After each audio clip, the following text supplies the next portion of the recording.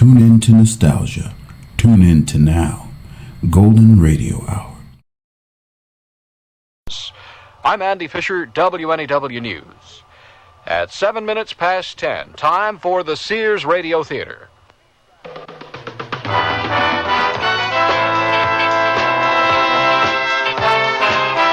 That's the theme from the Sears Radio Theater.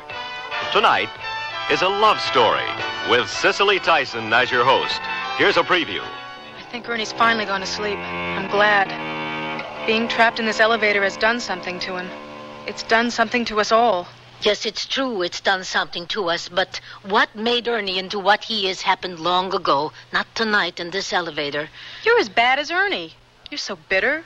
The Sears Radio Theater will begin after this message from your local station. This is Lucille Ball, here to make a personal appeal to every American. Since the 1880s, the American Red Cross has been stepping in when there's been big trouble, like a hurricane. But nobody has to tell you the Red Cross is there when a hurricane strikes. So let's talk about the other Red Cross, your neighborhood Red Cross. They teach kids to swim.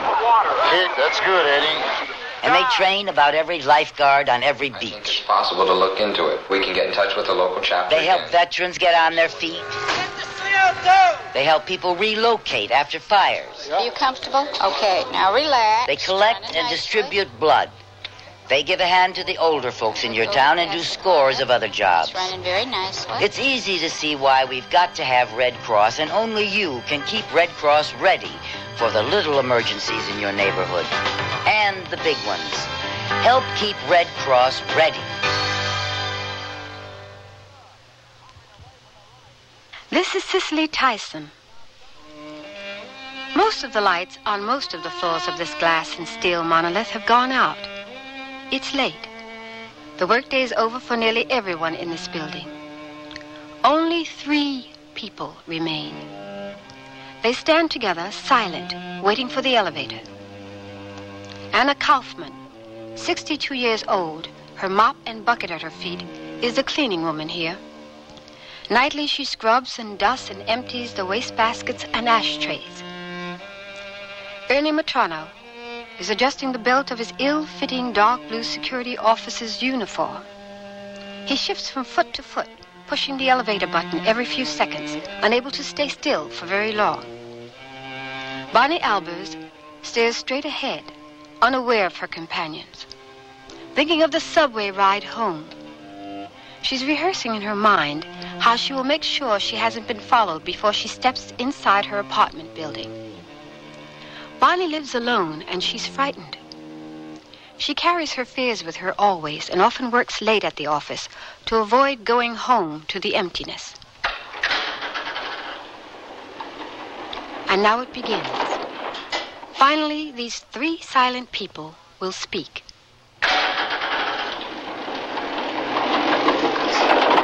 What floor? 9, please. Ground.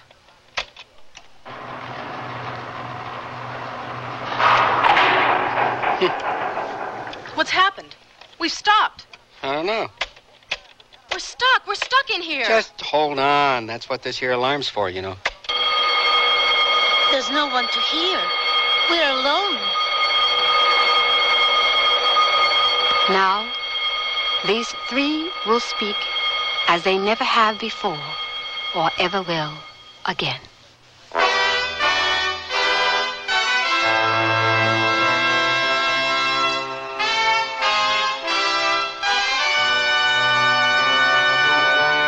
Sears Radio Theater, a new adventure in radio listening. Brought to you 5 nights a week by Sears Roebuck and Company. Sears, where America shops. Your hosts, Lorne Green. I'll bring you stories of the Old West and the New. Andy Griffith with a look at the funny side of life. Vincent Price with tales of mystery and suspense. Cicely Tyson with stories about love, hate, and related things. Richard Widmark. I'll bring you stories of pure adventure. 5 nights of exceptional entertainment every week. Brought to you in Elliott Lewis production of The Sears Radio Theater.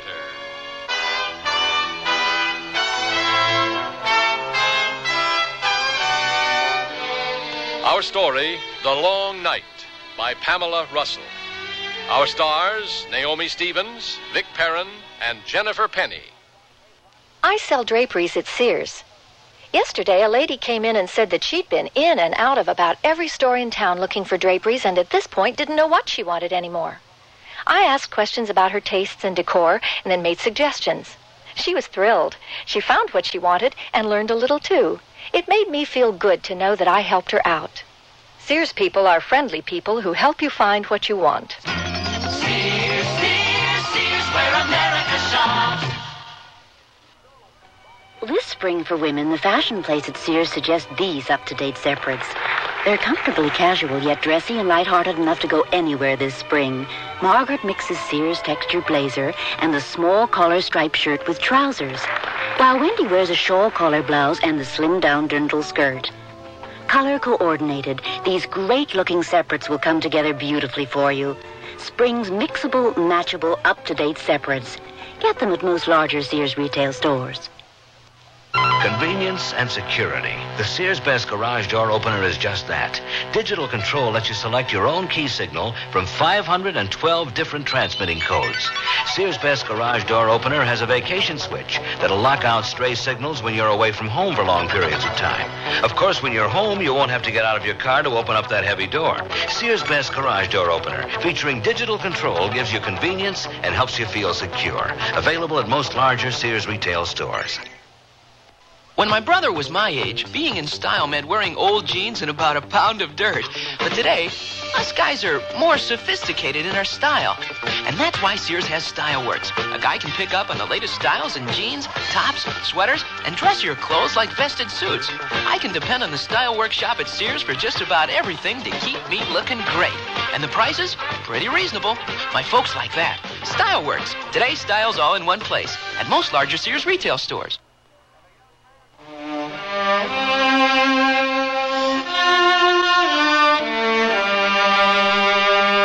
They stand in the unmoving elevator, these three.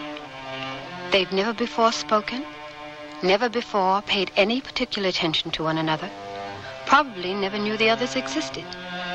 Yet, here they are, locked together in a tiny room, a stalled elevator, in an enormous, dark office building.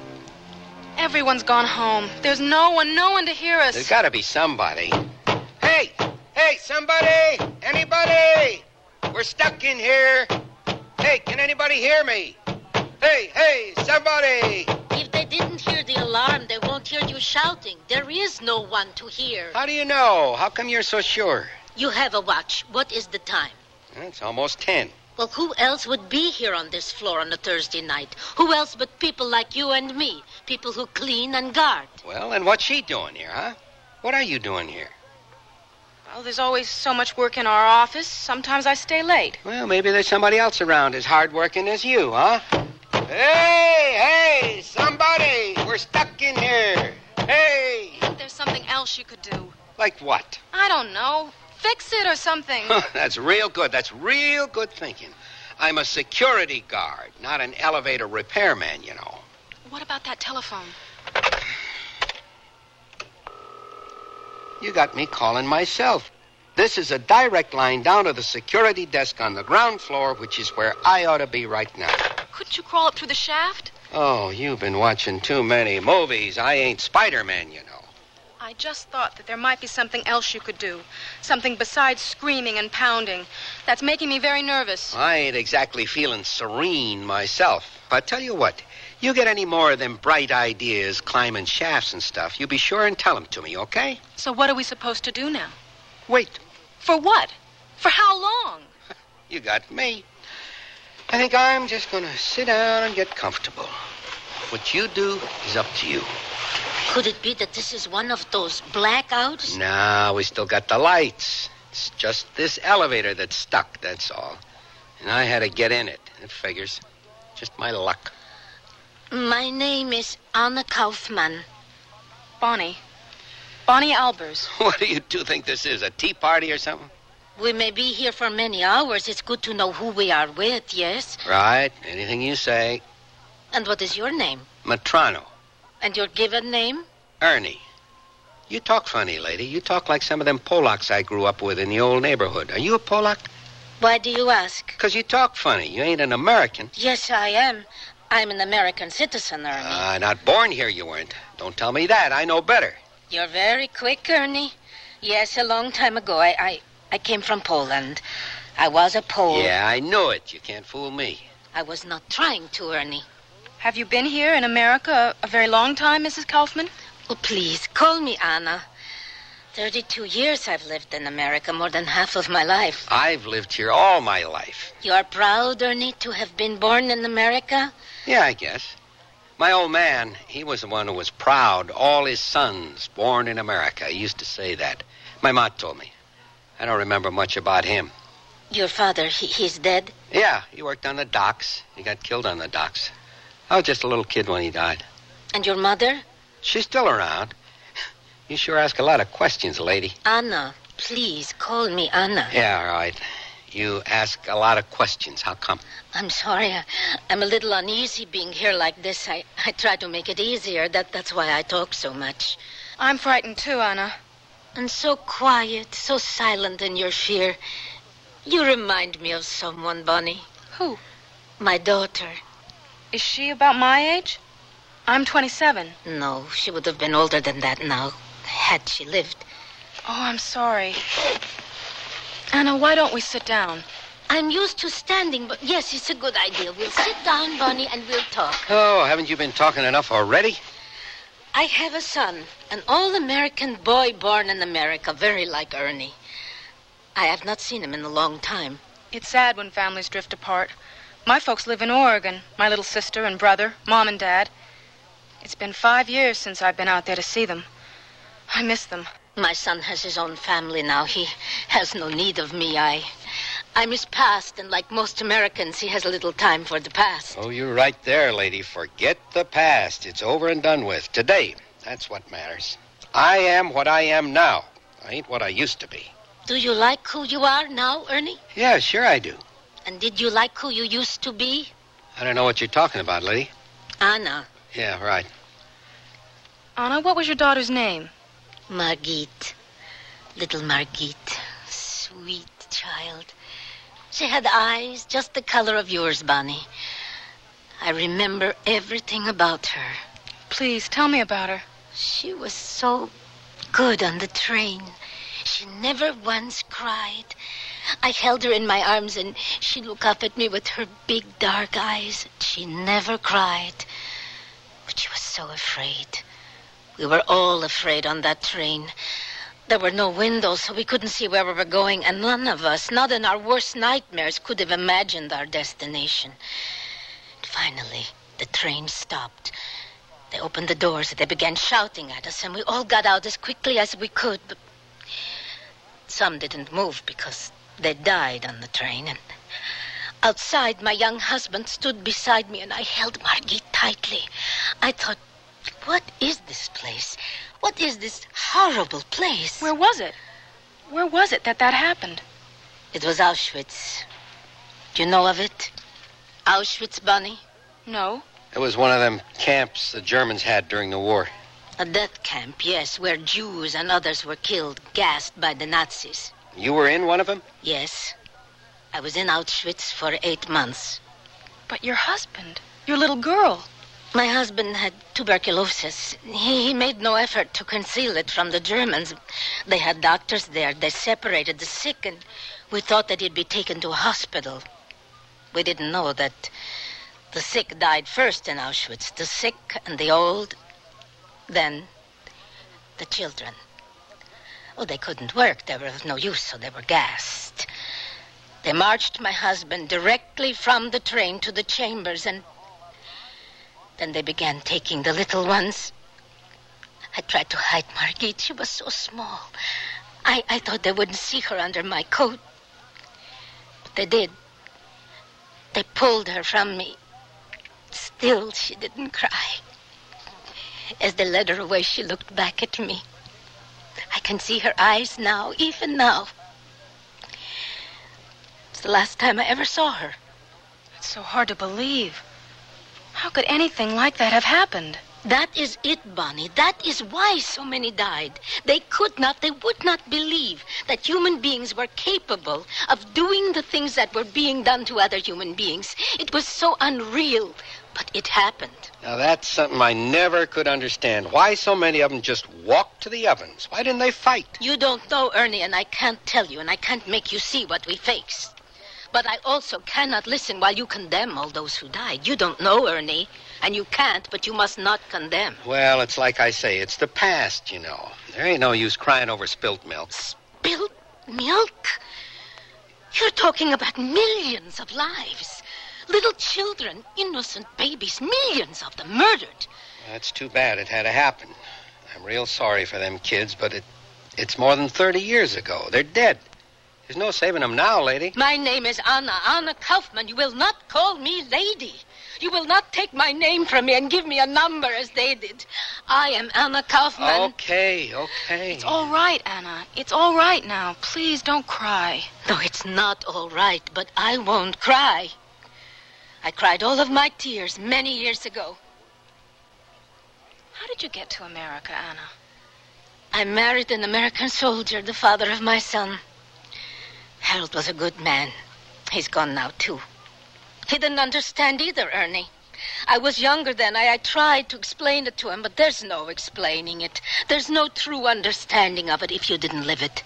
But at least it can be remembered. And what good is that going to do? If it's remembered, then it can't happen again. Nothing like that could ever happen in America anyway. No good at all comes from remembering stuff like that. Do you know, Ernie, that I can still see the faces of the German guards at Auschwitz?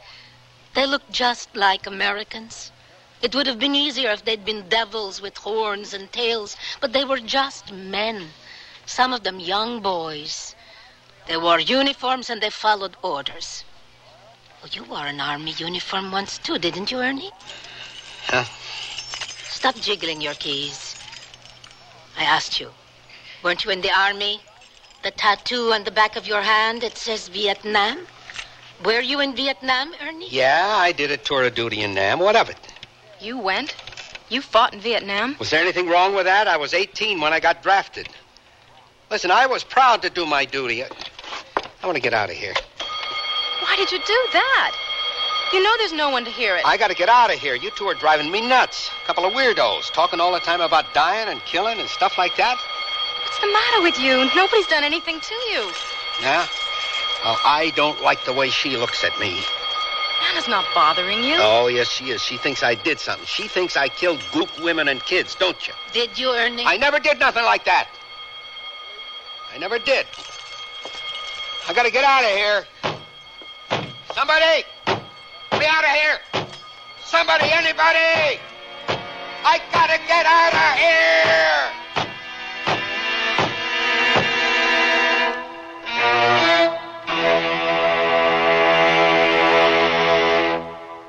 The word's out and spreading fast about the jeans from Sears Men's Store that grow beautifully. It's a sure sign they're feeling fine and feeling good. For the denim that keeps going strong a long time. Get them trim cut, regular cut, even get them pre-washed. The jeans that grow beautifully. Now at most Sears retail stores.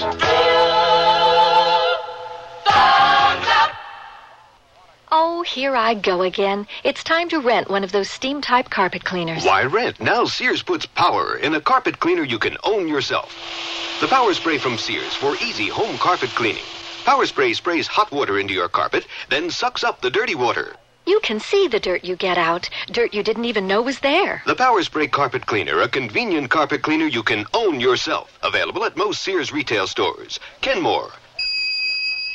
Solid as Sears. Come, spin the wheel of fashion. Discover a fortune of spring separates at Sears Junior Bazaar. Silk blend skirt and pants in dusty pastels. A blend of polyester, rayon, and silk, making them easy care, wrinkle resistant. Top them off with white-on-white polyester and cotton blouses. Fashion is your fate at Junior Bazaar. Available at most larger Sears retail stores. Can't believe you owe the IRS that much. Well, when things just don't add up, you can count on a Sears desk calculator to help you. Add, subtract, multiply, and divide. Then read the figures 2 different ways. 12-digit lighted display and tape printout for your records. There's a 2-memory system that helps ease multi-step problems, plus its many extras make it a great time saver. Now at most Sears retail stores. Sears 2-memory desk calculator. Cut $25, just $99.99 through March 10th. Prices and dates may vary in Alaska and Hawaii.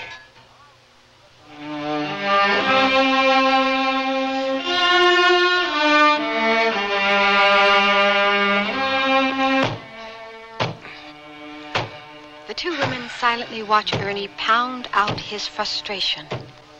He stops finally and stares, eyes unblinking, seeing something in his memory, something ghastly. Ernie. Ernie. Don't touch me. Leave me alone, will you? But I can't, Ernie. We're all here together, remember? Yeah, I remember. How am I going to forget it? Maybe I can do something about it, though. Stop it. What do you think you're doing? You wanted a hero? Maybe I can loosen one of them panels and climb up through. I got to get out of here. You can't. You might as well forget it. There's no way out. We're trapped here. Stop it. Stop it, I said. Stop. All right. All right. Ain't working anyway. Nothing works for me. Me, a hero. Oh, that's pretty funny. What is the time now? It's almost midnight. And when will someone come and find us? My shift's over at 6. The guy that relieves me, Bascom, he's always late. One thing for sure, he won't know how to get us out of here. But he can get someone who will know. Oh, Bascom's as dumb as a lunch bucket, but yeah, he can probably find somebody. Maybe. Ernie, before, you were talking about when you were in the army. I don't want to talk about it. Why are you so rude? I ain't rude. I just mind my own business, and I expect other people to do the same. Anna, I'm sorry that I asked you about your daughter. I know how painful it must be for you to talk about it. No, Bonnie, it's good. It's not easy, but it helps me. It's good to know that someone listens, someone hears you. I know so little about those times. In school, they taught us dates and the names of battles and generals, but nothing about the camps and what people suffered in them. Some people want to believe that if they don't talk about something, then it never happened. They hope their silence will make it disappear. Do you believe, Anna, it could ever happen here? I believe it could happen anywhere, even here. Oh, come on. We ain't Nazis or whatever. Them Krauts, they was born knowing how to follow orders and stuff. They do what they're told. So some crazy guy like Hitler comes along and tells them to start killing people, and they do it. Well, we ain't Krauts here. We're Americans. Nothing like that could ever happen here. You're so sure of that, Ernie? Yes, I am. Perhaps it could not happen in America, but do you think that Americans are not capable of doing what the Germans did somewhere else? Not here, not home in America, but in a place like Vietnam? I told you I didn't want to talk about Nam, about the army. I told you that. Why don't you just try and get some sleep, Ernie? We all should. We won't talk anymore. No, she wants to talk, don't you? Anna. She wants to hear all about Vietnam. She wants me to spill my guts, don't you, Anna? No, Ernie, you want to. You need to, very badly. I don't need nothing or nobody. Yes, you do. We all do. Not me. Nobody never helped me. Nobody never gave me a break. My old man, he got croaked before I ever knew him. And my ma, all she ever did was yell at me like it was my fault or something. Well, I didn't want him to die and leave us. It wasn't my fault. I've been alone my whole life. And I like it like that. You hear me? I like to be alone. All right, we believe you. I don't believe that you like being alone, Ernie. Being lonely. I ain't lonely. Why don't you get off my back? What do you want from me anyway? I don't have any stories like yours to tell about people dying and getting killed, kids and people. I don't have any stories like that. No, not everyone has stories like mine, Ernie. I'm very happy they don't. Yeah?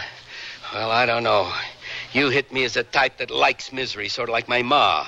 You're too smart to be a cleaning lady. You could have done something else if you wanted to.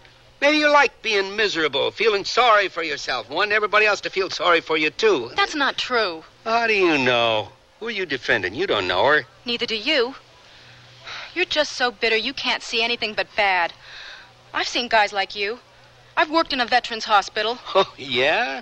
Couple afternoons a week and Sundays maybe, I'll bet, huh?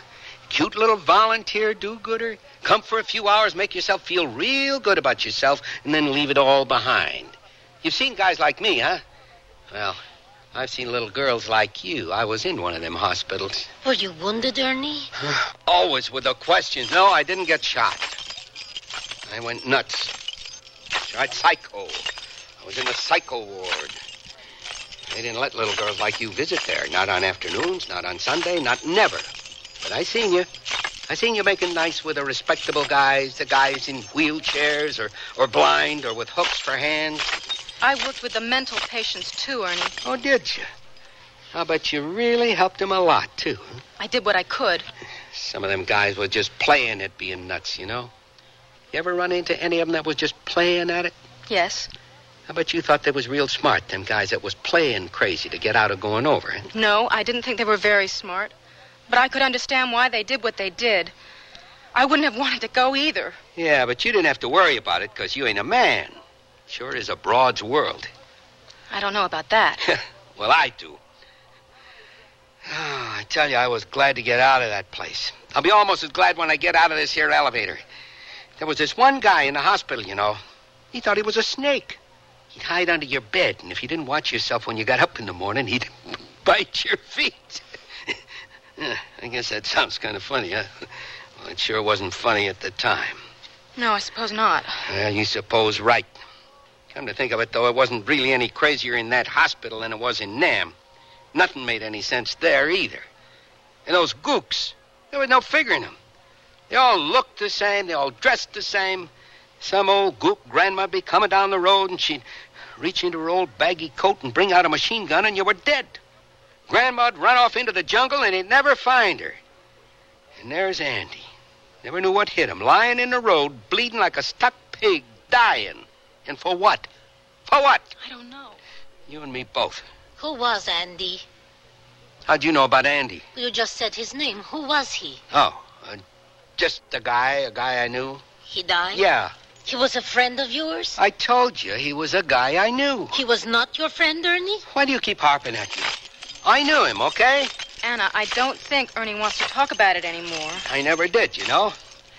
I never did want to talk about it. It's water under the bridge. There ain't no use talking or thinking about it no more. It's over and done with. But you do think about it, don't you, Ernie? Anna, please. What do you want from me, huh? What do you want? I want to know about Andy. Okay. Okay, I'll tell you about Andy. He was my buddy. He was the only friend I ever had. And I was walking right next to him when he bought it. One minute he was there and laughing, and the next minute he was down, dead. I should have gone after that old lady then, but all I could do was stand there and look at Andy. I couldn't believe it. I kept thinking he was going to get up and laugh and say it was all a joke. I couldn't believe it. Andy was dead. My buddy was dead. And then what happened? Well, what do you think happened? They shipped him home in a shiny box all wrapped up in a pretty flag. And they put you in the hospital then? No, that was later, after we went into that village. It was later, Ernie? No, it was then, right after Andy got it. I went kind of nutso for a while. They sent me back to the States to a hospital. No, Ernie, before you went home, before you went mad, nuts, as you call it, before any of that, you went to a village, Ernie. What happened in that village? Nothing. Nothing happened. Ernie? Anna, please. Stop, please, Anna. Ernie? Anna? Ernie. Get me out of here. Get me out. Get me out of here. Don't shoot. Don't shoot her. Don't shoot them. Don't shoot them. They're just kids. Don't shoot. Don't.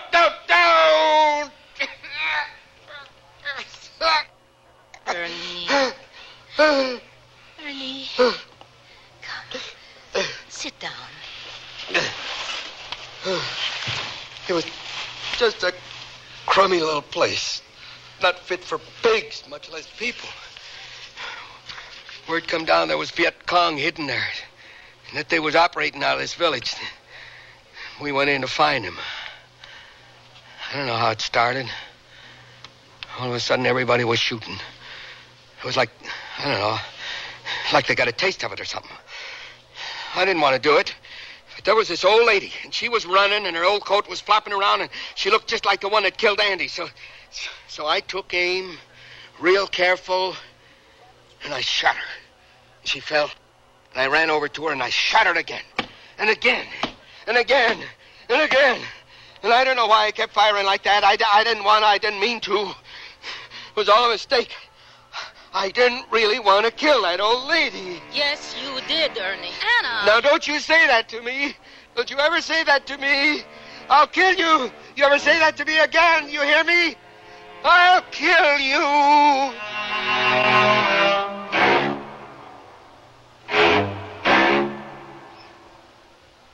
Sears Radio Theater will return after this message from your local station. What if you went off to college and found that you were different from everyone else, and everything was designed for them, not for you? Suppose you went to the library and all the books you needed were in Braille, and you were the only one who couldn't read. You'd feel left out, wouldn't you? And what if you went to class and found that there were no chairs because all the other students rolled in with their own wheelchairs? Suppose one of your professors gave his lectures talking with his hands, only his hands, and everyone understood sign language except you. You'd think it wasn't fair. Well, that's how handicapped people feel now when they go to college and find extra handicaps. But things are changing, and we have free information that can help. Write Closer Look, Box 1492, Washington, D.C., 20013. A public service message on behalf of the United States Office of Education.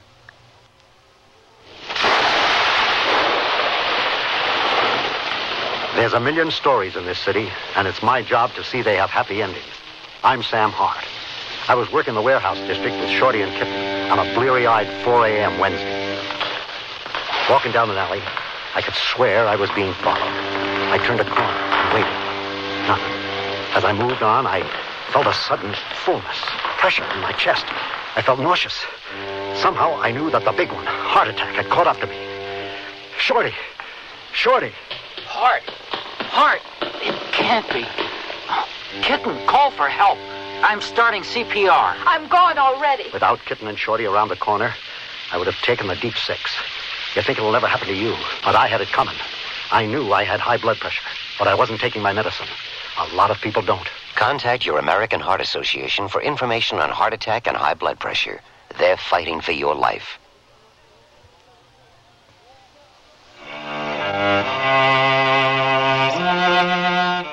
Cicely Tyson again. And here's the concluding act of The Long Night. I think Ernie's finally gone to sleep. I'm glad. Being trapped in this elevator has done something to him. It's done something to us all. Yes, it's true it's done something to us, but what made Ernie into what he is happened long ago, not tonight in this elevator. You're as bad as Ernie. You're so bitter.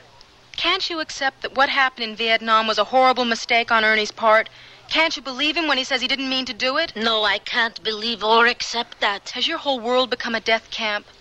Do you think that everyone is cruel and evil and that we're all murderers? I don't believe that, Bonnie. Shall I tell you what I do believe? I'm not sure I want to hear it. I do. I ain't been sleeping. I've been listening, and I want to hear what she says now. It's not true that my world is all in Auschwitz. Not anymore. There was a time when it was, but no longer. I believe that there is within the best of men, within all men, all human beings, the possibility of inhumanity, of evil. It is within us all. I saw it in Auschwitz. And Ernie has told us of it in a tiny village in a little country very far away. It was not a mistake that Ernie shot that woman. It was not a mistake. It was hatred and revenge. He meant to do it. He wanted to do it. Ernie knows that, and he knows that I'm not afraid to confront him. Don't you, Ernie? Yeah, I know it. The knowledge, the admission of the deed must come first. Then comes forgiveness. Have you ever been forgiven, Ernie? No, never. Nobody never forgave me because there ain't nobody who can. Yes, there is. I forgive you, Ernie. I know what you did, and I forgive you. Why should you? You, of all people. Who better than I? I'm a survivor. I lost everything and everyone that's dear to me. What good is a person like me, a survivor, but to remember and to forgive? Then life may go on. I know that some people think forgiveness is God's alone to give, but God seems so far away sometimes. Where was God in Auschwitz? He was in the survivors. That's where. Where was God in Vietnam? He was in the boys who were driven mad with guilt for what they'd done. You, Ernie, you too are a survivor of a Holocaust. You must remember, and you must give your forgiveness with mine. You must forgive yourself, Ernie, as I do. Thank you, Anna. Anna, I'm so sorry for what I said to you. I didn't understand. I know. I know. It's difficult for a girl like you to even imagine such horrors as death camps and massacres. I mean, how could you know of such things? How could you be expected to understand them? A girl like you. It might be easier for me than you realize. The summer that I turned 19, something happened to me. Something happened that I'll never forget. Yes, Bonnie. My parents thought that I was in California attending the summer session of my college.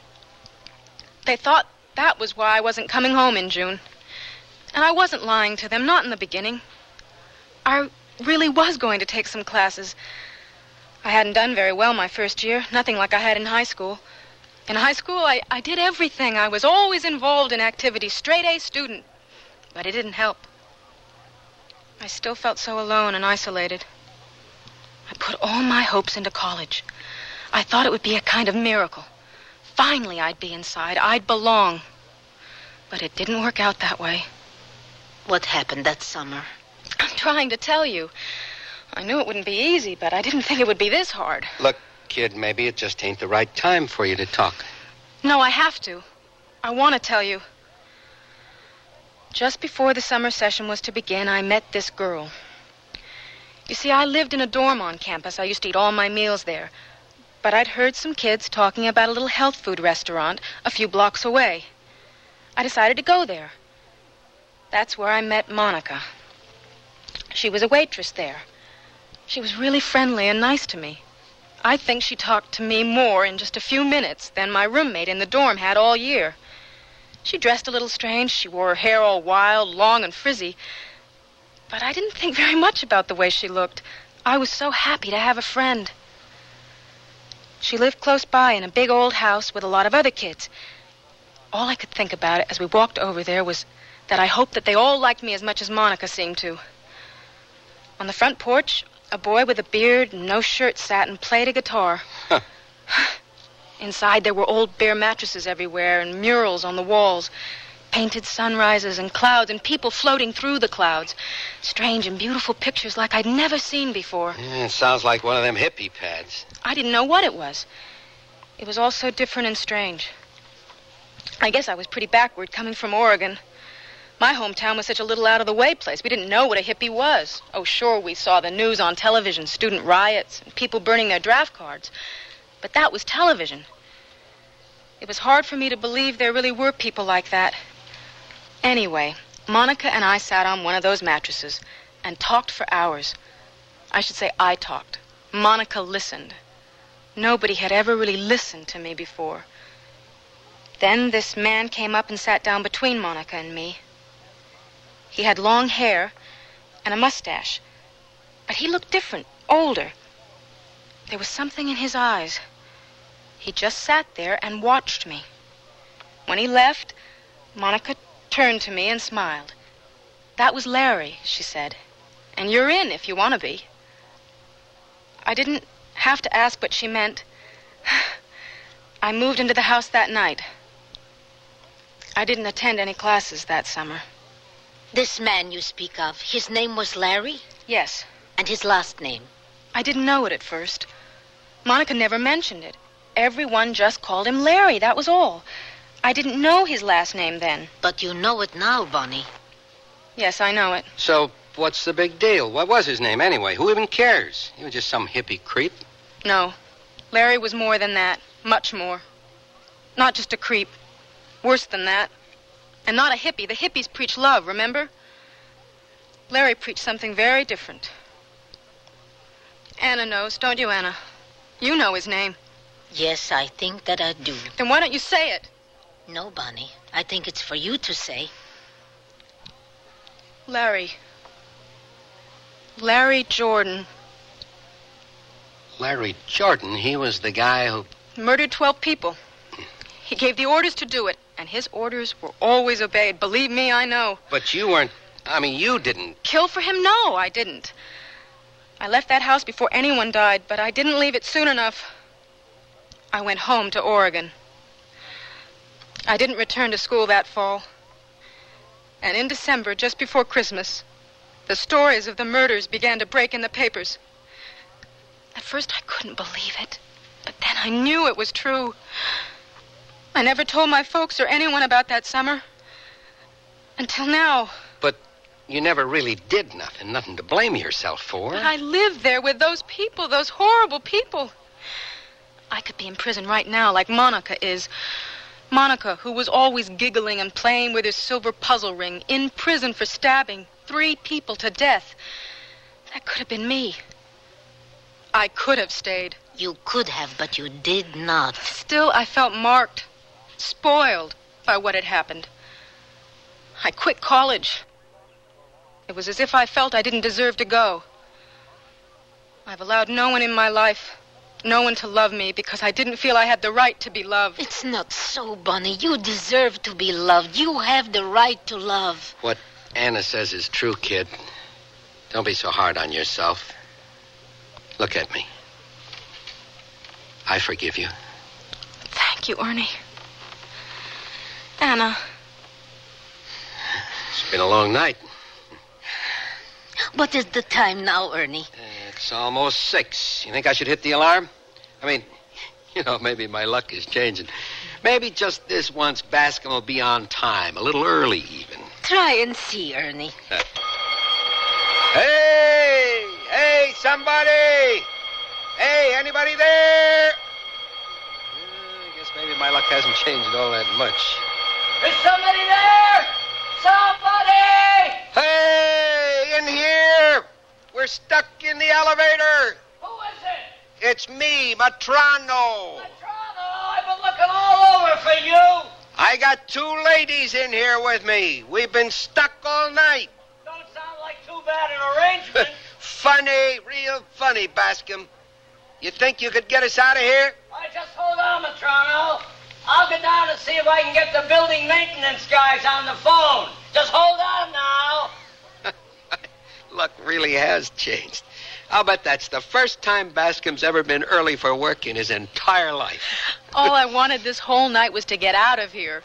It's funny, now that we're going to, I almost don't want to. I feel very much as you do, Bonnie. Yeah, I guess I sort of do, too. Listen, if I was a little rough at times, I'm sorry. You were fine, Ernie, just fine. I want to always remember this night and the both of you. We won't forget, will we? Tomorrow, or next week, or next year, we won't pass each other in the corridor and not speak, will we? No, this we will not forget. Nah, I won't forget the 2 of you. And I'll talk to you when I see you, but one thing I ain't gonna do again in a hurry. What, Ernie? I ain't gonna climb into an elevator with you again, okay? That'll be Bascom from the security desk. He wouldn't climb 10 flights of stairs if his grandmother was stuck in here. All right, Bascom, what's up? Well, I talked to the building maintenance guys. And? Well, they're going to get here as soon as they can. The one guy told me they could probably take you out one by one through the shaft. Otherwise, it might be an hour or more before they could get the elevator running again. We'll wait. What, are you nuts? What do you mean you want to wait? We'll wait and go out together. Yes, together. Suit yourself. Together, huh? Boy, there ain't no understanding some people.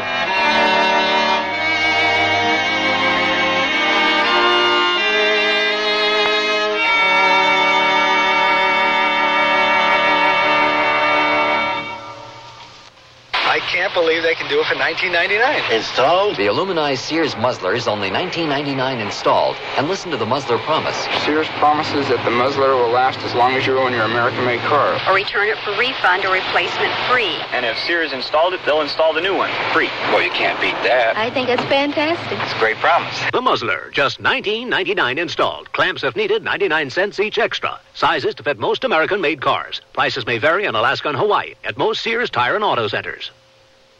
To look the height of fashion wherever I go requires many coats. But for home, I need only one coat fashion surrounding me. Sears' best Easy Living interior paint. One coat of Easy Living on the walls and every room looks stunning while I entertain or just relax. Choose from 24 decorator colors in Easy Living flat latex and semi-gloss, plus bright white ceiling paint for your home. Because with Sears Easy Living paint, all you need is one coat when used as directed at most Sears retail stores. Come, spin the wheel of fashion. Discover a fortune of spring separates at Sears Junior Bazaar. Silk blend skirt and pants in dusty pastels.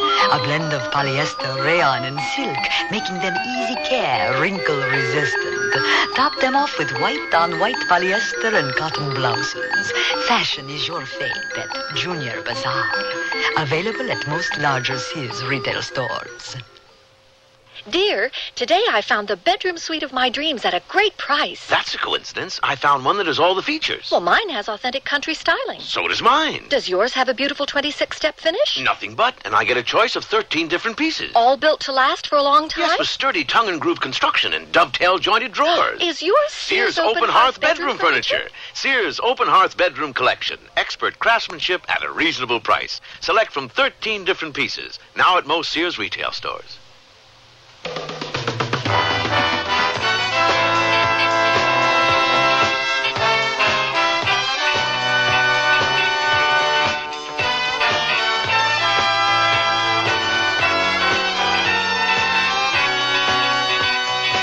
You've been listening to Sears Radio Theater, brought to you 5 nights a week by Sears Roebuck and Company. Sears, where America shops. The Long Night was written by Pamela Russell, produced and directed by Fletcher Markle. Your hostess was Cicely Tyson. Our stars were Naomi Stevens, Vic Perrin, and Jennifer Penny. Also heard was Jerry Hausner. The music for Sears Radio Theater was composed and conducted by Nelson Riddle. Art Gilmore speaking. The Elliott Lewis production of Sears Radio Theater is a presentation of CBI. What's your trivia specialty? Entertainment, sports, recent world history, or maybe potluck? Hi, I'm Bill St. James, and beginning Monday between 10 a.m. and 4 p.m. on my show and the William B. Williams Show, you'll get a chance to test your skills when we play the trivia game. To become eligible, just send a card to Trivia, WNEW, 565 Fifth Avenue, New York, 10017. Be sure to include your name, address, phone number, and the category you'd like to be trivial in. Entertainment, sports, recent world history, or potluck. If your card is selected, Willie or myself will ask you a trivia quickie. If your answer is correct, according to our sources, you'll win $10 and a shot at a Jim Lowe trivia tuppy worth $100. And all contestants who play become eligible for a weekly drawing when we'll give away a complete AM/FM stereo music system. The Triviality starts Monday, so get your name, address, phone number, and trivia category in the mail to Trivia, WNEW, 565 Fifth Avenue, New York. It's fun. The price is right, and who knows? You might even learn something.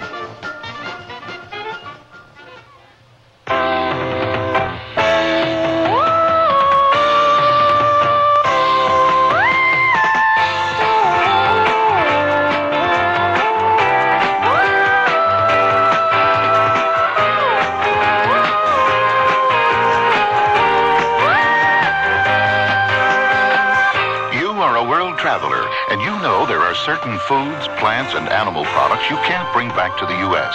You can't because they're prohibited. They're prohibited because even one of these foods, plants, or animal products might carry a disease or pest that could spread to our crops and gardens and animals with devastating results. You haven't been everywhere on the globe yet, but there's always tomorrow. And before you go again, write for the free booklet that explains the law. Even one can hurt. Right for traveler's tips. Write to Traveler's Tips, U.S. Department of Agriculture, Washington, D.C. 20250. I'm lost and lonely, scared and sad, trembling at the thought of making you mad. My love is yours, but at times you're so cold. If life's like this, take me before I grow old. This song was written by a man now serving time in a state prison. Most of the men and women in prison today were abused children, and many abused children grow up to abuse their own children. Child abusers can be helped. Find out how. Write Prevent Child Abuse, Box 2866, Chicago, Illinois, 60690. Please stop the hurt I've suffered since my birth. Join the abused child's fight, put an end to their sleepless night. A message of the Ad Council and the National Committee for Prevention of Child Abuse.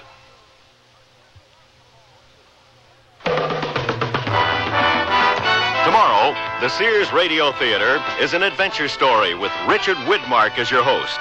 Let's listen. Did you get that, Mr. McGuffey? McGuffey. Get what? I said the opium shipment will put in at Djibouti instead of Mombasa. So be sure and tune in tomorrow to the Sears Radio Theater.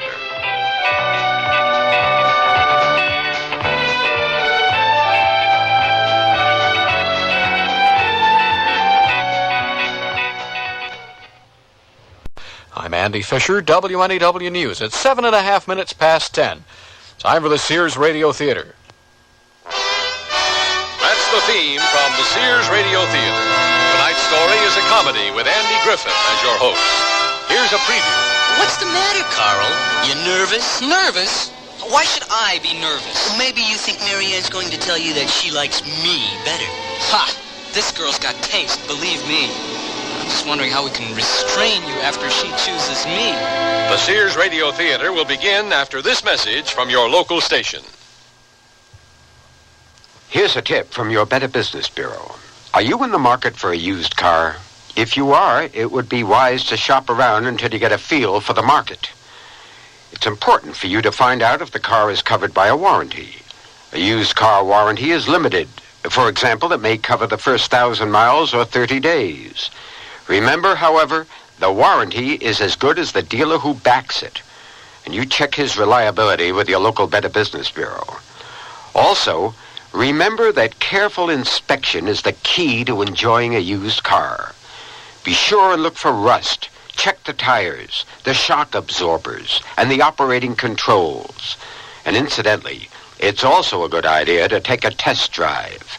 You see, by giving the car the once-over before you buy it, you're protecting yourself against a faulty purchase and a lot of headaches after you've bought it. This has been a tip from your Better Business Bureau. If trivia turns you on, turn on William B. Williams and Bill St. James every weekday when they may give you a chance to win WNEW cash for the answers to trivia questions from any one of 4 categories, and you pick the category. To be eligible to play, send your name, address, phone number, including your business number if you work between 10 a.m. and 4 p.m., and your favorite category, potluck, sports, entertainment, or recent world history, to WNEW right away. Now, if William B. or Bill call you, you'll win $10 for a Trivia Quickie answer or $100 for a Jim Lowe Trivia Toughie. The question may be trivial, but the cash is not. And by the way, whether you answer your question correctly or not, you're eligible just for playing to win an AM/FM stereo system in a weekly drawing. Better get those cards in right away to Trivia, WNEW 565 Fifth Avenue, New York, 10017. I wonder what the longest-running play on Broadway was, after all. And Break the Bank, wasn't that Bert Parks? And who was the last hitter to hit 400? This is Andy Griffith. You know, I would be a very happy, contented host if I could get an answer to one simple question. Why is it so difficult for brothers to get along with each other? They don't have to like each other. All they have to do is help each other out with jams. Make excuses when a window's been broken, and make sure there's more than one of them around to face a class bully after school. What's so difficult about that? Well, I found that the perfect set of brothers is as rare as a reliable deputy. Just look at the good book. Cain didn't exactly give Abel a love tap. Young Joseph's brother sold him to a party of traders. They didn't even try to exchange him for a different model. And we all remember the prodigal son. But who remembers his older brother? The one who stayed at home while the prodigal son whooped it up. I suppose brothers were meant to disagree about anything and everything. So imagine what might happen if a brotherly disagreement centered around a young woman, and a pretty one at that. Imagine, because that's the beginning of our story.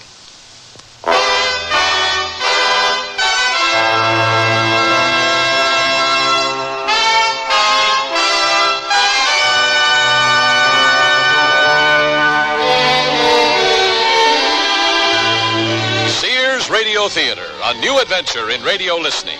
5 nights of exceptional entertainment every week, brought to you in Elliott Lewis production of the Sears Radio Theater. Our story, Oh Brothers, by Mark Trella. Our stars, Stephen Keats and Janet Waldo. The Sears Radio Theater is brought to you by Sears Roebuck and Company, where value is your byword. Sears, where America shops. Spring is a playground of texture at Sears Junior Bazaar. Our classic blazer is touchable in cotton and polyester terry. Push the collar and the sleeves up, wrap it close, or let it breeze open. Slip a saucy pointelle top underneath, and you've got contrast.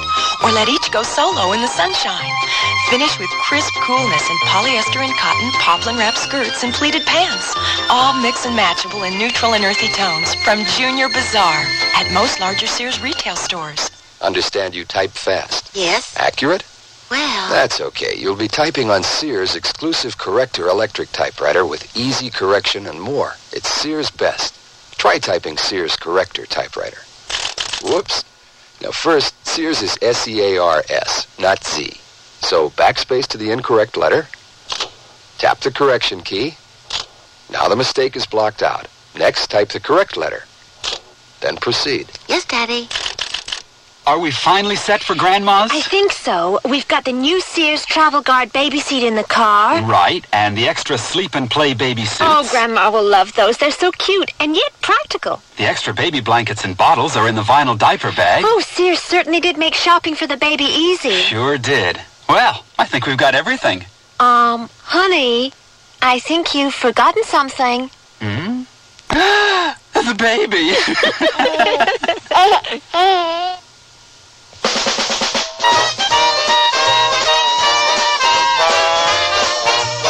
Let me say this. There's no closer relationship than brothers, except sisters, or husband and wife, that sort of thing. But brothers usually, like I was pointing out earlier, brothers usually are close. I mean, they share things, secrets and such, and generally aid and assist one another. Even occasionally, I've been told, they've been known to help out others. This past year has been the happiest year of my life.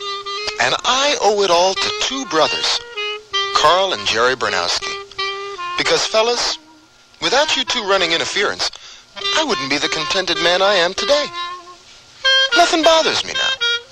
Why, I won't even mind hearing your story again. It all took place in Chicago, that toddling town. Good morning, wonderful brother of mine. Oh, watch out, Carl. I wish you'd get your eyes examined again. How'd you like to do me a favor, Jerry? I knew it. If I have to write another love letter for you, the answer is... No, Jerry, please. Your handwriting is so exquisite. Here's the pen and paper. I'll dictate. All right. To the most beautiful girl in Chicago. What's her name? I don't know. Well, what's her address? We can send it to occupant. I don't know that either. How do you expect her to get this letter, Carl? Love will find a way. Carl, sit down a minute. On the chair, Carl. Look, you can't go off the deep end every time a beautiful babe steams your glasses. Why, you're not even sure what she really looks like. Where are you going? I'm going to catch the bus. That's the closet, Carl. I'll show you. They laughed at Edison. They laughed at Marconi. And they laughed at Carl Bernowski. But somehow, Carl managed to catch his bus. And on that very same bus sat the most beautiful girl in Chicago. Boy, this bus is sure packed today. Here's a vacant seat. It's you! Pardon me?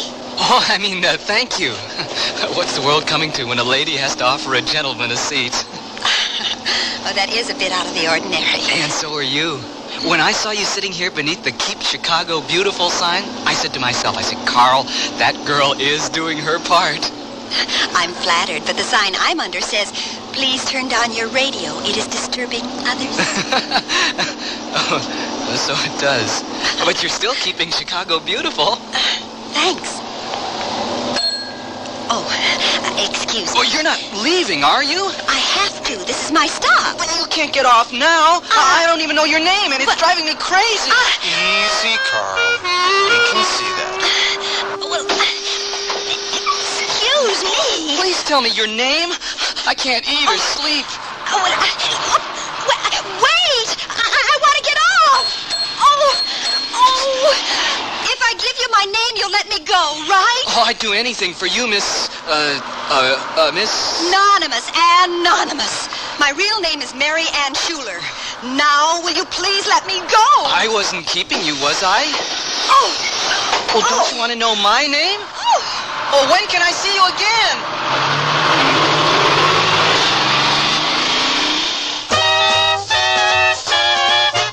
Now, although Carl didn't exactly, endear himself to the young lady, he did learn her name. So Carl wasted no time returning home. He had a letter to dictate. Harrison steps up with the bases loaded and 2 out. A hit here could win it for the Sox. I'm back. Quiet. Harrison takes strike 1. You'll never guess who I saw on the bus. Not now, Carl. Harrison swings and misses. Strike 2. The most beautiful girl in Chicago. Come on, Harrison, you bimbo. Get a hit. Strike 3. Game's over. Sox lose. Oh, wait till next year. How was your trip, Romeo? Oh, wonderful, fantastic, terrific. We can't be talking about the same thing. Here, take a letter, Jerry. To the most beautiful girl in Chicago. Mary Ann Schuler. Hey, you got her name. Good work, Carl. To the most beautiful girl in Chicago. So Carl dictated his letter. At times, it was touching. My idea of heaven is boarding a crowded bus and finding the only vacant seat is next to you. At times, it was improbable. I'd ride the bus all the way to Hegwish to see you. I'd wait for the bus in snow up to my neck. And at times, it was downright impossible. My fondest wish is for you to get off at my stop. Eternally yours, Carl Bernowski. Oh, brother. Read it back to me, Jerry. Do I have to? You sure you want to send her this letter? Certainly. I got her address from the phone book, and I'm ready to go. My heart and soul are in that letter, Jerry. May I make a suggestion? What's that? Don't send this letter yet. This is strong stuff, Carl. And the last thing you want is to put off this young lady, right? I suppose. Why not wait a couple of days? Who knows? You might even change your mind. Never. I'll wait. But I know the time will not cool my ardor. Carl has been plagiarizing the Romantic poets again. So while Carl waited, a funny thing happened to Jerry while he was on the bus. Well, hello there. Is this seat taken? No, it's not. It is now. You know, I saw you under the Keep Chicago Beautiful sign, and I said to myself, Jerry, that girl's doing her part. Where have we heard that one before? Does everyone in Chicago talk to himself like that? Only when he is deeply moved by someone as beautiful as yourself. Oh, brother. Excuse me. I've got to go now. Oh, my knee. It's an old football injury, and you're twisting it around like a pretzel. Well, I'm sorry. How was I supposed to know? I just missed my stop. Terrific. My knee stiffened up, and in a minute, it'll be as big as a melon. Well, I won't be around to harvest it for you. Hey, you can't crawl over me like that. I'm hurt.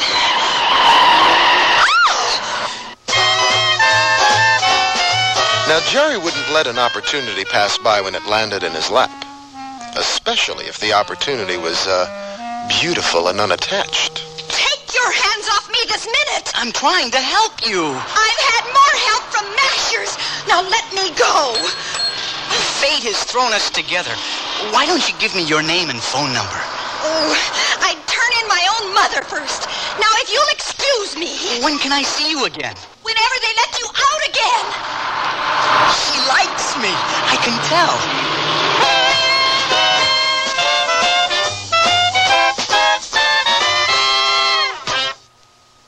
Hurry, step right up to most Sears retail stores for the Sears National Hardware Week sale. Take aim for special savings on these items. Save 40% on total regular separate catalog prices for a 70-piece mechanics tool set, now just $59.99.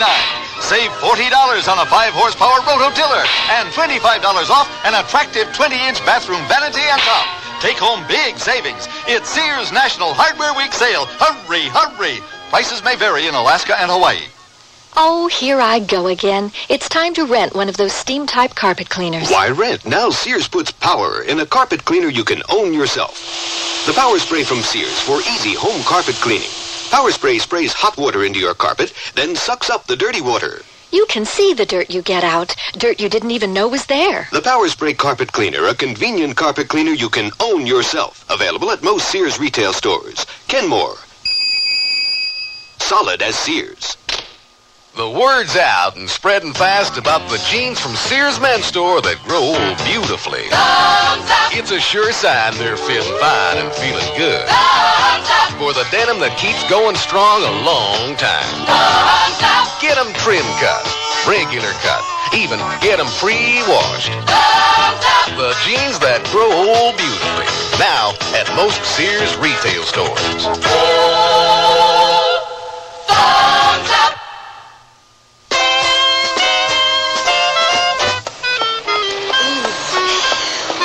One thing I can't stand, it's missing my stop. Why, he had his hands all over me on public transportation.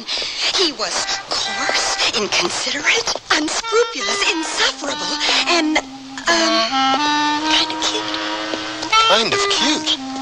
I've seen cuter faces in a lineup at the 34th Precinct. I was so angry I didn't notice how attractive he was. So is a Venus flytrap. Why didn't I give him my name? Because you're smart, that's why. Home, sweet home. I wonder if I got any mail. Just one to Marianne Schuler. Who addressed this? I don't know any third graders. To the most beautiful girl in Chicago. Why, Carl was supposed to hold on to that letter. Poor guy. After Marianne finishes reading it, she won't give him the time of day. Eternally yours, Carl Bernowski. What a wonderful letter. Such romantic thoughts. Oh, brother. And such exquisite handwriting. It's not Carl's. He writes like a third grader. Who addressed the envelope, I wonder? Oh, there's a short note, too. What does it say? Here's that funny handwriting again. It's more like... Chicken scratching. Like chicken scratching. It says, I would be honored if you would share dinner with me this Friday evening. Forever yours, Carl Bernowski. Eternally yours. Forever yours. Carl's gotten himself into a time warp. Oh, well, he's certainly less dangerous than Jerry. And if she's got to go out with one of them, it might as well be... Pardon me. Oh, it's you again. Yeah, it's me. I want to apologize. Back there on the bus, I behaved rather... crudely. More like a Neanderthal. I don't know what got into me, unless it was your beauty that caused me to lose my head. Oh, brother. May I make up for it over dinner? Dinner? Well... Please say yes. Oh, all right. But it has to be Saturday. I've got a date Friday night. Oh. Anybody I know? I doubt it. So give me your name, and I won't bother you till Saturday. You're getting off easy, Marianne. I'm Marianne Schuler. Bye. Don't you want to know my name? I'll find out soon enough. Women, how do you like that? Where's that darn bus when you need it? Why Jerry didn't connect Mary Ann with Carl in his letter is anybody's guess. We can't expect Jerry to remember everything. And like the lady said, he'll find out soon enough. Scooter Delaney at bat, 2 on and 2 out. A hit here could win it for the Sox. Carl, wake up, Carl. Jerry, what a dream I had. We got married during the 7th inning stretch, and the Sox won the game. Scooter takes strike 1. That's nice, Carl. While you were dreaming, I lined up a little hot number for the weekend. Oh, that's nice, Jerry. It just so happens that I've got a romantic interlude of my own. Delaney fouls this one back. Count is 0-2. Why, you sneak. You sent that letter after all, didn't you? I sure did. Scooter watches one land in the dirt. It's 1-2. What's your girl's name? Maybe we can double. Can't do it Friday. She's already got a date with some bimbo. Her name's Mary Ann. Delaney takes this one way outside. Count is even at 2-2. Oh, no kidding. Mary Ann. Has she got a last name? Has she got a last name? Of course she's got a last name. It's Schooner. Schuver? Oh, boy, I'm terrible with names. Scooter hits the deck. That pitch was too close for comfort. Full count, fans, 3-2. Could it be Schuler? Mary Ann Schuler? Yeah, that's it. Delaney swings and misses. This ball game is all over. Hey, how did you know her name, Carl? That's easy, Jerry. I'm the bimbo she's going out with Friday.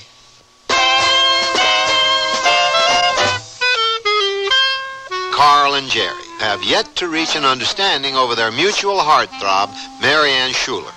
If blood is thicker than water, then surely a disagreement over a lovely young woman will not upset the brothers Bernowski. Or will it?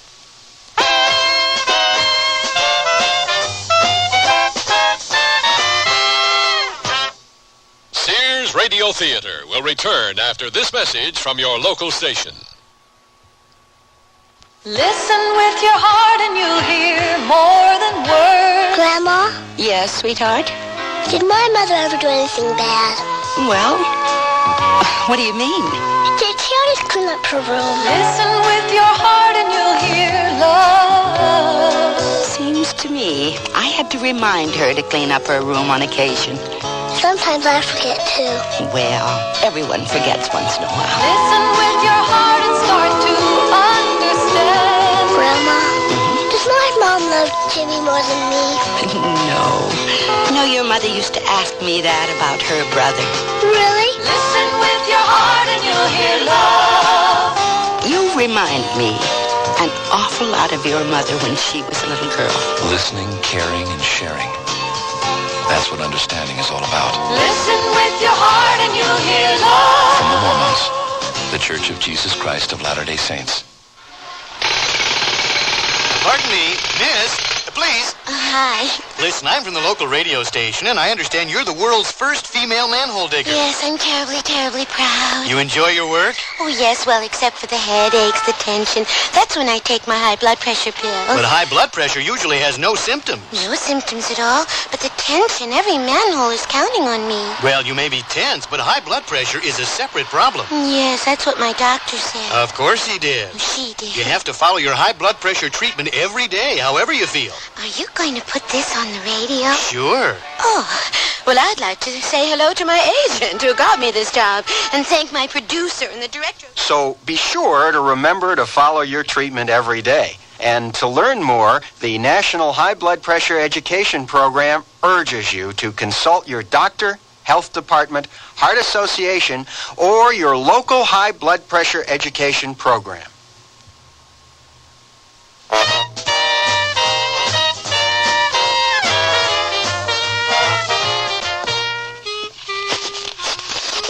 If you'd put down those walnuts long enough to listen. You live with someone all your life. You think you know them, and then something like this happens.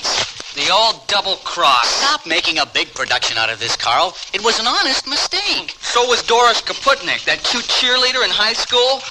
She threw herself at me on the bus. Honest. So did Liz Shapiro in the cloakroom in the 7th grade. She wouldn't let me go, Carl. Neither would Alice Kozlowski in kindergarten. What was I supposed to do? I should have known. Every time a beautiful dream enters my life, you find some way to turn it into a nightmare. Wait a minute, Mr. Martyr. Haven't I ever helped you out? And speaking of nightmares, how about that redhead from Calumet City with 6 screaming kids? They were enthusiastic. Enthusiastic, my eye! And don't forget that blonde who ran the roller rink in Blue Island. She wore those skates everywhere. She was an artiste, Jerry, with a sensitive soul. And a good right jab. Look, Carl, the last thing I want is to take away your girl, if she is your girl. What do you mean? I saw her first. Yes, what do you mean, Jerry? Well, I mean, she wouldn't be going out with both of us, Carl, if she's already got a steady boyfriend. He's right, Carl. She's unattached, and she's fair game. Not for long, Jerry. I'm a notorious attacher. Just like a barnacle. Don't get your hopes up too high, Carl. The ball game isn't over till the last out. And I'm a pretty good clutch hitter. We'll just let Mary Ann decide that. Some choice. I bet they crack their knuckles, too. Since Friday comes before Saturday, Carl had the first chance to make a favorable impression with Mary Ann. To begin with, Carl arrived 30 minutes late. Hello, Mary Ann. I'm Carl Bernowski. You're also a half hour late. Oh, I can explain. I'm waiting. Well, I caught the wrong bus. But I got tickets to the Bolshoi Ballet. I hope you like ballet. Like it. I love it. I always wanted to be a ballerina. I knew it. They're only in town for 10 days, and the tickets weren't easy to come by. Did you ever have one of those days when it just wasn't your night? If Carl had read his tickets, he would have noticed that they were for the following Friday's performance. But Mary Ann took the whole thing in stride. You're upset, right? I am not upset. Well, then why are you strangling your handkerchief? I am not strangling it. I'm gripping it very tightly. How about a movie? Would you like to see a movie? I suppose you've got tickets. Name a movie. Any movie. I'll take you. I did want to see the new Jack Nicholson film. My dear, it's done. Taxi!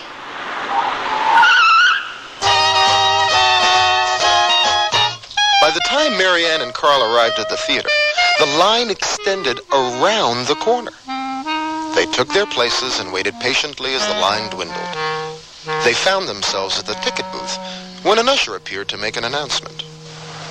Sorry, folks, but we're all sold out for this show. However, there are some obstructed view seats left for the midnight show. What do you think, Mary Ann? Mary Ann? You're not angry, are you? Angry? Me? Angry? Well, it's not my fault that they're sold out, is it? I'm not psychic. I can't read minds. Be thankful for that, Carl. I'll bet you're starved. How about dinner? I know this great little place with continental cuisine. And have a flaming shish kebab dropped in my lap? No thanks, Carl. Can't we just go home? Oh, if that's how you feel. I'm sorry, Carl. I've had a lovely evening, and I'd just like to go home. You mean it? About the lovely evening? Well, it has been interesting. It's been fun. We'll have to do it again. He can't be serious. Taxi! Taxi! In the darkened interior of a slow-moving cab with the hypnotic lights of the city dancing on the windows, a man can easily fall prey to his basic urges. But Carl decided to give Mary Ann some sound advice instead. You've got a date tomorrow night, right? Yes. Sorry. How did you know? Oh, a beautiful girl like yourself is bound to have a busy social calendar. What do you know about this guy? Not much. I met him on the bus, the same way I met you. Oh, you should be careful about meeting people like that. A lot of oddballs ride the buses these days. Listen to Carl, Mary Ann. He seems like a nice man. He's good looking. Athletic build, bad knee, fast hands. Go on. Self-centered, unscrupulous, insufferable. Sounds like you know him rather well. I should. It's my brother. Are you kidding me? I wish I was. 2 brothers and me in the middle. Oh, brother! Now Mary Ann knows how it feels to be a club sandwich. If she didn't have such a keen sense of adventure, she might back out of her engagement with Jerry. Lucky for us, she decided to go through with it. As these meetings go, it was a veritable whirlwind. Jerry arrived 30 minutes early. Hi there. Jerry Bernowski at your service. Aren't you a bit early? The early worm gets the bird. Are you ready? Not exactly. Well, let's go. I've got tickets to the Golden Gloves fight at the Armory, and they start smack at 8. Oh, I'll just be a second. Make that a microsecond, and you got a deal. Jerry should have been an efficiency expert. In 3 hours, he managed to whisk Mary Ann through 3 bouts at the Armory, a brisk jog through Grants Park, the final minutes of a rock concert at the band show, chili dogs at Rico's in the Loop, and several steins of Bach beer in a North Side tavern.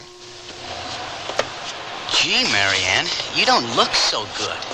Gee, Jerry, I don't feel so good. You didn't look green earlier tonight. I'm part chameleon on my mother's side. Don't feel bad. We've all got skeletons in the closet. Mary Ann? Oh. Are you all right, Mary Ann? Of course she's not, Jerry. Why don't you take her home? Come on, Mary Ann. I'll take you home. With Mary Ann safely recuperating in her apartment, it might prove interesting to hear how Jerry recounted his evening for Carl. Is that you, Jerry? Of course it's me. Why don't you turn on a light so I can be sure? You satisfied? No. What time is it? About 2:30 on the AM side. You kept that sweet girl out this late? Hey! When a girl goes out with Jerry Bernowski, she gets the grand tour. Oh, no. You didn't run it through Grants Park, did you? Yeah, it's nice and quiet there. And to Rico's for chili dogs. Well, Rico's my friend, and his food is out of this world. And then that cheap tavern on the north side. Jerry Bernowski, how could you? Hey, I don't have to answer that. And he didn't. She had a wonderful time, and she wants to go out with me again. I didn't know she was a masochist. Jerry, you never could lie with a straight face. Neither could you. All that bull about how you went to the ballet and then saw a movie and then ate at a fancy restaurant. I bet you didn't do those things at all. Did so. Did not. Did so. I wonder who writes their lines. Well, the boys each became determined to outdo the other for Mary Ann's affections. Jerry pestered her over the phone. Hey, how about a date tonight, Mary Ann? I wish you'd quit pestering me over the phone. Terrific. I'll pick you up at 8 sharp. And Carl badgered her through the U.S. mail. To the most beautiful girl in Chicago. Dinner at 9 would sure be fine. Ooh, I wish he'd quit badgering me through the mail. Through it all, Mary Ann maintained a stiff upper lip. And, to her surprise, she began to feel a certain warmth in her heart for the brothers Bernowski. The brothers took her to strange new worlds. With Jerry, she went to ball games, strip joints, and even took a tour of the steel mills where Jerry worked as a foreman. And with Carl, she viewed the masterpieces at the Art Institute, browsed in galleries, and even toured the mummy exhibit at the Museum of Natural History where Carl worked as a guide. The months of activity brought a closeness between them, and it came as no surprise to anyone, except maybe Mary Ann, when the brothers began to entertain serious thoughts of matrimony. Carl's proposal almost came first. They were in the main library downtown. Mary Ann? Mary Ann, I have something important to ask you. Can it wait, Carl? I'm in the middle of the Industrial Revolution. And I'm in the middle of an important proposal. Carl didn't have much success with his proposal, and Jerry didn't fare any better. That very same day, Jerry took Mary Ann to the tallest building in Chicago. What's the hurry, Jerry? I've got something important to ask you. Well, can't you ask me down here? Nope. We've got to get to the top. Come on, let's go. Let's go. Hey, Jerry, wait. I've got something to tell you. Through a technological miracle known as the Express Elevator, Jerry and Mary Ann were transported to the observation deck of the tallest building in Chicago in a matter of seconds.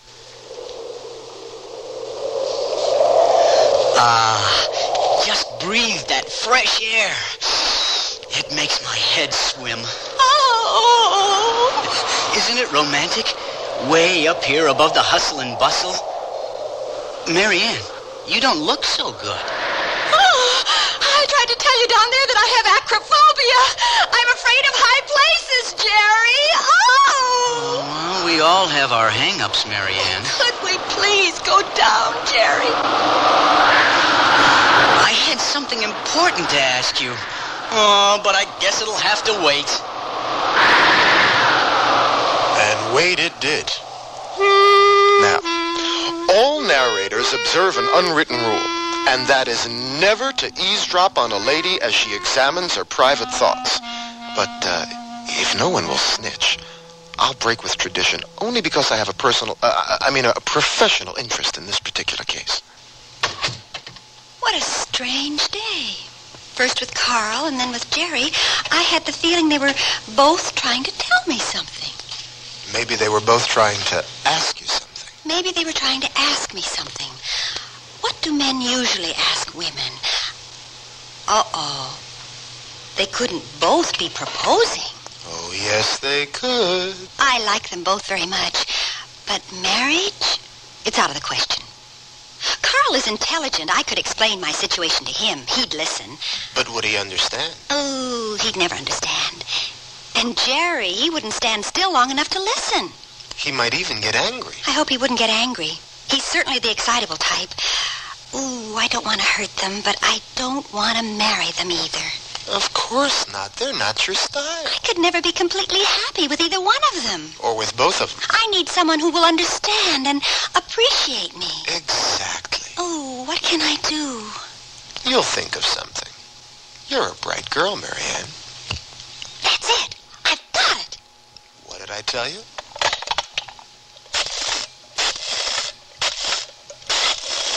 I hope she knows what she's doing.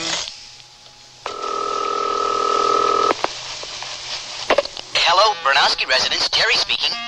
Oh, I can't bear to listen. Suppose we take a short break.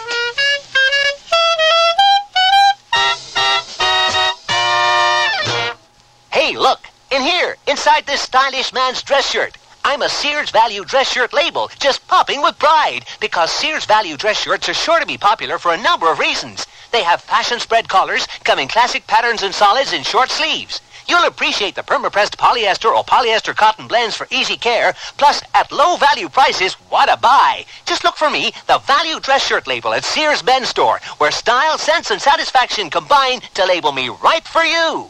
The natural look really helps do something for a woman. The classic look does too. Now there's a group of classic coordinates at Sears that really does up the natural look for spring.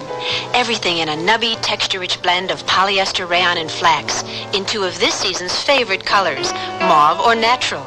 Capture the double-breasted blazer, wrap skirt, straight-leg trouser pants, and open basket weave shirts. Sears Spring Coordinate Group in sizes 8 to 16 will really help do something for you at most larger Sears retail stores. Hurry, hurry, step right up to most Sears retail stores for the Sears National Hardware Week sale. Take aim for special savings on these items. Save $20 on Sears Home and Shop Vacuum, now just $79.99. Get 20% off 2 sizes of trash cans, now sale priced from $10.99 to $12.99. And get as much as $8 off a single-lever bathroom faucet. Take home big savings, real straight shooting at the Sears National Hardware Week sale. Hurry, hurry. Prices may vary in Alaska and Hawaii.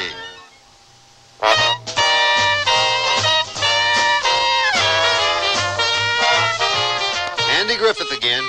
At this exact moment, the Bernowski residence is a beehive of activity. In order to understand what's happening, listen.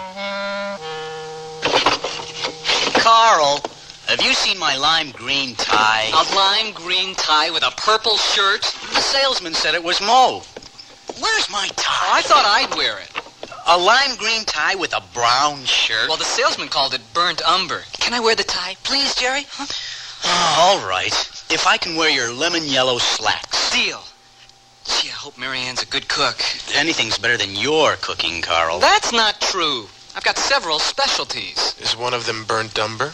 How do you get into these pants? Well, the usual way. But it looks to me like you need a shoehorn. Watch it, Carl. It's bad enough I have to put up with you at dinner tonight. Well, I'm not exactly thrilled by that prospect either. Just don't go into your talk about how they preserve mummies. As long as you don't tell us how they temper steel. Okay. Let's go. There's still a chance I can lose you on the way over to Mary Ann's. Fat chance, Jerry.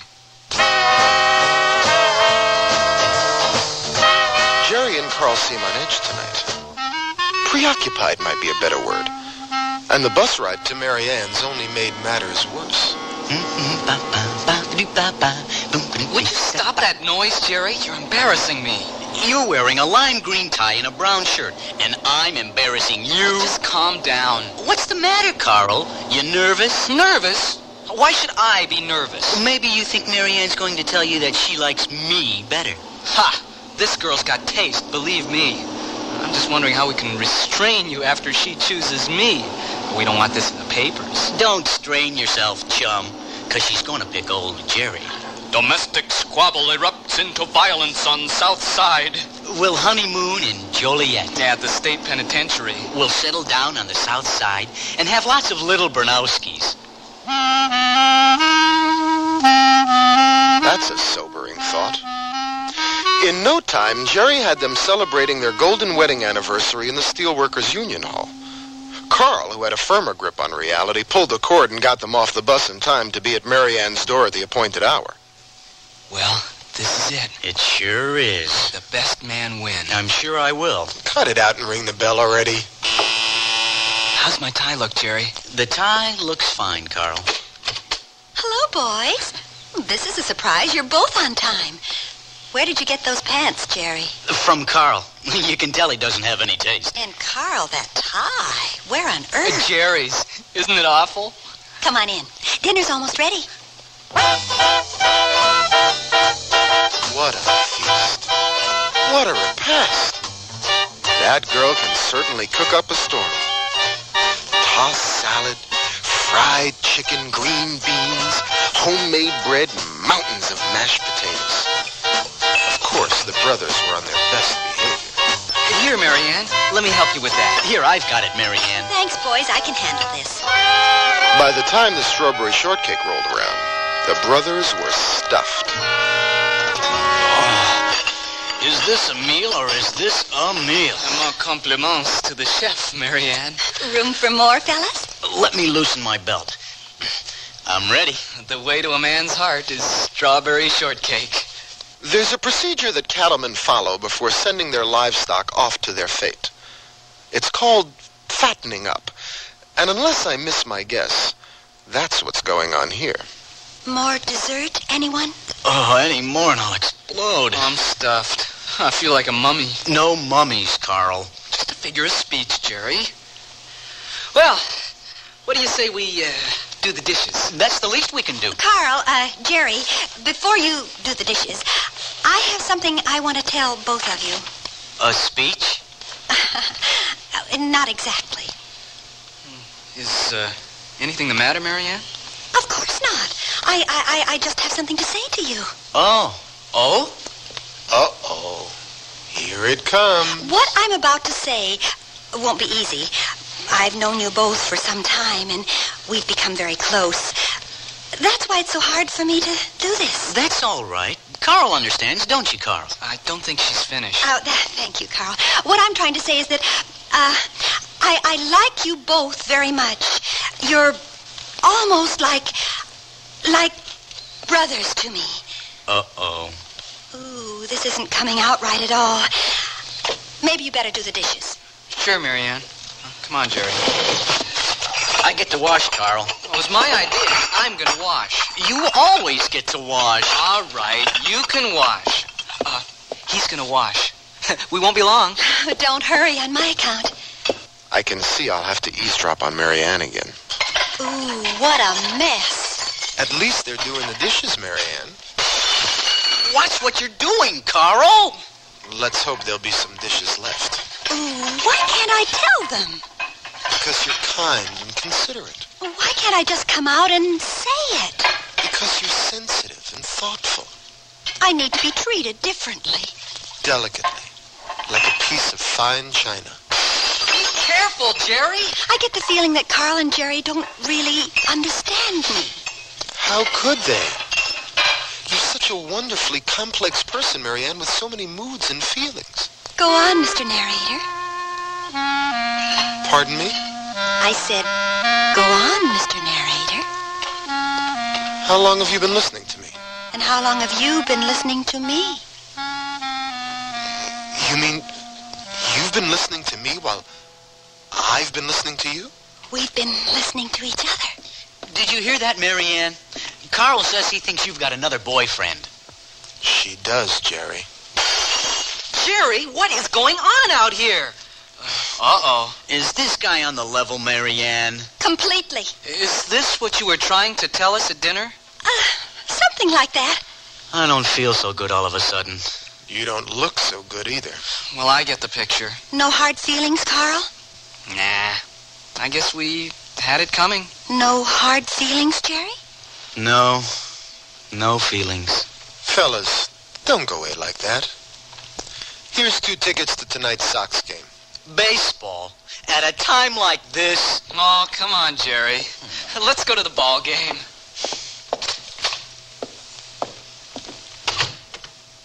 We're alone now, Mr. Narrator. I hope you know what you're doing, Marianne. You hardly know anything about me. What's there to know? You're not married, are you? No, nothing like that.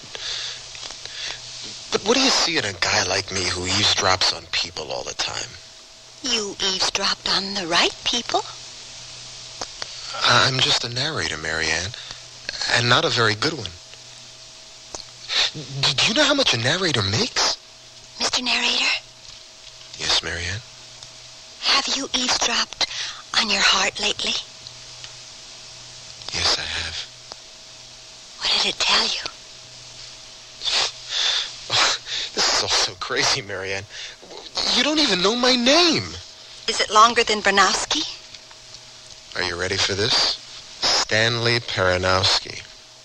That's only 1 letter more. It could make a difference.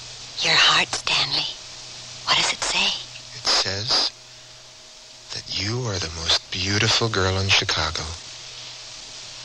And that I love you. And I love you too. Which makes me the happiest guy in Chicago. Then why don't you kiss me or something like that? You mean something like this?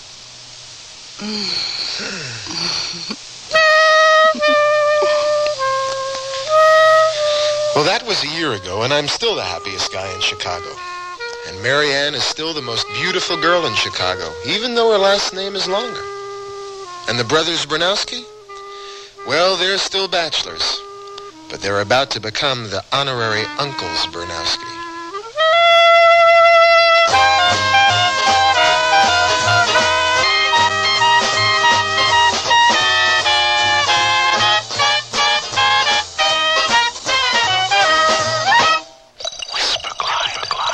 Sears' best Whisper Glide Travis rods offer you more features than any other line of Travis rods anywhere. Whisper Glide. So if you're decorating or redecorating, choose these. Whisper Glide. Their design features remarkably smooth drawing, and Sears' own non-tilt carriers help keep your drapery straight.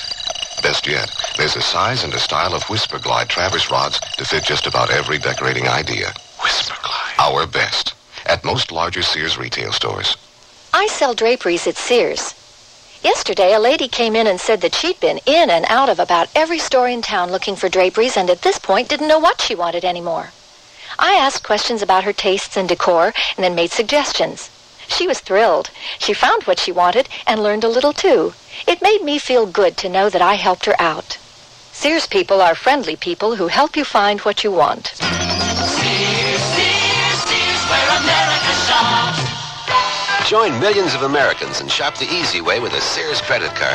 All you do to apply is call toll-free 800-526-0444. It's your entry to shopping convenience and quality merchandise. Your card will be accepted at over 3,600 Sears stores across the nation. And you can choose from over 100,000 Sears products and services. Even use it for your catalog orders, in the store or over the phone. Just say charge it. Call 800-526-0444. New Jersey residents call 800-652-2777 for your Sears credit card.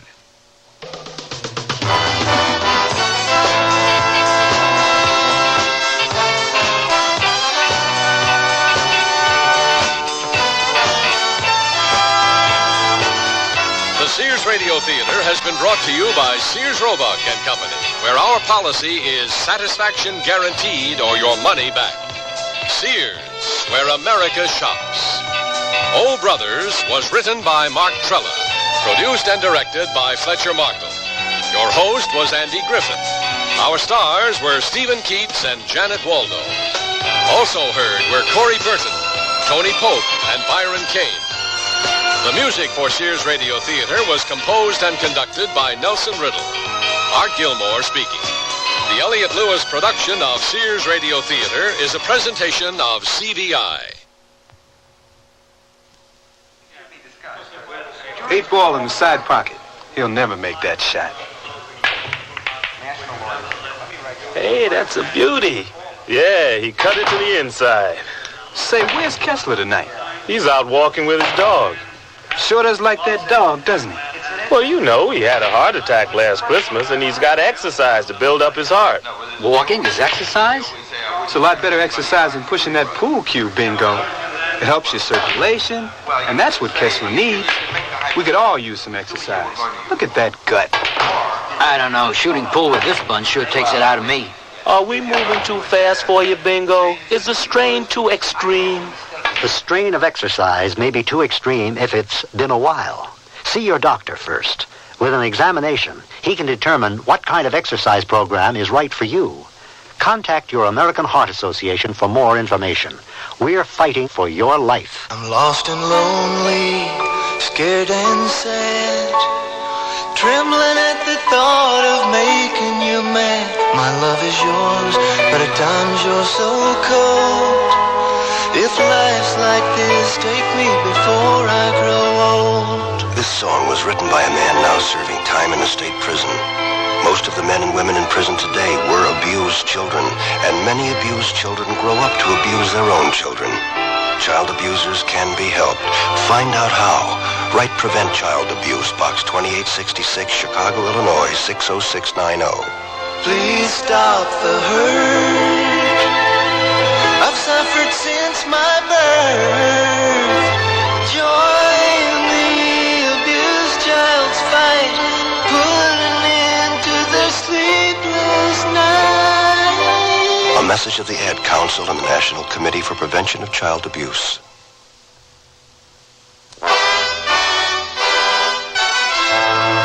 Tomorrow's Sears Radio Theater will be a mystery with Vincent Price as your host. Let's listen. Amy, you mentioned a sensation. Needles piercing the skin of your throat the night of that first dream. Did you feel any soreness? None at all. Indicate with your finger the point where this occurred. A little below my throat. Here. So be sure and tune in tomorrow to Sears Radio Theater. I'm Andy Fisher, WNEW News. At 7 minutes past 10, time for the Sears Radio Theater. That's the theme from the Sears Radio Theater. Tonight, a program of love and hate with Cicely Tyson as your hostess. Here's a preview. Can you doubt for a fraction of a second that I love you, even as you love me? And you're going to marry me. John, I can't marry you. The Sears Radio Theater will begin after this message from your local station. Oh, easy, Pete, easy. It's not St. Paddy's Day yet. Folks, a lot of people have always wondered if it always rains and it's cold and windy on St. Patrick's Day for the parade, whence comes the expression luck of the Irish? Whence comes just like now. I'm going to explain it to you. We are going to have a contest at WNEW that's out of this world. All you have to do is send in cards, as many cards as you want, to Luck of the Irish, WNEW 565 Fifth Avenue, New York, 10017. That's it. You don't even have to listen. Although that would be a heartbreaker, because St. Paddy's Day will be out on the west portico of WNEW talking about the parade, carrying on, singing and dancing. You know the number we do every year. But we will be picking one card starting at 6 a.m. Friday, March the 16th, through 5 a.m. Sunday, March 18th. Once an hour, we pick a card. The name of that card wins 100 New York State Lottery tickets. That's a $100 value. Now, one of those tickets could be worth up to $10,000 immediately, and a chance to win $100,000 in the New York State Lottery grand drawing. But you got to remember, this is only a chance, so you got to have the Luck of the Irish. Don't pay attention to the weather. Pay attention to your announcer. Send your cards to Luck of the Irish, WNEW 565 Fifth Avenue, New York, 10017. Mail deadline Tuesday, March 13th.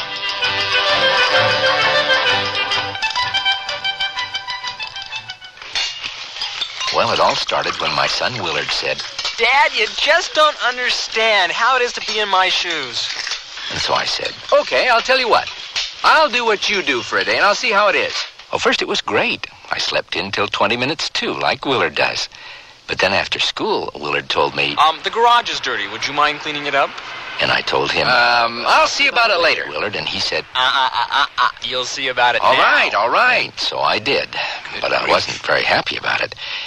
Well, after supper, I thought I might catch a little TV, but then Willard reminded me... Don't you have homework to do? 2 things I know for sure. One is, I'm going to work harder to understand how Willard feels. And 2, I got to get Willard's shoes off. My feet are killing me. Listening, caring, and sharing. That's what understanding is all about. From the Mormons, the Church of Jesus Christ of Latter-day Saints. This is Cicely Tyson. We're in a laboratory in the Carson Medical Institute, one of the outstanding hospital research centers in the world. The distinguished biochemist, Dr. John Sanderly, sits alone in semi-darkness, surrounded by the complex paraphernalia of the lab, oblivious of everything except the sealed vial on a table before him. A vial glowing with a blue-whitish, luminous substance, casting weird shadows on Sanderly's tortured face. John, it's Steiner, and Kendall is with me. John, we've been worried for both of you. Mary, where is she? Close the door. No, don't turn up the lights. Over here, please, by the table. What is this? I know you have questions. Why have Mary and I isolated ourselves here in our lab these many days and nights? Why have I not answered calls? Believe me, it had to be. Now, I only ask your help and your silence. Our silence? Yes. But you never reveal what you see in this room without my permission. Oh, but that is now, wait, really... wait, Carl. Look at John's face. He said he needs our help. How, John? The light from that vial on the table. I have never seen that color. That is why you are here. No 2 men alive are more qualified. That vial, test its contents as you would a volatile gaseous substance, but never open the vial itself. I challenge you to tell me what it contains. I'll be waiting in here. Call me when you're done. But, John, we should... Mary, forgive my doubts, but it has been so long... I know no other way. And that's only the beginning of our story.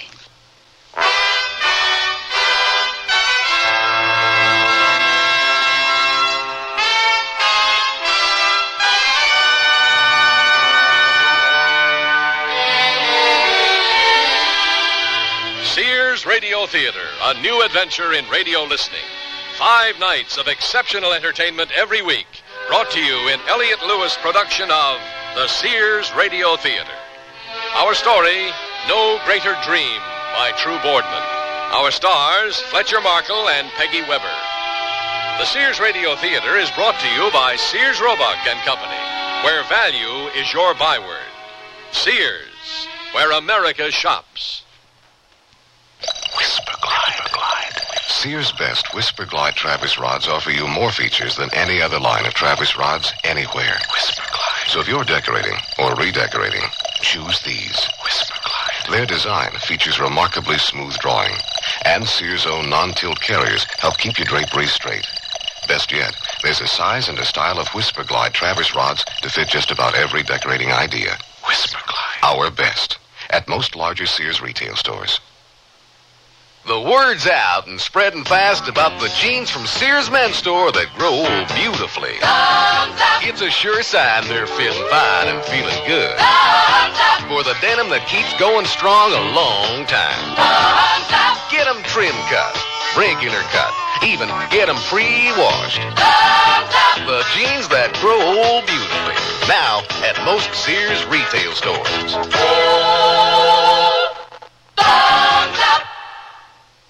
Hurry, hurry! hurry, step right up to most Sears retail stores for the Sears National Hardware Week sale. Take aim for special savings on these items. Save $20 on Sears Home and Shop Vacuum, now just $79.99. Get 20% off 2 sizes of trash cans, now sale priced from $10.99 to $12.99. And get as much as $8 off a single-lever bathroom faucet. Take home big savings, real straight shooting at the Sears National Hardware Week sale. Hurry, hurry. Prices may vary in Alaska and Hawaii.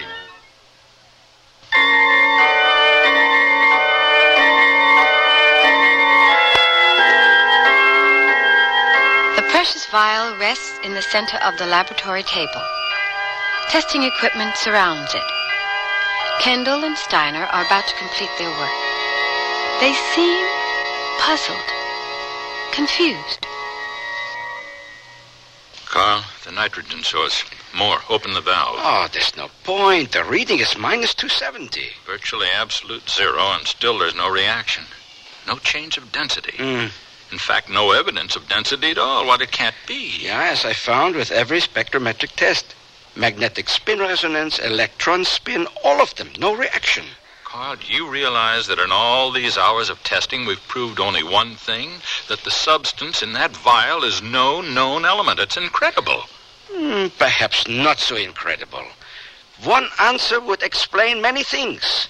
John's and his wife's determination to work alone, his demanding our silence. What do you mean? Well, if you had visions of the acclaim for a new discovery, a Nobel Prize, for example, would you not also take such pains for secrecy? Suppose you realized you had accomplished a discovery, one such as the Curies achieved, or Thomson, or Seebeck. You mean the discovery of a new atomic element? Precisely. But this substance, if it is a substance, has no evidence of atomic form. But it is there. Something is there. John. You heard? Your conclusion? Yes. You have both confirmed what I knew must be true. And now, good night. Good night? And that is all? We work here for hours and then a simple good night? You dismiss us like student assistants? Carl, he warned us beforehand. But what right has he to treat us like this? If there is some breakthrough here, it is not his alone. Please go, both of you. John, be reasonable. Now, there's truth in what Carl says. Whatever it is you've achieved here, have we, your colleagues, not the right to know? We aren't asking to share. You cannot know. And if you knew, you could not understand. We could not understand? By God, I've had enough of this. Where are you going? To take that vial. You have no right to keep it to yourself. Sealed, I could not tell its contents. But if I break the vial... Carl, I warn you, if you touch that vial... What, you will stop me? No, my friend. No. John. By God. You strike me, I will... Carl, no. No, let me go. In the name of heaven, what have I come to, Carl? Forgive me, I'm not myself. But you don't know. You can't know. John, whatever it is that's driven you to such extremes, in friendship, we want to know, and if we can, to help. Yes, I too would say that. And as for my actions just now, well, you know, I am an impulsive fool sometimes. But you will admit it is all very strange, this work that we have done on a substance that is no substance. I'm tired. I'm very tired. John, you can't go on alone like this. You're exhausted. You need help. Trust us. Wait. Wait here, please.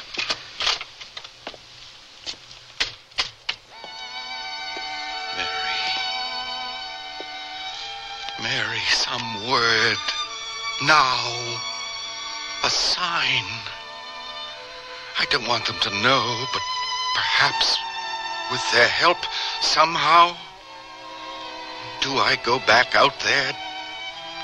Do I trust them, Mary? My darling, a single word.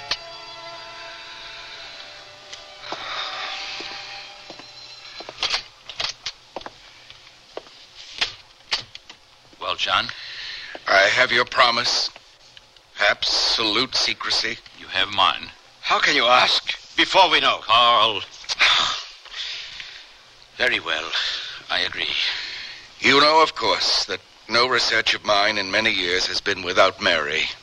And to understand fully, You should know of the beginning of our lives together. We met nearly 20 years ago, fresh from college. And from that moment on, I knew my life as a man and as a scientist would never be the same. We began our work together on genetic research.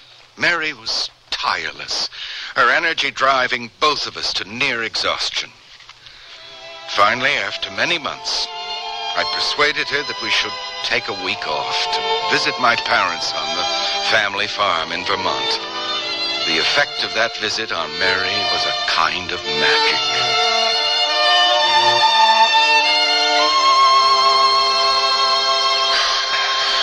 Oh, John, it's so beautiful from up here. Why do you think I wanted to come here to the crest? Sit right there. Why right there? Sit, and I'll tell you. Welcome to the very secret Sanderly Tronos. Tronos? My great-great-grandfather was a Greek scholar. Tronos is Greek for throne. He discovered this rock nearly 200 years ago.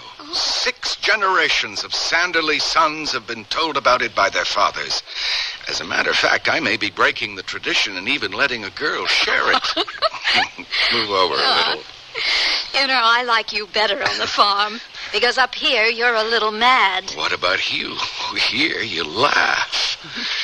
You realize you never laugh in that lab?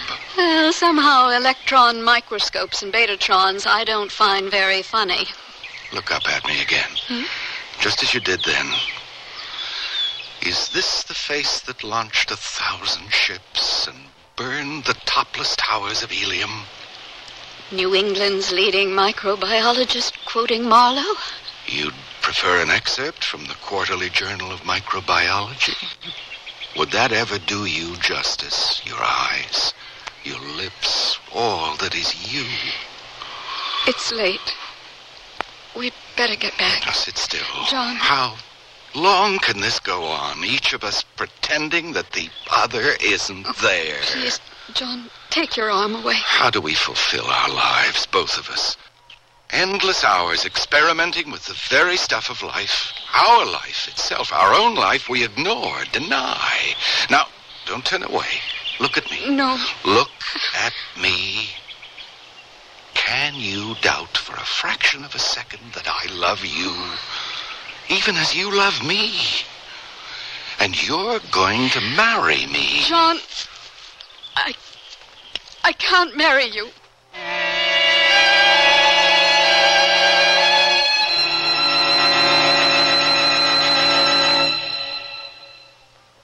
The natural look really helps do something for a woman. The classic look does too. Now there's a group of classic coordinates at Sears that really does up the natural look for spring. Everything in a nubby, texture-rich blend of polyester, rayon, and flax in 2 of this season's favorite colors, mauve or natural.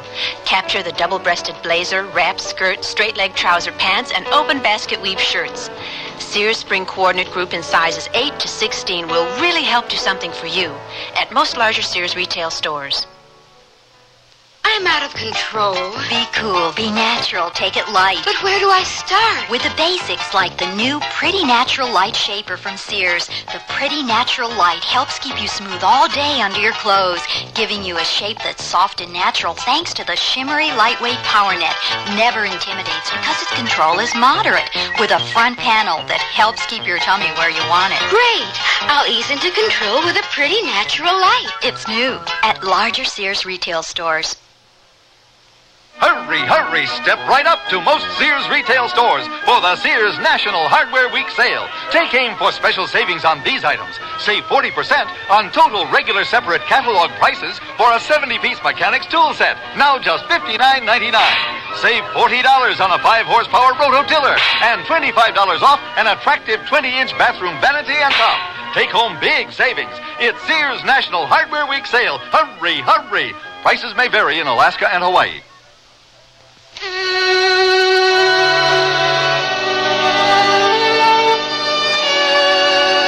Look at me. Can you doubt for a fraction of a second that I love you, even as you love me? And you're going to marry me. John, I can't marry you. You will. No. Now it's you who must listen. We can't marry because the summer I was 12 years old, my father and I were driving one night on a narrow mountain road south of Edmonton. Suddenly, as we approached a crest, headed towards us on our side of the road, came a car, insanely fast. We were struck head on. My father and the driver of that car were killed instantly. Dear God. And There were 3 operations before it was over. And what I'm trying to say,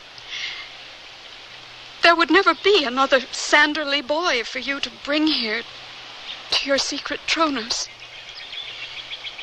You see, I'm barren, John.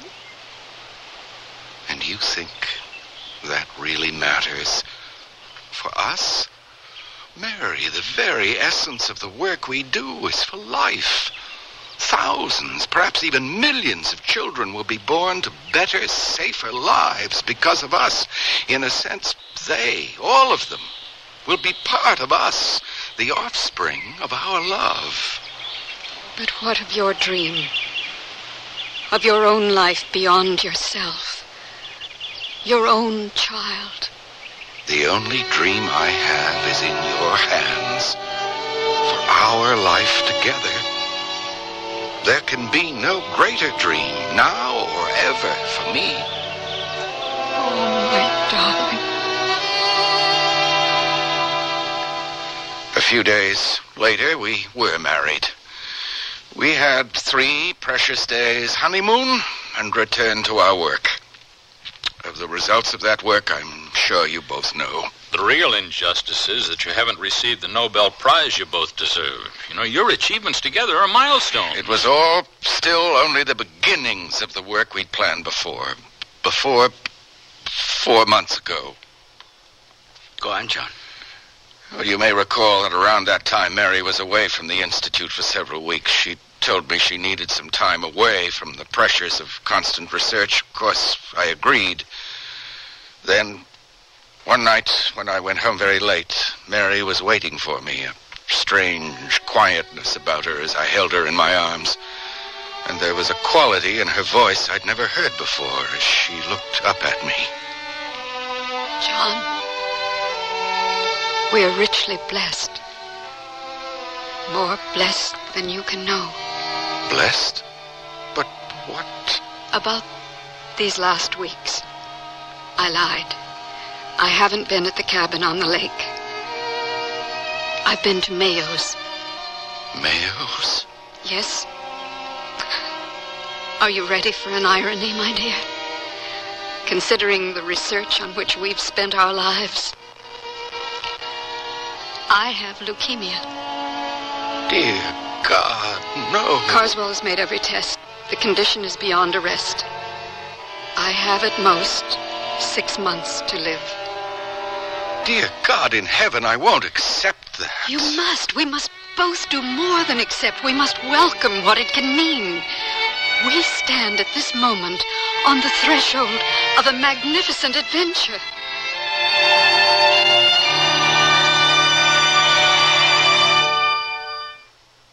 Sears Radio Theater will return after this message from your local station.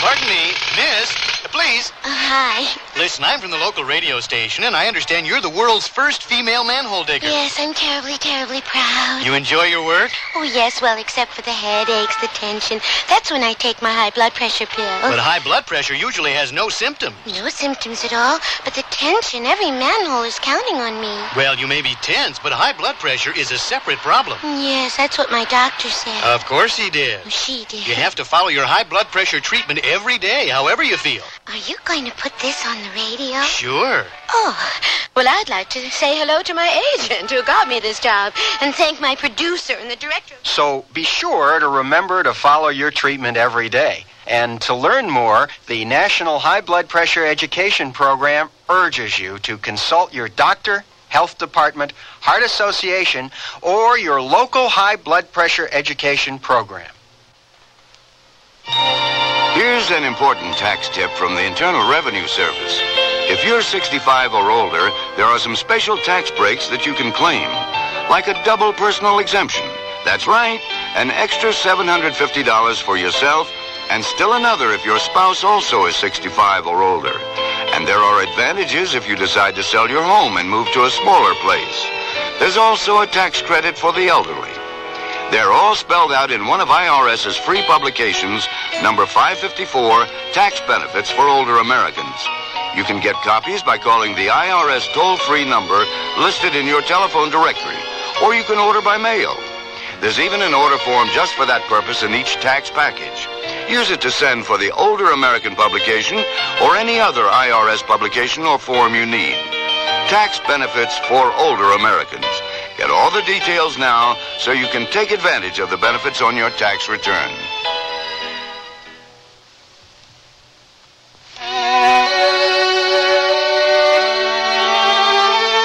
The condition is beyond arrest. I have at most 6 months to live. Dear God in heaven, I won't accept that. You must. We must both do more than accept. We must welcome what it can mean. We stand at this moment on the threshold of a magnificent adventure. But Mary... No, wait. The dream we've shared. To find some ultimate key, an opening of the door that seemed forever closed. Here is that chance, my darling. Ours is a love stronger than life itself. Then why shouldn't it seek to serve beyond life? The search. The search which has underlain all of our seeking. The dream that is beyond all dreaming. The search for the soul. Yes. We can make of my death something that is deathless. Not with you as... No, never with you. With me. We can use every iota of knowledge we have to at last bridge the chasm between the living and the dead. We may succeed where others have failed. The Curies, the Conan Doyles, Houdini and his wife. We shall plan from this moment on. We will face my death for the inevitable phenomenon it is. But as scientists, with the detachment we must have to know and understand. Oh, John, you must agree. In this way, we can give a meaning to my death. A glorious meaning. If I do agree, it can only be after I have given you every test myself. If Carswell at Mayo's was wrong... No, he's not wrong. Yes, you shall convince yourself. Then we will begin. The 2 goals, John. Remember, we discussed them years ago. The isolation of the soul itself. To prove that it exists as an entity apart from the body it is known. And then, communication with that soul after it has left its host. Exactly. Oh, and we have so very much to do. We must find and study every report, every theory, every experiment that has ever been made. Somewhere there's the answer. And we shall find it. We shall find it. So it began.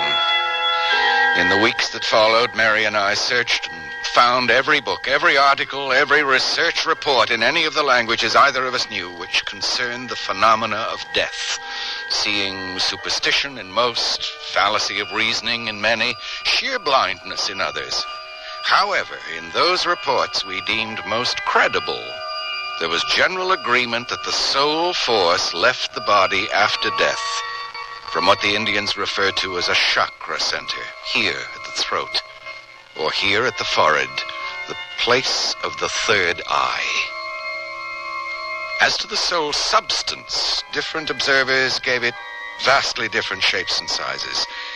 Therein lay the ultimate problem, how to isolate a substance of whose form we could not be sure. But then, very late, one night over a month ago, Mary appeared from the bedroom, a wonder of excitement in her eyes as she came to me. We've been fools, John, dear. It's all so simple. I know the way. You know? Just now, it was all there in a dream. The answer we've been searching for. Listen, my darling. In my dream, I was in a house, lying on some kind of a slab, and I knew I was dying. I got up, and I walked out the door of the house. Only then I was in a bigger house. And as I started out of that house, I stopped and said to myself, I don't want a bigger house. I want a smaller one. I suddenly found myself holding a tiny miniature of a house in my hand. And I looked at it laughing. John, I laughed myself awake. It's so clear what my subconscious is trying to tell us, don't you see? We've been assuming there was no self-determination in the soul itself, no power to alter its own form. Well, why should that be? All we need do is provide the means for the soul to isolate itself in the form of its own choosing at the time of death. Yes, if that could be. But for demonstrable proof, the conditions must be completely under control, a methodology beyond dispute. The methodology is really quite simple. We're going to build a coffin, my coffin.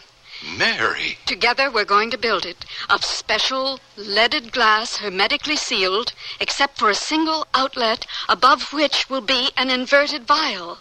And into that vial, at the moment of her so-called death, the soul of Mary Helen Sanderly shall pass, and for so long as it benefits the cause we serve, shall by her will remain.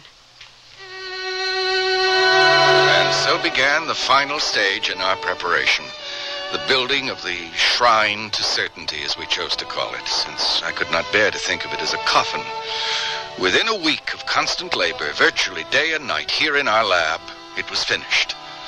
It was then Mary begged me that we should not leave the hospital at night, but have cots here, in my inner office. I knew why she asked, and I agreed. And then... Yes, John, go on, and then? 3 nights ago, Mary was nearing the critical moment. I was seated beside her bed, head in hands, when after a long silence she spoke to me. Her voice calm and sure, and utterly without fear, as she said, John, it's time. At last. At blessed last. It's time. This stethoscope, No, there's no need. I know, and I'm ready. You must know that I'm not afraid. How could I be? If only everyone who faced death could have done the research we've done these last weeks, then they too would know. There's nothing to fear. Oh, Mary. You know how I feel? As if I'm about to board ship for a wondrous voyage, knowing that you'll still be back here on the shore, waiting to hear from me. And remember, the contact. We must try to achieve it alone, just we two. Yes, we two alone. And now, my darling, now I'm ready. It's waiting. Our shrine of certainty. Mary, I'm not sure. You must. Now carry me, John. Yes. Your arms are trembling, my darling. Gently. Let me down gently. That kiss is not goodbye, John. We both know that.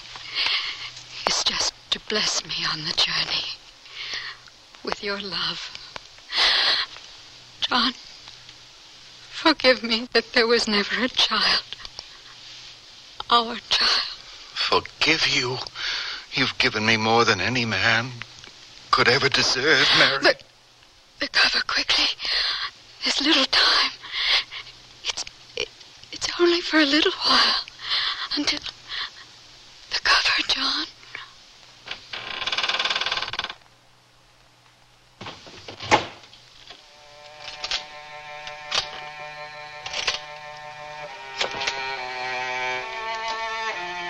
And as Mary lay there, a smile of utter peace and acceptance on her face, I placed the cover over the glass enclosure and quickly, despite the tears that flooded my eyes, sealed it closed. Then, as we had agreed, I extinguished the only light, to sit in the silent darkness, waiting, watching, half prayerful, half fearful. What had I done? Had I perhaps helped to shorten Mary's life in the interest of some theory impossible to prove? I stared into the darkness, my anxiety growing with each passing moment until I was near despair. And then, where there had only been blackness, there was the beginning of light, coming forth there within the coffin, as if from the center of Mary's forehead, at first a whitish, evanescent light that was more than light, formless at first, then becoming almost a spectral image of Mary herself.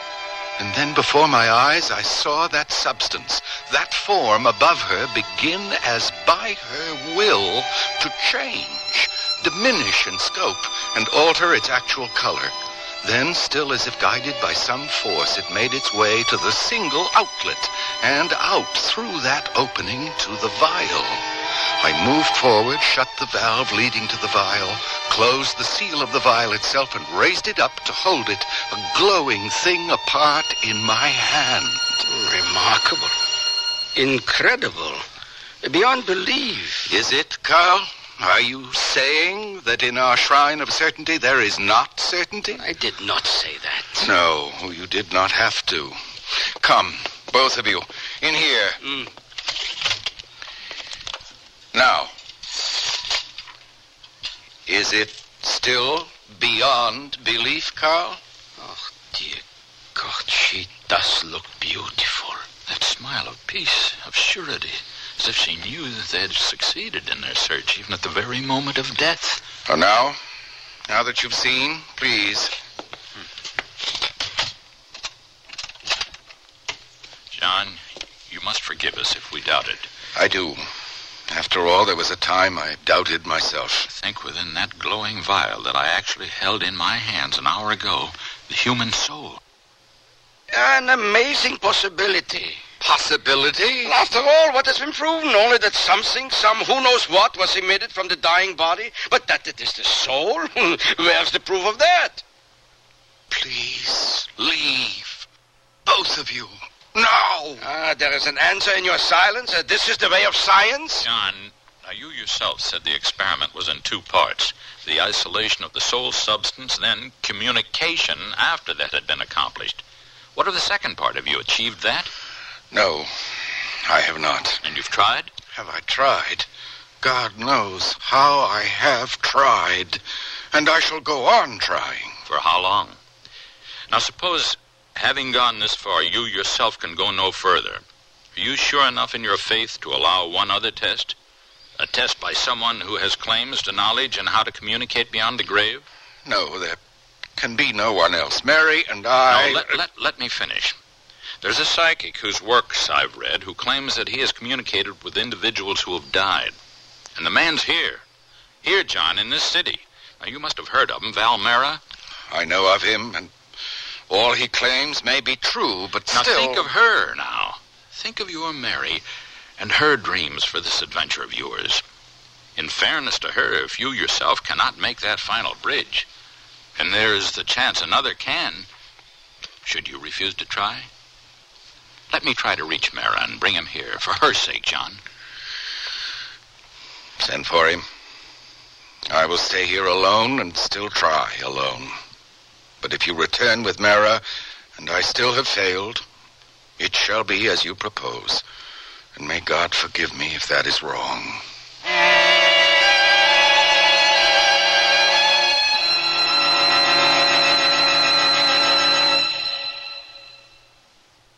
Understand you type fast. Yes? Accurate? Well... That's okay. You'll be typing on Sears' exclusive corrector electric typewriter with easy correction and more. It's Sears' best. Try typing Sears corrector typewriter. Whoops. Now first, Sears is S-E-A-R-S, not Z. So backspace to the incorrect letter. Tap the correction key. Now the mistake is blocked out. Next, type the correct letter. Then proceed. Yes, Daddy. Are we finally set for Grandma's? I think so. We've got the new Sears Travel Guard baby seat in the car. Right, and the extra sleep and play baby suits. Oh, Grandma will love those. They're so cute and yet practical. The extra baby blankets and bottles are in the vinyl diaper bag. Oh, Sears certainly did make shopping for the baby easy. Sure did. Well, I think we've got everything. Honey, I think you've forgotten something. Hmm? The baby. Our family is growing pretty big these days. We've got family members in 9 different states, and Sears sure comes in handy. We can select gifts at the Sears near us, then bring them along on visits to our daughter in Seattle and my brother in Miami. And if what we bought isn't just right for them, they go to the Sears near them and exchange it. That's Sears. In their stores or through the catalog, Sears is where America shops. Sears, Sears, Sears, where America shops.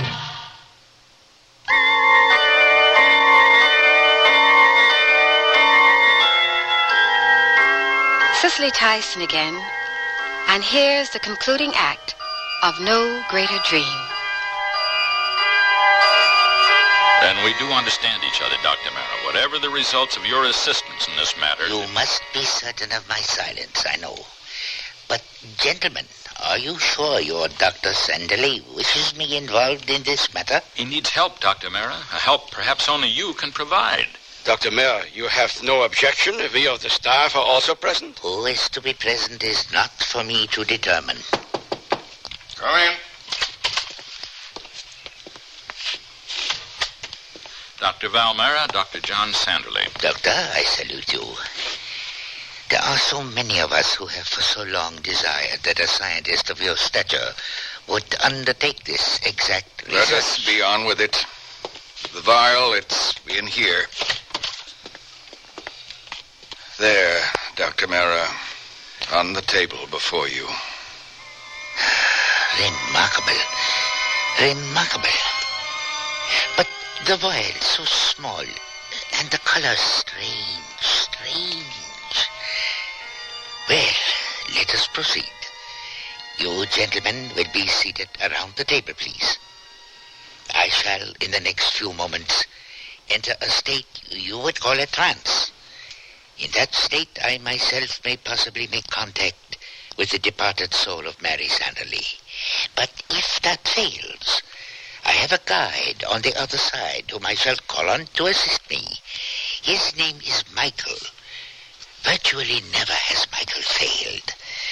From each of you present, I ask only silence and an open mind. And now, absolute silence, please.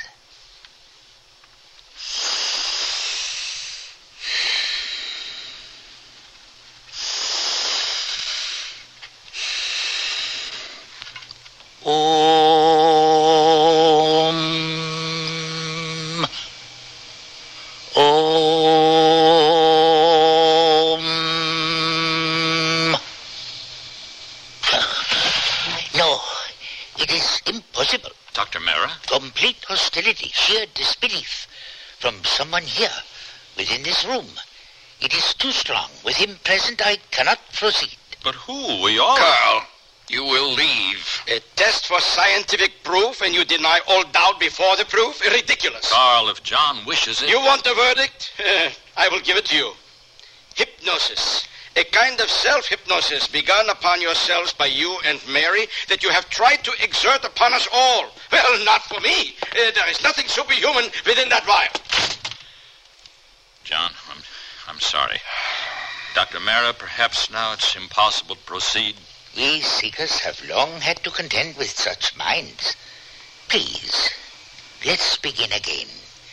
Let us relax calmly, at peace with the present.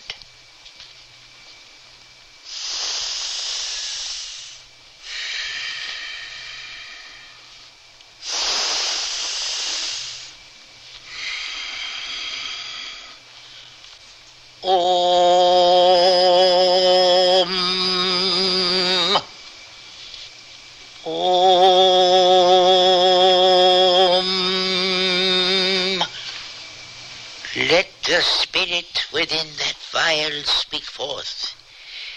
Hear my voice and his. Speak to her John Sanderly. Mary, now. The time is now. Peace. Still all be at peace, and know the voice will come. Mary. Michael, I call on you, there on the other side. The soul of Mary Sanderly, here in this room with me.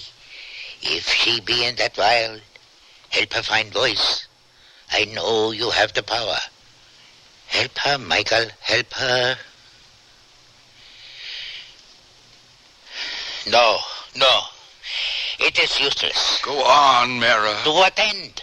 The soul of your wife could not possibly be within that vial. How can you know? From the first, it was impossible. All research that has been done has visualized the soul in larger, freer form and of a color different from what is in that vial. In this case, I am afraid the man who left us, unfortunately, was correct. Intentionally or not, you have deceived yourself and all whom you wish to make believe. Get out. Both of you, get out of here. John, I'm sorry. Go. Just leave me alone.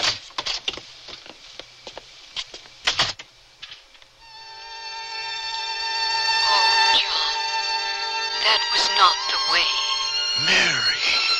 From the beginning, it had to be only between ourselves. But we have made the contact. Now, at last. Others must hear and know. Let me call them back. No. For the proof we sought to give the world, it is not yet time. Even you were not strong enough. You called the others because you could not trust your faith. And now the plan is altered. Now I must go. But where? Tell me. I am called. Don't despair, my darling. Our magnificent adventure was a beginning, and someday others, with as greater love, will be wise enough to carry it on to its fulfillment. And now, I am going. The call is stronger. Where is it you go? You will know, and soon. 4W. You will know and understand. 4W. 4W. What does it mean? Goodbye, my darling. The light is fading. Mary, stay there within the vial. You must have the power to stay. No. I am called. Goodbye. Oh, God in heaven, why? 4W, what could... It can't be. 4W.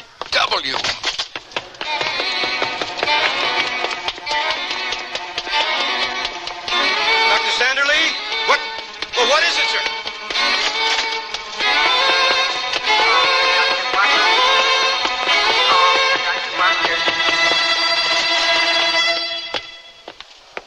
Oh, well, what is this? You can't... Dr. Sanderly, aren't you Dr. Sanderly? Yes, and this is 4W. Yes, but I'm sorry. You know that without mask and gown, you shouldn't be in here. What's happening here? What has happened within this room, within 4W, these last few minutes? What makes you think anything unusual has happened here? Tell me. The fact is, I delivered a child. A premature boy child for the young woman still there on the table. And she doesn't yet know. The infant was stillborn. When? 2-3 minutes ago. But now I must ask you... Dr. Thomas?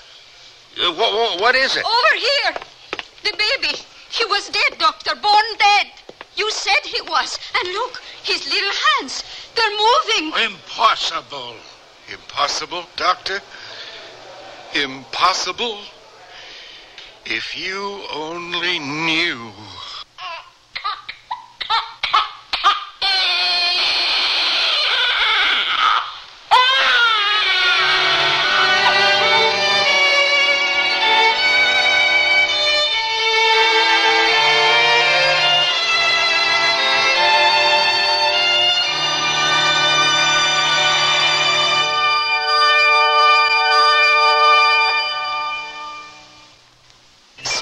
There's a playground of texture at Sears Junior Bazaar.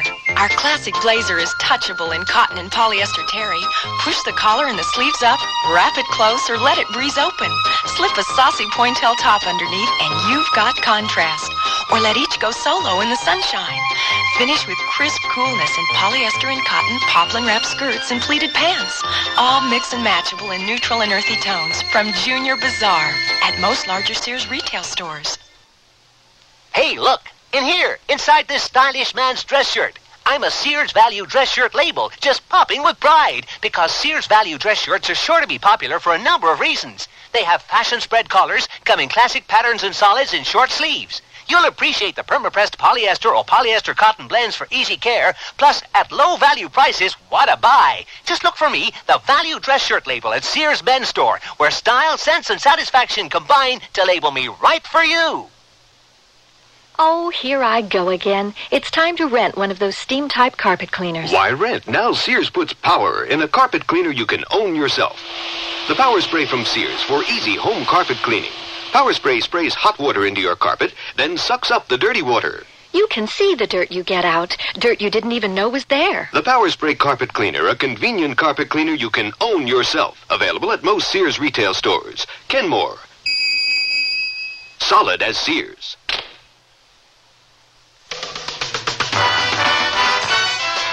The Sears Radio Theater has been brought to you by Sears Roebuck and Company, where our policy is satisfaction guaranteed or your money back. Sears, where America shops. No Greater Dream was written, produced, and directed by True Boardman. Your hostess was Cicely Tyson. Our stars were Fletcher Markle and Peggy Weber. Also heard were Jack Crucian, Barney Phillips, and Marvin Miller. The music for Sears Radio Theater was composed and conducted by Nelson Riddle. Art Gilmore speaking. The Elliott Lewis production of Sears Radio Theater is a presentation of CBI. Hey, buddy, can you give a fella a break? Sorry, fella, I only give at the office. I'm not looking for a handout. What can I do for you? Help save my life and breath. Do you need mouth-to-mouth breathing? I'm not the type. No, but you're smoking. And your smoke is hitting me where I breathe. And what with an allergy and pollution, you're not helping any. Sorry, I didn't mean to bother you. Sure, but the fact is that your smoke is getting in my eyes and nose and throat. And that's not a good song for my lungs. Well, you could always move away. I do, and then there's another one puffing away in my face. How about a deal? Like the Lung Association says, smoke if you must, but make smoking a private affair. Or quit. Secondhand smoke is truly offensive for non-smokers. Well, I'll give it a try. Wish you would, otherwise they're going to hang a tag on you. A tag? Yeah, cigarettes are a health hazard, and so are you. Gotcha, buddy. Now, about that handout. Save it. Let me give you one. Your Lung Association says that giving up smoking is a matter of life and breath. I was playing in a band for a few years, on the road. We never ate very well, but we were having a good time. No, really. But the band sort of folded up. I went to work as a welder. My health was improving except for my smoker's cough. I was doing pretty good. What happened? The American Heart Association did a high blood pressure screening at the plant. I couldn't believe it. Mine was so high. I made them check it again.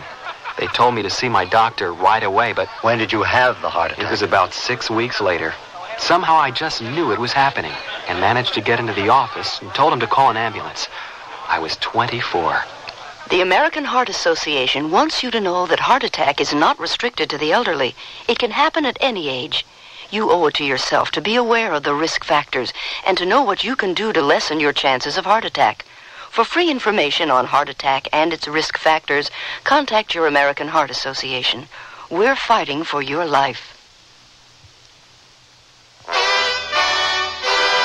Tomorrow's Sears Radio Theater will be a story of adventure with Richard Widmark as your host. Let's listen. I smuggle armaments all over the China Sea. It's very good business. I pick them up cheap in Vietnam. The whole country is knee-deep in guns the American Army threw away. I run them to Sumatra, Malaysia, Celebes, Mindanao, you name it. So be sure and tune in tomorrow to the Sears Radio Theater. I'm Andy Fisher, WNEW News. At 7 minutes past 10, time for the Sears Radio Theater.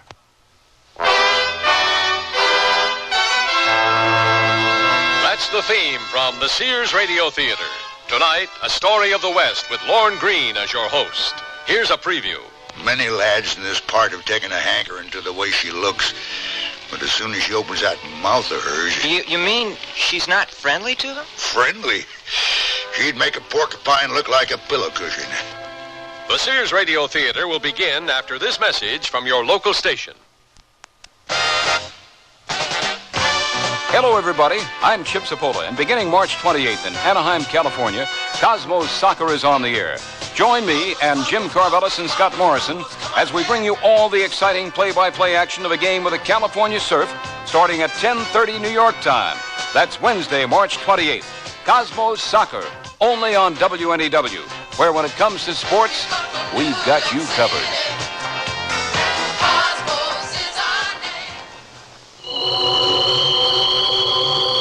Chills run up and down your spine.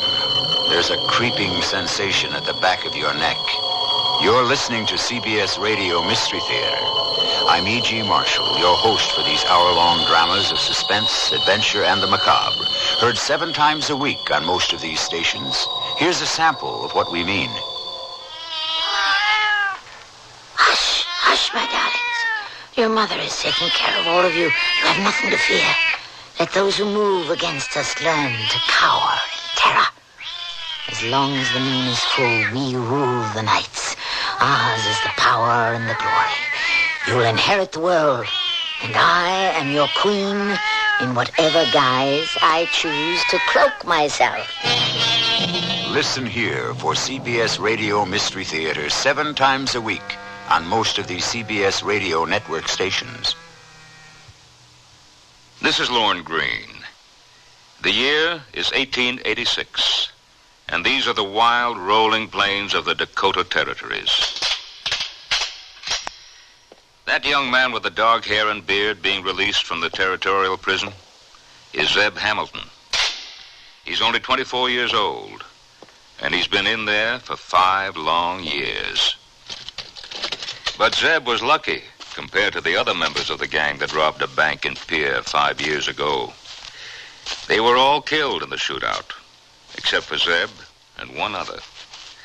The other's name is Kurt Fanner, and as ringleader with a price on his head, Fanner was given 10 years in jail to Zeb's 5. Yep, Zeb was real lucky. Except for one thing Zeb doesn't realize. Within 24 hours, his former partner, Kurt Fanner, is going to escape from that same territorial prison, and he's going to go after Zeb.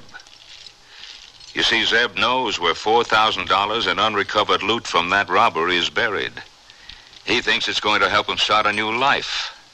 But if Kurt Fanner has his way, it's going to be the end of the one he has. And that's only the beginning of our story. Sears Radio Theater, a new adventure in radio listening. 5 nights of exceptional entertainment every week, brought to you in Elliott Lewis production of the Sears Radio Theater. Our story, Ace in the Hole by John Bornholt. Our stars, John Daner, Joan McCall, and Ron Stark. The Sears Radio Theater is brought to you by Sears Roebuck and Company. Sears, where America shops for value. You want to buy some radios, but the tires all look the same. You've got to have good feelings. You've got to trust the name. You know our reputation. Remember what we said. When Sears is behind you, you come out ahead. Tell us the one about Roebuck's jeans, old-timer. You mean genuine Roebuck's jeans from Sears? Shucks, the Western way of life begins in a pair of authentic Western Roebuck's jeans. Made out of hard-working denim? Roping calves, wrestling steers. Why, that's the kind of action heavyweight Roebuck's was made for. Hey, how about looks? Well, whether you're a rodeo star or a city dude, perma-pressed Roebuck's help give that neat, rugged cowboy look. Roebuck's, the men's jeans that won the Golden West at most larger Sears retail stores. At Sears, we know how important appliances are in your home and how important it is to you to keep them operating in top condition. That's why Sears wants their customers to remain satisfied with our products for years to come. That's why we service the Sears appliances we sell, to help make sure that your appliance will continue to give you quality performance. If you have a problem, just call Sears Appliance Repair Service. We're nationwide and listed in the white pages of your telephone directory. Sears, where customer satisfaction is one of our most important priorities.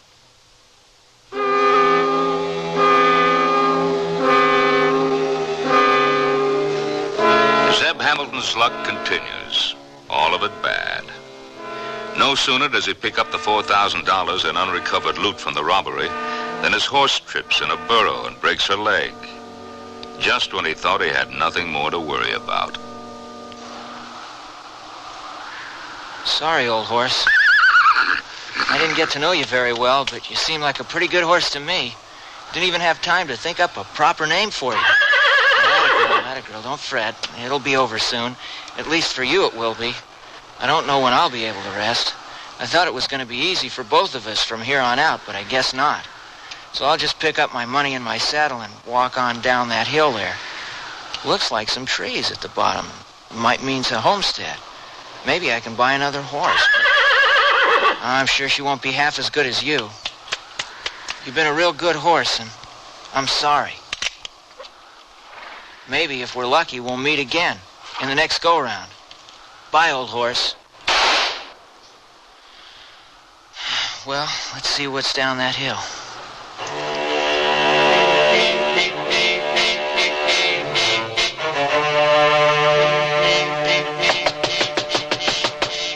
What is it? Marshal Jack, wake up. There's been an escape, and the warden wants you to go right after him. Oh, hang on a second. Now, what is it, Brad? There's been an escape from the prison, and the warden wants you to go right after him. Well, we'll see about that. Who was it escaped? Kurt Fanner, and he's armed. Go saddle up the horses.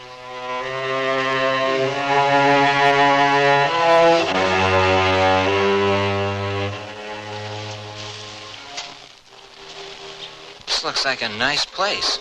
They got a well, plenty of firewood, some chickens, barn.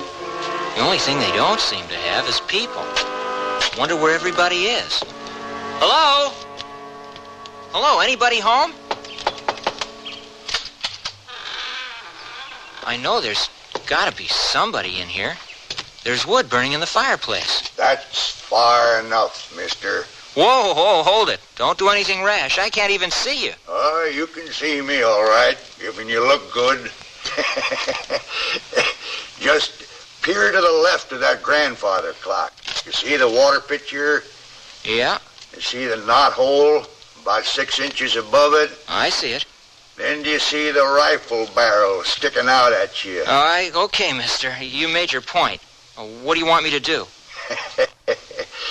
Drop your saddle and your gun belt to the floor, real slow. Drop your saddlebags, too. If you don't mind, I'd sort of like to hold on to the saddlebags. Suit yourself. Now, young fella, you turn around and get the hell out of here. Mister, you got me all wrong. I didn't come here to hold you up or anything. My horse went lame out on the prairie, and all I want to do is buy another horse. That's a likely story. Now get moving. Look, I walked up here, didn't I? Would a man be traveling on foot in this part of the country? Especially a robber? Well, that ain't too likely. You say all you want to do is buy a horse? That's it, and I won't even be too particular. Ah, I got me 2 decent mares, but neither one of them is ever going to win a beauty contest. As long as they got 4 legs. How much you got to pay? I got enough. 200? 200? Yeah, I guess I got 200. Well then, young feller, I guess we got a deal. Come right this way and bring your money with you.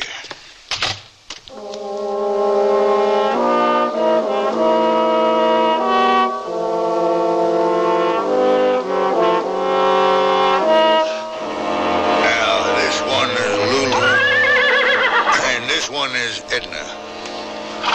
is a nice spread you got here, Mr. Wilbur Jameson. You can call me Wilbur. Yeah, this is a nice $200 you got, young fellow. It's a little clammy, though. Where's it been?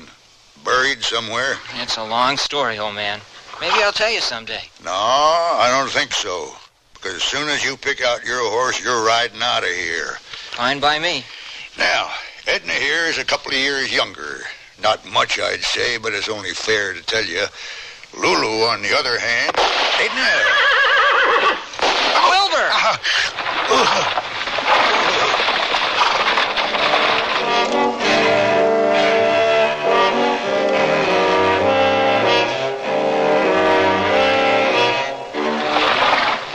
Wilbur! Get up, Wilbur. Come on, old man. No, you... Oh, my...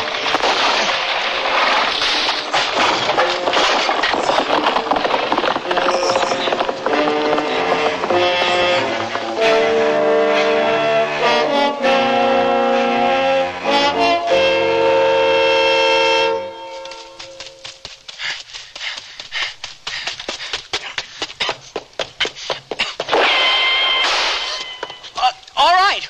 Who the hell are you? Who's that? Don't shoot. A girl? Where's my uncle? I said, where's my uncle? You killed him. You killed him. Hold it, girl, hold it. I didn't do it. I didn't do it. Where is he then? He's out by the barn. But you can't... Yes, I can. Stop! You can't go out there. Somebody's trying to kill us. But my uncle.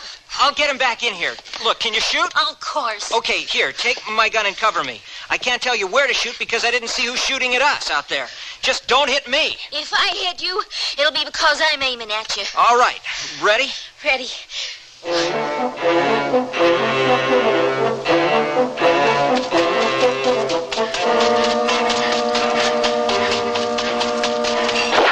Keep low!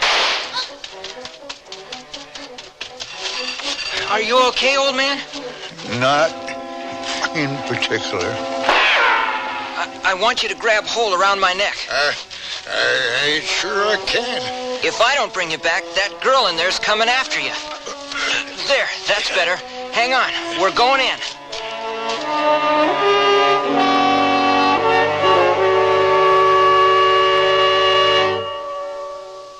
What would it cost to replace your car's muffler, including installation? Oh, I'd say about $50.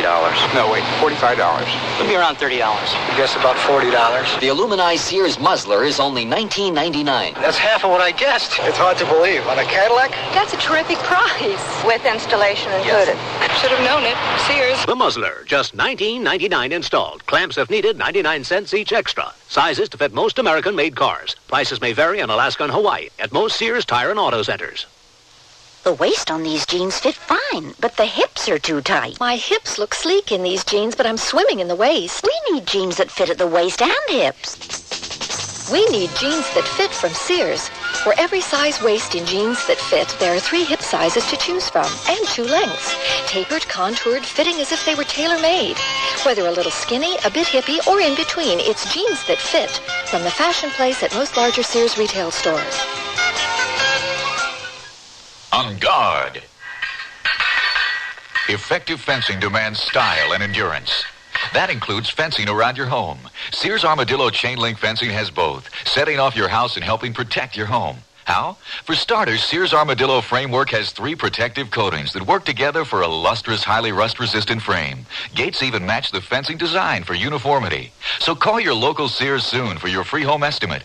Armadillo chain link fencing at most larger Sears retail stores.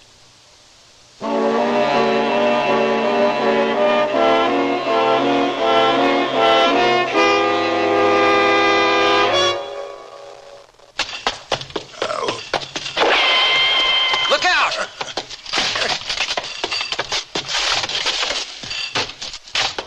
Uncle Wilbur, you all right? Let's get him into the other room.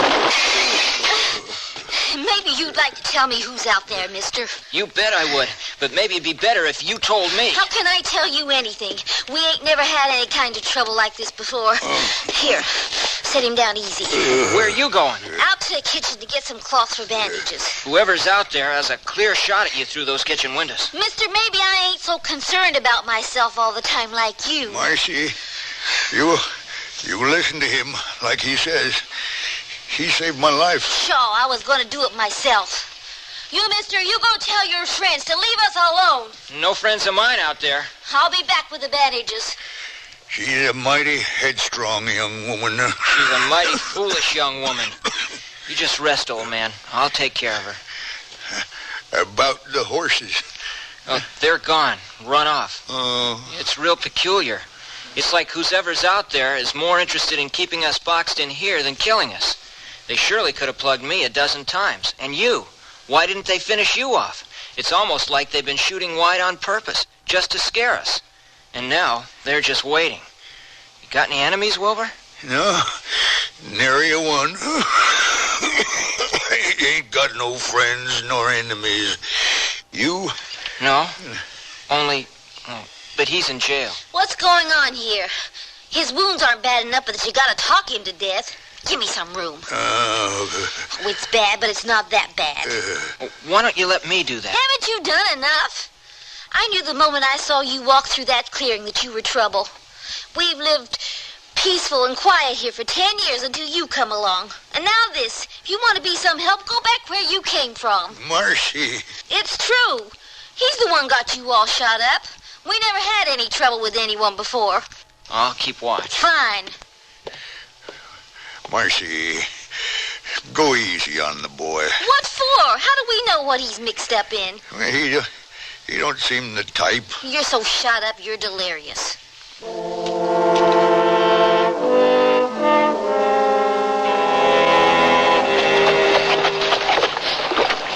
There's his tracks, Jack. Headed due east. He don't seem to be trying to hide him. No, I'd say Fan is in a hurry. But why east? Do you remember the bank robbery that got Fanner put away? Yeah. There was some other fella put away with him. What was his name? Oh, Zeb Hamilton. He was released day 4 yesterday. And they were the only two left from the gang that held up that bank and pier. But you know that not all the money was recovered. The judge ruled that the rest of it got lost in the getaway. But what if Hamilton and Fanner had had time to bury the money before the posse caught up with them? Then it would still be there. And they would both make straight to it.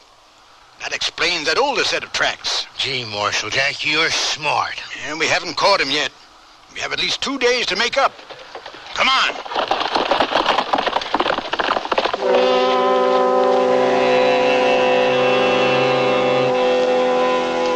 Oh, it's you. Who were you expecting? I'm through trying to guess. How's your uncle? He's finally asleep. Good. But we ought to get a doctor here as soon as possible. I was thinking the same thing.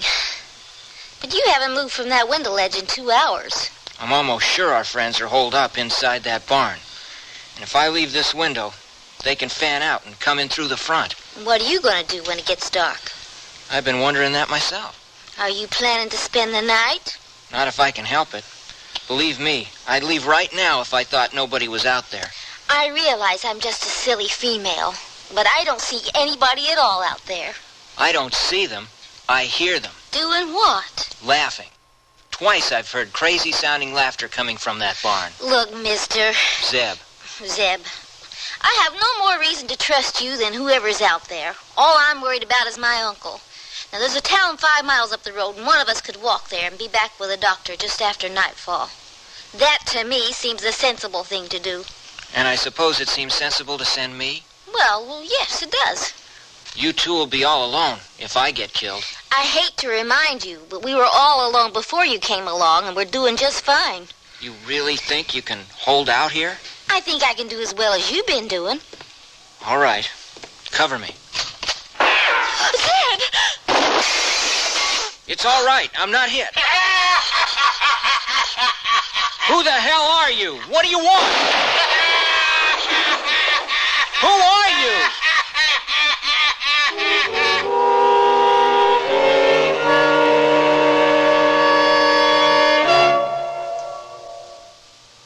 Sears Radio Radio Theater will return after this message from your local station. 8 ball in the side pocket. He'll never make that shot. Hey, that's a beauty. Yeah, he cut it to the inside. Say, where's Kessler tonight? He's out walking with his dog. Sure does like that dog, doesn't he? Well, you know, he had a heart attack last Christmas, and he's got to exercise to build up his heart. Walking is exercise? It's a lot better exercise than pushing that pool cue, Bingo. It helps your circulation, and that's what Kessler needs. We could all use some exercise. Look at that gut. I don't know. Shooting pool with this bunch sure takes it out of me. Are we moving too fast for you, Bingo? Is the strain too extreme? The strain of exercise may be too extreme if it's been a while. See your doctor first. With an examination, he can determine what kind of exercise program is right for you. Contact your American Heart Association for more information. We're fighting for your life. Here's a tip from your Better Business Bureau. Are you in the market for a used car? If you are, it would be wise to shop around until you get a feel for the market. It's important for you to find out if the car is covered by a warranty. A used car warranty is limited. For example, it may cover the first 1,000 miles or 30 days. Remember, however, the warranty is as good as the dealer who backs it. And you check his reliability with your local Better Business Bureau. Also, remember that careful inspection is the key to enjoying a used car.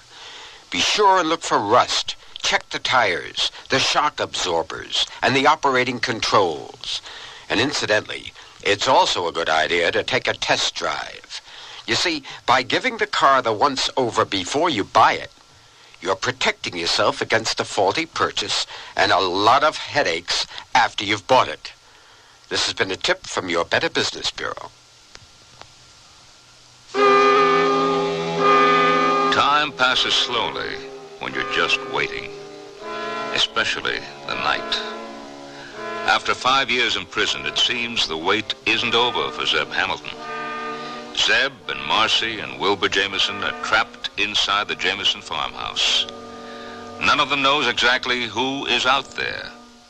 They only know that whoever it is doesn't want them to leave. Hey, young feller. Yeah? You just gonna sit there by that window all night? Until I find out who's out there. Well, you ain't gonna find out that way. Come on, have something to eat. I ain't hungry. Thanks anyway. You can't have eaten since early this morning. Marcy. Yeah, Uncle? Fetch this boy something to eat, will you? Why? Why? Because he's probably hungry. That's all right. I don't want to take any of your food. Why not? We won't need it after you get us both killed. Fetch him some food, Marcy. Might as well. How do you feel, old man? How'd you feel with a hole in your shoulder? Makes it damn uncomfortable to do anything. Well, at least you ate. You don't feel any weaker, do you? Weaker than what? I'm 61 years old. I've felt weak for years. Like your niece keeps telling me, I shouldn't be talking you to death. Oh, don't mind her. She's been around me so long she's gotten cantankerous before her time. How old is Marcy? 17. Good marrying age. And how come she's not married? Well, after what you've been through with her, you got the gall to ask me that. Many lads in this part have taken a hankering to the way she looks. But as soon as she opens that mouth of hers... You mean she's not friendly to them? Friendly? She'd make a porcupine look like a pillow cushion. Quit talking about me. You see what I mean? You better try to get some sleep, Uncle. Here's your food. Yeah. Thank you. Go on, Marcy. Get him some cider, too. I don't see why we should have to be waiting hand and foot on any stranger who comes in here and starts shooting things up. He didn't come here out of malice. His horse went lame out on the prairie. Sure. And I suppose it was his horse that shot you all up. Marcy, look, I'll get your cider. I don't think she likes me very much. Ooh, I wouldn't be too sure about that. At least she yells at you. That's more than she's ever done with any other man.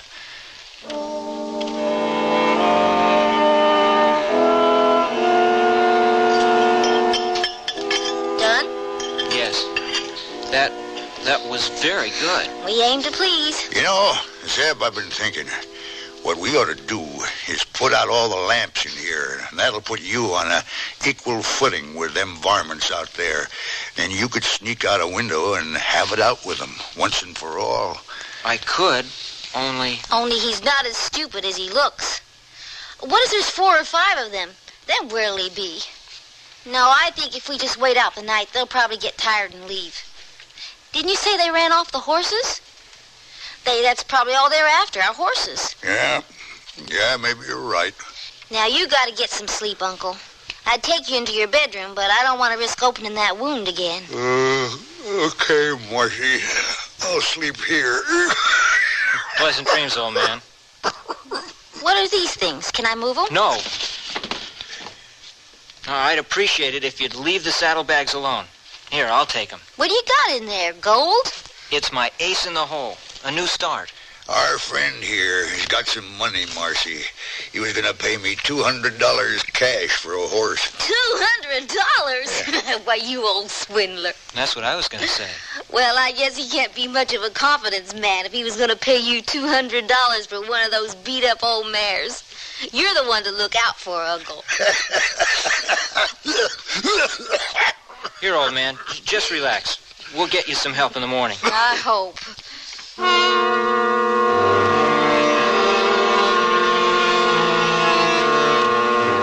It's past 11. You gonna sit by that window all night? Well, if I have to. Saw a shadow over by the wood pile about 20 minutes ago. It might have been a coyote. Yeah, it might have been. But we can't take that chance. You can go to bed if you want to. I'm not all that tired either. I want you to know, Zeb, I don't think you're to blame for this anymore. That's good. I'd hate for you to plug me in the back in the middle of the night. I'd never plug a man in the back. Hey, it was only a joke.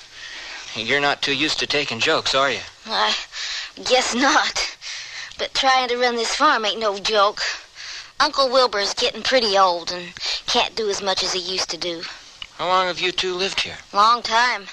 My folks and my little brother died of cholera when I was about 6. I'm sorry. No need to be. I don't really remember much of those times.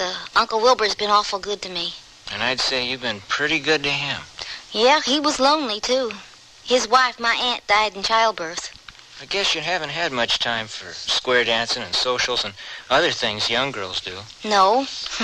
And I wouldn't do them even if I had time. Why not? It's way past time for you to start courting. Courting? And how old must you be? Where's your wife and 6 kids? It's different for a man. Why is it different?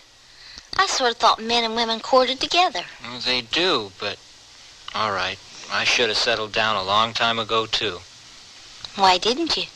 Because... Because you were in jail? How'd you know about that? It's on your saddle, your blanket, all your gear. Stamped in little letters on the inside of all of it. It says Territorial Prison.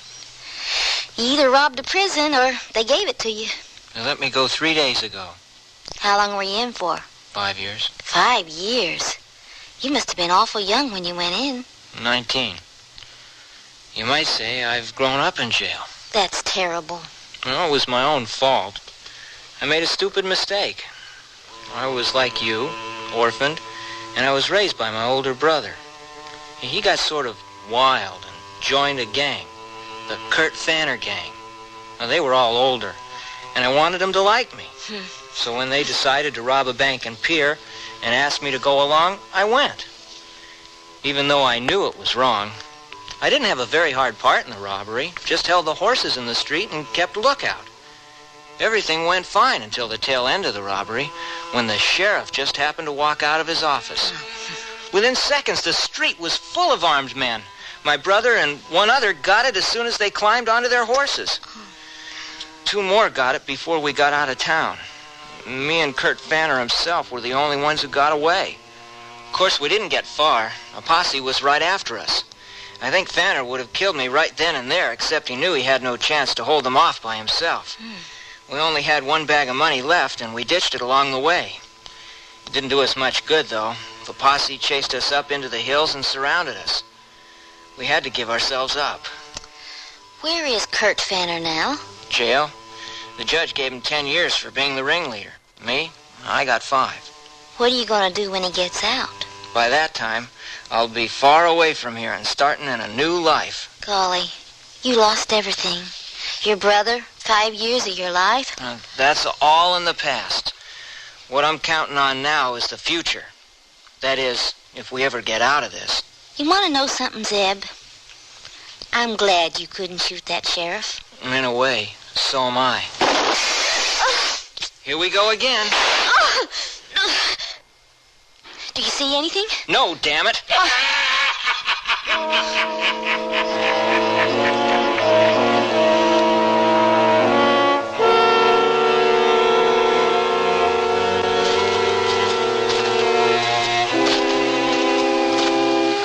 Think we need to post a guard, Jack? No, Fanner won't double back on us. He's got more important things to do. When do you think we'll catch up with him? Well, that depends when he stops. We'll never catch up with him if he don't stop first. He stopped to dig up the loot.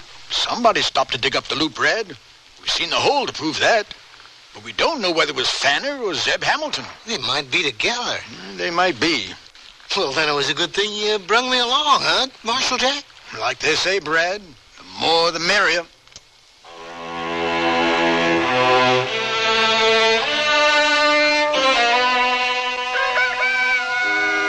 Zeb?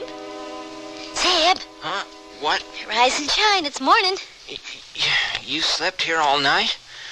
By the window? What sleep? I've been standing watch. You've been sleeping. I have? Only for a couple hours. Zeb, what's going to happen? I'm scared. You? You who were so brave and stood watch all last night? I'm not brave. I just wanted to be near you. I'm flattered. You're making fun. No, I'm not. I'm honestly flattered. Well, you should be. I've never taken any kind of hankering to a man before. If you don't believe me, you can ask my uncle. I know. I did. Well, then you know. Zeb, I gotta know something, too. Do you like me? Of course I like you. You know the way I mean. Yeah?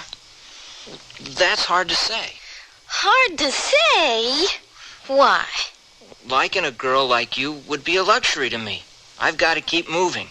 Get someplace where I can start a new life. What's the matter with this place? It's just too close to everything. Are you worried about the money? The money? Don't play dumb with me. I don't know how much you got in those saddlebags, but it's a damn sight more than they give convicts released from the territorial prison. It's left over from the bank robbery, ain't it? Marcy, that money is my ace in the hole.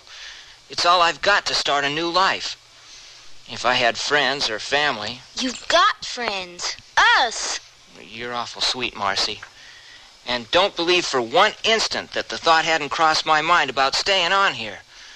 But it just wouldn't work. I'd only bring you and your uncle grief someday. You deserve better than me. Zeb Hamilton, I am quite capable of deciding what I deserve and don't deserve. You're not perfect, but then what man is? You're out of jail now. You paid your debt. I'm not proposing marriage. I don't know you all that well. But if you want to stay on here a little while, after we get out of this mess, you're welcome to.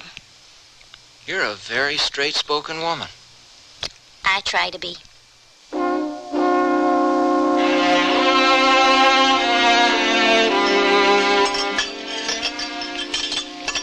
That was a fine meal, Marcy dear. Thank you, Uncle Wilbur. It was good, Marcy. You wouldn't be trying to sway me a little bit, would you? I'm just trying to keep you alive. How do you feel, old man? Getting any of your strength back? You keep asking me that like I'm supposed to jump up and down and do the jig for you any minute. To tell you the truth, I feel pretty good at the moment. But in 5 minutes, I might feel lousy. I know. I wish we could get a doctor for you. Don't worry about me, son. Just get my niece out of this in one piece. I intend to get us all out in one piece. It's been pretty quiet out there. Well, that's because it's just turned dark. I expect we won't have... What the hell was that? Sounds like somebody threw something against the window. It didn't come in because it's stuck in the planks I put up there. What happened? Somebody threw a rock or something against the window. It just stuck there. Let me see if I can pry it out. Careful, Zeb. Hey, there's a note on it. It's not a note. It's an old newspaper clipping. Can you read it, Zeb? Well, what does it say? Here, you read it. Bank robbers apprehended. 2 desperados, the lone survivors of a band of 6 who held up the Miners Bank in Pier on Friday, were apprehended and brought into custody today by Sheriff Tillis. The names of the outlaws, members of a notorious gang, are Kurt Fenner and Zeb Hamilton. Oh, Zeb. It's him. Fenner! Fenner, are you out there? Fenner, leave him alone. I'm the only one you want.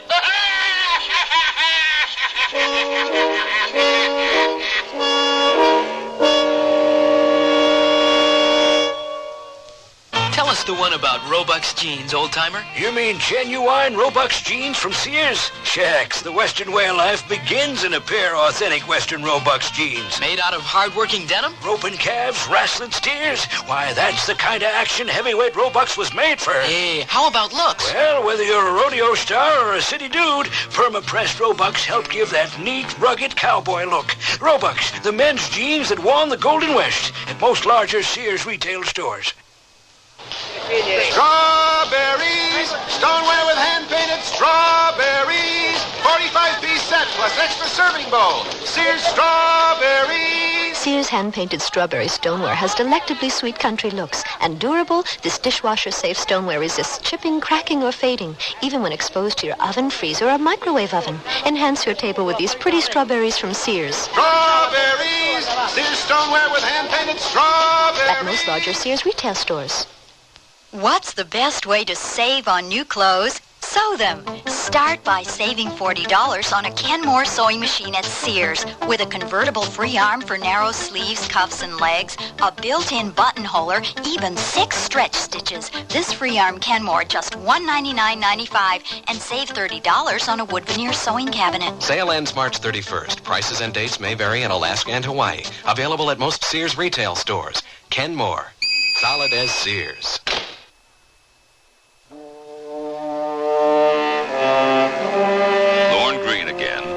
And here's the concluding act of Ace in the Hole. It's me he's after. Zeb, he's been after all of us. Maybe I can work out a deal with him to leave you 2 alone for a chance at me. No, son. We're in this together. Thanks, old man. But it's my fight. I brought this on both of you.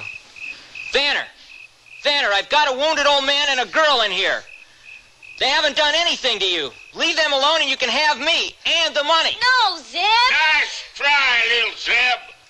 You think I can leave them alone after they helped you? After what you did to me? He's loco, Zeb. 5 years in jail can do that to a man. Remember what I told you about us being your friends, Zeb? Well, friends don't desert each other when one of them's in trouble. Marcy, you gotta listen to me. This man's a killer.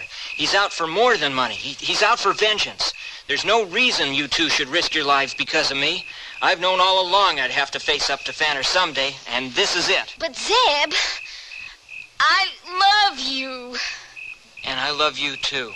That's exactly the reason you're going to stay out of this. Didn't you tell me there's a town about 5 miles down the road? Yes. Do you think you could find your way there in the dark? Yes, but... There's no moon, so it's plenty dark. Now that we know there's only one man out there, I can keep him occupied at the front of the house while you sneak out the back. Let me give you my pistol. It's fully loaded. What about you? I've got your uncle's gun. Zeb, I don't want to leave you. It's the only way. What will you do? I'll do what your uncle suggested. I'll put out all the lamps in here, and then Fanner and I will be on equal footing. He stands a chance, Marcy. Do what he says. Oh, Zeb. I know, Marcy. Believe me. I want to see you again as much as you want to see me. Now get going. All right. Good luck. One more thing. I don't want you to turn back no matter what. No matter how much shooting you hear. Just keep going till you get to that town. Do you understand? Yes, Zeb. Zeb. I'm going to draw fire from him and wait till you hear it. See you in a little while. Fanner? Fanner, you're a stinking coward. All you can do is sneak around in the dark. Come out and be a man. That's Marcy. She's got herself out the back door. Okay, Wilbur. Douse that lamp. You got a lot of gall to call me a coward, little Zeb. The only thing cowardly I ever did was not killing you the day of the robbery. But I'm gonna kill you now! That's the last lamp, son. We're in the dark now. Now I can do it. You gonna go out there? Yep. Come out, you lousy skunk!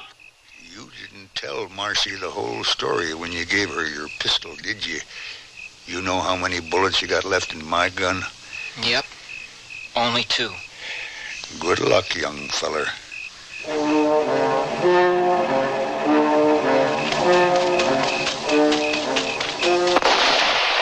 gonna die, Sir Hamilton! Got you one, didn't I, Sam? Not yet, Fanner. You ain't never gonna beat me, Sam. Just a little closer, Fanner, and I'll have you. Damn it.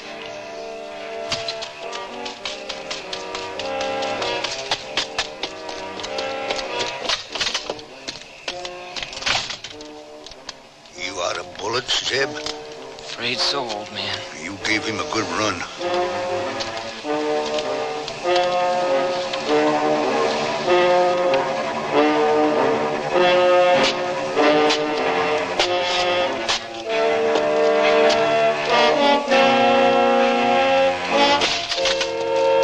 So, Zeb, we come full circle. I've been waiting a long time for this. Zeb! I can't. Nice shooting, Jack. Are you two all right? What in tarnation? He's bad wounded, and I got winged in the leg. But who are you? We're federal marshals. Fanner's dead, Jack. Well, just as well. You would have hanged for killing that guard. Excuse me, Marshal. I'm Wilbur Jameson. This here's Zeb Hamilton. This is my house. Won't you come in? Zeb, get that lamp behind you. Yeah, thank you. It was pretty hard to get here after we heard the shots. Thank us. Oh, thank you. You saved our lives, is the truth of it. Have a seat, fellas. Much obliged. And you've been trailing Fanner all this time? Yeah, lucky for us, he stopped to have it out with you. The way I figured, Fanner had an escape plan for a long time. He was just waiting till you got released. That way he could get both you and the money. You do have what's left of the money, don't you? Right there in those saddlebags. I suppose it'll have to go back. Well, it does belong to the bank. How much is in there? About $4,000. Does anybody know about this money except you two? Nobody. That's good. Brad, go bring around the horses. Yes, sir. Hey, you're right welcome to spend the night, Marshal. No, I'm afraid I've got a long way to travel yet tonight. What about Wilbur here? He needs a doctor, and my leg... I'm afraid neither one of you will be needing a doctor. Jack, I got the horses. Marshal!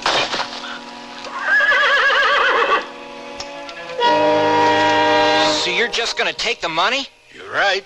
This $4,000 is more than I would make in 5 years. Nobody knows it exists except you two. You're just gonna kill us. I'm not going to kill you. Fanner killed you. He also shot my partner. I just didn't get here in time. So you're the law. Shut up! You're nothing but a no-good jailbird, Hamilton. Nobody's going to miss you. You'll never get away with it. Who'll stop me? Not you. What the... Marcy! Zeb! Oh, Zeb! Marcy, you came back. I tried, Zeb, when I heard the shots. I tried to keep going, but I just couldn't. I couldn't. Oh, Marcy, I've never been so glad to see anybody. Me neither, darling girl. Me neither.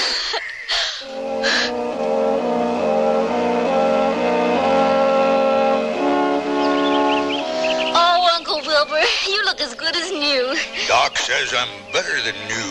Says it's the first good rest I've had in 30 years. That's just great, Wilbur. Oh, it's wonderful to have you back. How's your leg, young fella? Fine. Marcy's been taking good care of me. I'll bet. Hush, Uncle. Anything new come with that shooting? Nope. Good thing that young Marshal lived, though, and was able to explain what happened. Or else we might all be in the pokey. Zeb turned the money in. Oh, now that's too bad. I thought you needed that money as your ace in the hole to start a new life. I found out I had a better ace in the hole. What's that? Her name is Marcy Jameson. Oh!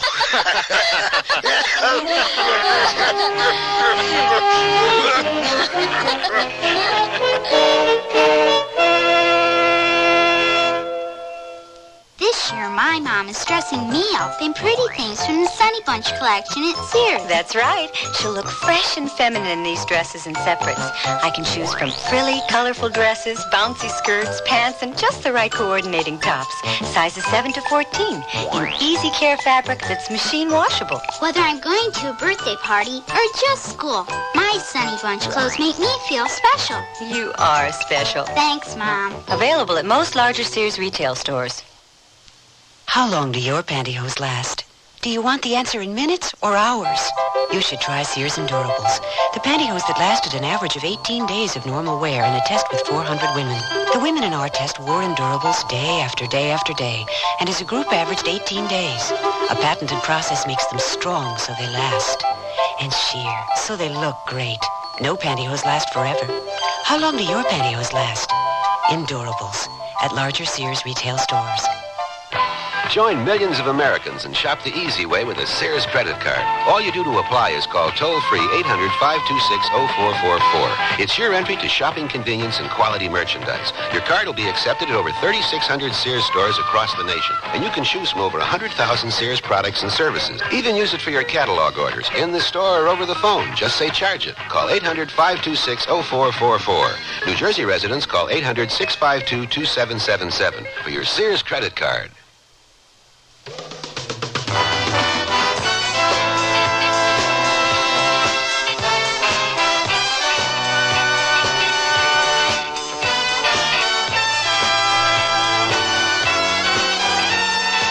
The Sears Radio Theater has been brought to you by Sears Roebuck and Company, where our policy is satisfaction guaranteed or your money back. Sears, where America shops for value. Ace in the Hole was written by John Bornholt, produced and directed by Fletcher Markle. Your host was Lorne Green. Our stars were John Daner, Joan McCall, and Ron Stark. Also heard were Marvin Miller, Jack Carroll, and Don Diamond. The music for Sears Radio Theater was composed and conducted by Nelson Riddle. Art Gilmore speaking. The Elliott Lewis production of Sears Radio Theater is a presentation of CBI.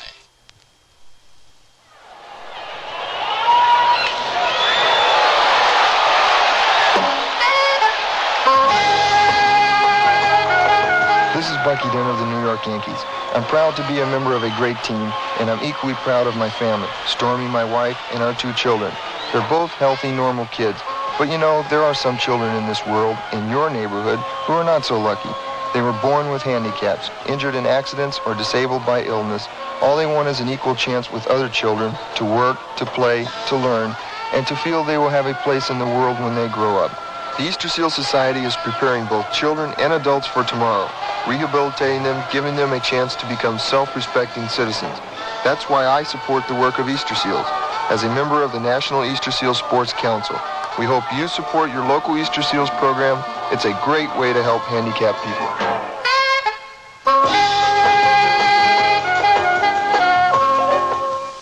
Dear Abby, a listener writes, now that my husband's gone, I've tried to open my own charge accounts and have been turned down.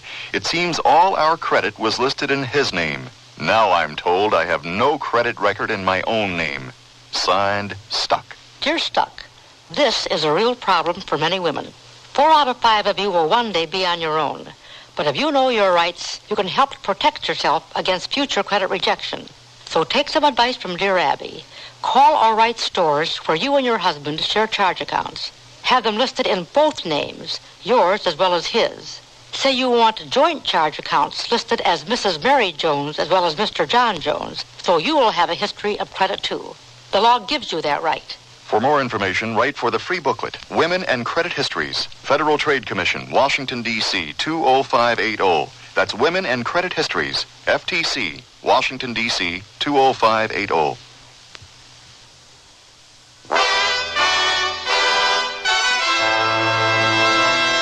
Tomorrow's Sears Radio Theater will be a comedy with Andy Griffith as your host. Let's listen. Now, I came in to withdraw a lousy $25, and your computer says I don't have an account here anymore. It also says I'm dead. Well, Mr. Glitch, you seem to have a little problem. I have a big problem. Please sit down and wait your turn. So be sure and tune in tomorrow to the Sears Radio Theater.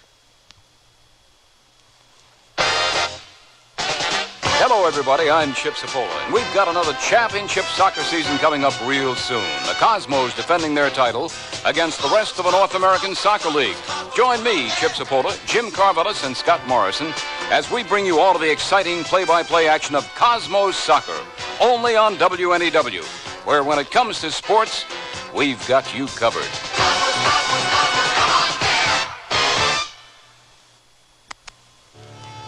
This is Bob Jones, and every day on WNEW I set out to prove that truth is stranger than fiction. Listen at 12:40 and 3:40 in the afternoon, 8:40 in the evening, and on the Milkman's Matinee for The Unexplained, every weekday on WNEW.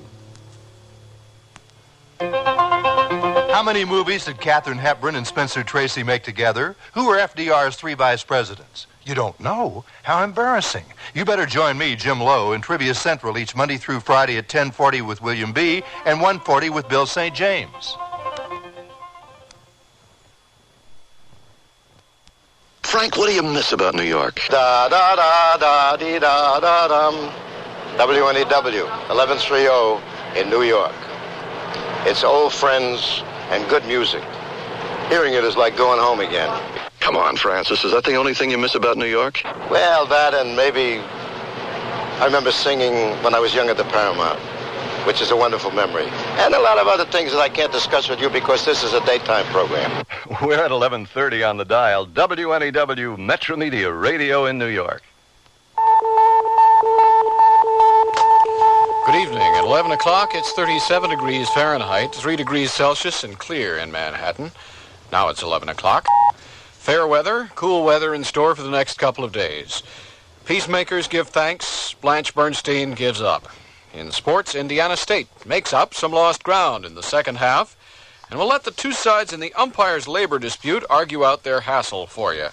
I'm Andy Fisher, WNEW News. We have never in the past said grace before a state banquet. Several people have come by and said on this special occasion we ought to give thanks to God. And if you don't mind, I'd like for all of us who worship the same God to bow our heads for a moment of prayer. That's the theme from the Sears Radio Theater. Tonight, a program of adventure with Richard Widmark as your host. Here's a preview. Where are those breezes coming from? Here. Feel the opening in the basket side, like a screen window. Hey! The other balloons are traveling that way, but we're too high. How can we be off course so fast? Chad, we're heading for the mountains. The Sears Radio Theater will begin after this message from your local station. Walking around the big apple. Up the city lights. Subway. Broadway, fast pace, all day, red hot, sick all night. But when I watch New York play Milwaukee, I think of beer. And when I think of beer, the one I buy is old Milwaukee beer. People expect quality taste from a beer named after Milwaukee, the city that means beer. And they get it from Old Milwaukee, because Old Milwaukee beer tastes as great as its name. When I think of the town of Milwaukee, I think of beer. And when I think of beer, the one I buy is old Milwaukee beer. Old Milwaukee. Bottled by the Joseph Schlitz Brewing Company, Milwaukee. This is Howard Duff, speaking for Richard Widmark. We're in a valley near the Sierra Madre Mountains in California. Although a storm's expected over the mountains, the valley is waking up to an endless blue sky. It's Saturday morning, 5 a.m., and a chilly 45 degrees. Most people are at home asleep. But Gloria Travers isn't like most people, as she'd be the first to tell you. She's a hot air balloonist and adventurous.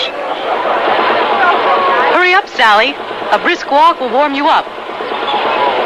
Gloria Travers owns a brand new hot air balloon called the Starbird and is the most enthusiastic member of the Eagle Rock Hot Air Balloon Club. With her is her less than enthusiastic 16-year-old niece, Sally. Where's Mom and Dad? They said they'd follow. They know where the Starbird is. Come on, honey. Right over here. At the Starbird is Chad Cahill, Gloria's 20-year-old instructor and son of the salesman who sold the Starbird to Gloria. Chad's an expert on hot air balloons, the winds that control their movements through the sky, and weather conditions that can make or break a flight. Chad figures he knows it all and has little time for those who don't. Hey, come on over there. You're not inflating an entire fleet of balloons, you know. Give with the air pump already. Okay. What's your hurry, kid? Hey, today the Starbird is gonna win. I have a plan. Well, Gloria doesn't like your plans. Well, that's just too bad. We're gonna do this my way. My way's gonna win it for us. You wait and see. Chad always has a plan. But today, his wheeling and dealing will sabotage the flight of the Starbird and maybe destroy its crew as well. And that's only the beginning of our story.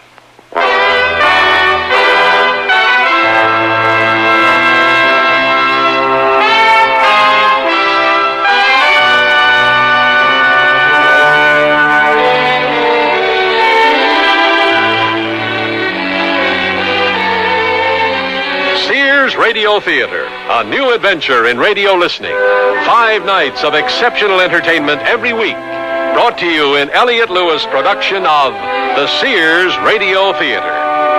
Our story, Flight of the Starbird by Annie Caroline Schuler. Our stars, Patricia Joyce, Noel North, and Philip Brown. The Sears Radio Theater is brought to you by Sears Roebuck and Company. Sears, where America shops for value. At Sears, we know how important appliances are in your home and how important it is to you to keep them operating in top condition. That's why Sears wants their customers to remain satisfied with our products for years to come. That's why we service the Sears appliances we sell, to help make sure that your appliance will continue to give you quality performance. If you have a problem, just call Sears Appliance Repair Service. We're nationwide and listed in the white pages of your telephone directory. Sears, where customer satisfaction is one of our most important priorities. You want to buy some radios, but tires all look the same. You've got to have good feelings, you've got to trust the name. You know our reputation, remember what we said. When Sears is behind you, you come out ahead. Tell us the one about Roebuck's jeans, old-timer. You mean genuine Roebuck's jeans from Sears? Shucks, the Western way of life begins in a pair of authentic Western Roebuck's jeans. Made out of hard-working denim? Roping calves, wrestling steers? Why, that's the kind of action heavyweight Roebuck's was made for. Hey, how about looks? Well, whether you're a rodeo star or a city dude, firm-pressed Roebuck's help give that neat, rugged cowboy look. Roebuck's, the men's jeans that won the Golden West at most larger Sears retail stores. It's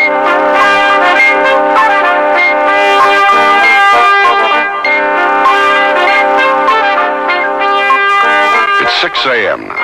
Flight crews are inflating their balloons and firing up the propane burners that heat the air inside. Ground crews are gassing up their cars to follow the balloons, then assist in their landings. The balloonists are discussing today's races, past success and failure, and ways to prevent problems. Chad never mixes in with these discussions. He figures he's planned too carefully for anything to go wrong. He's in complete control. He doesn't ask for this privilege, he simply takes it. And with good reason. He knows it all. And here's the Starbird, Sally. We have arrived. Good morning, Chad. How's it going? Move off the ropes. You're tangled in them. Still the chivalrous fellow we all know and love. Would Madam kindly remove herself from the launch area till we're ready to go? Today we launch first and win. We'll see. We will. I'll check the basket. Isn't it lovely out here?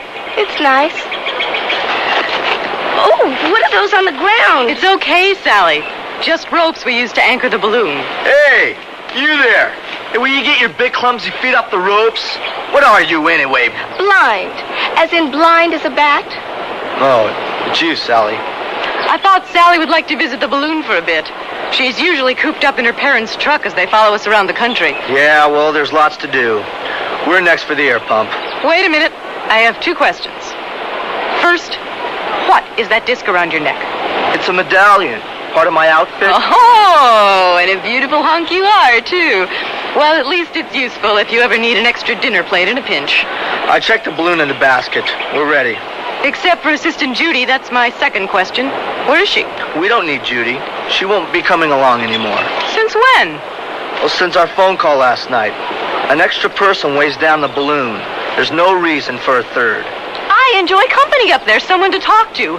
Either you find a friendly third party or we do not launch today. No flight. But what about winning? What about having fun? Oh, come on. Chad, sooner or later you'll learn that manipulation doesn't work with me. Happy hunting. I'll check the weather forecast. Oh, and Sally, I'll tell your folks you're all right.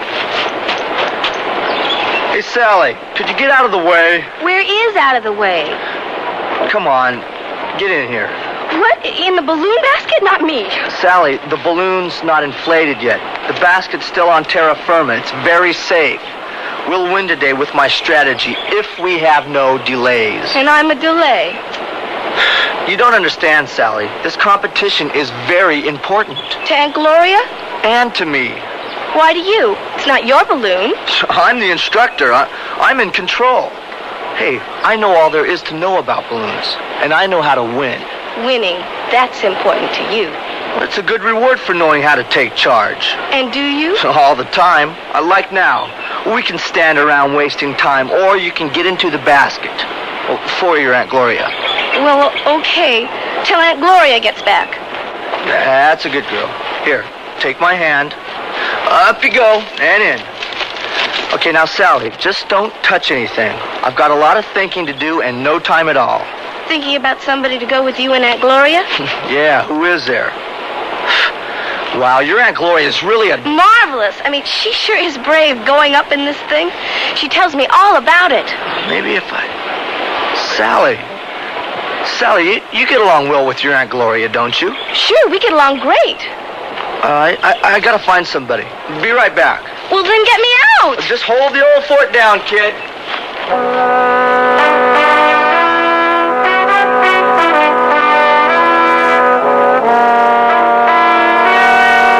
My niece Sally. Beautiful, intelligent, but blind. So she's pitied. Chad is equally intelligent and handsome and admired. But he's also power-hungry and will try to manipulate anyone and anything to be in control, to win. And this makes him dangerous. But when I left Sally with him, I had no idea just how dangerous he could be. While Chad put his latest scheme into action, I checked with Sally's parents, my brother Stuart and his wife Gail, who were gassing up their truck, getting ready to do their thing as my chase crew, following the Starbird, then assisting when we land. Okay, Gloria, truck's all ready. And the weather's clear, at least over the valley. Is Sally all right? Well, why wouldn't she be, Gail? Stuart, you know she's not used to being away from us. Well, she's 16. She'd better learn. She's fine. Chad's with her and everything's okay. Hello, everybody. hello. Morning, Hal. Is the Starbird ready, Gloria? Except for our missing assistant who your son Chad decided we didn't need. Why does he act like that? He's got it all. Looks, brains. Trouble is, Hal, he figures he's in control all the time. Chad lost his mother early. I was busy with business. Sure, he's always got good care, but he knew who paid the bills. If somebody disagreed, he knew how to get around it. Still does. I wanted things to be easy for him. And I guess it was easier for me to let him have his way, to be in control. But what happens the day he loses that control? I'll talk to him. I guess I'm a better salesman than a father. He's at the balloon or thereabouts.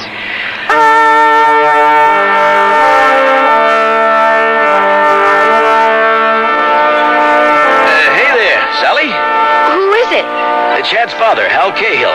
Where's Chad? Looking for an assistant for Aunt Gloria, I guess. Oh, I thought you were it. You look so at home in that basket. No way. I don't know what it's like going up in one of these things, and I don't intend to find out, ever.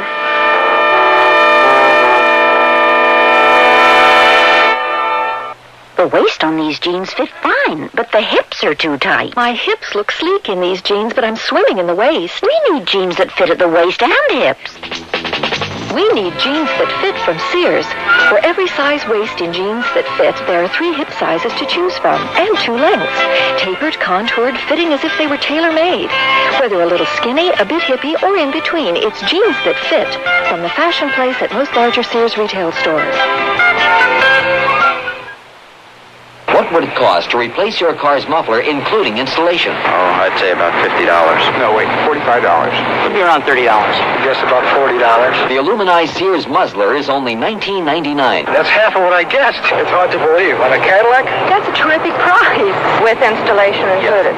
Should have known it. Sears. The muzzler, just $19.99 installed. Clamps if needed, 99 cents each extra. Sizes to fit most American-made cars. Prices may vary in Alaska and Hawaii at most Sears Tire and Auto Centers. This year, my mom is dressing me up in pretty things from the Funny Bunch collection at Sears. That's right. She'll look fresh and feminine in these dresses and separates. I can choose from frilly, colorful dresses, bouncy skirts, pants, and just the right coordinating tops. Sizes 7 to 14 in easy care fabric that's machine washable. Whether I'm going to a birthday party or just school, my Sunny Bunch clothes make me feel special. You are special. Thanks, Mom. Available at most larger Sears retail stores.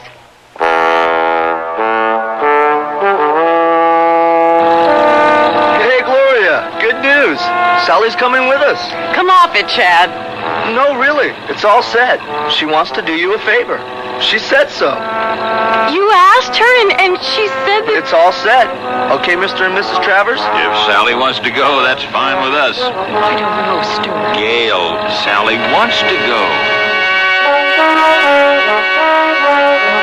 Yes, Chad had us all under control. It's still difficult to believe how well his con game worked. To a point. Chad, what's that sound? Just the propane gas burner. I'm turning it on. The balloon's half full of cold air, and now we heat it. Help me out, please. Wait a minute, Sally, old girl. Remember the favor to Aunt Gloria? I've done the favor, and you're back, so get me out. Hey, get your sticky fingers off of that rope. You don't want to pull on that, kid. See, that's the ripcord. You pull that and the whole top of the balloon pops off. What for? Well, when you land, the balloon empties out and keeps you from dragging along the ground. Now, this other rope... Feels different. Not as thick. Well, now, that's the maneuvering line, connecting to the maneuvering vent. A balloon panel that we open and close to go up and down, or to level off.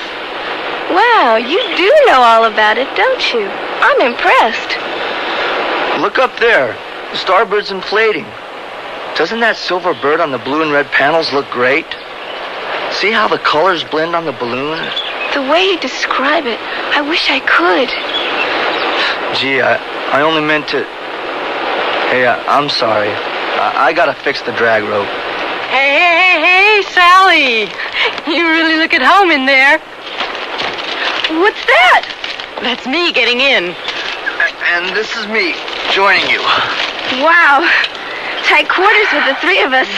Ready to launch! Launch? Hey, what do you mean? Here we go. Hands off the balloon. We're up. Aunt Gloria, what's happening? It's okay, Sally. It takes a little while to level off. I'm getting out. No, Sally, we're too high. Chad, you said she agreed.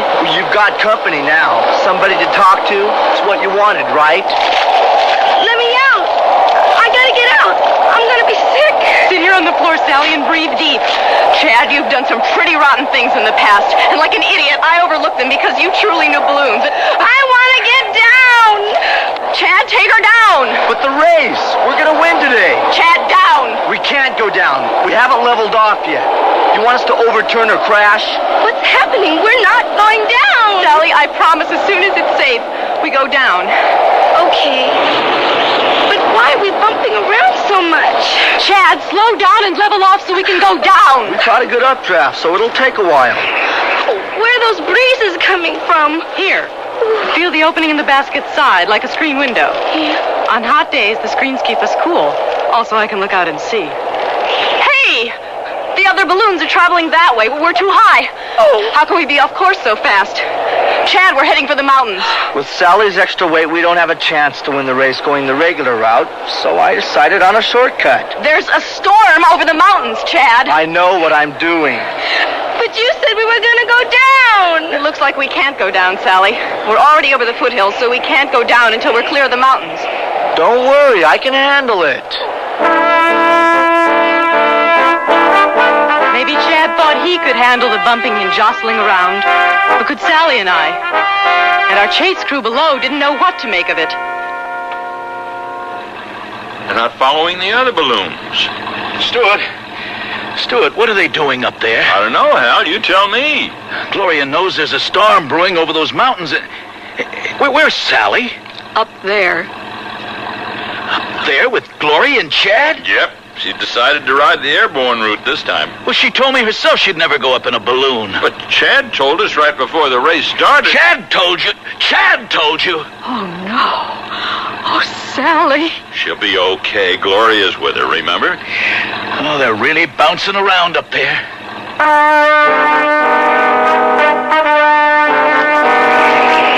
I had to stay on the basket floor to hold Sally still. With her thrashing around, we might have capsized.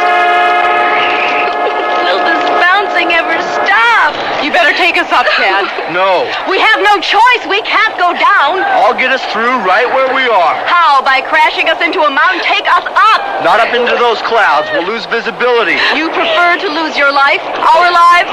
Hold on. Here we go.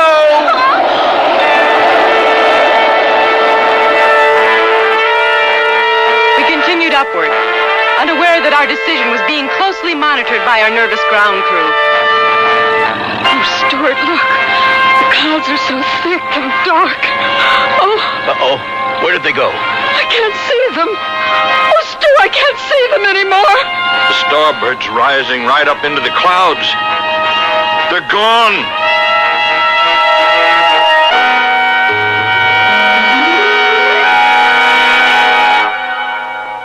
Sears Radio Theater will return after this message from your local station.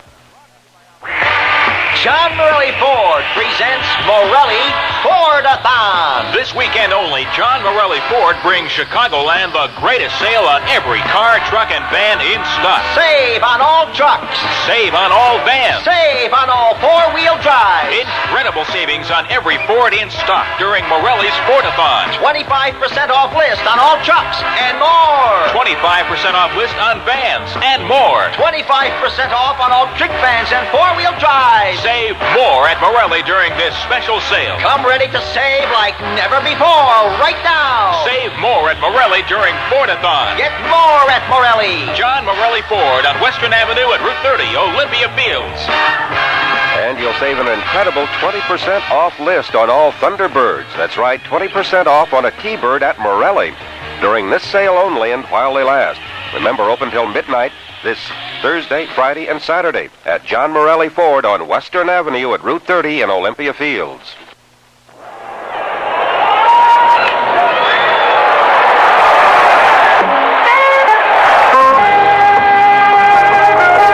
This is Bucky Dent of the New York Yankees. I'm proud to be a member of a great team, and I'm equally proud of my family, Stormy, my wife, and our two children. They're both healthy, normal kids. But you know, there are some children in this world, in your neighborhood, who are not so lucky. They were born with handicaps, injured in accidents, or disabled by illness. All they want is an equal chance with other children to work, to play, to learn, and to feel they will have a place in the world when they grow up. The Easter Seal Society is preparing both children and adults for tomorrow, rehabilitating them, giving them a chance to become self-respecting citizens. That's why I support the work of Easter Seals. As a member of the National Easter Seal Sports Council, we hope you support your local Easter Seals program. It's a great way to help handicapped people.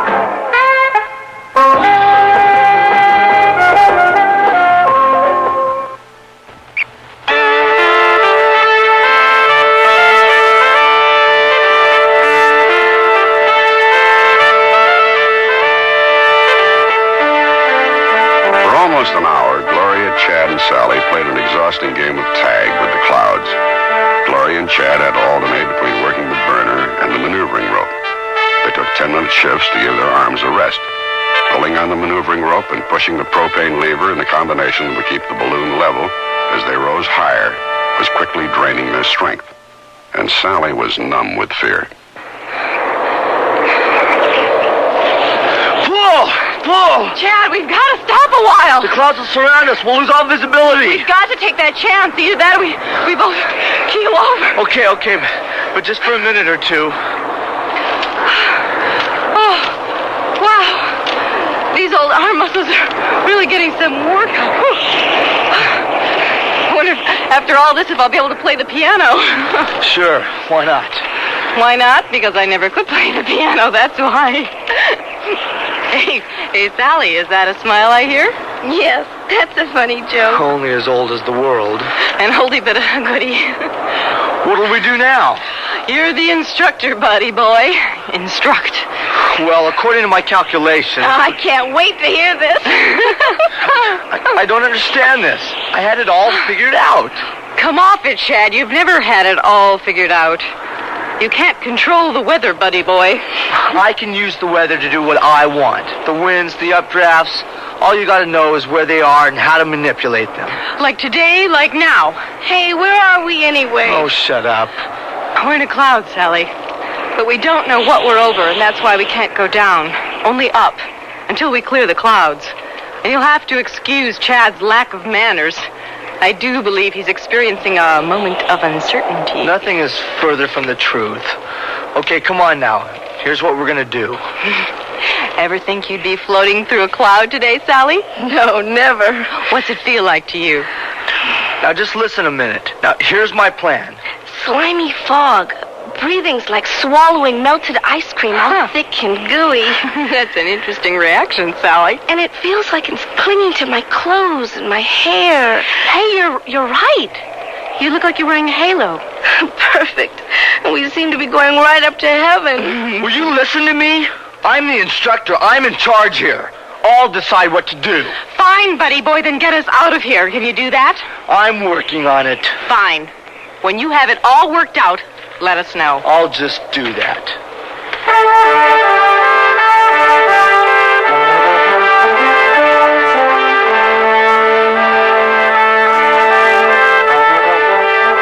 But Chad could no more get us out of there than I could. Or anyone else could, for that matter. We were stuck. Eventually, we'd have to move on. Rise higher and higher to clear the clouds. But first, we had to rest.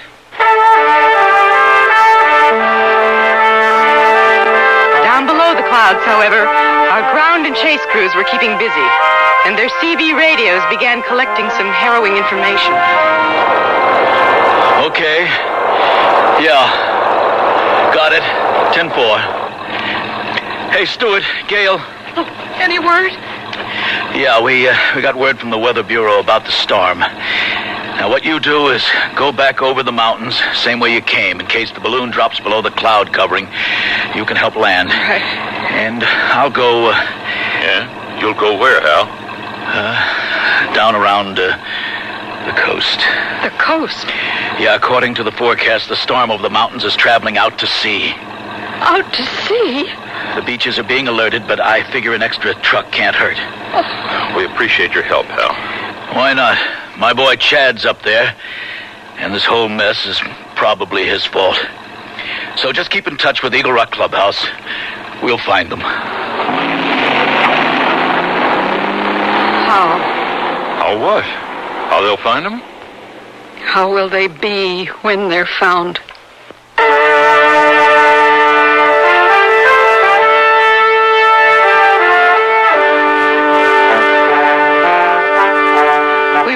Collecting our wits and conserving our energies as the cloud covering rolled over us, getting thicker and thicker.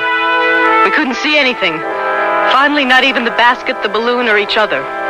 Aboard the blinded Starbird, we could be anywhere. I can't see. I can't see. Neither can I. But you're blind. I'm not. Correction, Chad. We're all blind now. I can't even make out the instrument dials. But we don't know how high we are, how far we've traveled, or in what direction. No. I can't see my hand, or the balloon, or the propane flame. Is it still on? Maybe it's out. It's on. Well, how can you be sure? I hear it. Listen. And here's another fine mess you've gotten us into. I failed. I really blew it. Oh, it's Hearts and Flowers time now. This never happened to me before. You don't understand. I understand, all right. Maybe I can't see, but I've been bumped into, tripped over, and called poor little thing enough to know what it feels like not to be in control, buddy boy. Hey, what's with this buddy boy bit? It's supposed to shake you out of that self-pity you're winding into. And buddy boy fits you perfectly, until you start acting like an adult. Is that Sally talking? My meek and mild niece? I guess when danger is close at hand, the real me comes out. I see. So, what does the real you think of me? I think you're a terrific woman, but an #1 jerk to have allowed this child to be your instructor. Since it's truth time, Chad, you got any reply? What went wrong? I can't figure it. You went wrong. You can't manipulate everything, you know. The wind, the storm, people. Hey, how about that? What now? It just made sense. Something a teacher told me years ago. I didn't understand it then, but I do now. He said the trouble with being blind is that you aren't able to see. How's that again? You see the world as lots of people see me, Chad. They figure since I can't see, I can't think either. You figure you're the only one around who can see and think, so you put yourself in control, even if you don't deserve to be. Sometimes I'm afraid because I can't see, and I think I know now why you're afraid, because you can't stand the thought of being out of control. I guess in a way you're as blind as I am.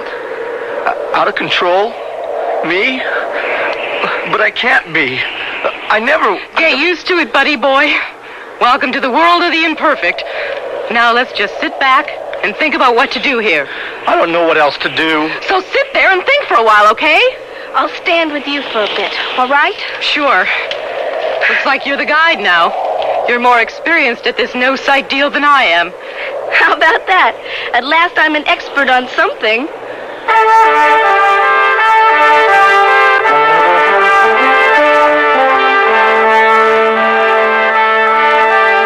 At that moment, Sally began liking herself, respecting herself, and Chad was seeing his own imperfections, probably for the first time. Meanwhile, on the ground, Hal was patrolling the beaches. They were empty because of the approaching storm. Breaker, this is Starbird Search and Rescue Truck calling Lamp Patrol. Lamp Patrol, come on. Hal's that you? Sure is, Stuart. I'm traveling the beaches. No tourist here at all. Lifeguards are on the alert, though. They're watching for the Starbird. Still no sign of her yet? No, I'll keep going over the beaches till we hear something. And we'll keep checking the mountains. Okay, Stuart. You figure they'll be all right? Hope so, Stu. 10-4.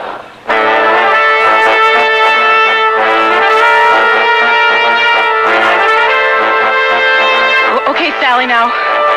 Open a little to stabilize. A little more. Okay, close.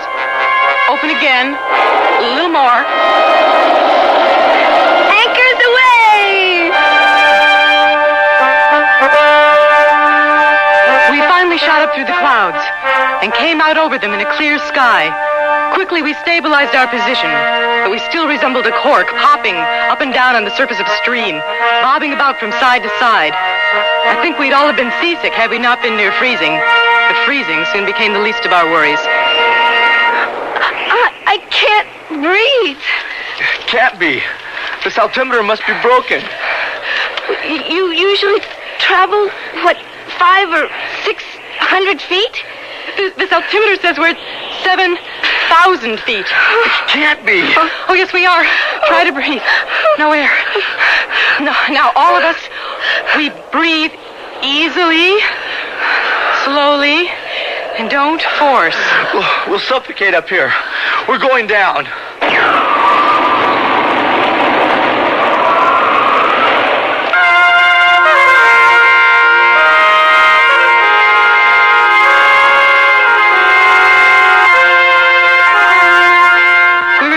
All right, dropping through the clouds.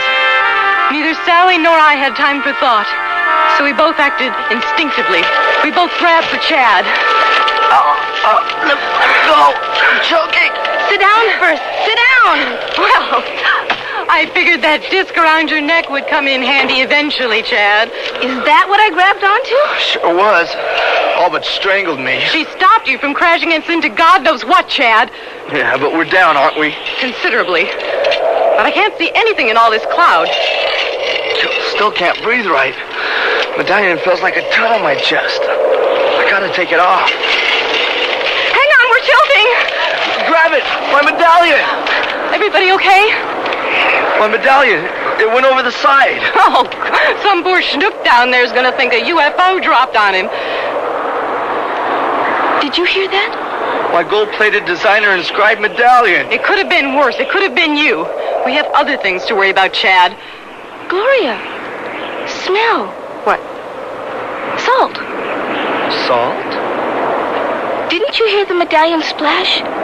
And listen. Waves. Oh, my God, we're over the Pacific Ocean.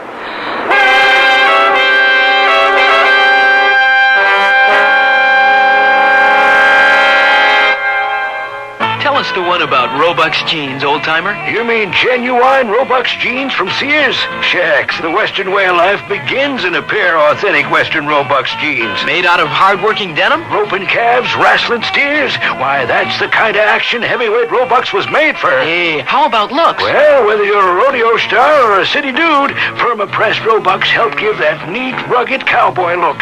Roebuck's, the men's jeans that won the Golden West at most larger Sears retail stores. Generations ago, families dined by the warmth of the open hearth. Today, Sears rekindles this spirit with its open hearth dining room furniture. Faithfully rendered early American designs and careful workmanship give it an heirloom quality. The satin glow and warm highlighting of Sears open hearth take 26 steps to achieve. There's no shorter method to bring out the beauty of the wood. And like all good furniture, open hearth is made to last for a long time with sturdy tongue and groove and mortise and tenon construction. Choose from 16 different pieces of open hearth at most Sears retail stores. How long do your pantyhose last? Do you want the answer in minutes or hours? You should try Sears Endurables. The pantyhose that lasted an average of 18 days of normal wear in a test with 400 women. The women in our test wore Endurables day after day after day, and as a group averaged 18 days. A patented process makes them strong so they last, and sheer so they look great. No pantyhose last forever. How long do your pantyhose last? Endurables at larger Sears retail stores.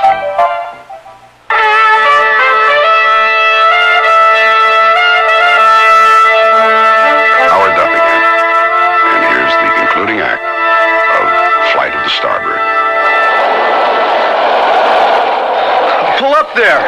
Pull up. Too close. Can you see land? Let's see. I think. Yes, land. Where? Over there.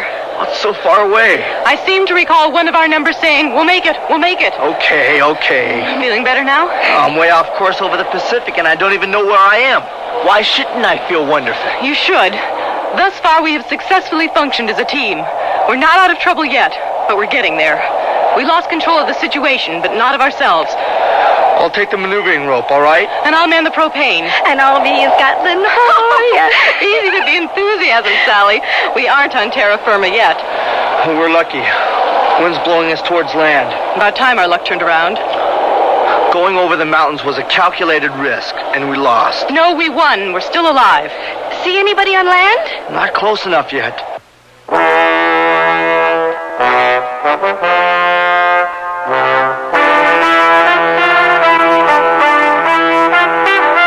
Somebody on land saw us. Hal Cahill. Breaker, trailing truck. Looking for lifeguard station. Come on. Lifeguard station, come on. I'm on the beach about 100 yards from you. The hot air balloon we've been looking for. It's here. Hey, I see it. It's coming in fast. Hey, you boys better get your boat ready. Looks like they're sinking into the ocean. Right on. We copy. 10-4. Calling Land Patrol. Come on, Land Patrol. Yeah, Hal. We got them coming over the ocean. They all right? I don't know. Too far out. But head over. Sure will. 10-4.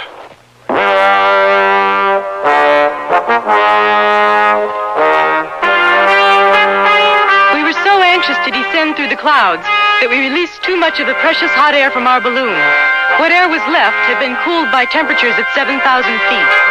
So for every small distance we moved closer to land, we sank several inches closer to the sea surface. Raise it up! Raise it up! Propane's on full blast. I feel the salt water spray. We're down to less than 100 feet. We'll never make land. Chad, your optimism is overwhelming. That isn't funny. Wouldn't you rather go down with a smile on your face? There is a God. We're hitting some updrafts. Open the vent a little. We're tipping over. What can I do? Don't move around. Don't talk. Just keep still. Sally, you stand near Chad in case he needs help with the maneuvering vent. I don't need help. I wouldn't push that point if I were you, Chad.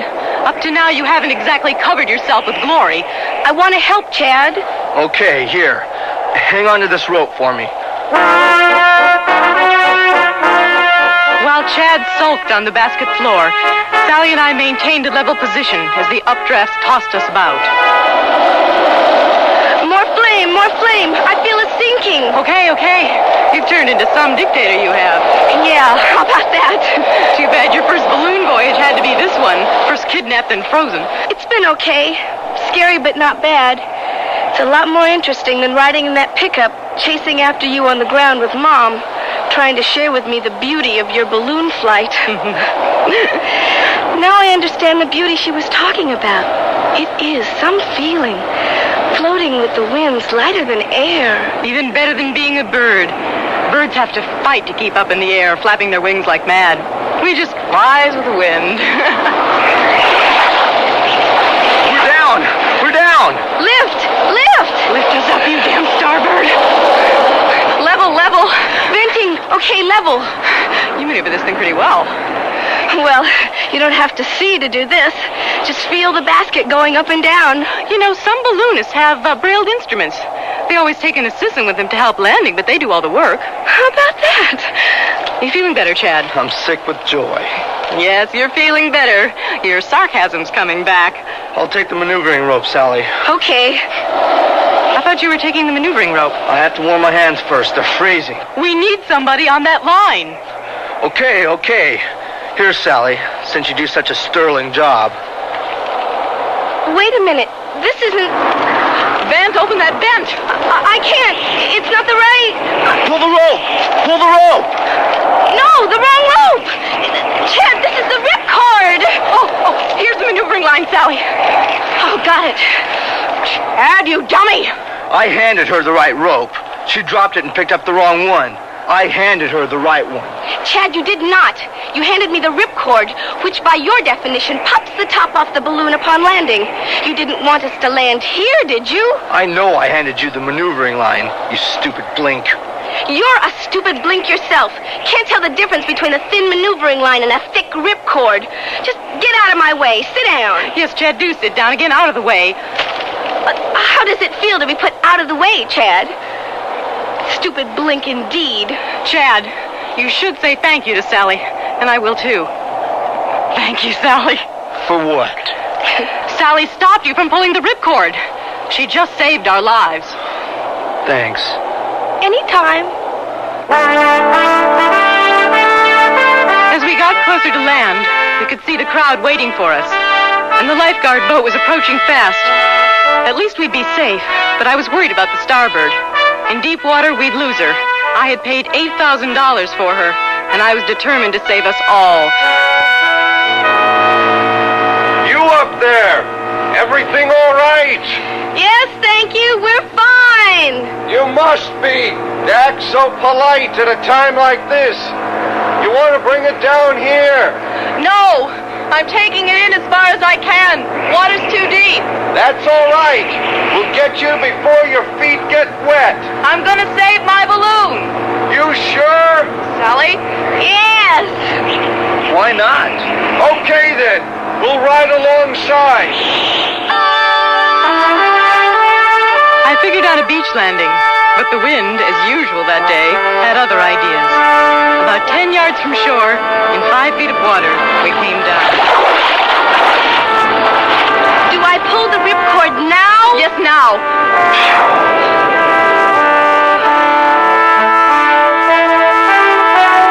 On the beach, the reunion of Sally and her parents was joyous.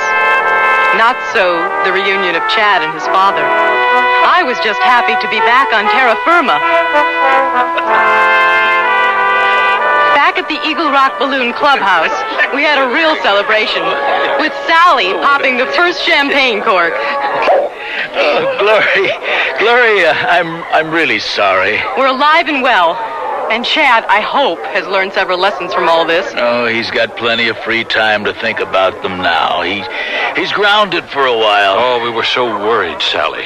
Oh, were you, Daddy? I knew you'd be okay with Gloria, but yes, I was worried. It was your first time up in a balloon, and I haven't even been up yet myself. Your turn next week. Not me. But, Daddy, it's fun. Sally, you enjoyed it? It was interesting, and Aunt Gloria made it really fun. I'll probably go up again sometime, but not with Chad. Well, to tell you the truth, Chad's not going up for a long time. That you can count on. At least we've got something wonderful to celebrate. I earned my pilot certificate today. Oh, here, Sally. Help us open another bottle of champagne. I'm getting good at this. Well, don't get too good. We can't afford it. No. I think I'll see if Chad wants some. After what that boy put her through, she's still willing to be friendly. That's our daughter. Next stop for her is the UN. You know, I gotta check that altimeter in your basket. It's gotta be broken. To reach 7,000 feet in your balloon, not very likely. Hal's right. What about Sally hearing Chad's medallion drop into the ocean from wherever you dropped to? It is possible to hear surface activity from a considerable altitude. And remember, because of Sally's blindness, her hearing is much better than ours. With all the craziness we were going through, I don't think Chad nor I would have heard it. Sally saved our lives. That in itself is a miracle. Today's been a miraculous day. I'll never be able to doubt the existence of miracles again. So if you don't doubt miracles, don't doubt your daughter either. My little girl, Sally. No more. That's a woman we're talking about.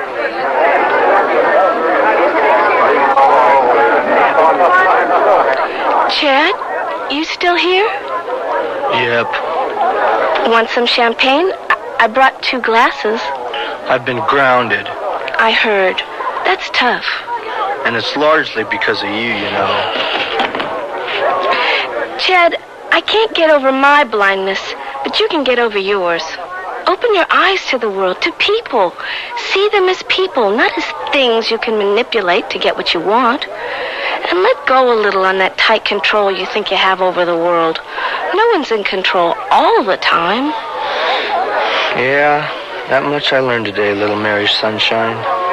Do you want champagne or not? Okay, sure I do. Here, you hold the glasses. Well, make sure you hit the glasses and not my outfit, okay? Just hold them steady. Well, can you feel where they are? Sure. Just hold them right there. Just hold them. Hey, that's my hand! My hand! I know it's your head.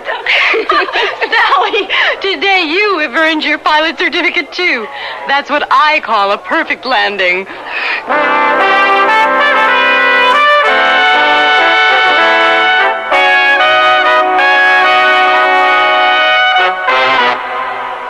To look the height of fashion wherever I go requires many coats. But for home, I need only one coat fashion surrounding me.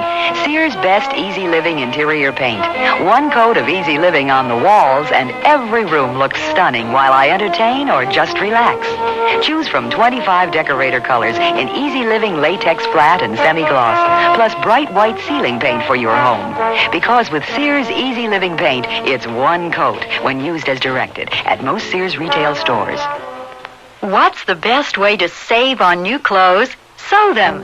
Start by saving $40 on a Kenmore sewing machine at Sears with a convertible free arm for narrow sleeves, cuffs, and legs, a built-in buttonholer, even 6 stretch stitches. This free arm Kenmore just $199.95 and save $30 on a wood veneer sewing cabinet. Sale ends March 31st. Prices and dates may vary in Alaska and Hawaii. Available at most Sears retail stores. Kenmore. Solid as Sears. Join millions of Americans and shop the easy way with a Sears credit card. All you do to apply is call toll-free 800-526-0444. It's your entry to shopping convenience and quality merchandise. Your card will be accepted at over 3,600 Sears stores across the nation. And you can choose from over 100,000 Sears products and services. Even use it for your catalog orders in the store or over the phone. Just say charge it. Call 800-526-0444. New Jersey residents call 800-652-2777 for your Sears credit card. The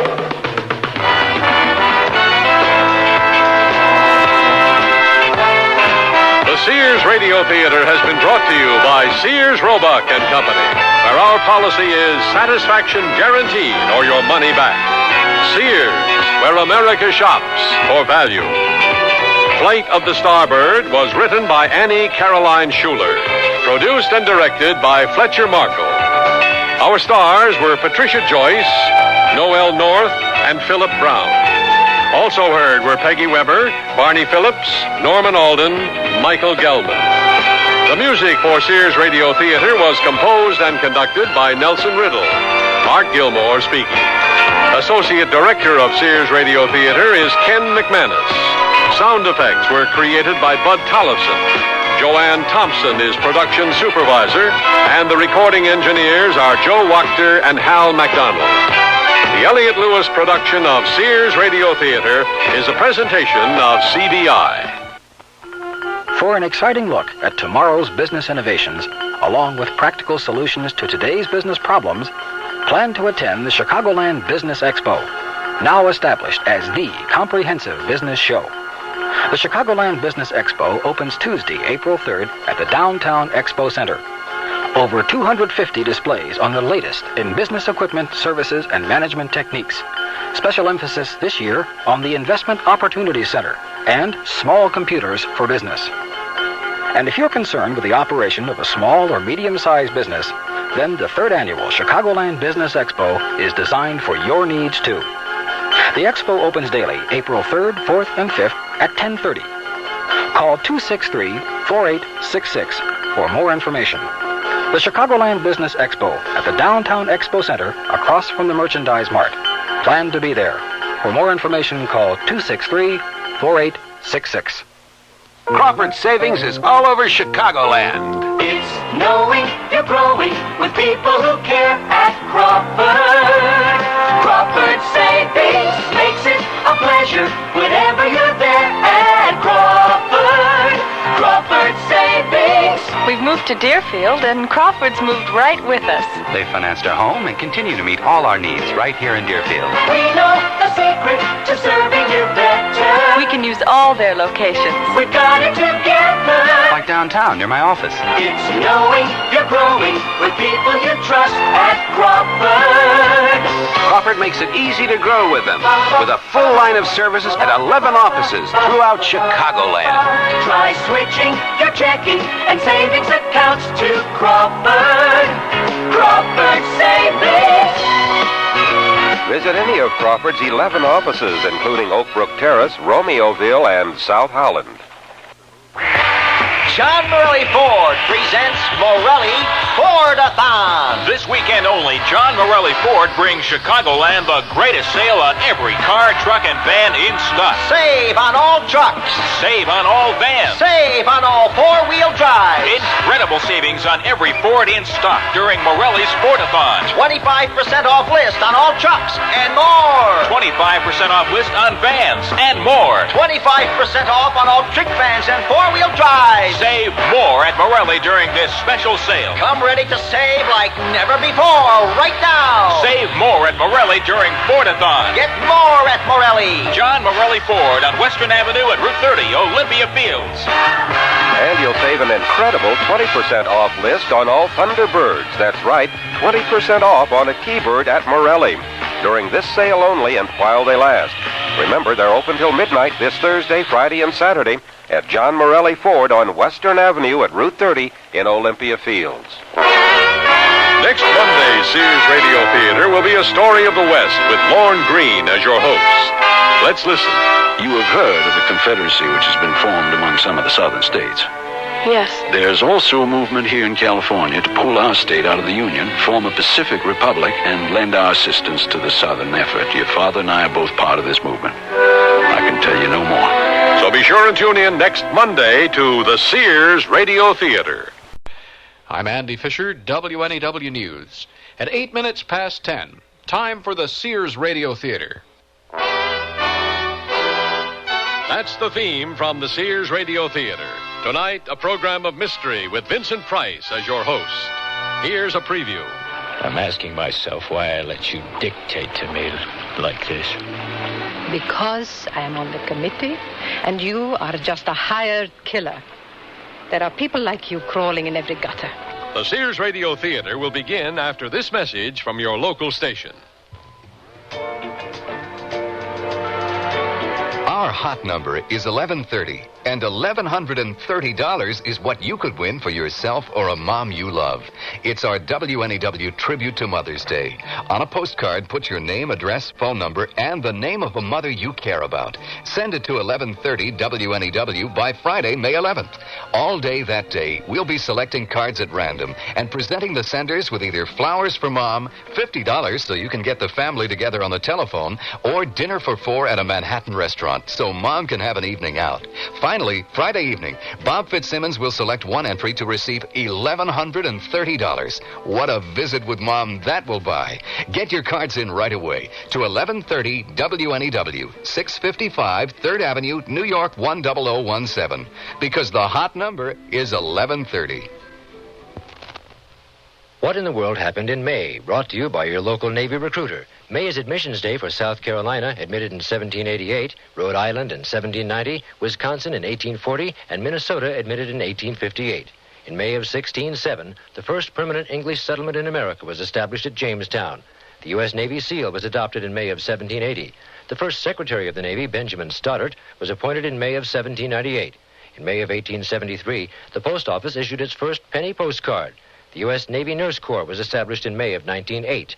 One of the tallest buildings in the world, the Empire State Building, was completed in May of 1931. In May of 1934, the first quintuplets to live beyond infancy, the Dion quintuplets, were born in Canada.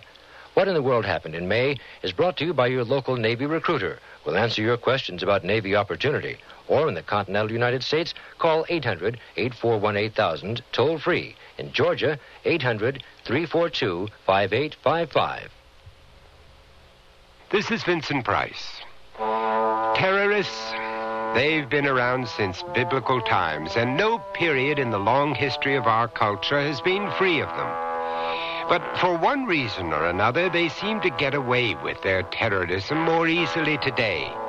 It's becoming more and more difficult to put them where they belong, behind bars.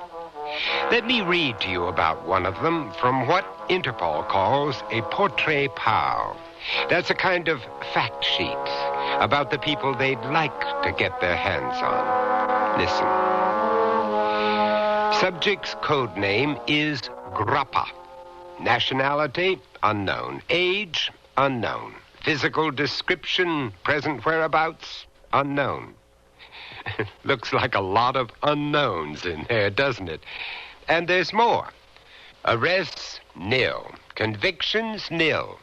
Modus operandi, Grappa strikes and disappears. There is no evidence whatsoever against this man that cannot instantly be refuted by competent defense lawyers. Well, that's about all there is to the Interpol fact sheet on Grappa, and it's not much to go on.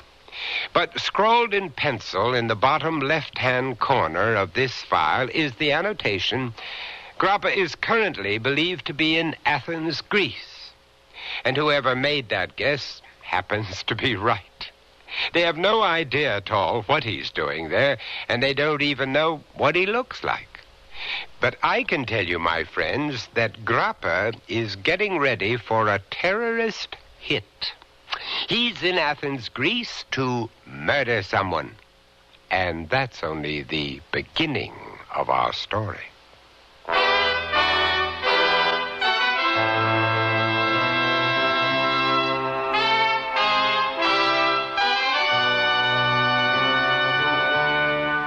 Sears Radio Theater, a new adventure in radio listening.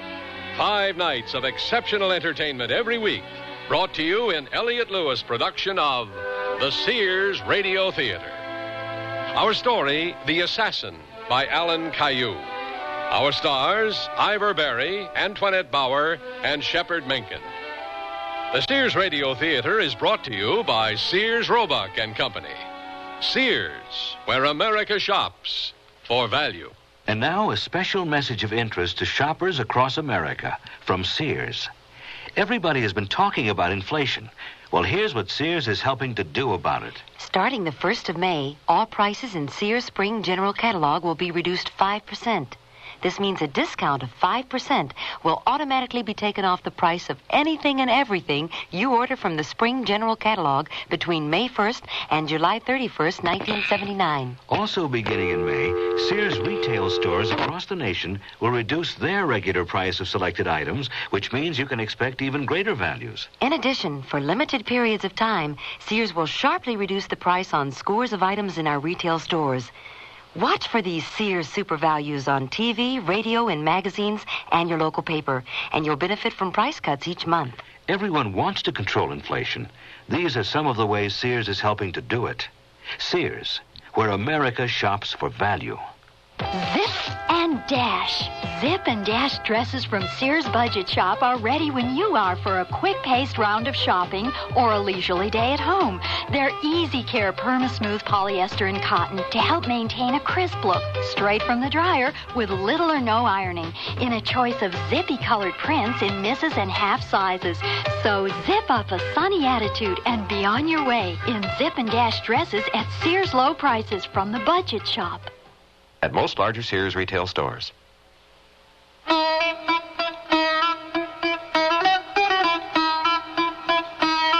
We are about to examine a terrorist operation from both sides of the fence. It's a particularly nasty situation because the intended victim happens to be a very nice old man. And it's a strange thing. You'd think this violent, brutal business would be exclusively a male province, wouldn't you? But it's not.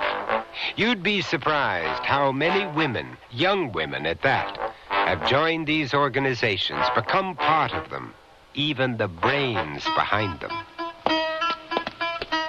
I cannot help wishing they had chosen someone else for this operation. Apart from that one trifling error, his reputation is tremendous. Personally, I can't wait to meet him. Ah, here we are. Vengo. Well? The sun will shine on Sunday. The rain is good for the crop. I'm so glad. Childish games, aren't they? May we come in? My name is Takis, Mr. Moretti, and this is Nadia Assad from the committee. I hope you brought money. I'm running short. A week I've been here. Yes, I brought money. If you don't mind, Miss Assad, I'd like to keep the drapes drawn. And you'd be wise to stay away from the window.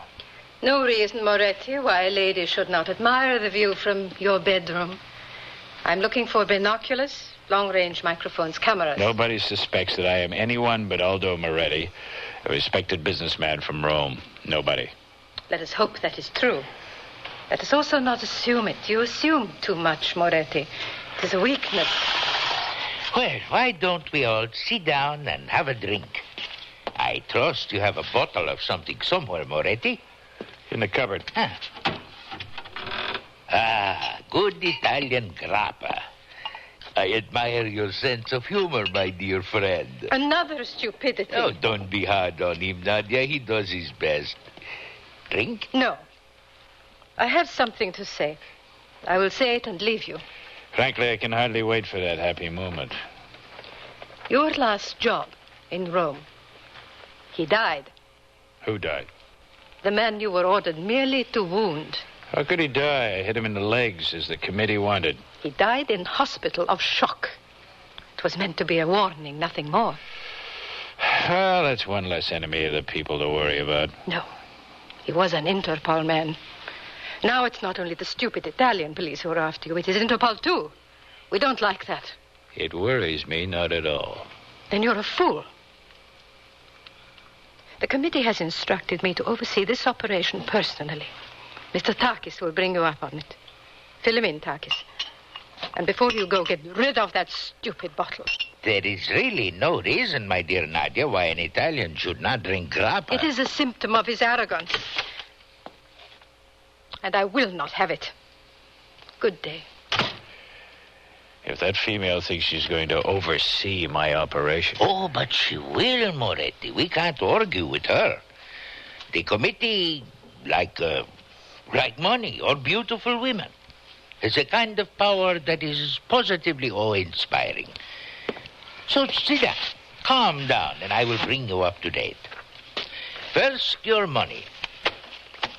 100,000 drachmas. And about time, too. Do we know when the Chief Justice is arriving? I'm getting tired of waiting. Patience, my dear fellow. A few more days, a week perhaps. Another week? I'll go insane. Is that far to go? Are you philosophically inclined, Takis? No, not really. All a philosopher has to do is interpret the world. My vocation and yours is to change it. Then have you ever wondered what it is that motivates people like me? I'm sure I can guess. Guessing is not enough. You have to know. It's hatred, Takis. It doesn't really matter what a man hates, as long as he hates something. Do you understand me, Takis? Are you even capable of understanding me? I am, and I do. Have another drink, Moretti. It's so much easier to talk with a maniac when he has a glass in his hand. That damn female. How did she ever get to be on a committee? Oh, she's bright, tough, and highly organized. I'll confess, I dislike her, too. I like my women to be more, amenable. Was she right about Interpol? Yes, they have a man here already. Here? In Athens? Oh, there is no cause for alarm. He doesn't know who you are, we are sure of that. All he knows is that the terrible fellow codenamed Grappa is believed to be in Greece, possibly in Athens. And we know who he is, this man from Interpol? Unhappily, no. But we are working on it. Then you'd better work hard, Takis. And work fast.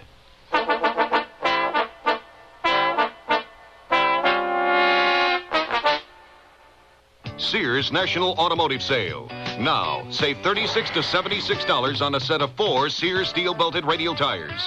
That's great savings on the most popular radial in Sears history. And the Sears heavy-duty shock can help save you from some of the jolts, jars, and jerks. Help save you some money, too. On sale now, only $5.99 each. Save 14% on America's best-selling shock.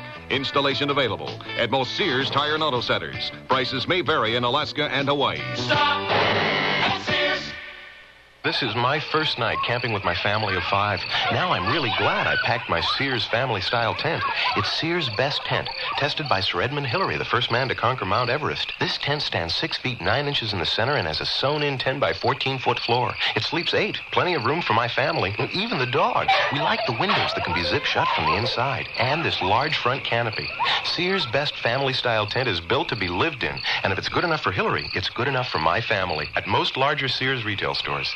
Dear, today I found the bedroom suite of my dreams at a great price. That's a coincidence. I found one that has all the features. Well, mine has authentic country styling. So does mine. Does yours have a beautiful 26-step finish? Nothing but, and I get a choice of 13 different pieces. All built to last for a long time? Yes, with sturdy tongue and groove construction and dovetail jointed drawers. Is yours Sears Open Hearth bedroom furniture? Sears Open Hearth bedroom collection. Expert craftsmanship at a reasonable price. Select from 13 different pieces. Now at most Sears retail stores.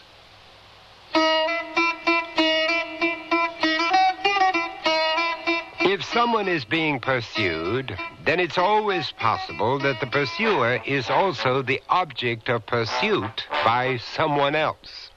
And if you want a specific example of that possibility, listen to this. I'm back, Mr. Harlan. Ah, good evening, Pamela. You have something for me? A telex from London. I've just finished decoding it. Subject number 457 has joined subject 202. Action expected to be imminent. That's all. 202 is Takis. We know that well enough. 457. Yes, 457 is Nadia Assad, Appendix 18B. Here she is. Nadia Assad, Greek Lebanese, 23 years old, 5 feet 2, 104 pounds, staff member of the committee, etc., etc. And photographs. Pretty little thing, isn't she? 2 pages on her modus operandi. Good. And if action is indeed imminent, we'd better move much closer in on Takis right away. Come in. Good evening, Charles. Oh, I'm sorry. I didn't know you had company. Come on in, Ray. Ray, this is Pamela Gray. She's working with me undercover. Ray Bowman, the American half of our team. Mr. Bowman? I thought I knew all the Interpol people in London. Well, hi there anyway. She's a supernumerary, Ray, not one of our regulars. I thought we might need specialized talent here. Pamela teaches Greek at London University, knows the language and the country well.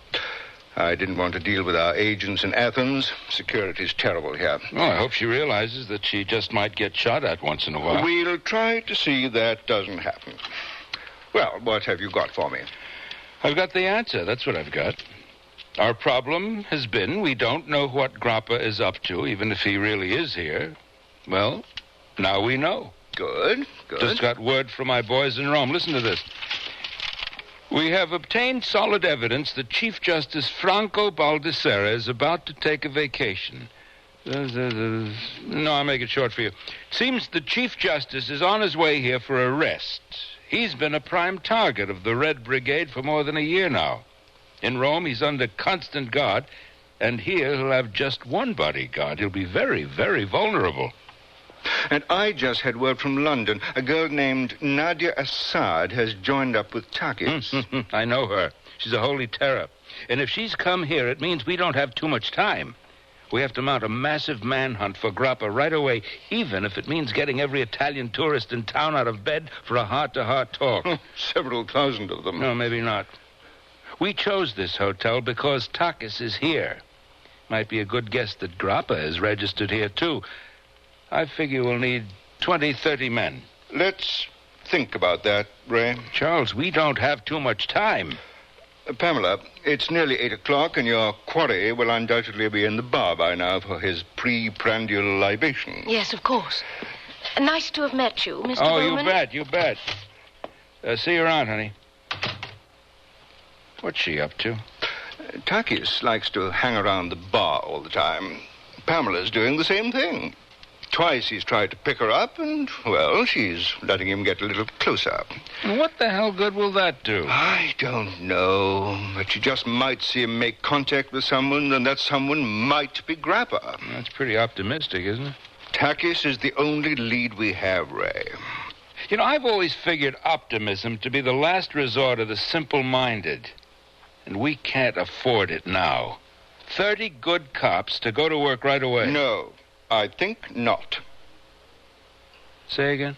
Frankly, I believe the only way we'll ever get Grappa is by catching him in the act. You believe what? We catch him in the act of attempting a murder. You've got to be out of your mind. You've read his portrait, Paul, for God's sake. Well, of course I have. I've read every fact sheet there is on him. Then you know that in spite of half a dozen murders and Lord knows how many mutilations and bombings you and I know he committed, there's not one shred of evidence against him of the kind that will stand up in any court of law. I don't care about that. I want him stopped. All right. Suppose we find him, which is very doubtful. We don't have enough on him to even extradite him. So, I've got to hear this. I told you. We catch him in the act before he can complete it. Now, Charles, just let me get this straight. You want Grappa to pick up his gun and start firing, and then we move in on him. Provided that we just happen to be where we don't know he's going to be. Rather crudely put, I feel, but yes, something along those lines. Baldessera is as good as dead if we let Grappa get within 100 yards of him. No! I heard around that the Interpol guy Grappa killed in Rome was your brother. Huh? That's why they gave me the case. So? And I know Baldessera personally. He's a real nice guy. If you have something to say, Mr. Bowman, then say it. Okay. We're both involved at the personal level, right? Yes. And what you're suffering from is distortion of judgment for the sake of revenge. Absolutely not. And if I have to pull rank on you, that's what I will do. We set a trap for Grappa, and we bait it with Baldessera. And I just hope you sleep well tonight.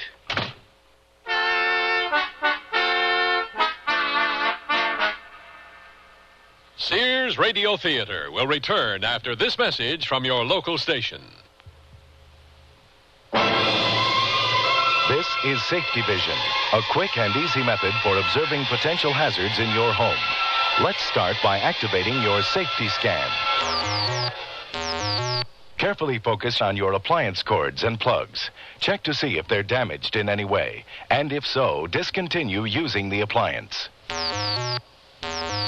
Next, you should focus on water.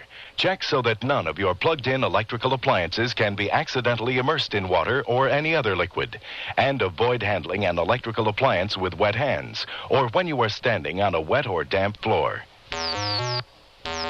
And finally, your safety scan should include checking for the UL label on all electrical appliances. That label indicates that the product design has been evaluated by safety engineers and complies with a nationally recognized safety standard. A public service message on behalf of Underwriters Laboratories and this station. When George had his heart attack, the doctor told me that we had to reduce the animal fat in his diet. His cholesterol count was too high. What did you do? George gets only lean meats, and I always cut off extra fat before cooking. He gets low-fat dairy products, grains and cereals, fish, poultry with no skin, fresh fruits and vegetables. And you know what? What? Our food bill is lower than before George had his heart attack. But doesn't he miss all What's to miss? He eats better than ever before and has more variety in his meals, too. And you know what? What? I do, too. What? Enjoy. The American Heart Association wants you to eat foods that not only taste good, but are healthy for your heart. It's not as complicated as you might think. Ask your Heart Association for their free booklet on heart-healthy diets. The American Heart Association. We're fighting for your life.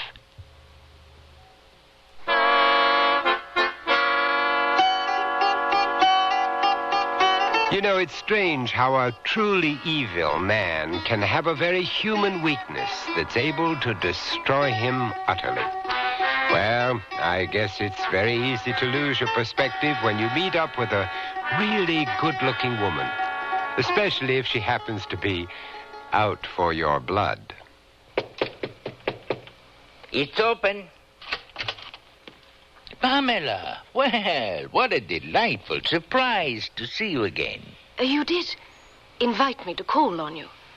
Whenever I felt like it, you said. And you feel like it now, huh? Marvelous. Come in, come in. I feel sad tonight. Well, we cannot have that, can we?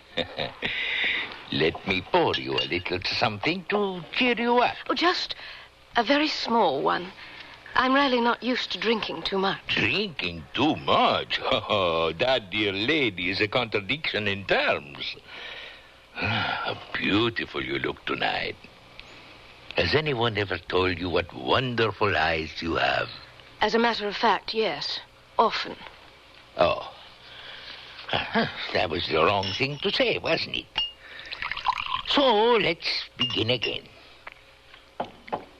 Tell me why you are sad on this beautiful Greek night filled with the perfume of jasmine.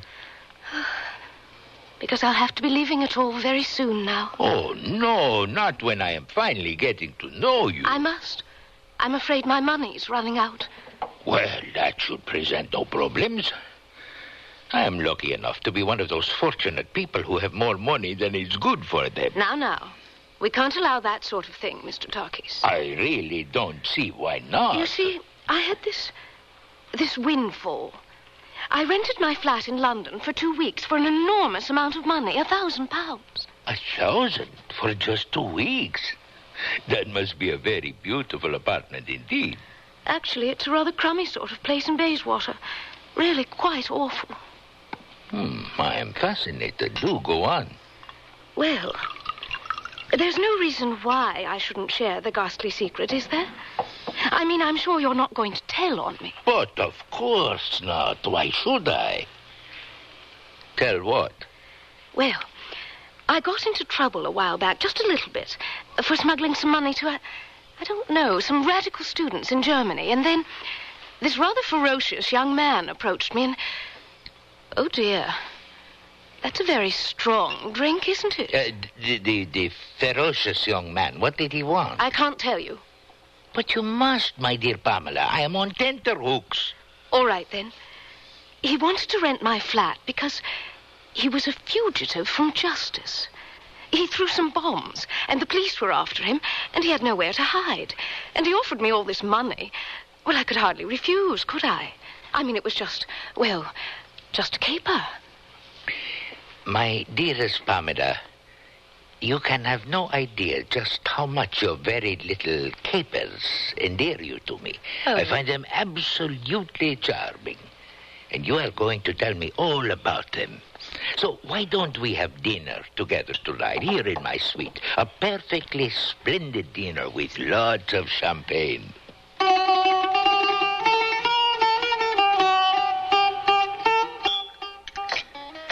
I don't suppose it's any use asking you to rethink this thing, Charles. Allow me to make a point, Ray. You accused me, somewhat unfairly, I thought, of being biased because of my brother's murder. But I could just as well accuse you of bias because of your friendship with the Baldessaras. But I've chosen not to. They landed 3 hours ago. They could have been gunned down already by an assassin whose identity we don't even know. But they have not been gunned down, and they're under the tightest possible surveillance. Baldassare is safe in his bed, and he won't leave the hotel until tomorrow night. No, that's tonight now, isn't it? When he goes to a dinner in his honor at Sunyon. And every inch of the way... Pamela! My God, you look terrible. What's happened? I didn't know if you'd still be up, Mr. Harland. She got smashed is what happened. Here, honey, have some coffee. Turkish coffee. Works wonders. I just had rather too much champagne. But I know the where, and I know the when. Good girl. Drink your coffee, honey. There's more on the way. At 3:15 this morning, the phone rang, and Takis answered it.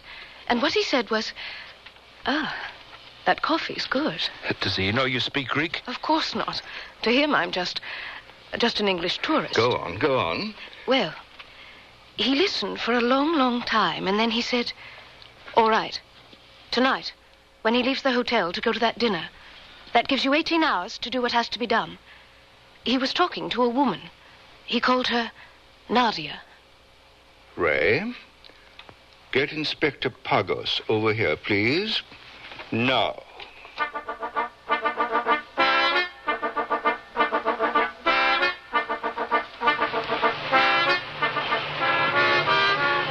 I hate the sea. I hate boats. I even hate fish. More intelligently, I hate microphones. I hate cameras. And I hate surveillance. We're far enough out now. Cut the motor. All right, now. Listen carefully. Chief Justice Baldassare and his wife have arrived in Athens.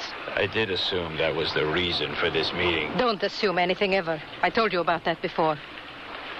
He's staying at the Magalos. That is only half a block from your own hotel. I know where the Magalos is. He is invited tonight for a dinner.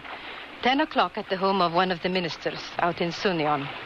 That means he will leave the hotel soon after 9. Right opposite, there is an apartment building. I have taken an apartment there on the 2nd floor, and it is from there that you will make the hit. Now, here is the key. He has a very good security man with him, and they will never leave by the front door. You can't be sure of that. Will you shut up and let me do the thinking? He will leave without a doubt by the only other door at the back, right opposite where you will be. There is good street lighting there. You will be in relative darkness, and the range is 32 meters. And for a machine pistol, that is practically point blank. I hope you can manage it. Okay. You can take your position at 7 o'clock. You lock yourself in, and from then on, you'll watch the rear entrance to the hotel like a hawk. There's a Megalos sign over it. When they come out, you will spray them with a full 32-shot magazine. Spray them with another when they are down. When it is over, you will immediately make your way down the elevator to the basement. The second door on your left leads to the tunnels under the street. Here's the key to it. 60 paces further on, there is a flight of steps that leads to the basement of your own hotel, to the laundry room where I will be waiting for you. To hold my hand? To take you to where the car is parked for your getaway to the airport. You abandon the car there. Catch the late-night flight back to Rome. You will wear a conservative business suit all the time. And you will load yourself down with tourist junk. You're a businessman going home to your damn bambini, so try and look like one. Any questions? Only one. I'm asking myself why I let you dictate to me like this. Because I am on the committee, and you are just a hired killer. There are people like you crawling in every gutter. The sea, and boats, and fish. Yes, I hate you too. I'm glad of it.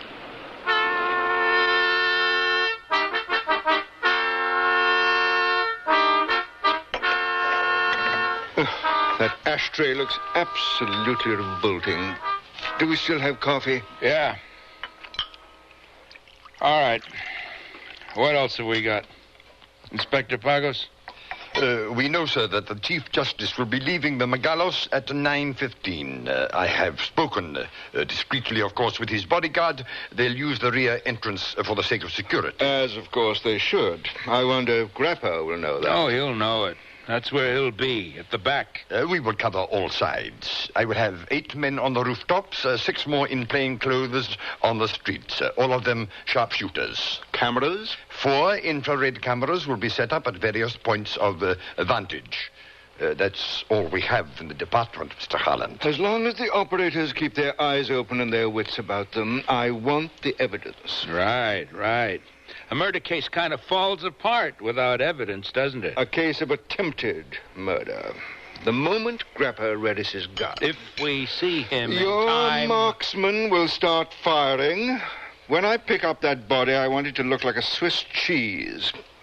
Now, what about the girl Nadia? She must have made contact with Grappa. She's being followed, but no one seems to want to mention her. I'm afraid my man lost her, Mr. Harland.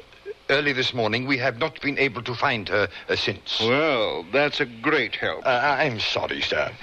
Takis? We know Takis' modus operandi very well. He likes to establish a highly visible profile somewhere to set up an alibi if needed, but still close enough to know what is going on. That means he'll be in the hotel bar. I'll be there, too, drinking again. Now, you go back to sleep, honey. Leave this to the professionals. She's right. Be there, Pamela. One more thing. We have to fit Baldessera and his wife and his security man with bulletproof vests. Hope they have good ones here. I'm afraid we can't do that, Ray. Why not? It's mandatory. They've not been told that an attempt is being made on their lives. Damn you. You're setting them up for murder. No, as a matter of record, I don't think I am. You don't think. He was a nice guy, Baldessera. And his wife, Maria, she was elderly and kind of roly-poly, a real kindly little old lady. And they don't have a chance in hell.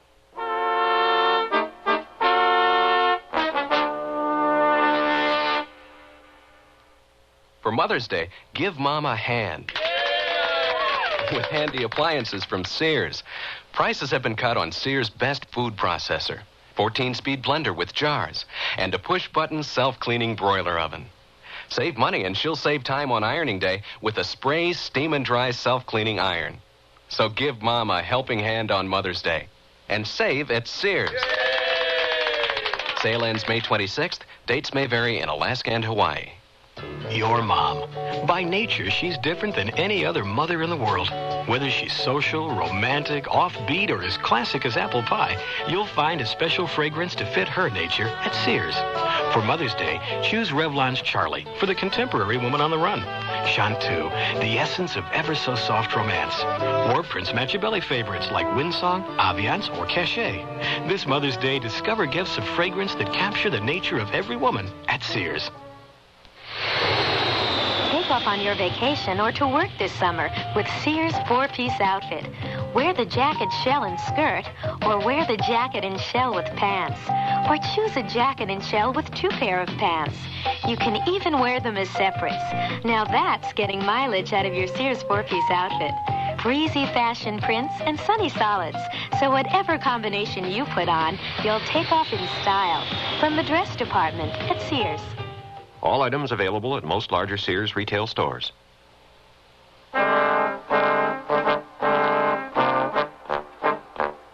Vincent Price again. And here's the concluding act of The Assassin. This is Charles Harland. I'm in position on the roof of the apartment building opposite the hotel. Come in, please, Inspector Pagos. Inspector Pagos here. There should be 3 men near you, Mr. Harland, but I believe them to be well hidden. 2 of them by the air conditioner outlet, the 3rd on the northwest corner. What about the infrared cameras, Pagos? Are they all in position? And where are you personally now?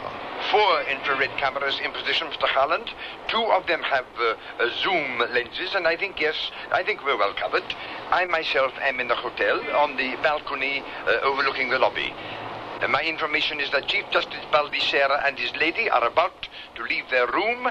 Their security man is waiting in the corridor to escort them. My own men have so far reported no signs anywhere of any waiting assassin.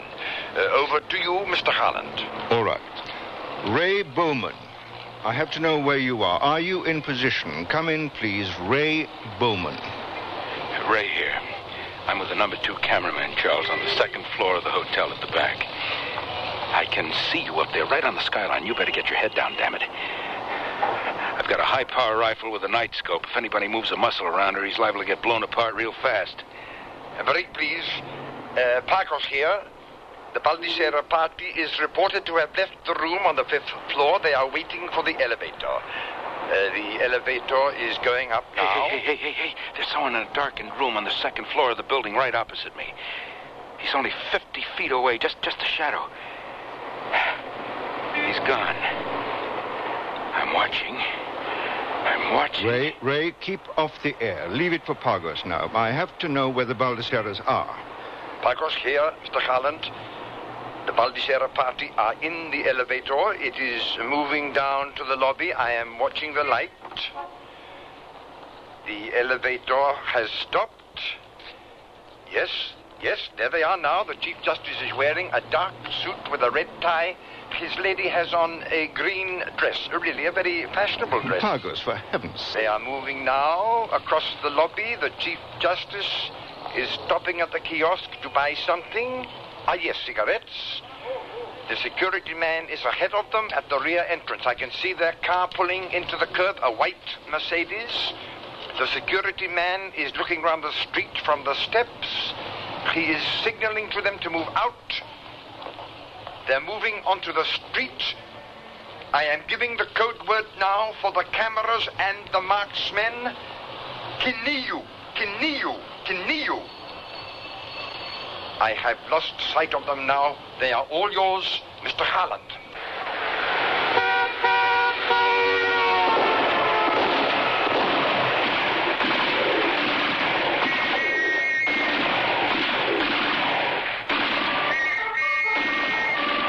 What's going on down there? What happened? I can't see a thing. There are too many people in the way. What happened? Are they hurt? Pagos, come in. Come in, Pagos. Yes, they have been hurt. They are lying in the street. I got him. I got 3 shots in there. I know I hit him. They're hurt. I am trying to find out now. Stand back there, stand back. Figure afuera. Figure. He's wounded. I hit him. He's on the 2nd floor there, right across the street. Pagos, get in there fast, will you? Second floor, third window from the right. Get there fast.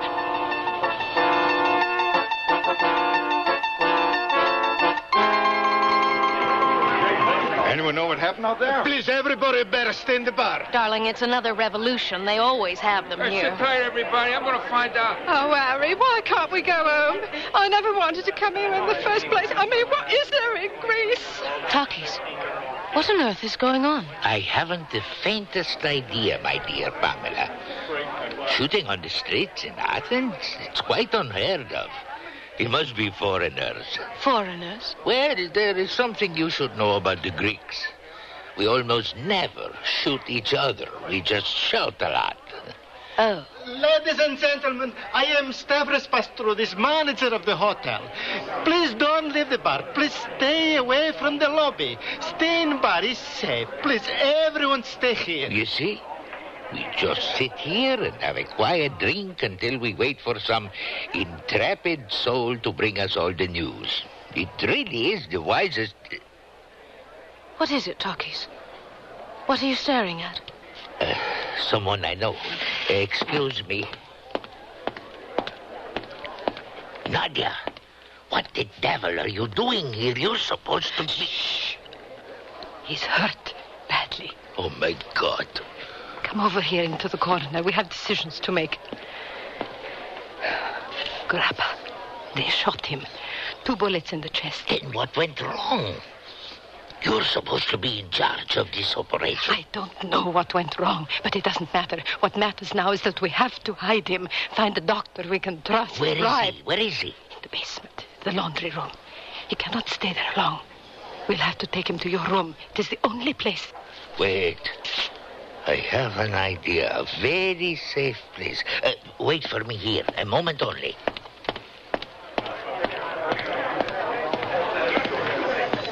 Pamela, my dear. I will put my cards on the table because, frankly, there is no time for anything else. I have a problem on my hands, a matter that might be to your very considerable financial advantage. Oh, really? Well, that is interesting. You told me that among your many other capers, you rented your apartment in London to a fugitive from justice. I told you about that.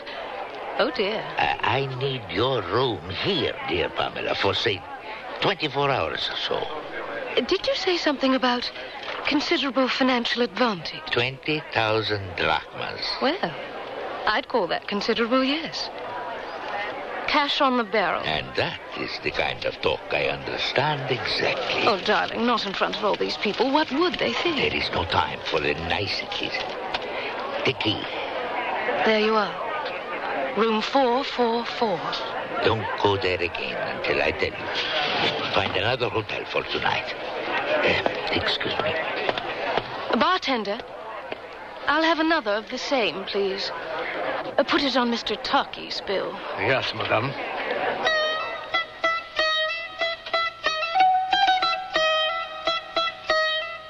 Pagos, forget the excuses. I just want results. Oh, my God. And the security man? And Grappa, what about Grappa? Damn it, Pagos, I hit him. I know I hit him. Yeah, I know that. Okay. Oh, no one's blaming you, Pagos.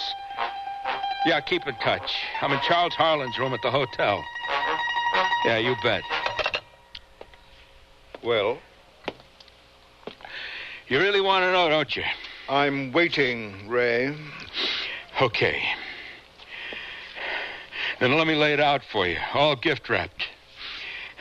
3 innocent bystanders wounded, one of them seriously.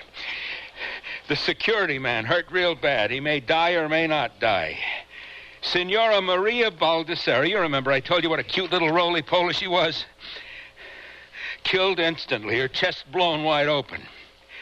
The Chief Justice himself, 7 machine pistol bullets in a 72-year-old body, just died on the operating table. But don't worry about it too much, Charles. They're not all dead. Like Grappa now. He's still running around loose someplace, certainly wounded, because I know I hit him. but he's still loose out there somewhere. Pago says he'll be in one of the rabbit warrens in the placa by now. Not a hope in hell of ever finding him. Takis? Oh, he's probably sitting in the bar right now, gloating over another successful operation. And Nadia? I don't even want to know about Nadia. I don't care anymore.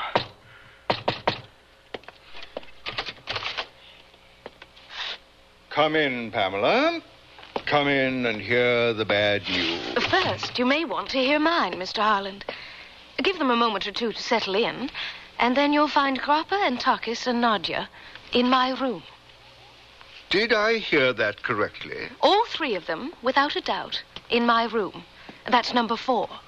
4. 4. My God, we did it. We pulled it off. Inspector Pagos, Charles Harland, they are all in room 444 here at the hotel. Okay, you got your revenge, Charles. It's one hell of a price to pay for it.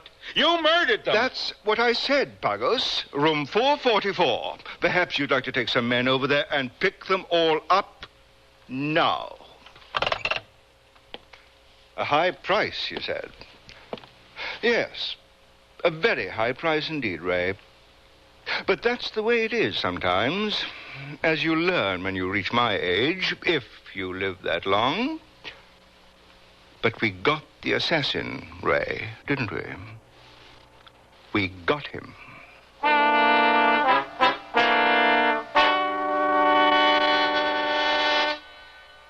Sears National Automotive Sale. Now, save $36 to $76 on a set of 4 Sears steel-belted radial tires. That's great savings on the most popular radial in Sears history. And the Sears heavy-duty shock can help save you from some of the jolts, jars, and jerks. Help save you some money, too. On sale now, only $5.99 each. Save 14% on America's best-selling shock. Installation available at most Sears Tire and Auto Centers. Prices may vary in Alaska and Hawaii. Stop at Sears. Honey, I can't sleep. Maybe you should try counting sheets. You mean sheep? No, Medley sheets from Sears in so many great colors from light to dark. Rest easy knowing your bed looks fantastic because Medley solids come in up to 24 colors like Indian copper, royal blue, lemon yellow, and jungle green. But don't just count them. Mix and match them with Medley pattern sheets and cases for a designer effect. Then dream in color tonight. Available at most larger Sears retail stores in the catalog. Here's a riddle for you women to solve. I'm one of the first things on in the morning, one of the last things off at night. With slacks, skirts, and shorts, I look so right. Who am I? Give up? I'm the shirt. The Wear With Anything shirt from Sears. I come in both pretty pastels and assorted prints with short sleeves and tailored styling. And I'm easy care polyester. So go with the Go With Anything shirt. For smart spring and summer fashion, buy the shirt in the Mrs. Sportswear department. At most larger Sears retail stores.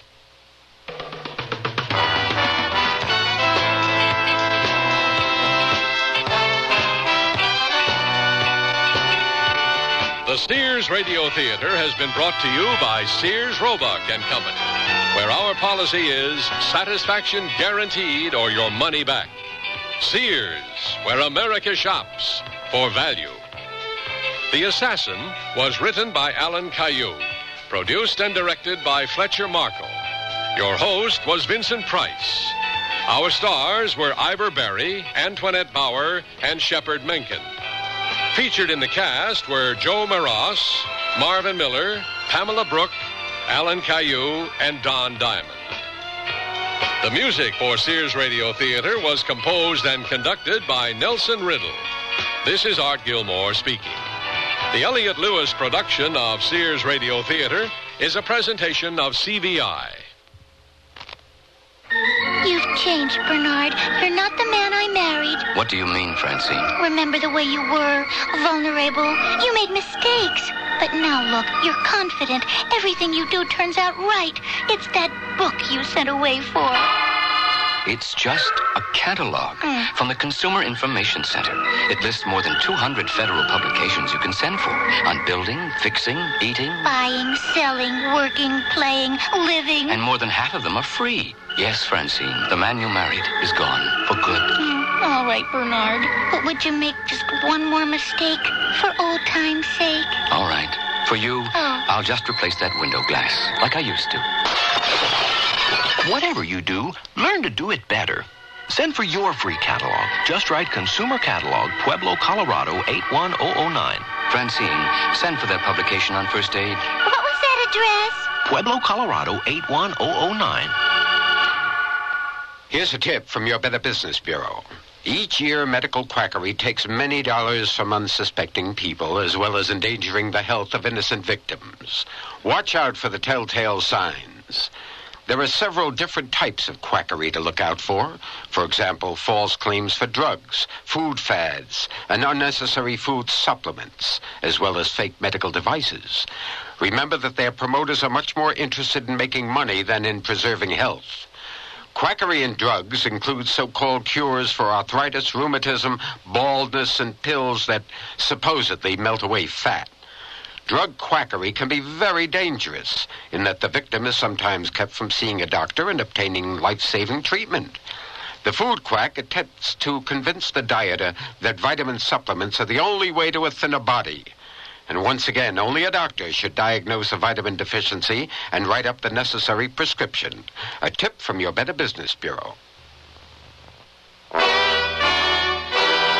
Tomorrow's Sears Radio Theater will be a story of love and hate with Cicely Tyson as your hostess. Let's listen. Oh, Steve, they see a lot of people. That's their job. It doesn't mean you've got the part. I'm perfect for it. That's going to be a big movie. The great thing is, they don't want a name. They want an unknown. There are a lot of unknowns in this town. So be sure and tune in tomorrow to the Sears Radio Theater. That's the theme from the Sears Radio Theater. Tonight, a program of adventure with Richard Widmark as your host. Here's a preview. Did you believe Mariana escaped? No one escapes El Condor's prison walls. Sign your confession. No. Your friend is dead, trying to escape. Is that what you wish? Death? The Sears Radio Theater will begin after this message from your local station. Join hands with people everywhere. Each of us can do our share in care's birthday for children. This year, people of all nations are joining hands to improve the lives of the world's needy children. Through CARE, you can provide the families of these children with the means to grow their own food, to build medical facilities, safer water systems, and schools. Tomorrow's world is in our hands. Help make it a better place for all the children.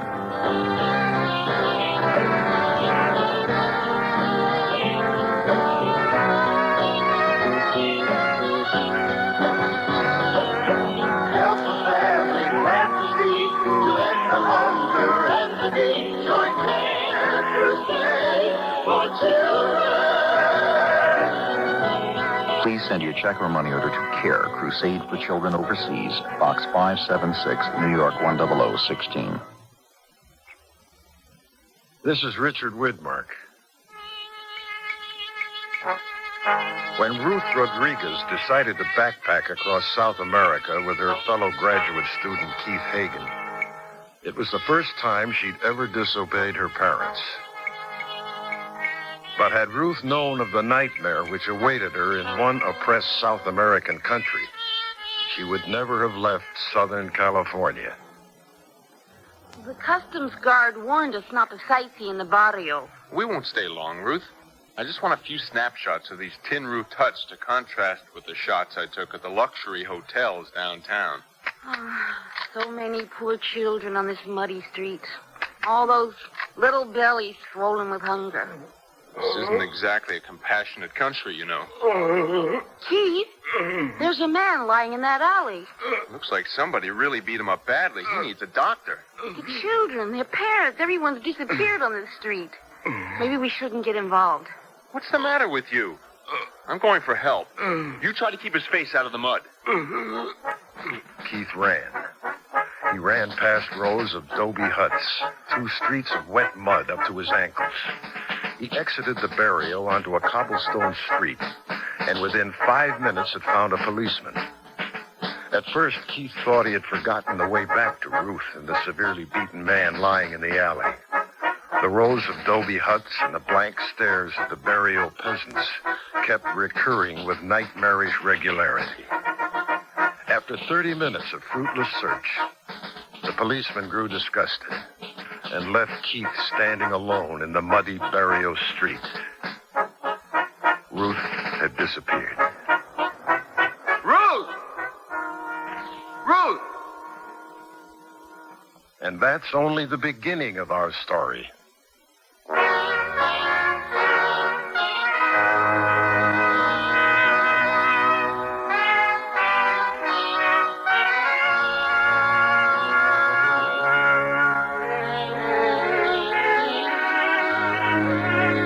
Sears Radio Theater, a new adventure in radio listening. 5 nights of exceptional entertainment every week. Brought to you in Elliott Lewis production of the Sears Radio Theater. Our story, Country of Fear, by Bruce Martin. Our stars, Joan McCall and Jack Crucian. The Sears Radio Theater is brought to you by Sears Roebuck and Company. Sears, where America shops for value. Our family is growing pretty big these days.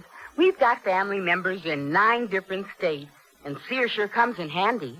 We can select gifts at the Sears near us, then bring them along on visit to our daughter in Seattle and my brother in Miami. And if what we bought isn't just right for them, they go to the Sears near them and exchange it.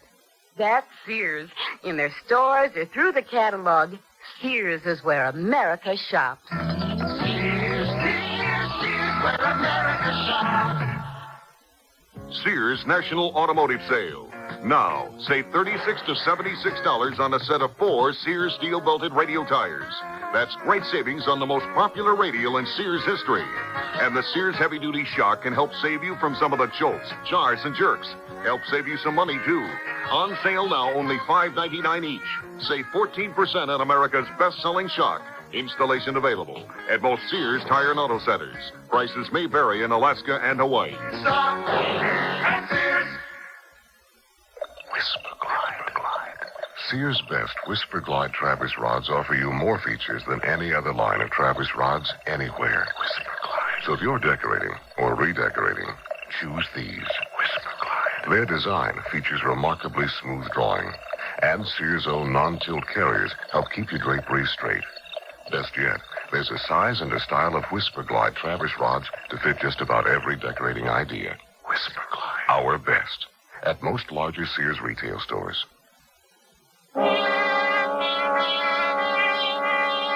American graduate student Ruth Rodriguez has disappeared in an oppressed South American country. Keith Hagen, Ruth's boyfriend and traveling companion, returns daily to the American consulate, hoping to learn Ruth's whereabouts from the American consul, Mr. George Edmond. I appreciate your dilemma more than you realize, Keith. But Ruth's been missing 8 days, Mr. Edlund. The police keep demonstrating a lot of concerned inaction, and you keep advising patience. It's driving me up a wall. Well, I'm hoping Mr. Rhodes here can help. And who is Mr. Rhodes? I am a correspondent for Unified Wire Services. How much do you and Ruth know about the political climate in this country? Ruth and I met at UCLA. She's a geography major, and mine's poli-sci, and my field of interest is South American governments. So I know that behind the lush scenery and the colorful Indian blankets, General Salazar runs this poor country with an iron fist. Then you also know how close Salazar's opposition, the guerrilleros, are to toppling his regime, huh? What does that have to do with Ruth? 3 weeks from now, the U.S. Congress debates General Salazar's $40 million aid request. Enough guns and riot control equipment to prop up his shaky regime another 2 or 3 years.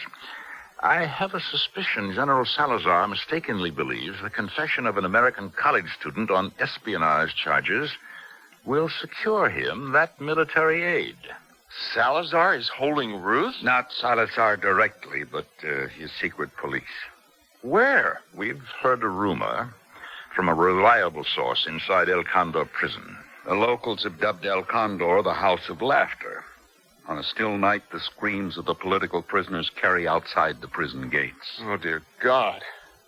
We've got to get Ruth out of there. I told you we have only a rumor. Without verification, the ambassador cannot apply pressure. Mr. Rhodes, you could print Ruth's story. World opinion would free her. Print a rumor? The secret police would deny it and move her to a camp in the jungle. At least inside El Condor, we can keep a surreptitious eye on Ruth. It's my fault Ruth's in this mess. I dragged her into the barrio. How can I help? Well, I have a proposal. But should you accept, this consulate and the American ambassador would deny... Naturally, if I'm caught. If you and Mr. Rhodes are caught, we go together.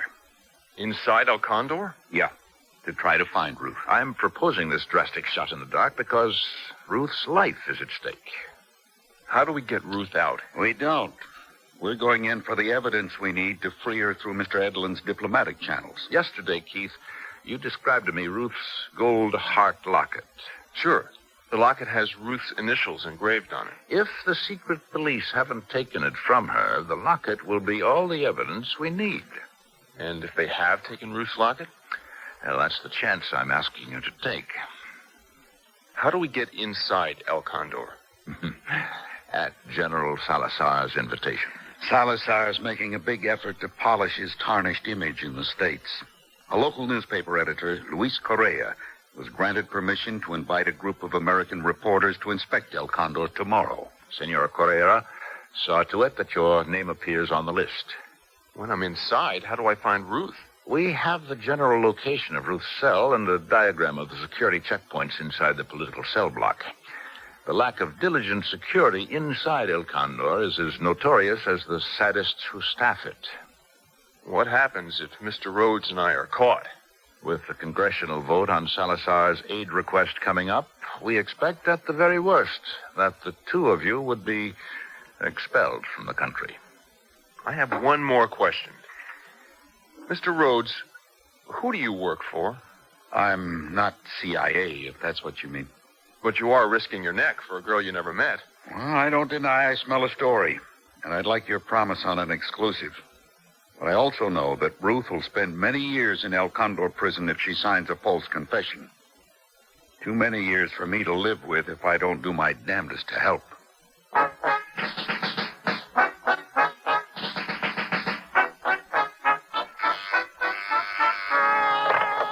Colonel Mendez speaking. Si, General Salazar. I am certain that Capitan Salcedo believes that Ruth Rodriguez's file was supplied to us by the CIA. Si, Capitan Salcedo understands that no visible signs of duress are permitted. Well, she is in Salcedo's office now. What is your name? You may call me Alacran. Your confession is on the table before you. Sign it. Alacran means scorpion. It isn't a name. I have a right to contact the American consulate. Guerrero terrorists have no right. Oh, those lights. They're blinded. Soon you will beg for the opportunity to confess. Open your eyes. Please, I don't understand. What am I accused of? You delivered a roll of film compromising many sensitive government military installations to a guerrillero terrorist in the barrio. Fortunately, the secret police arrested you. That's a lie. Please, the lights, they burn my eyes. Under my personal interrogation, the man you met in the barrio admitted that you, senorita, are also a guerrillero terrorist. Sign your confession. I found a bleeding man beaten half senseless in a muddy alley. Everything's going red in front of my eyes. Think on your blindness as I read.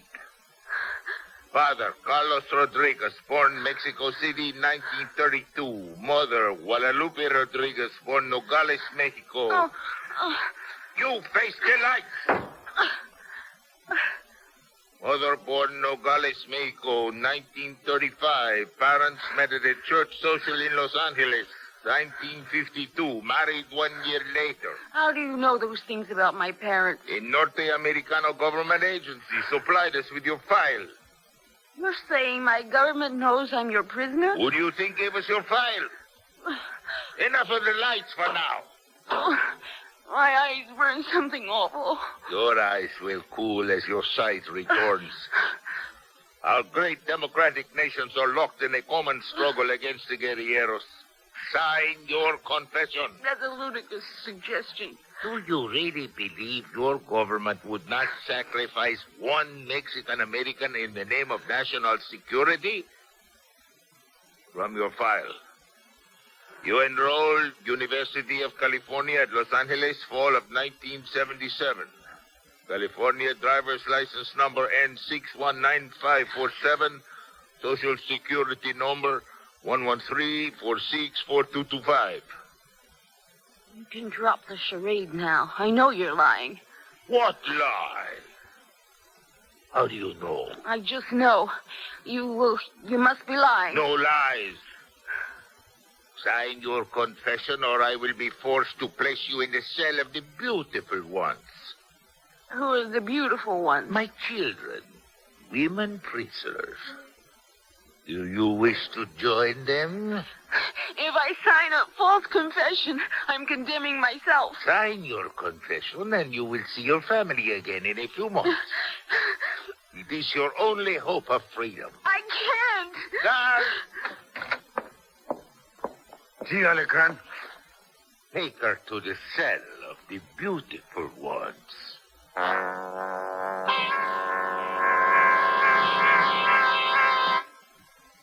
Super Plush. Wrap yourself in the luxury of Sears Super Plush bath towel. Just one touch will tell you they're super thick and luxurious, with more combed cotton terry loops per square inch than any other towel we sell. Each towel weighs over a pound. They're Sears' largest terry bath towels, super thick and absorbent. No wonder they're called Super Plush. Available now in brilliant solids or patterns. This terry outfit I'm wearing from Sears has all the energy of summer. But what was once just for running is now charged up fashion for your whole sporty day. Terry tanks, V-necks, racing, jogging, and boxer shorts in a range of washable colors and styles. In Mrs. and Junior sizes, $9 to $12 for the tops, just $6 to $7 for the shorts. Look like a pro at having fun in Terry. Sure, prices may vary in Alaska and Hawaii. Yes, no, maybe so. It's Sunny Fun Summer for Girls on the Go. Summer starts for your daughter with Easy Care halters, tanks, tees, and jogger shorts in colorful teams to switch around all summer. And each Sunny Bunch piece has a Sunny saying and character screen print. Tops, shorts, and play sets that pass the pretty punch. When it comes to packing sportswear, the choice is Sunny Bunch. Jump into summer with Sunny Bunch funwear for your girls in sizes 7 to 14. All items available at most larger Sears retail stores.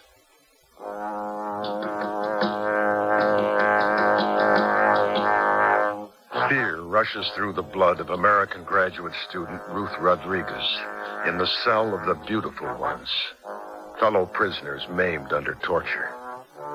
Ruth's interrogator is the sadistic Captain Salcedo, whom she knows only by his netherworld nickname of Alacran the Scorpion. Captain Salcedo demands Ruth sign a false confession admitting she is a member of the terrorist guerrilleros. American Consul George Edmund and Ruth's boyfriend Keith Hagen have set in motion a desperate gamble to help her. But the question is, will help arrive in time?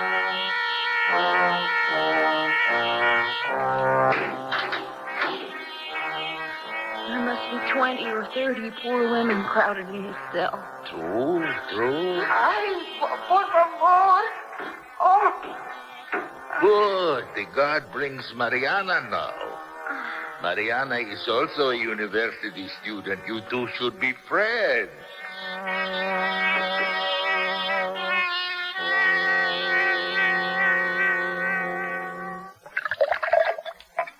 This local scotch is the best I have to offer, Colonel Mendes. I am more concerned with your poor performance today as Alacran than the poor quality of your scotch, Capitan Salcedo. The prisoner maintains a stubborn innocence. The Americano newspaper reporters inspect the prison this afternoon. I was not informed. A mere oversight, Capitan. 1 day's delay will not harm your interrogation. Let the Norte Americana spend her last night of sleep in the cell of the beautiful ones. It will color her dreams. You gave a pitiful presentation of the CIA file. Colonel, I do not question the file the CIA supplied us, but it did not affect the prisoner as was predicted. Does General Salazar truly believe Ruth Rodriguez's confession will bring us the $40 million in American military aid? Unquestionably. Our Washington lobbyists predict narrow defeat when the American Congress votes in 3 weeks. However, when we release the Ruth Rodriguez confession a few days before the American Congress votes, the swelling publicity shall tip the vote in our favor. Tomorrow I use fear, paralyzing fear, to make Ruth Rodriguez sign her confession. I drink to tomorrow, then.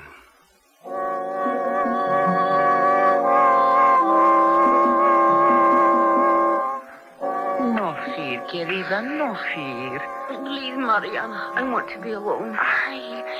Yo su amiga. See, Mariana, you are my friend. Alacran said we should be friends. I spit on Alacran's name. Who are you? Alacran took my name.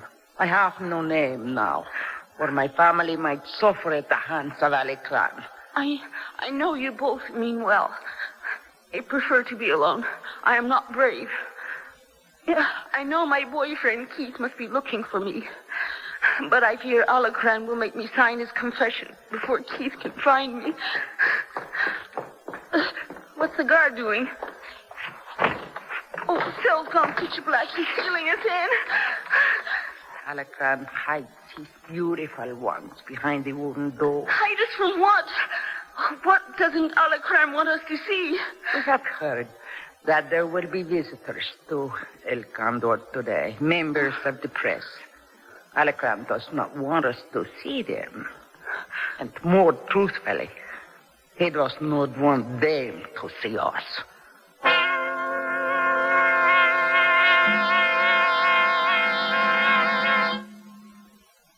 Sears Radio Theater will continue after this message from your local station.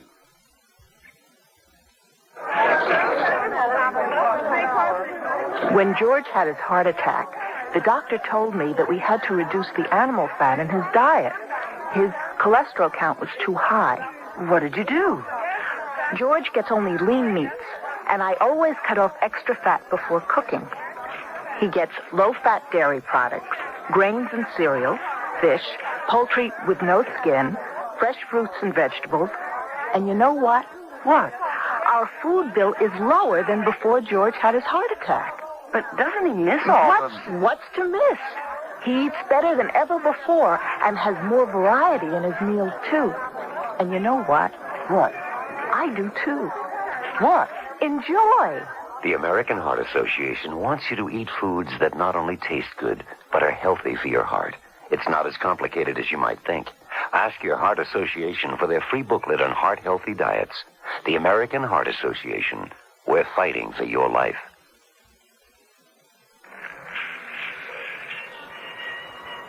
Who are those people in the uniforms over there? Oh, that's the Salvation Army. Oh, sure. I've heard of the Salvation Army before. Everybody knows them. Yeah, they're noted for helping people. You know, my father once told me that the Salvation Army operated service units during World War II for our armed forces.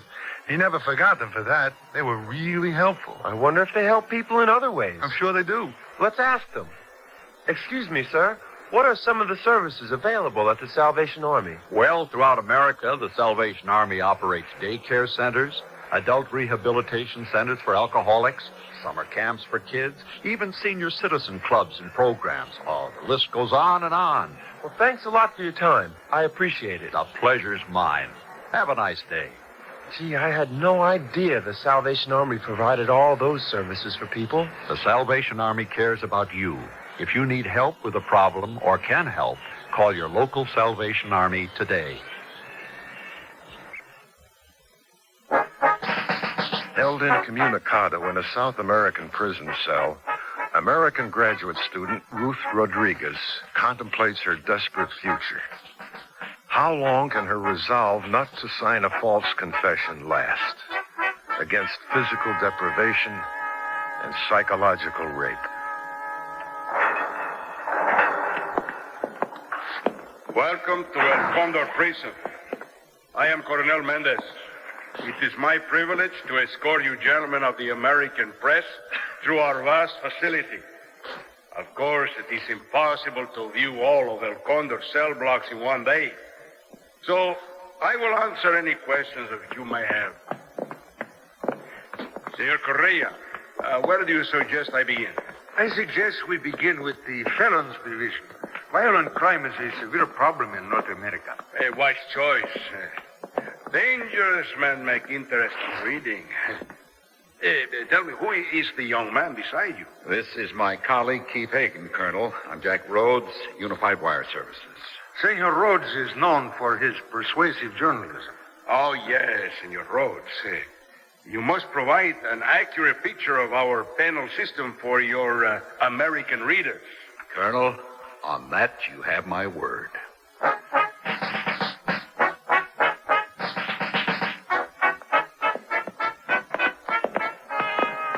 So you see, gentlemen, each cell block has 3 checkpoints and only 1 exit. Therefore, the need is small for our guards to patrol the corridors. And now, are there any questions? Excuse me, Coronel. We are running behind the schedule. The kitchen and shower facilities are next. That's Luis's cue, Keith. We're near the political cell block. Yeah. Good luck with Mendez. Colonel, I've got a hypothetical question for you. Do you believe that Guerrero is capable of running a prison this size? Well, this facility in Guerrero hands would be Dante's Inferno. Senor, over here, his cell. Time is short. What do you want? Give my message to Senor Correa, and I will tell you where Alacran keeps the American girl. You know? You have seen her? Si. Tell Senor Correa Erto says Reynaldo is alive. I swear I tell him. Now, where is the American girl? That last corridor, I heard the guard shut the wooden door. It is the only cell with a wooden door.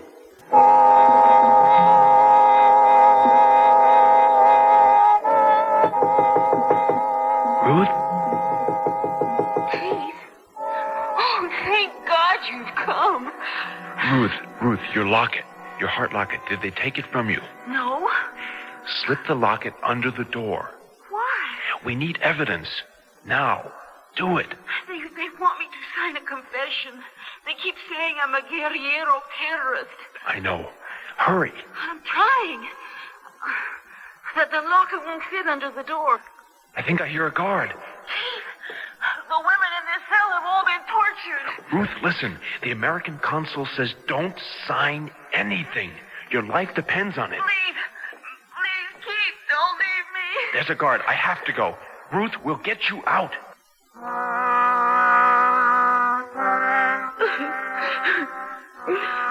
Querido, your boyfriend just told you he needs your locket.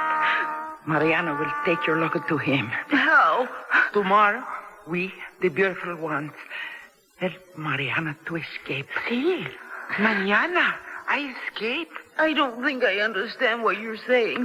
Yesterday, in the exercise yard, we heard that General Salazar plans to release all non-political prisoners who have a red patch sewn over the heart of their prison shirts.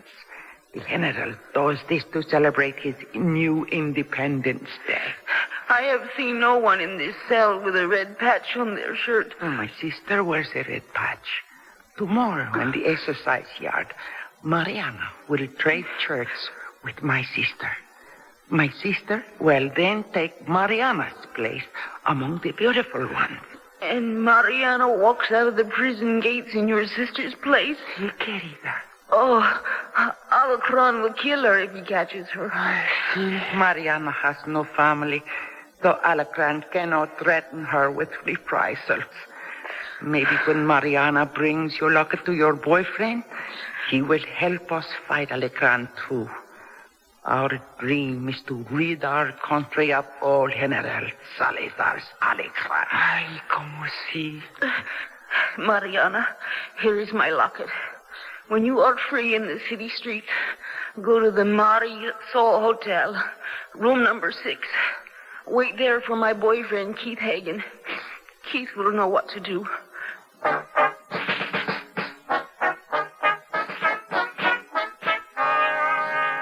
Print it, please.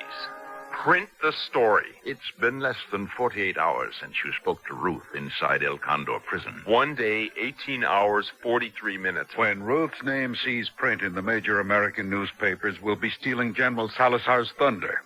He'll realize Ruth's confession won't win him any congressional votes on his foreign aid request. Jack, if our sole concern was blocking Salazar's $40 million in military hardware, I'd be panting for you to print the story. But it's like Keith said, Ruth's life is at stake. Today is the 11th day Ruth's been inside that hellhole. We have to do something. The ambassador feels General Salazar might convict Ruth to a 20-year espionage charge if we tweak him in the pocketbook. He'd do it out of spite. World opinion wouldn't stand for it. Without proof that Ruth was falsely imprisoned, world opinion will not be on our side. Oh, you might be right, Keith. Damn. A minute ago, I was so sure I knew the right answer. Think it over. Go back to your hotel room, Keith. Lie down and think over the ramifications of printing Ruth's story. Guess I do owe Ruth a clear decision. I'll be in Luis Correa's office at the Press Nacional all day. You can reach me there when you've made your decision.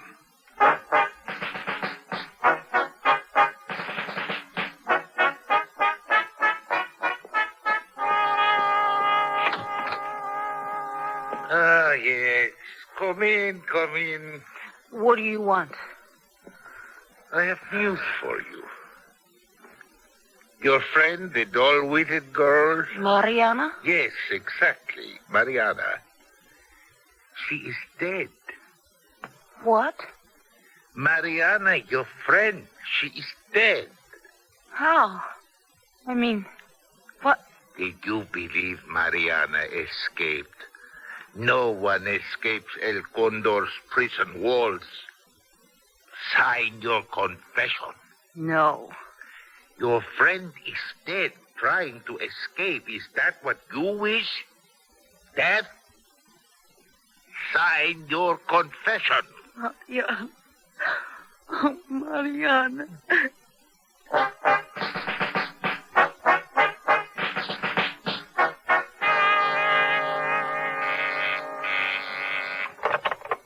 Alacran. Capitan Salcedo, why was I not informed of this Mariana's escape yesterday? Oh, with respect, Coronel Mendez, I only learned of the prisoner's escape this morning. I reported Mariana's escape to the secret police. But not to me. I conduct my own investigation, Capitan. The information I have just extracted from the beautiful ones leads me to believe that this Mariana escaped with a locket belonging to Ruth Rodriguez. Do you realize the General's entire campaign to sway American congressional votes may be destroyed? The secret police must find this Mariana before she can bring Ruth Rodriguez's locket to the American consulate. I have already ordered the secret police to cordon off the American consulate. The American ambassador knows that we are holding Ruth Rodriguez, but without proof, he would not dare to make a public accusation. We must announce the Norte Americana's confession before Mariana can bring the Americanos the locket. I promise you, Coronel Mendez, very soon she will break and sign her confession. You will have it very soon.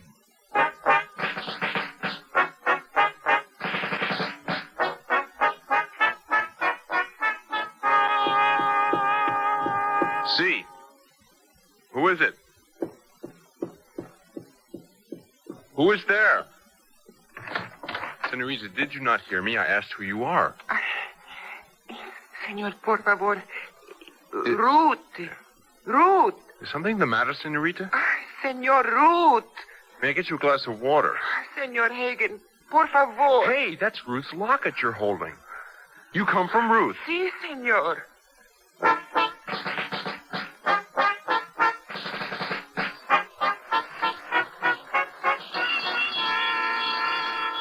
somebody answer that phone. Gracias. What's all the commotion about, Luis? The General's newspaper censors resigned? Did you spend the day in bed, Jack? General Salazar released 300 El Condor inmates yesterday in honor of his new Independence Day. Hey, that's right. I've been so snowed under with the Ruth Rodriguez disappearance, I forgot about the General's announcement. Have you had any news of Senorita Rodriguez? My colleague Keith Hagan asked me to give you an important message from Erto. Erto was arrested 6 months ago. He worked for me. Let's step inside your office, Luis. Fewer ears. You mean I have other police spies working in my newsroom besides Hector, the copy boy? Imagine that.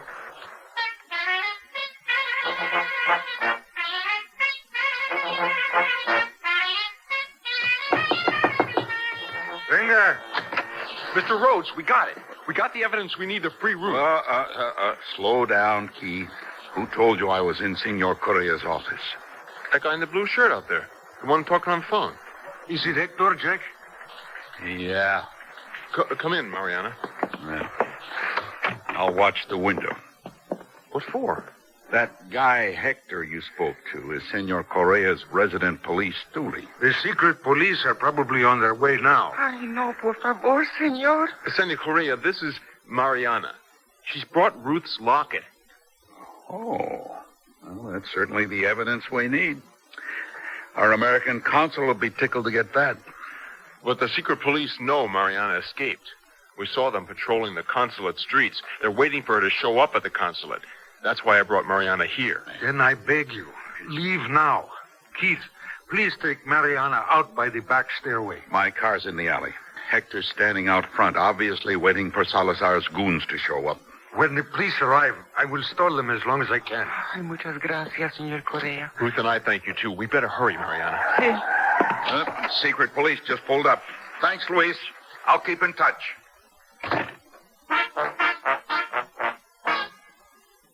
Sears National Automotive Sale. Now, save $36 to $76 on a set of 4 Sears steel-belted radial tires. That's great savings on the most popular radial in Sears history. And the Sears heavy-duty shock can help save you from some of the jolts, jars, and jerks. Help save you some money, too. On sale now, only $5.99 each. Save 14% on America's best-selling shock. Installation available at most Sears Tire and Auto Centers. Prices may vary in Alaska and Hawaii.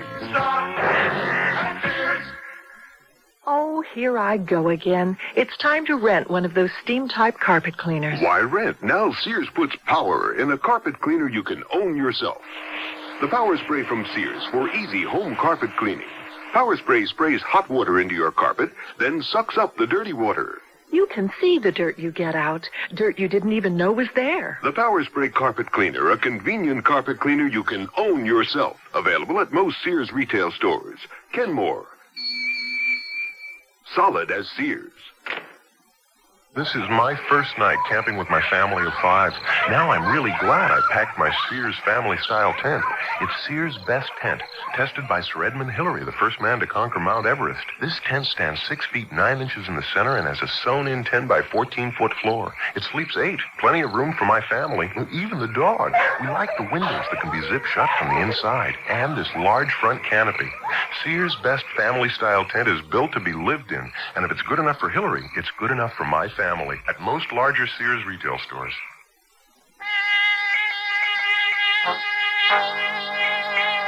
Richard Widmark again. And here's the concluding act of Country of Fear. Another cup, Jack? Oh, please. You sure you wouldn't like to try a cup, Keith? I'm not a coffee drinker. Excellent coffee is one of the few rewards Foreign Service offers in this country. How much coffee does someone like Mariana get to drink? Mariana's in a safe house in the city. I wish Ruth was with her instead of inside El Condor prison.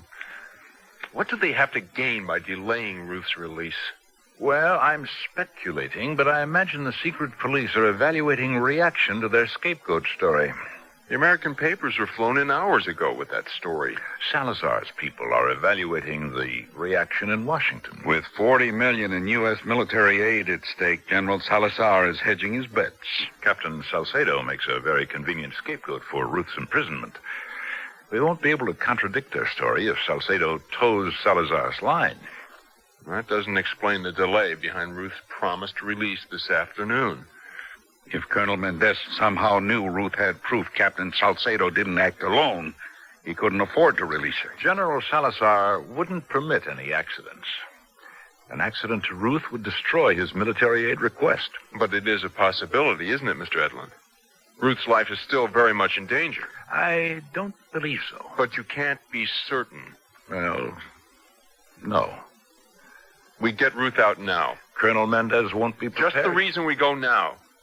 They're expecting us at 7 tonight. We show up at the prison 5 hours earlier. Mendez will bark at the thought of you babysitting Ruth on his doorstep. I'd like to come along. After all, Keith did promise me an exclusive on Ruth's story. Yeah, let him bark. I'll remind him of the democratic image he told me yesterday he hopes to maintain. He should be delighted to see a member of the press in our entourage.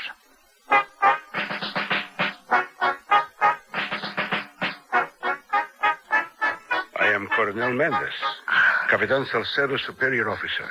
I believe you know Capitan Salcedo as Alacran. So the scorpion does have a real name. I wake up in a soft bed and a clean room with food prepared for me. What new trick is this, Coronel? No trick.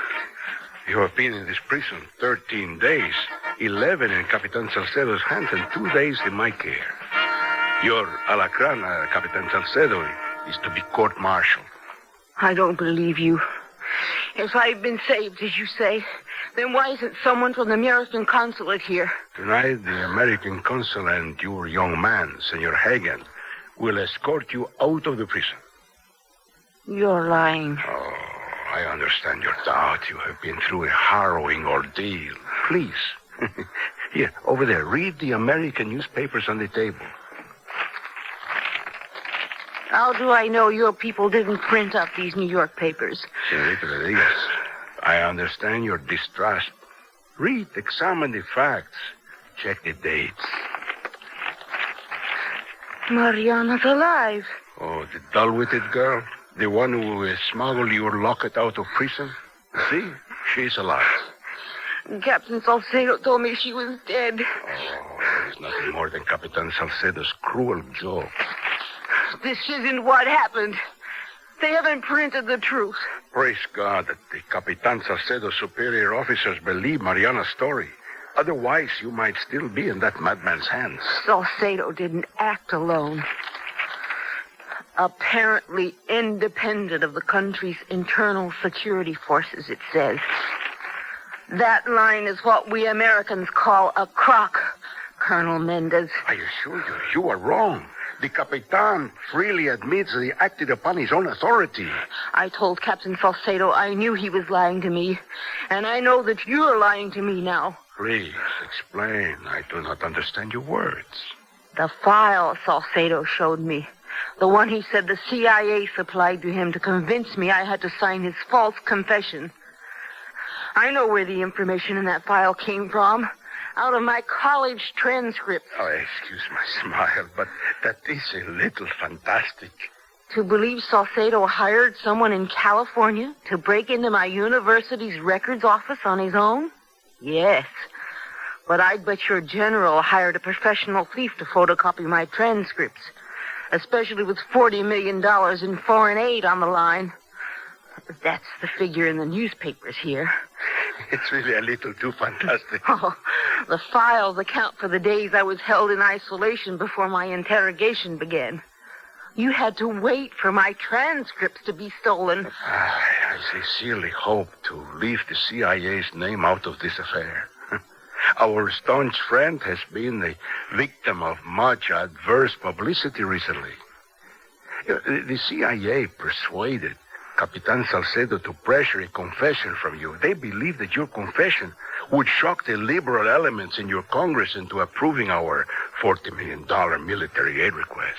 You're lying through your teeth. Passage. We have spared the necessity of the CIA providing any clandestine contribution to us. Colonel, 4 years ago, I inadvertently entered the wrong Social Security number on my college application. The last digit was off. It was the number Captain Salcedo read to me. I even tried to correct it at the time, but you know how bureaucracies lend themselves to error. Unbelievable. Yes. You would think that if the CIA decided I was important enough to warrant a top-secret file, they'd at least get my Social Security number straight.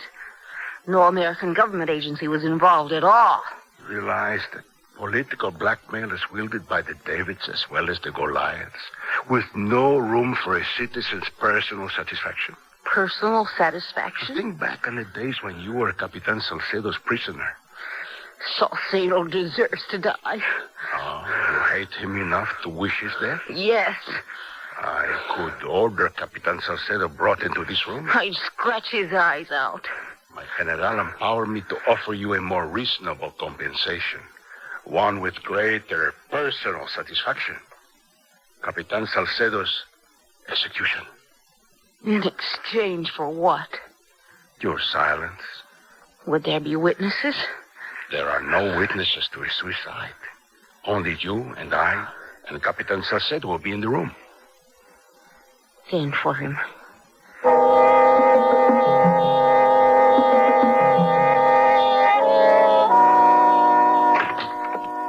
Excuse me, Coronel Mendez. The American consul has arrived unexpectedly. He demands to speak with you. Ah, that is excellent. Have Capitan Salcedo join me and the Norte Americana Rodriguez here in this room. Leave us but 5 minutes, no longer, and then escort the American consul into the room. Si, Coronel. The American consul must enter the room immediately after you hear the gunshot. A gunshot? Will the Coronel be safe? I will be ecstatic. Follow your orders, and you will help the Norte Americana hand back to me a lost political card. A card the American consul shall help me play.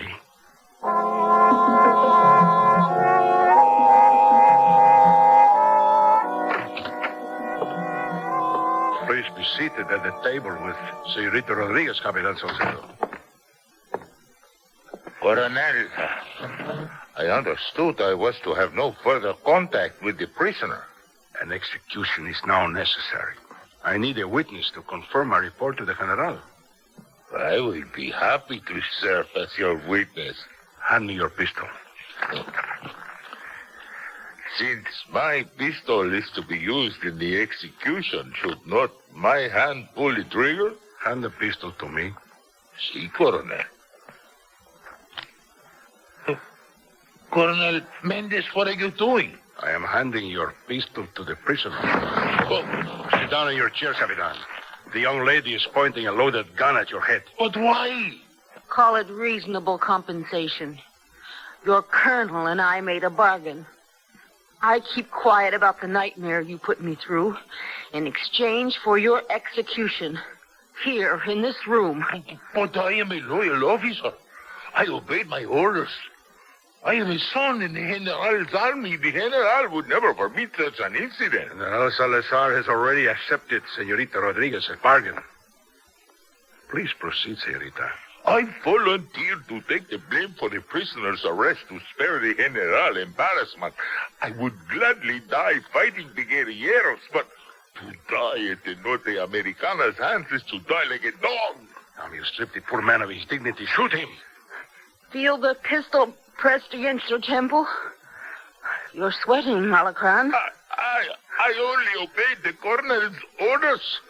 I close my eyes, and I relive the sleepless horrors of your prison. Now pull the trigger. Colonel Mendez ordered me to do these things. Kill him. What are you doing? I am placing the gun on the table, Colonel. As for you, Captain Salcedo, remember that your colonel's treachery was sanctioned by General Salazar himself. Yes, you have your life. I pray you use it to tell your brother officers of your ordeal in this country of fear, just as I intend to tell the world. Why? Why did you not kill him? To beat you at your own game, my dear Colonel. And this way, Captain Salcedo will help defeat all of General Salazar's holocrons. Men like yourself, Colonel Mendez. A moment, please, Senor Conde. Step aside, soldier. It would appear your friends have arrived. Get out of the way. We're going through that door. What's going on in here? Oh, Ruth. We're a little early, Colonel Mendez. I am aware of that, Senor Consul. Dear God, look what they've done to you. No, Keith. It's not what they've done to me. It's what I've done to them.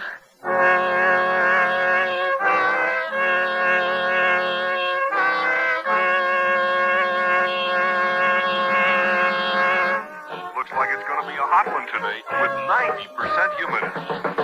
It's the kind of weather that makes you want to drop into Sears for the most popular blend underwear. Why?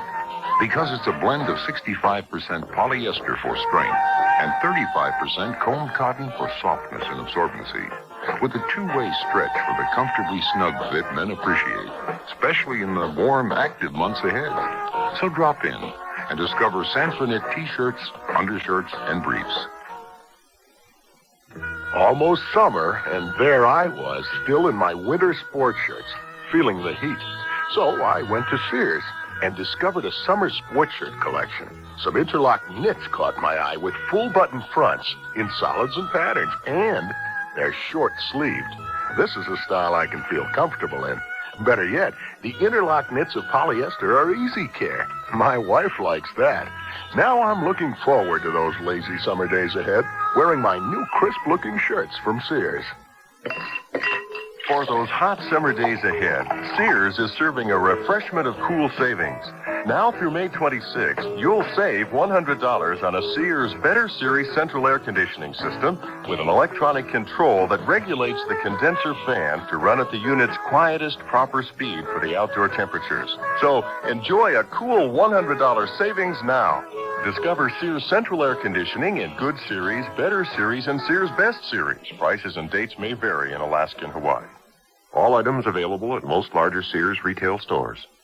The Sears Radio Theater has been brought to you by Sears Roebuck and Company, where our policy is satisfaction guaranteed or your money back.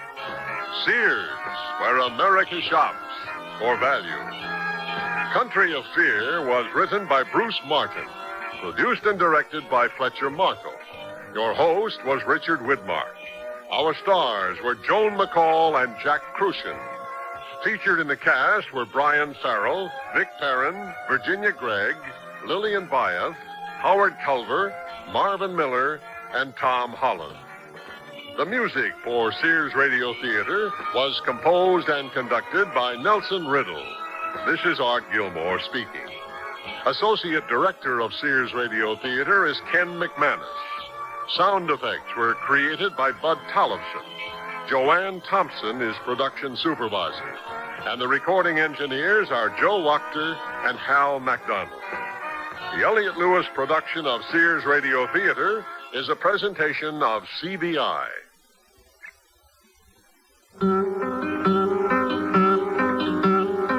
Like the wind, we feel its effect, but we cannot see it.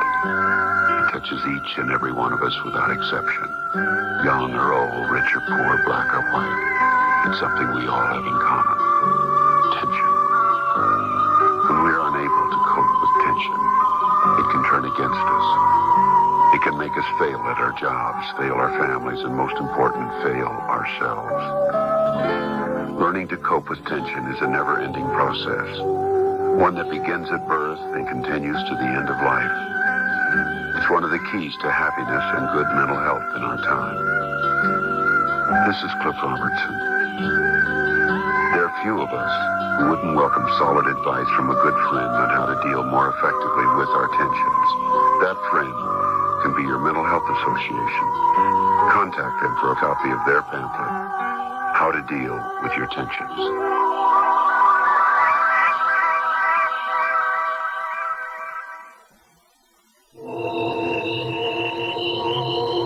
Chills chills run up and down your spine. There's a creeping sensation at the back of your neck.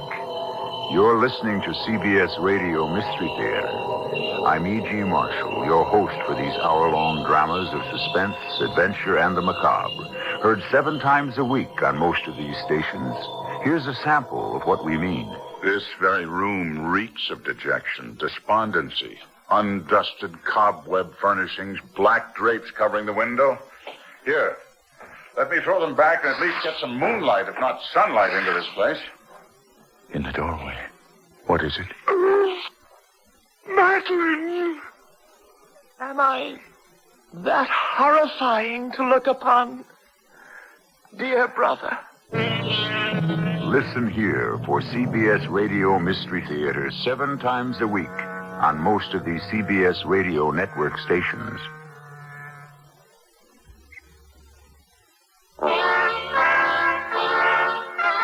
Next Monday's Sears Radio Theater will be A Story of the West with Lorne Greene as your host. Let's listen. So, now what are you going to do about it? Well, it's not what I'm going to do about it. It's what they're going to do. They obviously have to print a retraction. They can't go around accusing innocent people of being retired gunslingers. So be sure and tune in next Monday to the Sears Radio Theater. I'm Andy Fisher, WNEW News at 8 minutes past 10. Time for the Sears Radio Theater. That's the theme from the Sears Radio Theater. Tonight's story is a comedy with Andy Griffith as your host. Here's a preview. How'd you like the show, Mr. DeVille? I was captivated and enthralled. But did you like it? Of course. You are, as we say, a hot commodity. You sure know how to make a comic feel wanted, sir. You are wanted, Benny. After all these years, that's music to my ears. The Sears Radio Theater will begin after this message from your local station. Hello, I'm Stan Martin. It's sad that many youngsters feel the only way they can make their mark on our town is with a destructive act or a smear of graffiti. One building on New York's Lower East Side stands apart from the others. Its walls are spotless inside and out. The youngsters who work and play there have earned the respect of the entire city, just as they've learned to respect themselves. I'm talking about the Boys Brotherhood Republic. The BBR has been helping underprivileged boys work their way out of the slums for almost 50 years. By giving them the responsibility of governing and policing themselves, the BBR helps create a set of values which guide its members all their lives. I know because I was a member from the time I was 6, and the BBR helped change my life. It's doing the same right now for hundreds of youngsters with no other place to turn but the streets. Help the BBR turn out solid citizens. Please send whatever financial support you can to the Boys Brotherhood Republic, 888 East 6th Street, New York, 10009. Thank you.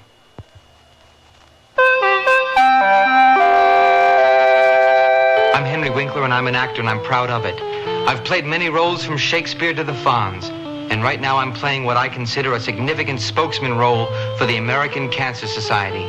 We're inviting you to join our cast of millions, the millions of Americans who are playing a role in the fight against cancer. Scientists in research laboratories, the people helping cancer patients with rehabilitation and other services, many of them former cancer patients themselves. All those volunteers playing an important role, ringing doorbells to help raise the funds needed to bring about a happy ending to our centuries-old drama, the war against cancer. That's your role. Act. Send a generous check now to your American Cancer Society. It's not a small part.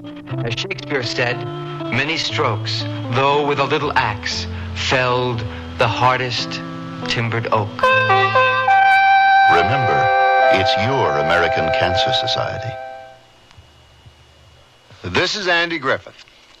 What sort of creature has a spiked tail, horns sticking out of its forehead, a goatee, an evil grin, and carries a pitchfork?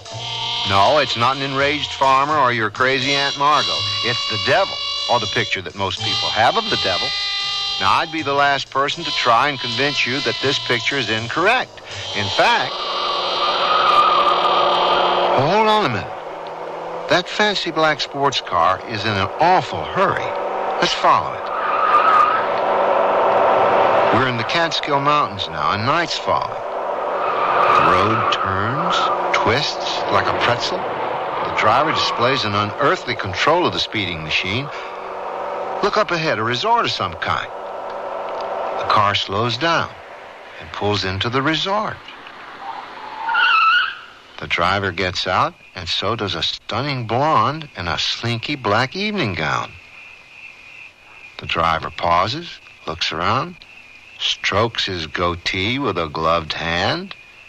His dark patent leather shoes glisten, and his black jumpsuit hugs the contours of his body. The blonde giggles. And the driver flashes an evil-looking grin. He slips his arm around the blonde's waist, and together they walk towards the resort. Look. The car has a personalized license plate. Let's see. It reads DEVILLE. DeVille? It couldn't be, could it? And that's only the beginning of our story.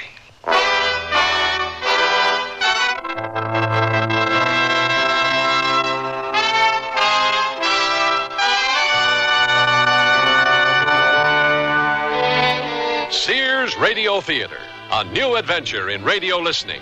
5 nights of exceptional entertainment every week, brought to you in Elliott Lewis production of the Sears Radio Theater. Our story, Last Resort, by Mark Trella. Our star, Marvin Kaplan. The Sears Radio Theater is brought to you by Sears, Roebuck and Company. Sears, where America shops for value.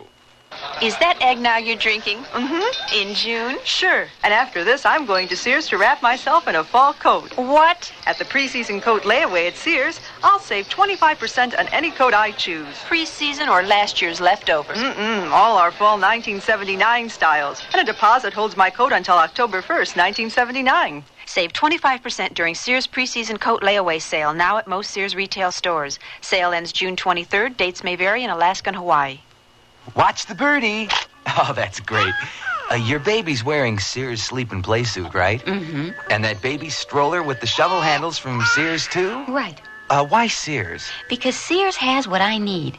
Take Winnie the Pooh sleep and play suits. They have double fabric toes, a must for my infant Dynamo, and the stroller. That shovel handle lets me move the stroller easily with just one hand. But why the questions about Sears? Well, my wife's expecting. Oh, we get the picture. Dad's always been willing to give you the shirt off his back. So this Father's Day, show Dad how much you appreciate him with a luxurious-looking dress shirt from Sears. Ultressa dress shirts, now 25% off. They're handsome, short-sleeve, perma-press shirts of easy-care Dacron polyester. Yet Ultressa dress shirts have the look and feel of silk. Choose from solids, patterns, and textured solids, all at 25% off. Now $7.49 to $10.50. Sale ends June 16th. Prices and dates may vary in Alaska and Hawaii. All items available at most larger Sears retail stores.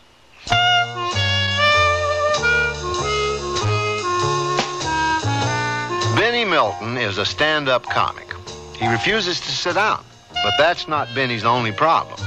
His career has never really gotten off the ground, and he's not getting any younger.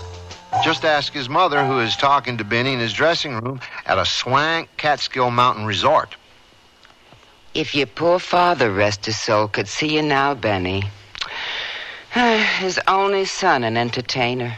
Ma, this is my life. This is all I know. So why can't you come home and take over the family business? Ma, we don't have a family business. So we could start one. Benny, please come home. You're breaking your poor mother's heart. I finally get a chance to show my stuff at a classy nightclub, and you want me to forget my career and come home. The neighbors ask about you, Benny. I worked years to get where I am today. And I'm embarrassed to tell them that my son is a comic. I'm not getting any younger, you know. So you want me on my knees? Is that it, Mr. Big Shot Entertainer? All right, I'm on my knees.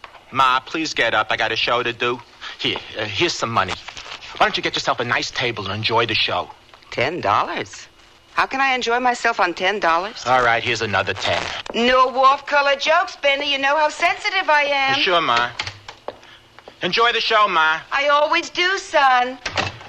And people ask me why I became a comic. Mr. Denton wants to see you in his office, Benny. Mr. Denton? I'll be right there.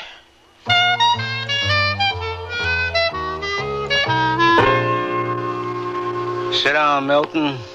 Yes, sir. Milton, how many nights have you worked for me? Of course, sir. Do you know that the past 4 nights have been the worst in the history of this resort? I can't imagine why, sir. Sunspots, Milton. Those disturbances on the surface of the sun. You really think so? No. Now, you may find this far-fetched, Milton, but I honestly believe it has something to do with the way you've been entertaining the evening crowd. I don't like the way you said entertaining, Mr. Denton. And I don't like the way you've been doing it. From the looks of the receipts, neither do the customers. Look, Benny, you're a real nice kid, but Henny Youngman, you ain't. I thought I did a pretty good job. Well, the first night you got about 6 laughs, and it's been downhill ever since. And that's not counting the old woman with the shopping bags, the one who laughs at everything you say. You leave my mother out of this. Your mother? Oh, now I get it. You plant your mother in my nightclub just so she'll laugh and make you look good. That's not true. She just follows me around. I can't stop her. Oh, I never thought you'd try to pull a fast one on me, Milton. Well, you won't do it again. After you finish tonight's show, you are through working for me. Oh. Ladies and gentlemen, we proudly present that walking laugh machine, Mr. Benny Milton. Oh! Thank you and good evening, folks. Gee, it's great to be in the Catskill Mountains. This part of the country is gorgeous, and it's so different from the city. I woke up this morning and saw a bird sneaking off in my wallet. Isn't nature imaginative? I took a stroll in the woods yesterday, and I saw a beaver dam with a toll gate. That didn't surprise me, because the day before, I picked a flower, and on the stem it said, "No deposit, no return." Is this thing working? I know you folks are out there because I can hear you drinking. All right, I'd like to introduce my mother, Mrs. Milton, who's been enjoying the show along with the rest of you. Let's hear it from my mother. Yeah, you've been a wonderful audience, and if I never see you again, it'll be just fine with me. Good night, everybody.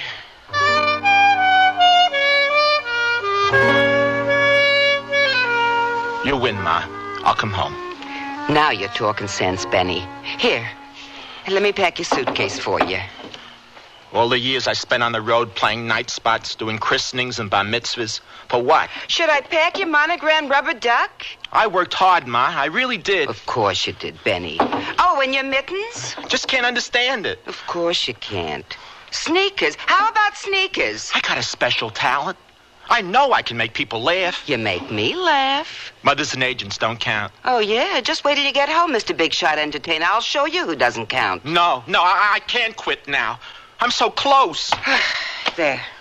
Okay, we're ready to go, Benny. Ma, do you know how important it is for me to be a successful comic? What's important? We'll get you a good job. Forget being a comic already. I'd give anything to be a successful comic. I'd even give my soul. Did someone say so? Who are you? One of those fancy schmancy Hollywood types, if you ask me. Ma.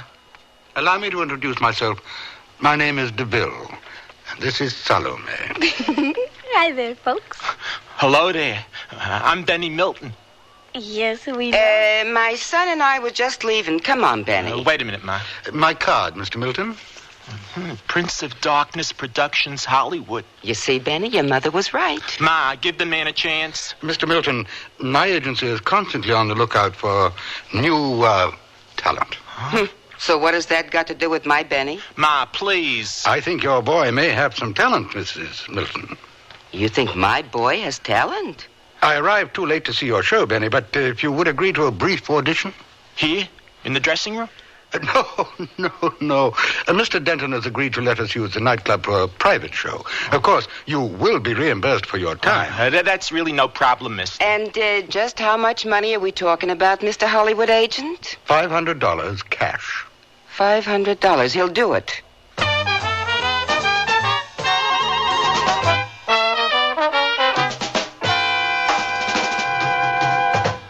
Sears National Automotive Sale.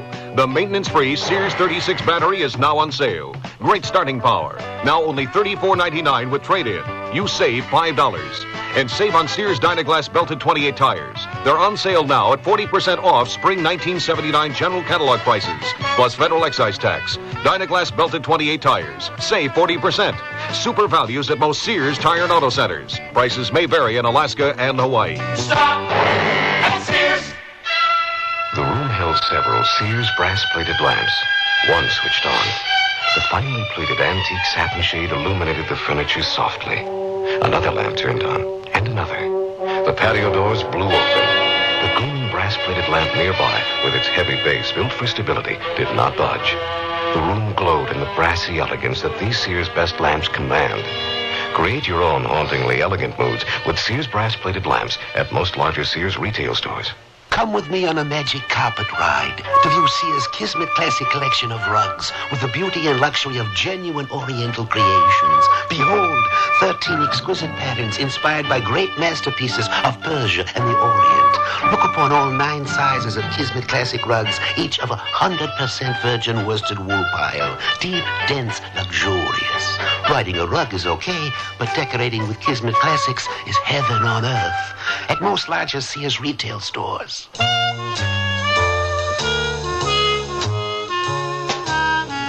So, Benny Milton can earn $500 for just a few minutes' work. At this rate, he and his mother can retire in 24 hours. Since Mr. DeVille and Salome are Californians, Benny has decided to make them feel at home by doing his famous Los Angeles monologue.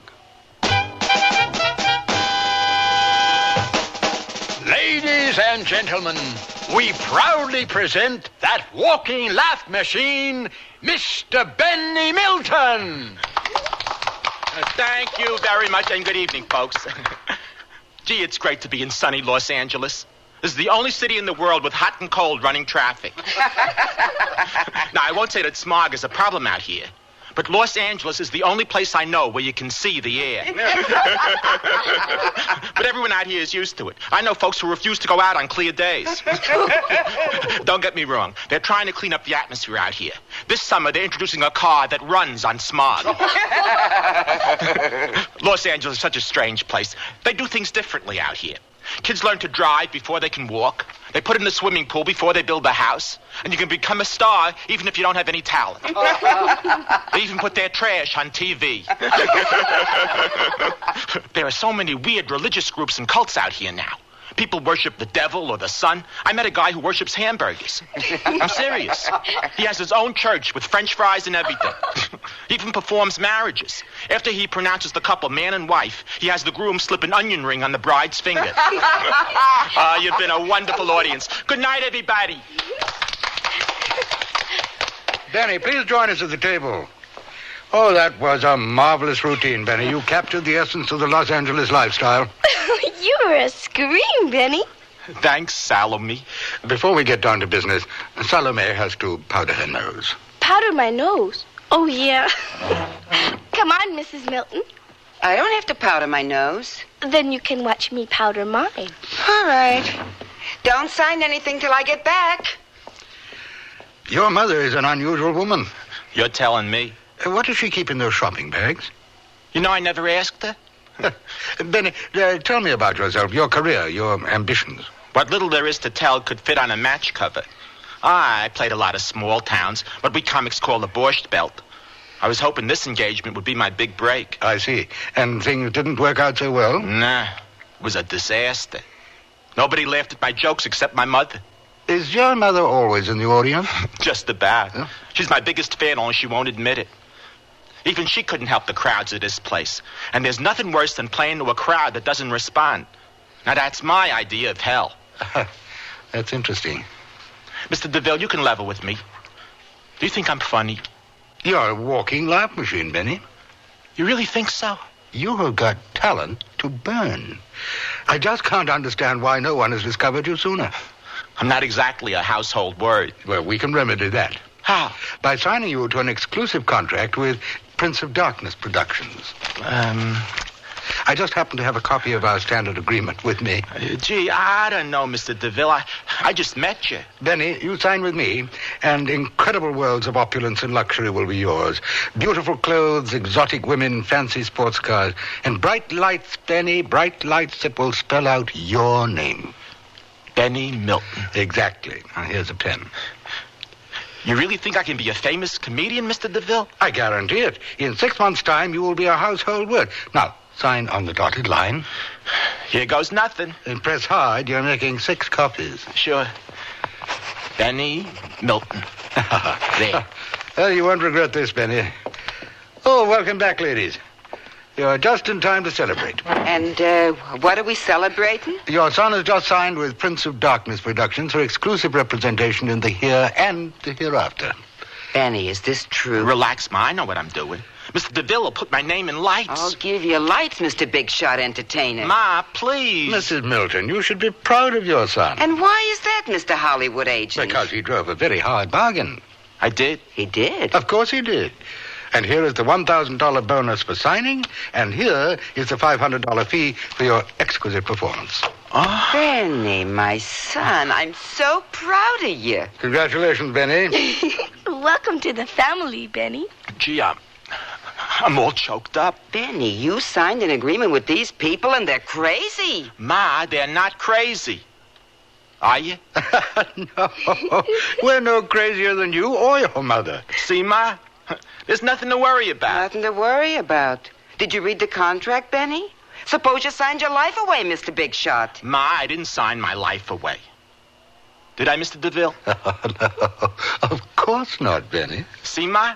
Well, I can't believe that you're getting off that easy. What did my son sign away, Mr. Hollywood Agent? Well, if you must know, Mrs. Milton, your boy signed away his soul. Oy vey.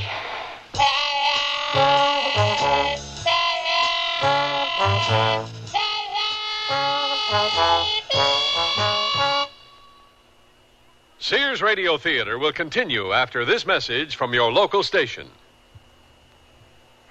You've changed, Bernard. You're not the man I married. What do you mean, Francine? Remember the way you were, vulnerable. You made mistakes. But now look, you're confident. Everything you do turns out right. It's that book you sent away for. It's just a catalog from the Consumer Information Center. It lists more than 200 federal publications you can send for on building, fixing, eating. Buying, selling, working, playing, living. And more than half of them are free. Yes, Francine, the man you married is gone for good. All right, Bernard. But would you make just one more mistake for old time's sake? All right. For you, I'll just replace that window glass like I used to. Whatever you do, learn to do it better. Send for your free catalog. Just write Consumer Catalog, Pueblo, Colorado, 81009. Francine, send for that publication on first aid. What was that address? Pueblo, Colorado, 81009. Dear Abby, a listener writes, now that my husband's gone, I've tried to open my own charge accounts and have been turned down. It seems all our credit was listed in his name. Now I'm told I have no credit record in my own name. Signed, Stuck. Dear Stuck, this is a real problem for many women. 4 out of 5 of you will one day be on your own. But if you know your rights, you can help protect yourself against future credit rejection. So take some advice from Dear Abby. Call or write stores where you and your husband share charge accounts. Have them listed in both names, yours as well as his. Say you want joint charge accounts listed as Mrs. Mary Jones as well as Mr. John Jones, so you will have a history of credit too. The law gives you that right. For more information, write for the free booklet, Women and Credit Histories, Federal Trade Commission, Washington, D.C., 20580. That's Women and Credit Histories, FTC, Washington, D.C., 20580.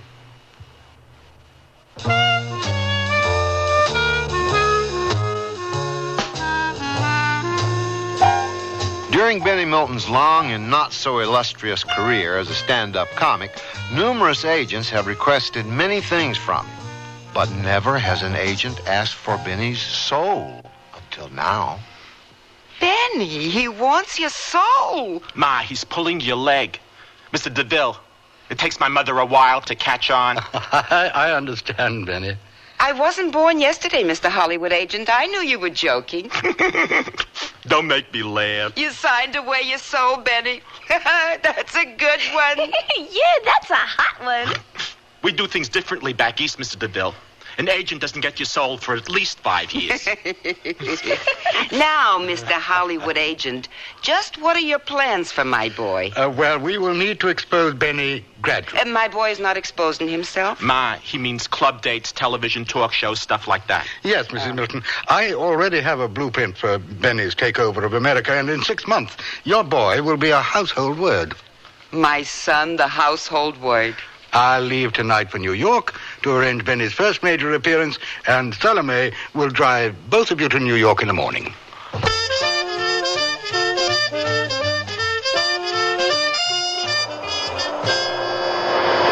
Can you believe it, Ma? We're on our way to New York. At this speed, we should be landing there any minute. Gee, this is fun. Mr. DeVille says I'm the only person who can turn a highway into a slalom course. If that's a joke, I'm not laughing. This is a terrific car, Salome. Mr. DeVille gave it to me.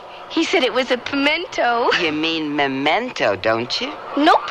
This is one of those Italian sports cars.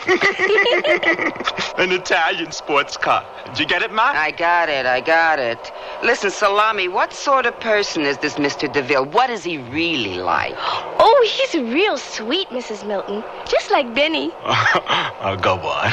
And he handles a lot of people? He has so many clients. I don't know how he keeps track of them all. And he works so hard, day and night. Maybe he should take a vacation or something. Oh, not Mr. DeVille. He never rests. Well, he must be a very good judge of talent because it looks like he does real well.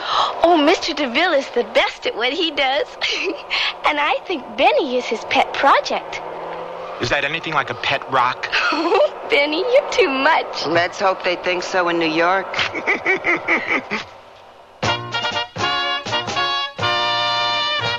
Ladies and gentlemen, the Armageddon proudly presents that bright new talent, that walking laugh machine, Mr. Benny Milton. Thank you, and good evening, folks.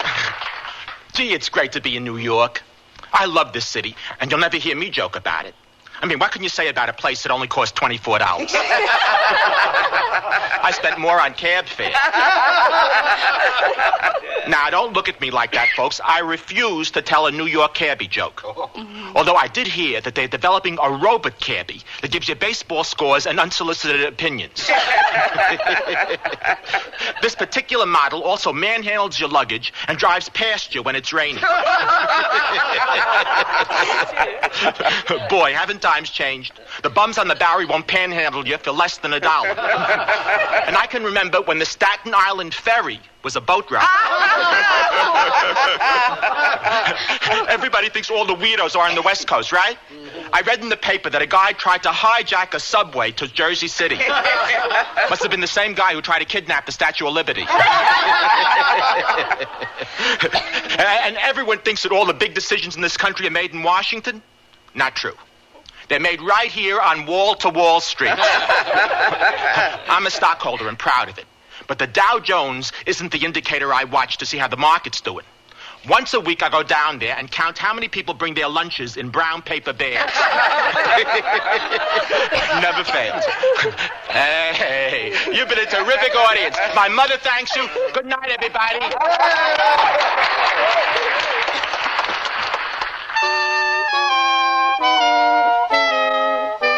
Sit down, Benny.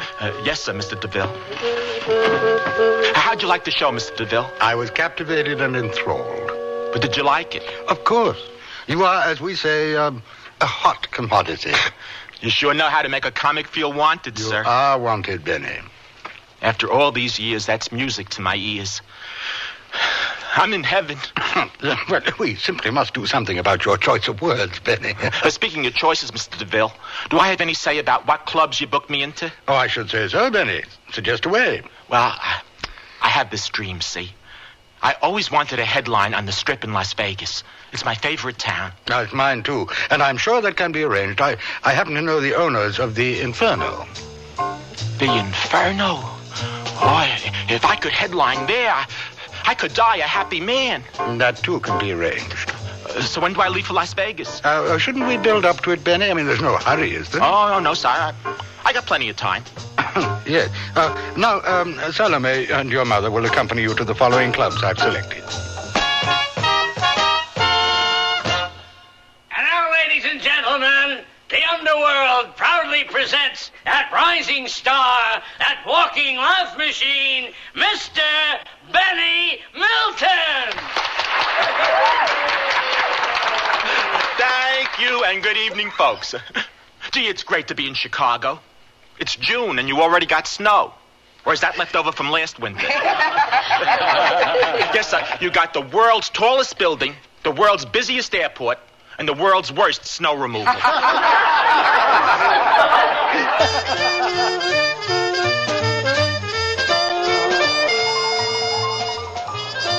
Benny, tell Salome to stop driving like a bat out of hell. Oh! We don't want to be late for the next club date. And I like the way Salome drives. So pipe down, Ma. Pipe down? This is my Benny talking? Just relax. Don't you worry about me, Mr. Big Shot Entertainer, and your blonde floozy with the lead foot. She's not a floozy, Ma. Just calm down, enjoy the scenery. Enjoy the scenery, he says. What can I see from the trunk except you and Miss Salami making eyes at each other? Ma, I'm a grown man, and I'll make eyes if I want it. All right, have it your own way, Mr. Big Shot. But you're in for a big surprise. Do have a seat, Mrs. Milton. Thank you, Mr. DeVille. Now then, what can I do for you, Mrs. Milton? I came to you as a last resort, Mr. DeVille. My son has fallen in love with your girlfriend, Salome. Salome. She's hardly my girlfriend. She's not your girlfriend? She happens to be a client of mine. So aren't you going to break up this torrid romance? No, it's hardly a torrid romance, Mrs. Milton. Salome likes to have a little infatuation. Believe me, it's nothing serious. Well, my Benny thinks it's serious. Aren't you going to do something? What would you have me do, Mrs. Milton? Salome is a grown woman, and she can make eyes if she wants to. But she's making eyes at my Benny, and they're just not right for each other. You seem dead set against this relationship. Dead set is right. I'd give anything to put an end to it. Anything? I'd even give my soul. Your soul? How interesting, Mrs. Milton. Then you'll break up Benny and this floozy? I think we can arrange something, Mrs. Milton.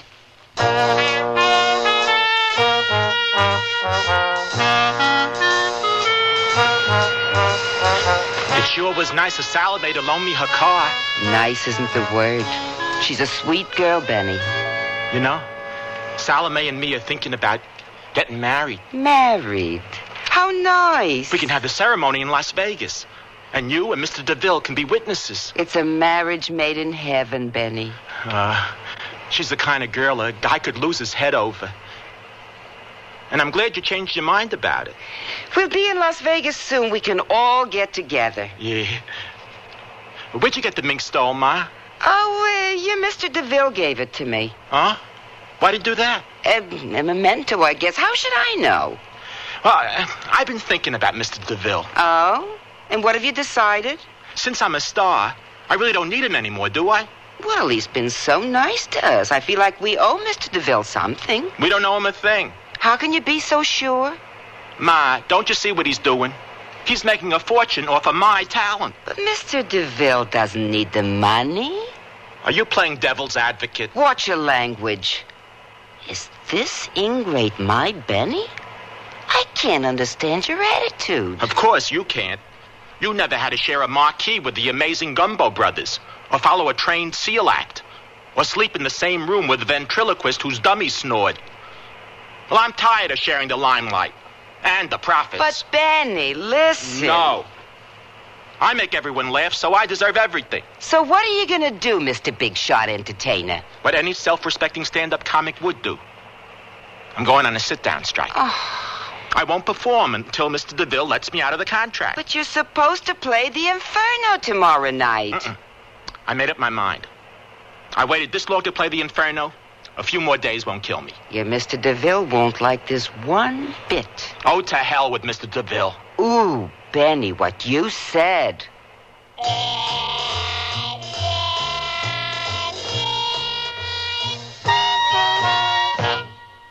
Sears National Automotive Sale. Dirt inside your shock absorbers can cause them to fail. Get Sears Heavy Duty Plus shocks with a self-cleaning wiper ring.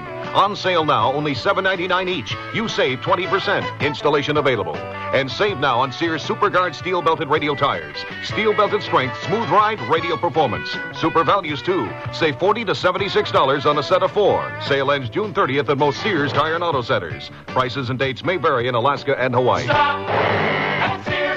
The perfect match to strike this Father's Day. Your dad and Sears Classic Collection separates, all super values. Save $10 on the sport coats, $4 on the slacks or reversible vest. In solid tones that mix and match to give Dad many great looks. Like a 3-piece suit. Start with solid slacks, now $15.99. Add a solid sport coat, now $39.99. And reversible vest, $14.99. Each Classic Collection separate, chosen to fit Dad's build. Sale ends June 16th. Prices and dates may vary in Alaska and Hawaii. Sears wants to break the ice when it comes to buying a Kenmore refrigerator. So we're taking $50 to $100 off 3 models through June 30th. You save $100 on the 19 cubic foot side-by-side and $70 on the 17 cubic foot top freezer refrigerator. Both have automatic ice makers and Sears exclusive Humidrawer. Save $50 on a Kenmore 17 cubic foot refrigerator freezer without ice maker. All are frostless. Kenmore. Solid as Sears. Dates may vary in Alaska and Hawaii. Available at most larger Sears retail stores.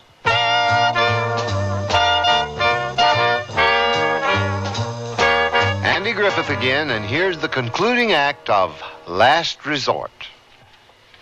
Well, how do you like the penthouse, Benny? This is the penthouse? We must be 10 stories underground. Didn't Mr. DeVille tell you that the best rooms at the Inferno are underground? No. And I got a feeling there are other things Mr. DeVille isn't telling me. Like what? I can't put my fingers on it yet. But that's one more reason I have to get out of my contract. Get out of your contract, Benny. Why? So I can be master of my own destiny. And so you and me can get married. Married? You and me? What will your mother say? She's all for it. She is? Yeah. And I'm just as pleased as you are. Well, I've got a feeling there's something she's not telling you. Oh? Like what? Look what I got, everybody. Welcome to Las Vegas shopping bags. They're real nice, Ma. Guess who I ran into in the gift shop? Liberace? Your Mr. DeVille. And was he ever in a foul mood? Oh, something bad must have happened. I don't know, but he was fuming. Benny, maybe you'd better not talk to Mr. DeVille right now. There's plenty of time to talk, Benny. Relax and enjoy Las Vegas. I get the picture. Both of you are working for Mr. DeVille. He sent you down here to scare me. Well, it won't work. When I'm through with him, he'll beg me to let him out of the contract. Salome, fix me a drink. You could ask her in a nice way, Mr. DeVille. Shut up, Benny. And do as I say, Salome. Oh, what a wretched day. Simply wretched. Mr. DeVille, there's something I want to talk to you about. Oh, thank you, dear Salome. Ma, don't you have to powder your nose? Powder my nose? Oh, yeah. Come along, Salami. I don't need to powder my nose. Then you can watch me powder mine. I am surrounded by greedy, eccentric idiots, ingrates, the whole lot. Never that upstart wanting out of his contract. Someone try to get out of a contract? Yes, it happens occasionally. A misguided performer gets the mistaken notion that he is a star and that he alone is responsible for his success. Ridiculous. Yeah, ridiculous. That kind of ingratitude irritates the you-know-what out of me.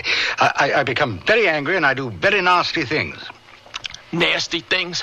Such as? Well, I'd rather not bore you with the gruesome details. You have been so loyal and faithful. Go ahead, bore me. I'd really like to know. Well, take this young man, for instance. A bright, up-and-coming young comic, not unlike yourself. And suddenly, he decides that he wants out of his contract. Just like that. What happened to him? Well, our young man had, shall we say, an unfortunate accident. He fell 13 stories. Oh, that's terrible. Especially since he was on the 7th floor at the time. Pity, he had all the makings of a great star. Such macabre talk before your big performance. Do forgive me, Benny. Oh, sure, Mr. DeVille. Now, then, what was it you wanted to speak to me about? Speak to you? Yeah. You will be at the show tonight, won't you? Oh, of course, Benny. I wouldn't miss it for all their souls and you know where.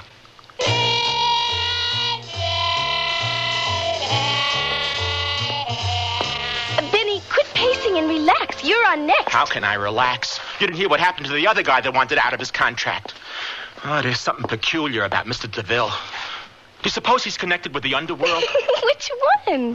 How can you joke at a time like this? The warm-up act is almost finished, Mr. Milton. Thanks, Pop. I'll be right there. Let's see now. I gotta make Mr. DeVille think it's his idea to let me out of the contract. That's it. Benny Milton, you're a genius. What are you going to do, Benny? The world's worst monologue, that's all. Ladies and gentlemen, the Inferno proudly presents that talented star, that walking laugh machine, Mr. Benny Milton. Thank you, and good evening, folks. Gee, it's great to be in Las Vegas, the home of legalized gambling. You can gamble anywhere in this town. I got in a cab at the airport, and instead of a meter, this cab had a slot machine. Hey, don't laugh. I won $23. They even have slot machines in the restrooms. Now, that's what I call a pay toilet. And speaking of restrooms, I was in a casino that had restrooms for everyone. They had one labeled men, another for women, and another for losers. All the casinos try to outdo each other. The one I'm staying at advertises a card game in every room. They also got a great breakfast deal. It's called the Loser's Special. For only 99 cents, you get a cup of coffee and 2 aspirin. They'll even give you a free tank of gas if you lose over $100. Hey, did you hear the one about the dumb gambler who paid off all his debts and then left town? You've been a wonderful audience. Good night.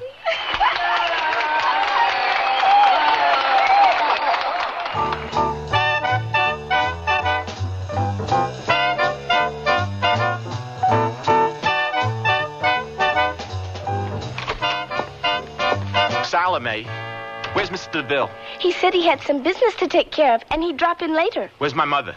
I haven't seen her since the powder room, Benny. I don't understand what's going on here. What's to understand? You were a scream. I threw that crowd every stale Las Vegas joke I had. I should be punished for telling jokes that bad. Maybe you will be. Why were they laughing at those lousy jokes?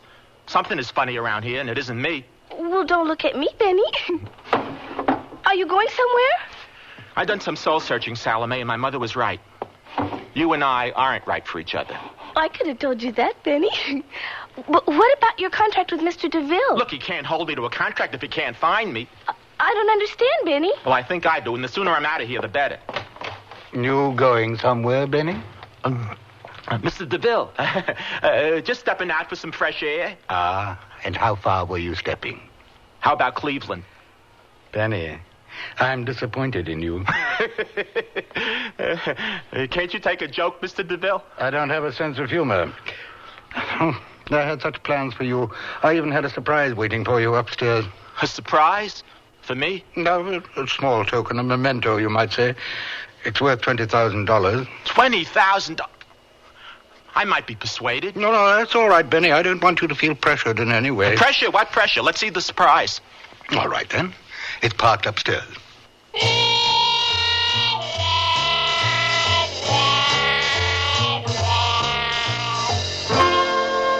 There you are, Benny. How do you like it? Mr. DeVille, do you know what this is? Yes, of course I do, Benny. It's a custom-made 9-cylinder British Lucifer with hand-tooled leather interior, AM/FM stereo, steel-belted radio, sunroof, and an overhead cam engine which attains speeds in excess of 130 miles per hour. Sticker price, $19,871.64. This can't be happening. Of course it can. Notice the personalized license plates? B-E-N-N-Y. Benny. You shouldn't have. Here are the keys, Benny. Would you care to make a trial run? The desert's quite beautiful this time of night, and you can put this little devil through its paces. I'd love to.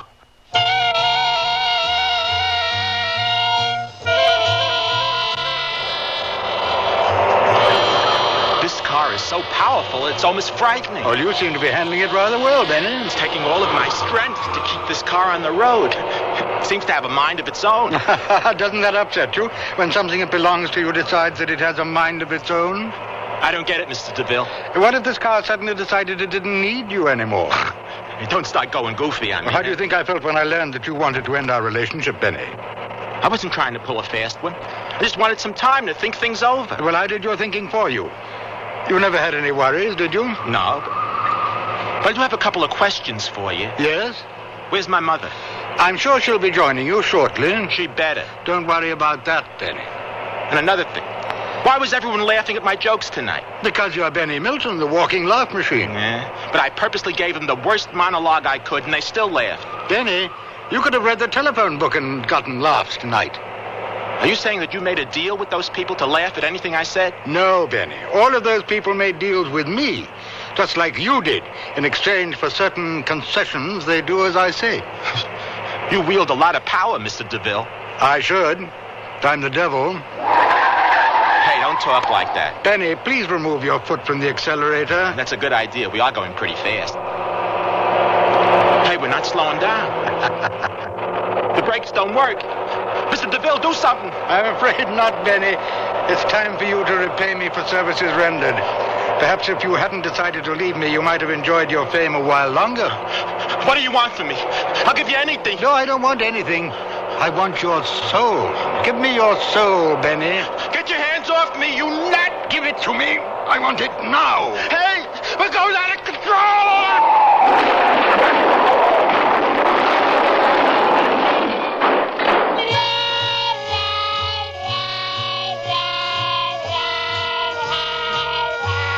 What's going on? Where am I? Mr. DeVille, what happened? There was a crash, Benny, and you died. Pity. You had all the makings of a great star. I'm dead? Funny, I don't feel different. You will. Please follow me.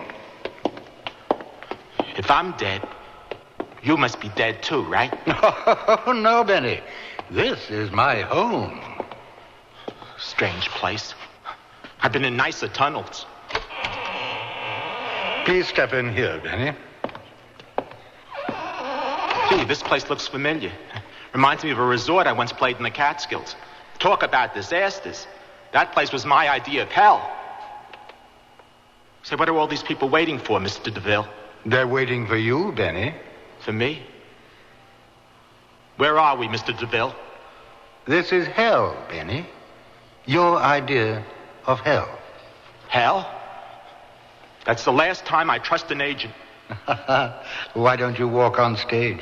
We don't want to keep the nice people waiting, do we? All right. Let's get the show on the road.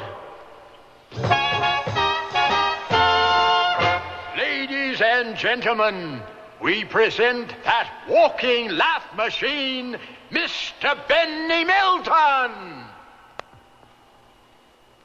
Thank you for that warm welcome, folks. Gee, it's great to be in hell.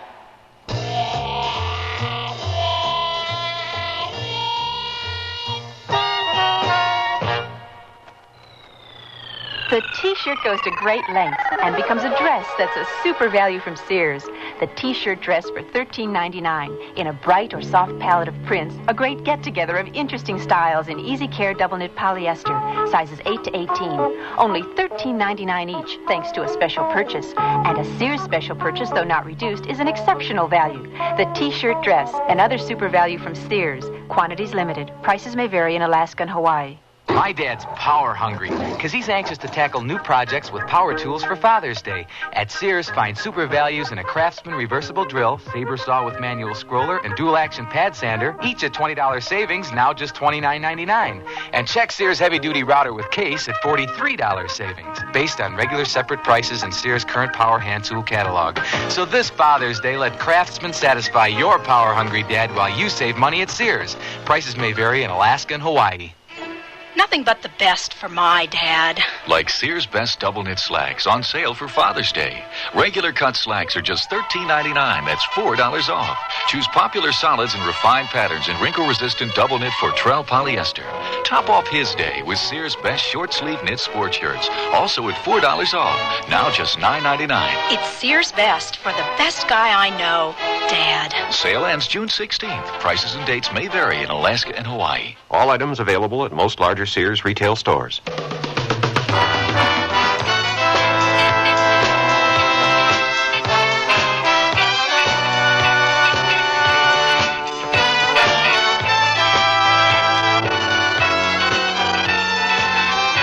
Sears Radio Theater has been brought to you by Sears Roebuck and Company, where our policy is satisfaction guaranteed or your money back. Sears, where America shops for value. Last Resort was written by Mark Trella, produced and directed by Fletcher Markle. Your host was Andy Griffith.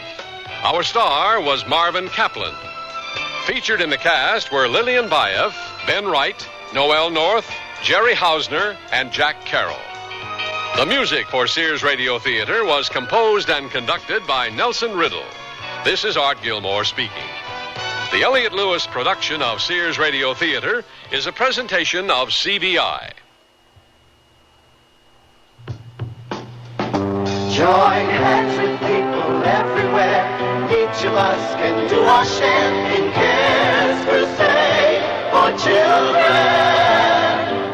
This year, people of all nations are joining hands to improve the lives of the world's needy children. Through CARE, you can provide the families of these children with the means to grow their own food, to build medical facilities, safer water systems, and schools. Tomorrow's world is in our hands. Help make it a better place for all the children.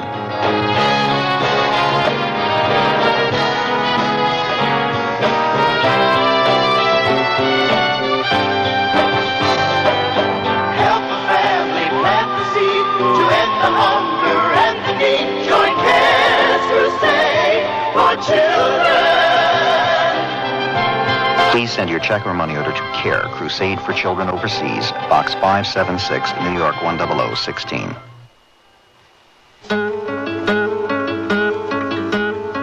Like the wind, we feel its effect, but we cannot see it. It touches each and every one of us without exception. Young or old, rich or poor, black or white. It's something we all have in common. Tension. When we're unable to cope with tension, it can turn against us. It can make us fail at our jobs, fail our families, and most important, fail ourselves. Learning to cope with tension is a never-ending process, one that begins at birth and continues to the end of life. It's one of the keys to happiness and good mental health in our time. This is Cliff Robertson. There are few of us who wouldn't welcome solid advice from a good friend on how to deal more effectively with our tensions. That friend can be your mental health association. Contact them for a copy of their pamphlet, How to Deal with Your Tensions.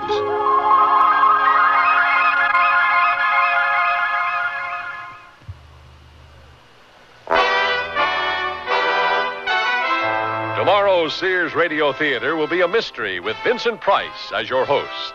Let's listen. If I wanted to be free, I could divorce Marjorie. And why haven't you? Well, that's just it. Maybe I don't want to. In any case, if I haven't tried even that, why would I jump to murder? Human behavior is a mysterious thing. So be sure and tune in tomorrow to Sears Radio Theater. I'm Wally Robinson, WNEW News, on the Sears Mystery Theater. That's the theme from the Sears Radio Theater. Tonight's story is a comedy with Andy Griffith as your host. Here's a preview. Where's Vietnam? It's right next door to Thailand, where my girlfriend Siri came from. This is the lady from Bangkok, the one you almost married? Right. Say, man, you got a good memory. Yes, Siri Crit, I really cared a lot for that woman. The Sears Radio Theater will begin after this message from your local station. Here's a message from your Kidney Foundation. Have you ever stood in line, my friend? Not for hours, but for years on end. Not waiting for a ticket for a show you want to see, but just for the chance to live life normally. Waiting for the gift of life. Pass it on, pass it on. Give the gift of life. Pass it on, pass it on. Somewhere someone depends on you. You can give the gift of life and help someone who depends on you by becoming an organ donor. You can sign a special line on your driver's license or get an organ donor card from your Kidney Foundation. A moment to sign could mean a lifetime to others. Remember, we're talking about life. Pass it on, pass it on. Give the gift of life. Pass it on, pass pass it on. Somewhere someone depends on you. This is Andy Griffith. Listen. All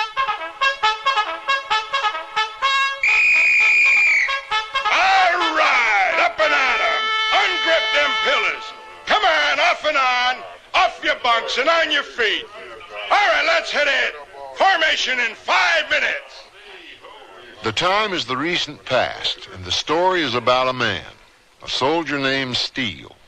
Or rather, it's the story of a 2-day past that was stretched into 3 days, as seen through the fuzzy eyeballs of a buddy of his.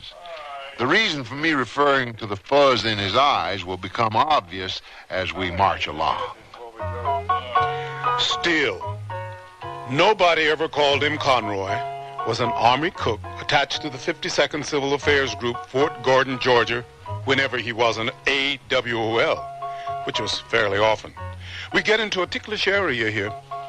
Some people will say as soon as you make a generalization about any member of a minority group, that you're stereotyping, or worse yet, you're prejudiced. Well, as a so-called minority member myself, I'll go out on a limb and say, I think some people in all groups do fit some stereotypes with no loss of dignity or anything, as long as the stereotype isn't intentionally degrading.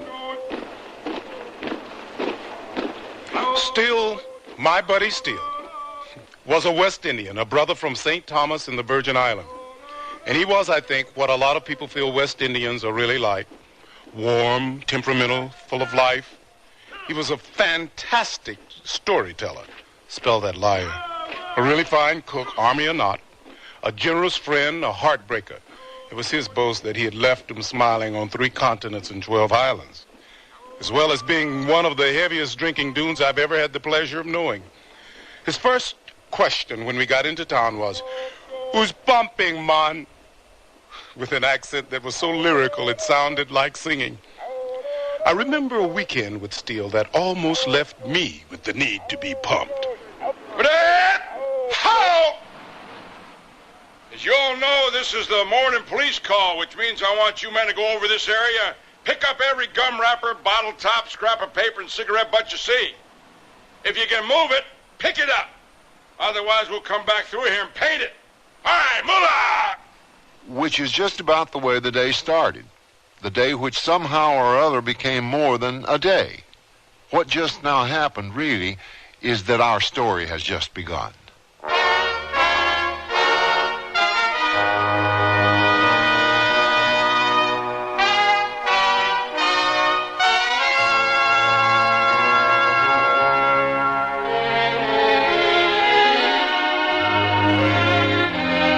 Sears Radio Theater, a new adventure in radio listening.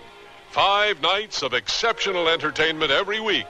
Brought to you in Elliott Lewis production of the Sears Radio Theater.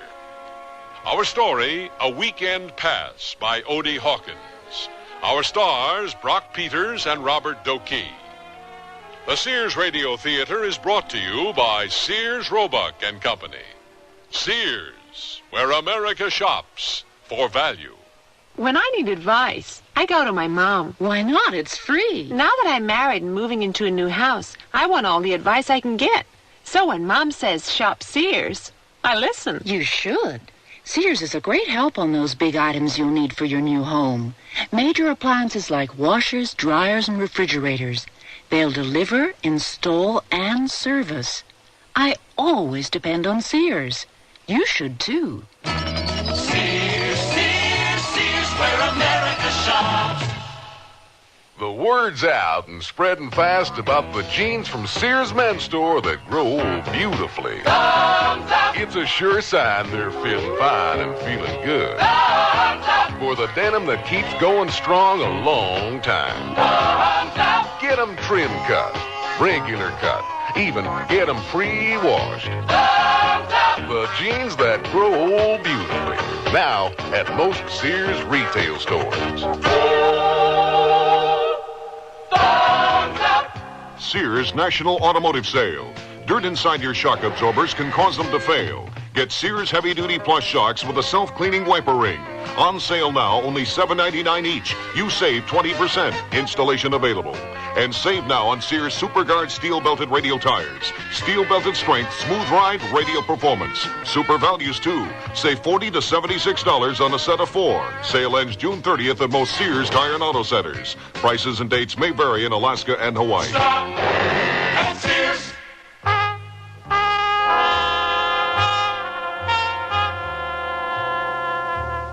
We've often been told that an army marches on its belly. By that I mean what goes into the men makes a march. But no one has ever explained what happened to the army when it's cook's night off, or what the cook does once he's free of the kitchen. Steele had gotten a couple of $100 in back pay.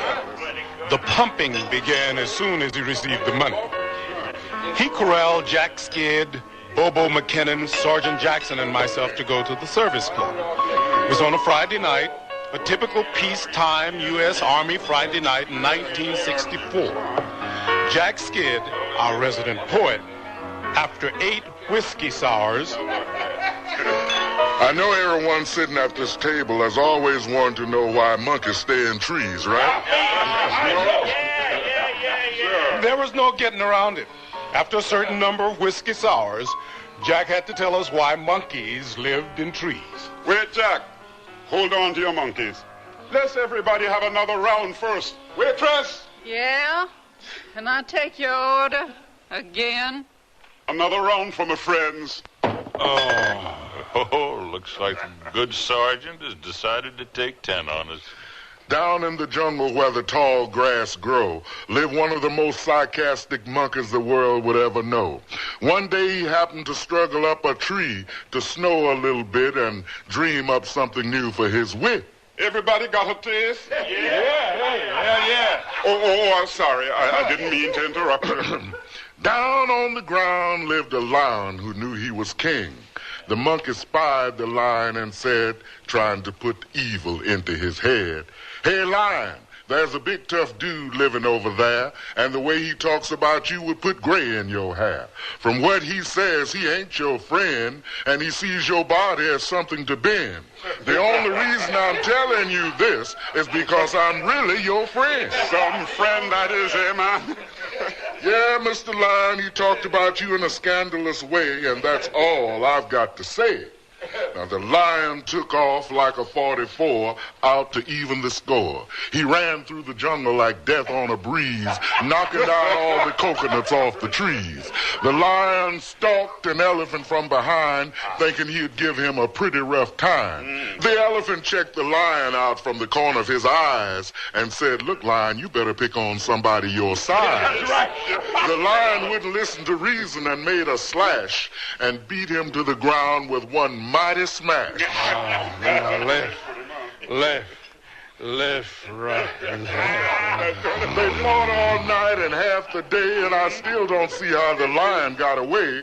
But he finally dragged off more dead than alive, leaving himself wide open for more of the monkey's jive. "Hey, Mr. Lion, you really look sad. The other fella must have really been bad. When you left here, you were roaring like you was going to eat somebody up. Now look at you. You were all beat up." The monkey, hopping with glee, jumped up and down. His foot missed the limb, and he plunged to the ground. The lion was on him with all 4 feet, angry enough to grind him into hamburger meat. The monkey looked up with tears in his eyes and said, "Please, Mr. Lion, I apologize. If you let me go, I'll tell you something you really ought to know." Mr. Lion lifted up a paw, and the monkey scampered up a tree. "What I wanted to tell you," he screamed from the tree, "I'll put the elephant on you again if you mess with me." The lion stalked away growling, "Are you just talking? Up in them trees is where you better stay." And that's where they are till this very day. So there. Once again, we find out what keeps lions on the ground. Elephants. Oh, come on, you guys. I kind of like to find out why the monkeys live in trees every now and then. Waitress? Okay, it's okay, Steele, my friend. I can take it. Another round? Yes, and a double for our poet friend Skid. Yeah, Jack, you know, I've always been puzzled by one thing that happens in that monkey poem. What's that? Why would you choose the biggest creature in the jungle, the elephant, for the lion to mess with? Because incongruity is the soul of humor, Brother Bobo, as every good comedian knows. Who? Incongruity. I feel I just have to pause here for a moment to say a few words about something. I've been in a lot of groovy situations, but I don't think anything can equal the good vibes of a group of soldiers off duty. I look around the table, over the rims of hundreds of glasses, at Sergeant Jackson. Sergeant Jackson has been in a couple of wars, and he has ribbons and decorations to prove it. But he doesn't swagger around acting heroic or anything, if you know what I mean. Right now, he's checking his eyelids for holes. And my buddy, Steele, well, he was up to something, which I didn't know anything of. Not at that time.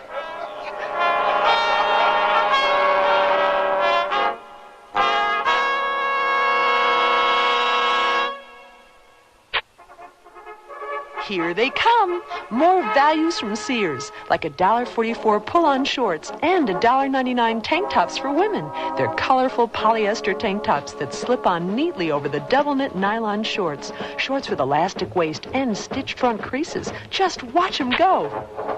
Sears $1.44 shorts and $1.99 tank tops for women. All set for action. Hurry in while quantities last. Prices may vary in Alaska and Hawaii. Sears wants to break the ice when it comes to buying a Kenmore refrigerator, so we're taking $50 to $100 off 3 models through June 30th. You save $100 on the 19 cubic foot side-by-side and $70 on the 17 cubic foot top freezer refrigerator.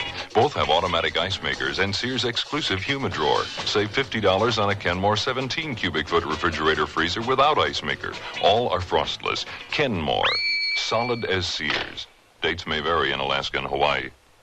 It's here! It's here! The Great American Paint Sale is here! Now, save $3 to $5 on the same Sears paints that help preserve the homes of John Paul Jones, Betsy Ross, and other great American homes like yours. Save $5 on Weather Beater satin exterior paints, now $9.99 a gallon. Save $3 on Easy Living flat, ceiling, and semi-gloss interior paints, $8.99 to $9.99 a gallon. The Great American Paint Sale is here! Prices may vary in Alaska and Hawaii. All items available at most larger Sears retail stores. We left them in the service club, and they haven't retreated one single sip. And Sergeant Jackson never forgets that he is a sergeant, even while he's semi-asleep. Ain't no sense in going home. Jody's got your girl and gone. Sound off. 1, 2. Sound off. 3, 4. Cadence count. 1, 2, 3, 4. As you can hear, he's always thinking of the troops. Jack Skid, whom we kid about having a name like Skid, is our poet in residence, in a manner of speaking, and the company's communications specialist. This guy can take a bunch of metal scraps, a couple of coat hangers, and a coil of wire, spit on the whole business, and build a radio that could reach the South Pole. I've seen him do it. Well, not the South Pole, but he did wake some poor dude up in West Texas once.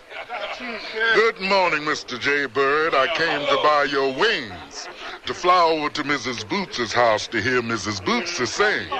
Mrs. Bootsy has a new little baby, and when the baby cries, she rocks the baby in a cradle and feeds him apple pie. Sometimes Jack's poetry doesn't quite receive the recognition he feels it deserves. Okay, if you Claudeheads didn't like that, how about this one? Roses are red, violets are blue. Great guy, always. His poetry, well, that's a different story. Bobo McKinnon is an ex-Golden Glove title holder from Philadelphia, 147 pounds. I think you suspect that he'd held some kind of title just from looking at the muscles this dude had. He's one of the few human beings I've ever seen with a set of muscles between thumb and forefinger. Great guy, but you wouldn't want to make him mad about anything. And Steele, Conroy Raphael Steele. Waitress, you slowing down, sweetheart? How about another round? Do you guys know you probably set a new service club record for whiskey sours consumed in a 4-hour period? What's the record for fours and daiquiris? Huh? Now, that's typically Steele, not quite satisfied to settle for the easy way. I mean, you get the impression that he merges fantasy and reality better than most people. Okay, so there I was, me and a couple of good friends. Rum and coke? No, man, these were people. Anyway, there we are in the middle of this cane field. Moon as bright as morning, machetes in hand, slashing and fighting with a whole troop of ghosts. A troop of what? You heard the man, he said ghosts. Right, Steele? Right. We had just about gotten the best of them before they piled up, pulled off this flanking movement over to the left. You see. See what I mean? You never quite know whether he's pulling your leg or not. The only time you can be absolutely certain he's not putting you on is when he cooks or talks about cooking. How did I become a cook? Yeah, how? Look, simple. I took one look at my first breakfast of creamed beef on toast in basic training, and I thought to myself, hey, Steve, you can do better than that. So I become a cook. No, let me tell the truth now. That's not exactly the way it happened. I had this buddy of mine who was General Porter's personal chef. Remember him? Yeah. Well, I remember him. We used to call him Old Pity Patty Porter because he was always sneaking around Pity Patter. That's the one. That's the one. Yeah. Well, my buddy Johnny Wolf was about to lose his cushy job because he was running out of ideas for meals, and he asked me to help. Well, if the truth be told, Johnny Wolf never had a giant imagination to start with, you know. Well, how did he know that you knew anything about cooking? Oh, we knew each other from back home. Well, even if I must say so myself, I had a pretty big reputation in St. Thomas, you know. Anyway, I saved his job by making poulet basque. Poulet who? Poulet basque. Basque chicken, man. Hey, speaking of strange food and all, I've been dying to ask somebody, who are these little Chinese guys walking around the post holding hands? Oh, for goodness sakes, Bo, you're worse than my Uncle Wally. Don't you know by now that all the yellow people ain't Chinese? Those guys are Vietnamese. They're here for signal school training. Okay, so they're Vietnamese, whatever that is.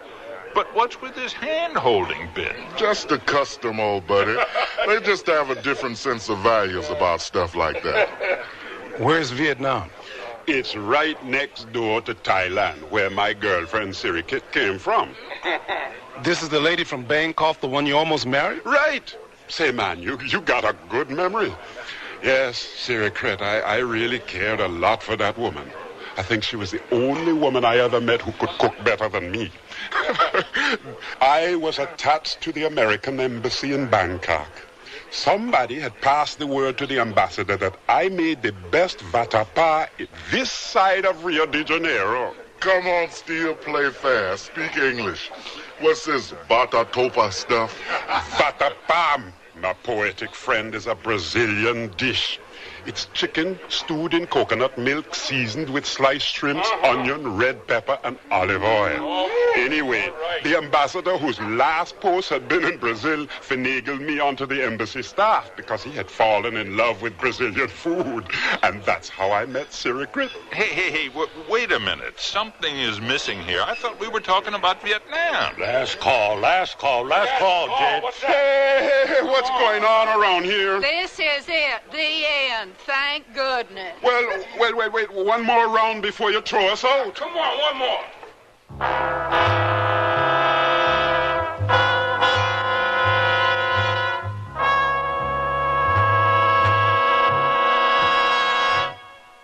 Sears Radio Theater will continue after this message from your local station. What in the world happened in June? Brought to you by your local Navy recruiter. June is admissions day for New Hampshire and Virginia, admitted in 1788, Kentucky in 1792, Tennessee in 1796, Arkansas in 1836, and West Virginia in 1863 as our 35th state. The Continental Congress appointed a committee to draft the Declaration of Independence in June of 1776. In June of 1782, the design for the Great Seal of the United States was adopted by Congress. The U.S. Navy Yard at Portsmouth, New Hampshire, was purchased in June of 1800. The first course in flight instruction was started in June of 1925 at the U.S. Naval Academy. In June of 1935, the self-help organization Alcoholics Anonymous was created.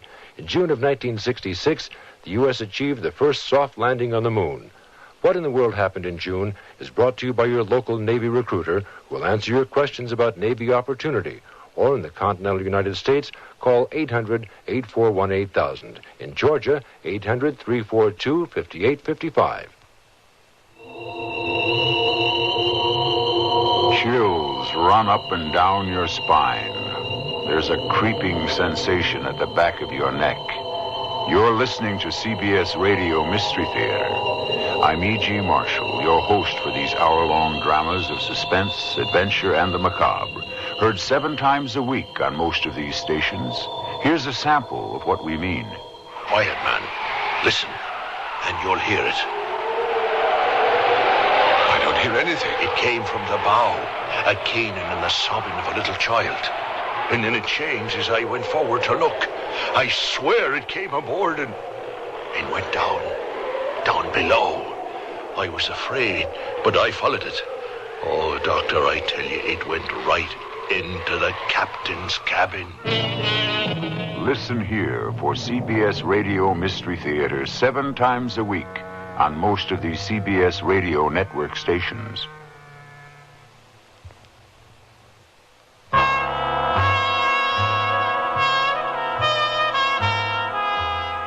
At this point, undergoing their ritualistic last round, everyone seems to be pretty much the worse for wear except Smith and Steele. Smith has been doing a Houdini sleight of hand with the whiskey sour glasses that magically placed them squarely in front of Sergeant Jackson, which might explain why he is hors de combat, or shall I say bombed. Steele seems to be just starting his evening. And while they've all known his capacity for this sort of thing, they have to wonder why it's different this time. Okay, that's that. Only 12 o'clock and we're out in the night. What now? Well, I've had it. Me too, and I think I speak for the good sergeant draped over my back. Oh, well, what about you, buddy-o? Well, Britt, let's leave these deadbeats and go on pumping in town. I'm kind of low on cash still. I only have... Hey, man, we ain't talking cash. We're talking about pumping. Let's grab a post taxi and go. Come on. The sense of challenge swelled up in my chest. Realizing that it seemed likely that I was going to be taken through the test of a steel weekend, one I only suspected at that time would be a record setter. When our friends shook hands with me leaving the service club, even Sergeant Jackson unbent for the departure scene. They seemed to look at me in the way people look at other people who are obviously about to do something they wouldn't do. Back then in 1964, a medium-sized town in South Georgia wasn't much of a great place for a couple of black soldiers to go and party the night away. Gwinnett Street was where it was, and there wasn't much to that. 3 clubs, the Top Hat, the Paramount, and the DeSoto. Steele, playing with the laws of averages, tossed a 2-headed nickel and decided from the DeSoto Club. We grabbed a table and Steele ordered a brand of scotch I had never heard of, nor had the waitress. We settled for rum and cokes. Well, here we go, buddy-o. Roses are red, violets may be blue, and if either one of us has got to go to heaven, I think it'll be you, with all due respect. That's it. Come on, dance with me, honey. My condition at this point was, how shall I say it, a bit unstable. Steele was in good shape. His fingers looked pickled the way they were curled up, but there was nothing wrong with the rest of it. You got to be on your guard when you come in here. These women will dance your socks off.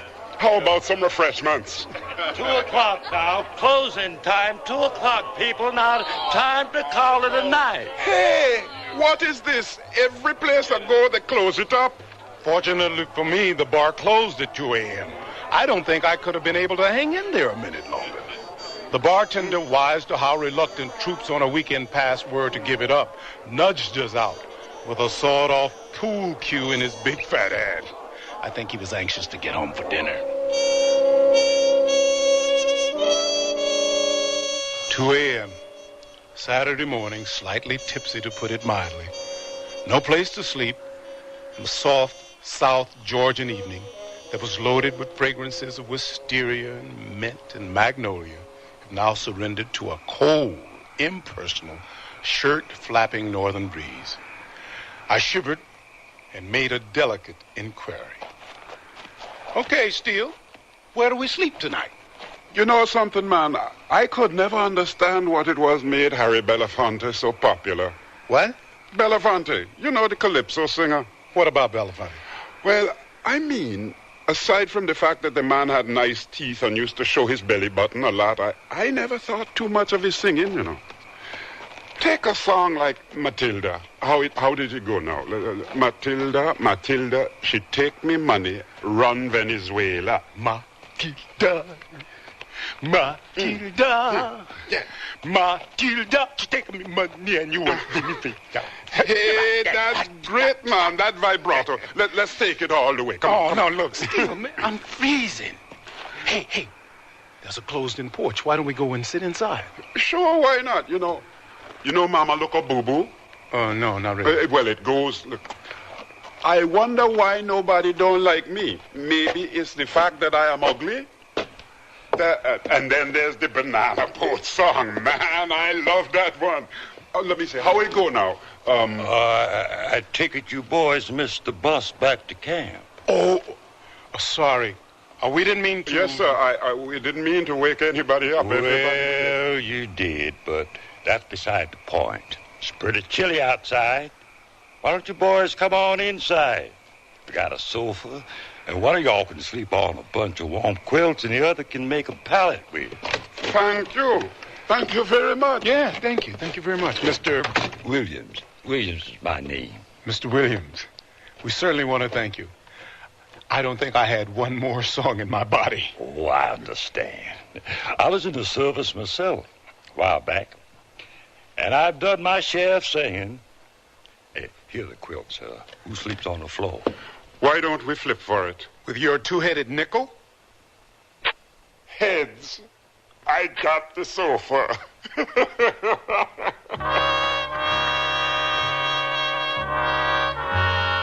Saturday morning. My mouth tasted like a bowl of ashes. I knew it was the next day and that the sun was probably shining, which made me want to keep my glazed eyeballs away from bright lights of any kind. And my head felt as though a half-track was practicing maneuvers inside. Finally, I worked up the nerve to squint over the lump of quilt around my neck and saw Steele and Mr. Williams sitting at a table in the other room, sipping what looked suspiciously to me like bourbon. Hey, you wake, man? Come on in here. Mr. Williams is telling me about what Paris was like right after the First World War.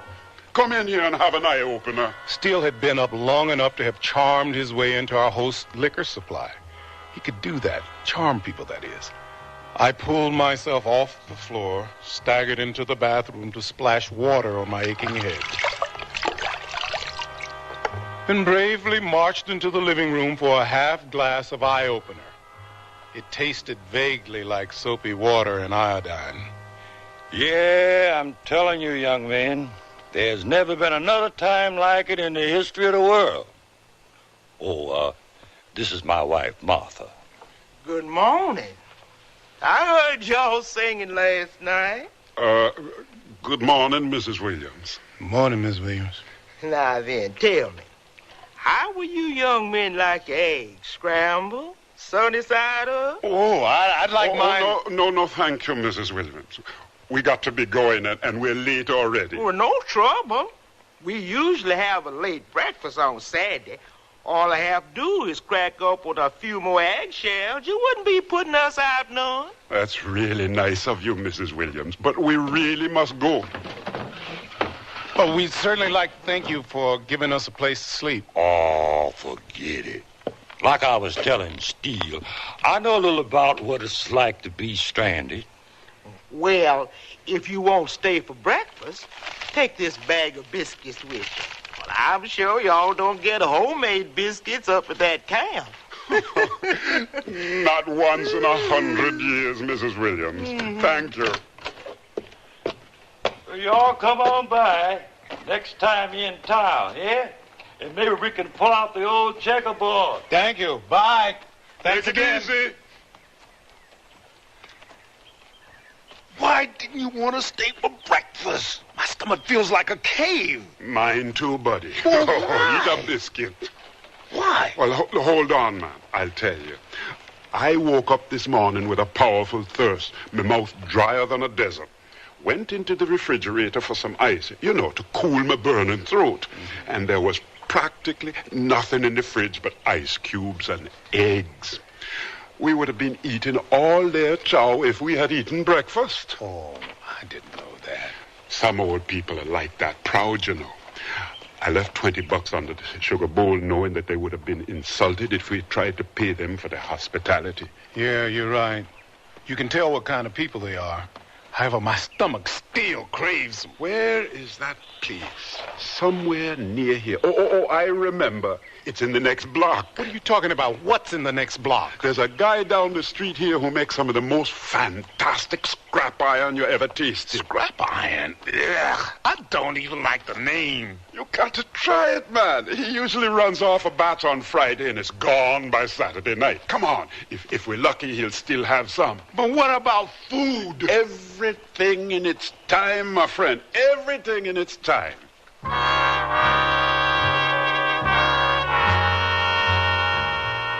We compromised. And in the next block, he disappeared up a little dirt path that seemed to lead nowhere and returned with a half-pint bottle of scrap iron. It was about 1:30 before we finished off a great lunch of gumbo filet at Mom's place, chased by slugs of scrap iron and red soda pop. Steele and the owner of the establishment exchanged a few recipes, and it was time to return to the bar. I have to confess, by this time I was beginning to feel that the whole number was some kind of weird challenge, something I couldn't back away from, but I was determined to finish this weekend somehow, no matter what. We wandered into the Top Hat, the swankiest bar on Gwinnett Street, and ordered rum and cokes. Beware, a problem is approaching us. How you today, Mr. Conroy Raphael Steele? Oh, hi, Marcine. What's happening? I'm fine, as you can see. This is my friend Delacroix. Well, this here is Herb Smith. Meet Miss Marcine Wright. Hi. Well, are you going to ask us to join you or not? Well, certainly. By all means. Sit down. Garçon, refreshments for the ladies. What will you have? A taste of the bubbly? Caviar? A bottle of mum? Oh, come on, Steele. Knock it off. I'll have cold beer. How about you, Delamay? Beer sounds okay. 2 of your very coldest beers for the ladies and 2 more of your superb rum and cokes for me and my buddy. Well, how you been, Marcy? Not so hot. I thought you said you was going to call me about the raffle tickets. Why are you so quiet? I'm practically exhausted. From what? You wouldn't believe me if I told you. Aha, refreshments. Well, here's looking at me, kids. Steele, what about those tickets? Remember you said... But I thought you said the raffle was last week. You didn't hear me tell you no such thing as that. I told you this week, and you promised to buy 4 tickets from me. Go on, tell me. What are you so exhausted from? Marcine, I have been buying tickets from you for 2 years for one thing or the other, and I ain't never come close to winning nothing. But still, you promised. I'm exhausted from a rare form of disease. It's called stick-with-steelitis. I didn't promise nothing. Is it catching? Yes, you did too, Steele. Not unless you wanted to be. I know when I promise something and when I don't. And I didn't promise. If it's one thing I hate worse than clabber milk, it's a liar. Who you calling a liar, woman? If the shoe fits, put it on. Come on, Della. Let's go someplace that's not infested by liars. Well, I gotta run. Hope I see you again. How about right here? Oh, I don't hang out at bars. Why don't you call me? Careful, honey. If he hangs around with old Fork Tom, he bears care for watching. I'll call you, Della. Looking forward to hearing from you. Bye. Take it easy, Marcine. You and your wolf tickets. Steele, did you promise to buy some tickets or not? I'm almost certain I did. You did? Probably, but then I always promise Marcine something. She's one of those kinds of people who lives from one promise to the next. Believe me, man, it's okay, but when I first met her, she made me promise to buy her a car. Well, did you? Oh, on my pay? Be serious, man. How about another round? Waitress!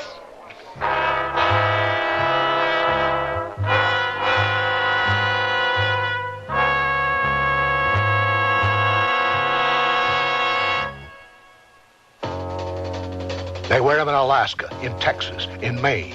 Wherever the territory's tough, the kids wear Sears Toughskins, the toughest jeans in Sears Tough Jeans territory.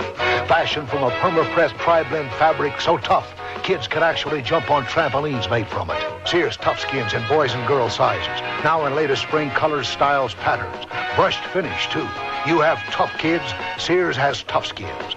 Only in the children's store at most larger Sears retail stores and through the catalog. The room held several Sears brass-plated lamps. One switched on. The finely plated antique satin shade illuminated the furniture softly. Another lamp turned on, and another. The patio doors blew open. The gleaming brass-plated lamp nearby, with its heavy base built for stability, did not budge. The room glowed in the brassy elegance that these Sears best lamps command. Create your own hauntingly elegant moods with Sears brass-plated lamps at most larger Sears retail stores. Sears National Automotive Sale.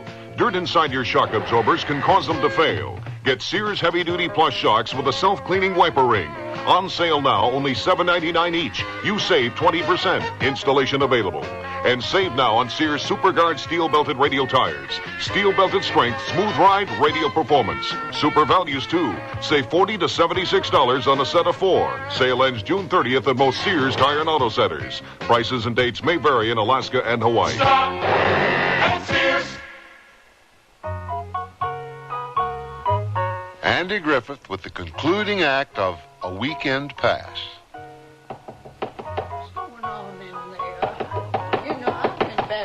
Peaceful thoughts.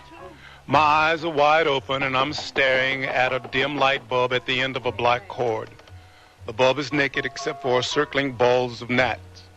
The bugs are making me dizzy with their motions. And with my eyes closed, I feel dizzier still. Great. Fantastic. Nothing like life inside of a merry-go-round. I practice opening and closing my eyes slowly to see whether I can create some order out of what's happening. I can't remember whether or not I'm sitting or standing or riding or what. I managed to figure it out. After a few minutes of hard calculation that I must be sprawled on my back or else I wouldn't be able to look up. Wonderful. Now things are beginning to fit. If I'm looking up, then my feet must be stretched out in front of me somewhere. Yes, sure enough, there they are, propped up against the door. Honey, you're going to be in there much longer. The rest of us girls have to powder our noses, too. The rest of us girls? What's going on here? Oh, no. I'm laying on the floor in the ladies' room of some kind of semi-private club that no one but Steele and the members could know anything about. Now it comes back to me. Hot, tired, and ossified, coming into a pleasantly scented room with little carpeting on the floor, I decided to take a little siesta. Well, I'll be. Oh, the clubber's really going downhill. Bums sleeping in the ladies' room. Excuse me, ladies. I'm sorry. Hey, where you been, man? I've been looking all over for you. Oh, I needed a breath of fresh air. I took a little walk. I was just wondering, thought maybe you had flaked out on me. No, not me. Hey, what time's it getting to be? What day is it? Well, it's Monday evening, man. And we're gonna catch it for being AWOL. AWOL? Monday? I mean, what happened to Saturday night? Sunday? I mean, what happened to Sunday?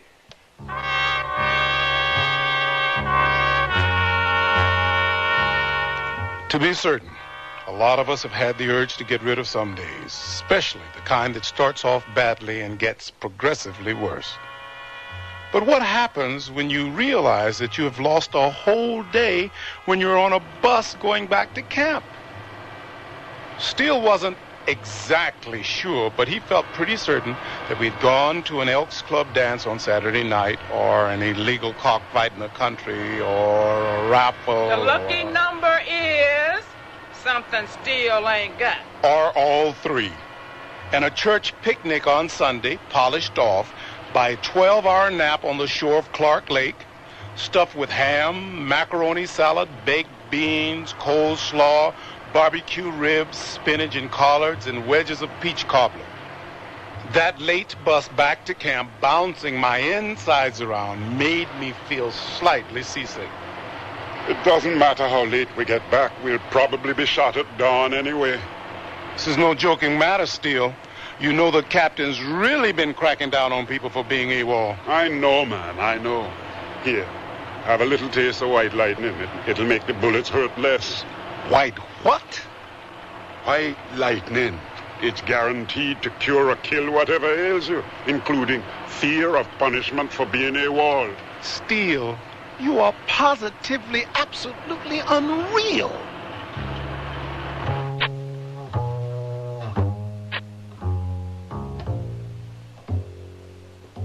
Attention, Private First Class Smith. A report has been placed on my desk concerning you. The report says, and I quote, Private First Class Smith, attached to the 52nd Civil Affairs Unit of the United States Army, and one of the best equipped and disciplined, I might add, willfully and with malice aforethought, absented himself from his unit without official leave on this Monday past, 30 June 1964 to be exact. In less official language, Private Smith, you are guilty of stealing yourself on government time.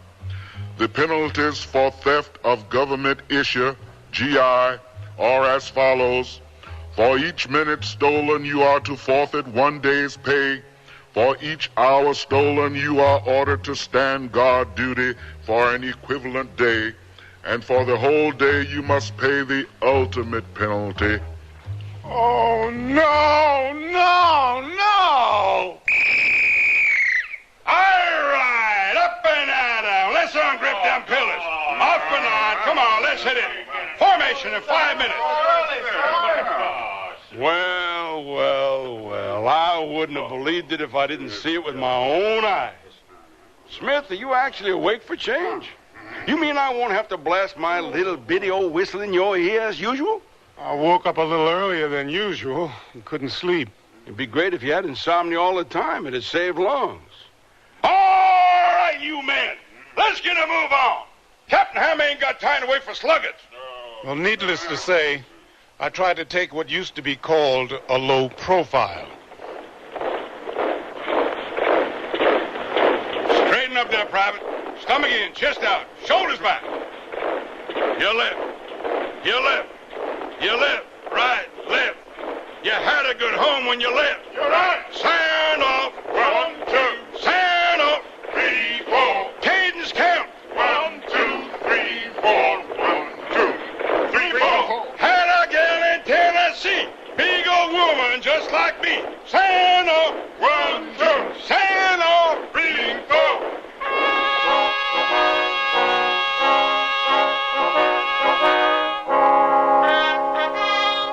By the time we had finished morning police call, attended a compulsory class on military justice, and reviewed the procedures for a coming field exercise, I was beginning to feel absolutely paranoid.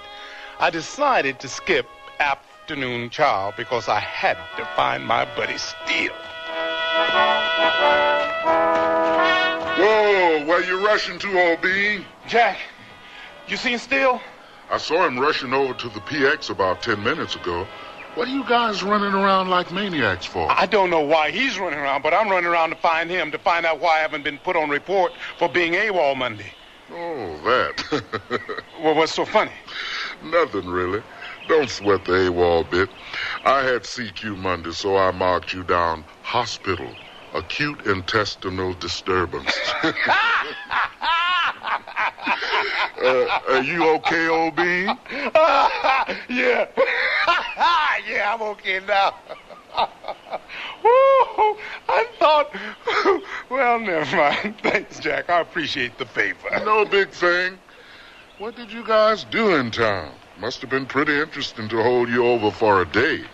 Oh, we had a couple of drinks, you know, the usual thing.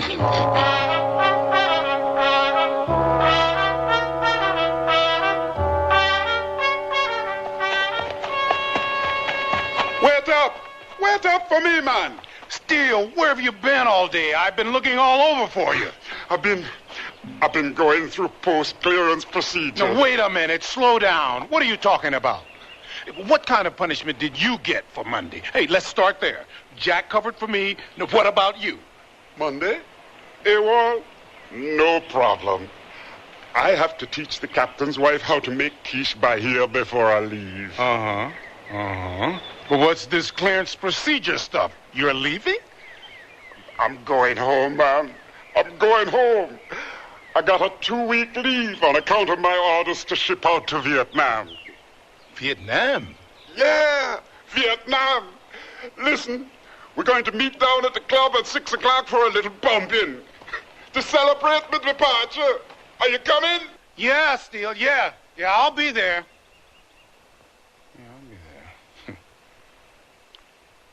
But didn't we already celebrate that? Smith survived another ferocious round of pumping to once again celebrate Conroy Raphael Steele's new assignment. Steele survived Vietnam, returned to the Virgin Islands, and opened a very popular and very good restaurant called La Chateau Steele. He asked you to drop in and have a drop on the house.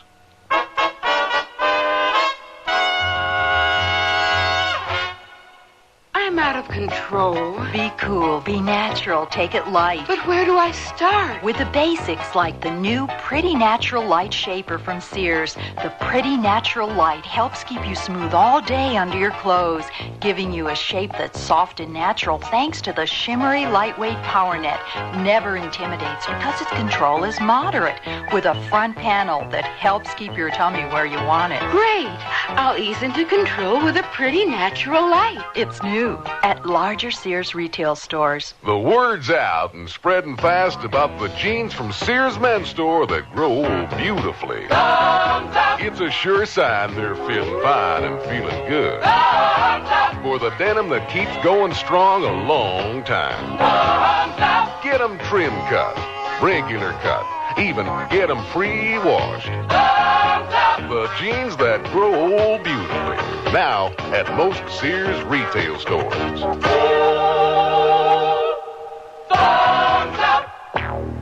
When is a window more than a window? When it's decorated with elegant spindrift semi-sheer panel curtains from Sears. Sears spindrift semi-sheers are so natural looking. The fabric is full-bodied. The pattern texture is soft and subtle. I had to choose curtains for my new house. Spindrift semi-sheers come in so many colors and can be used to create so many styles. They're easy to care for. Machine wash and tumble dry. That's nice. Make your windows more than just windows with spindrift semi-sheer curtains in the drapery department at larger Sears retail stores.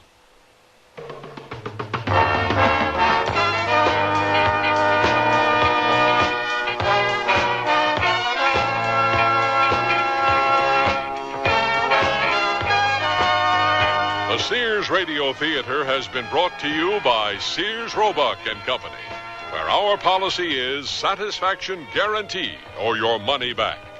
Sears, where America shops for value. A Weekend Pass was written by Odie Hawkins, produced and directed by Fletcher Markle. Your host was Andy Griffith. Our stars were Brock Peters and Robert Dokey. Featured in the cast were Robin Braxton, Jack Crucian, Nick Latour, Peggy Weber, Barney Phillips, Helen Martin, and Jim Mapp. The music for Sears Radio Theater was composed and conducted by Nelson Riddle. This is Art Gilmore speaking. The Elliott Lewis production of Sears Radio Theater is a presentation of CVI. Do you know how many books written today have titles that start with the words how to? Sure. How to lose weight, how to make a fortune, win new friends, and on and on. Well, how about one that tells how to safeguard your children's eyesight through early and regular examinations?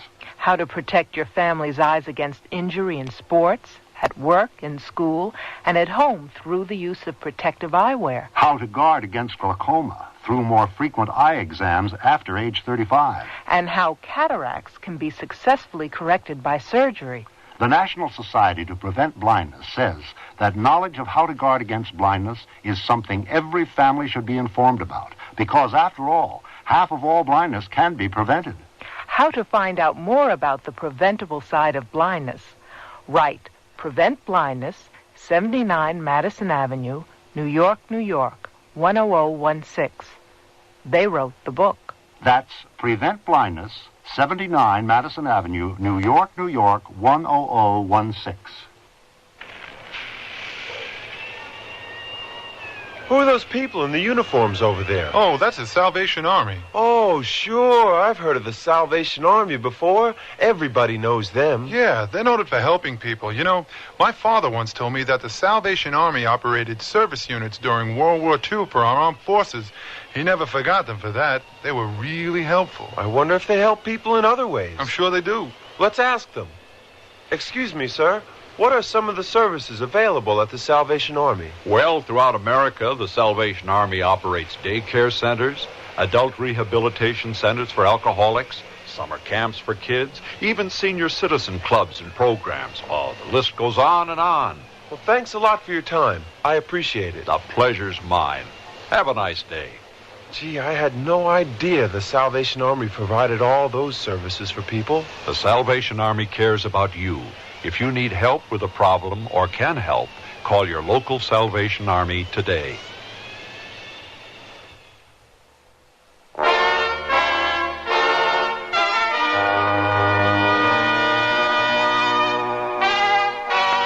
Tomorrow's Sears Radio Theater will be a mystery with Vincent Price as your host.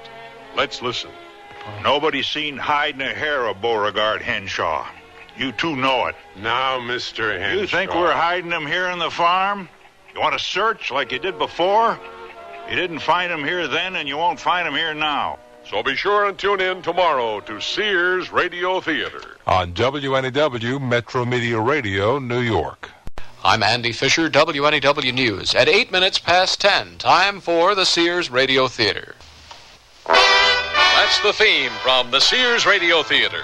Tonight, a story of the West with Lorne Green as your host. Here's a preview. When you pass an abandoned house, you'll be halfway. Why, what's the matter? You ain't heard, huh?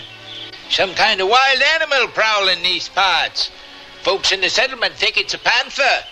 And from the looks of its tracks, they say it's plenty big. A panther? The Sears Radio Theater will begin after this message from your local station. Hello, I'm Stan Martin. It's sad that many youngsters feel the only way they can make their mark on our town is with a destructive act or a smear of graffiti. One building on New York's Lower East Side stands apart from the others. Its walls are spotless inside and out. The youngsters who work and play there have earned the respect of the entire city, just as they've learned to respect themselves. I'm talking about the Boys Brotherhood Republic. The BBR has been helping underprivileged boys work their way out of the slums for almost 50 years. By giving them the responsibility of governing and policing themselves, the BBR helps create a set of values which guide its members all their lives. I know because I was a member from the time I was 6, and the BBR helped change my life. It's doing the same right now for hundreds of youngsters with no other place to turn but the streets. Help the BBR turn out solid citizens. Please send whatever financial support you can to the Boys Brotherhood Republic 888 East 6th Street, New York, 10009. Thank you.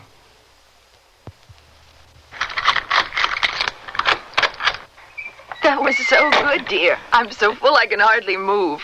What was that dessert? Bananas Foster. Mom, where's your dental floss? It's in the medicine cabinet in the bathroom. Oh, yeah, here it is.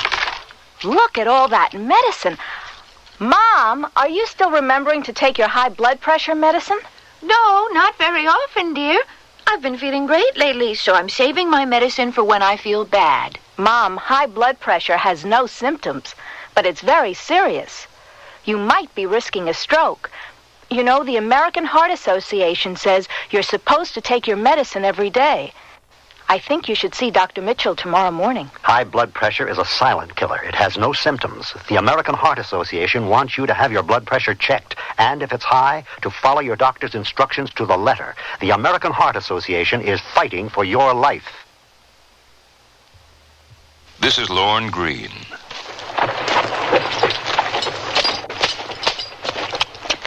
Gee up! Whenever we think of the taming of the West, certain familiar images come to mind. Bad guys on black horses and good guys on white ones. Dance halls and gunfights. Covered wagons moving in elephantine fashion across the trackless plains. And Indian attacks. But the adventures undergone by those early settlers as they wrested their first crops from the rich earth were more varied than that. And the dangers they faced were not always the kind that could be vanquished by the 11th hour arrival of the 7th Cavalry.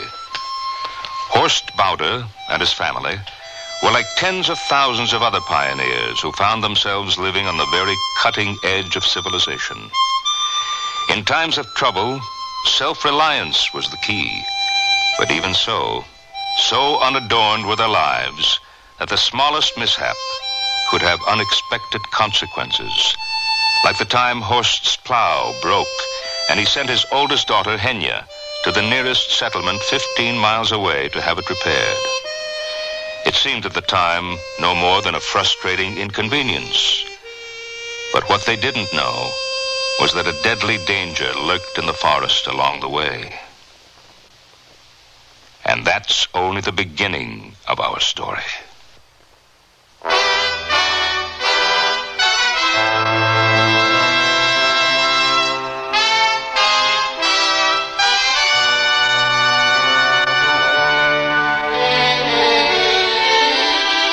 Sears Radio Theater, a new adventure in radio listening.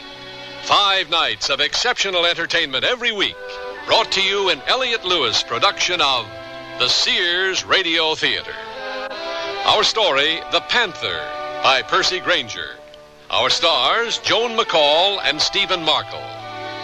The Sears Radio Theater is brought to you by Sears Roebuck and Company. Sears, where America shops for value. When I need advice, I go to my mom. Why not? It's free. Now that I'm married and moving into a new house, I want all the advice I can get. So when Mom says shop Sears, I listen. You should. Sears is a great help on those big items you'll need for your new home. Major appliances like washers, dryers, and refrigerators. They'll deliver, install, and service. I always depend on Sears. You should, too. Sears, Sears, Sears, where America shops. Sears National Automotive Values. Now get the Sears Heavy Duty Shock, just $9.99 each installed. Smooth out some of the jolts, jars, and jerks with America's best-selling shock. And get the Weather Handler, Sears all-weather steel-belted radial tire.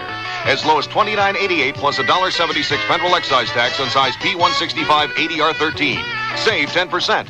This is the minimum national savings. Regular prices vary in some markets. Super values at most Sears Tire and Auto Centers. Stop at Sears. It's that time of year, America. Sears National Home Appliance Sale is on. Celebrate great savings on many Sears major home appliances. Save from $20 to $100 on selected Kenmore washers and dryers, refrigerators, dishwashers, color TVs, microwave ovens, vacuums, and more. So save big and hurry to Sears National Home Appliance Sale now. Sale ends July 28th. Dates may vary in Alaska and Hawaii. Kenmore, solid as Sears. at most larger Sears retail stores.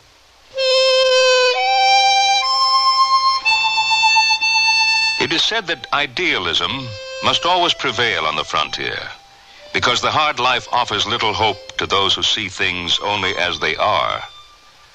The Bowder family was nothing if not idealistic. They had left behind a small, overworked farm in Germany to settle in the wilderness of southern Wisconsin.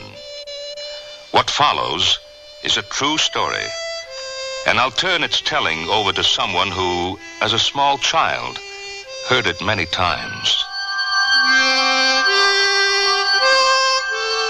I've lived in this part of the country all my life, and I've heard a lot of stories about the early days.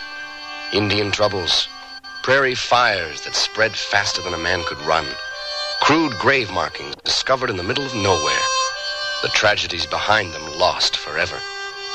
But the most hair-raising story of all concerned a 17-year-old girl named Henya Bowder. The Bowder farm was in a remote valley about 15 miles from the nearest settlement, and Horst Bowder looked forward to the day when his 2 small boys would be old enough to help him till the soil. Henya looked forward to that day, too, for until then she felt an obligation to stay on the farm and help, while increasingly her thoughts turned on a certain young boy back in the settlement. But love is not the theme of my story, although it may be one of its causes. Henya! Here I am, Father. I was just taking the cows out to pasture. Why are you back from the field so early? Is it already time for breakfast? No, the blade on the plow is broken again. Did that young man of yours fix it bad on purpose? Ulf never touched it, Papa. Mr. Lindstrom repaired it himself. Ulf was working the bellows. I watched. Well, you have to take it back. Yes, Papa. And you tell Mr. Lindstrom I won't pay him another penny. The work wasn't done properly the first time. Yes, Papa. I'll go change my dress. This time, young lady, you let Ulf work the bellows in peace. I don't think he even notices me. Well, I don't want you hanging about.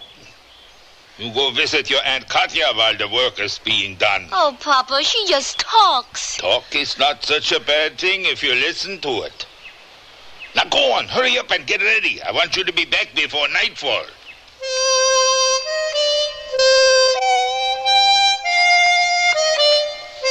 Did you make for her a lunch? Yes. There's some bread and cheese and a bit of ham. Better fill a jug with water from our well and put that in the bag, too. I can draw water from the well at old Nielsen's house. Well, you know you mustn't drink that water. Why not? Well, it's not healthful. Oh, Mama. It doesn't quench the thirst. There are the boys. They're getting dressed upstairs. I told them they'd have to watch the cows today. You think you can be home before nightfall? Yes, if Mr. Lindstrom can mend the blade right away. I don't want you traveling after dark. Now, Papa, don't worry. What can possibly happen? There, I'm through with my breakfast and all set to go.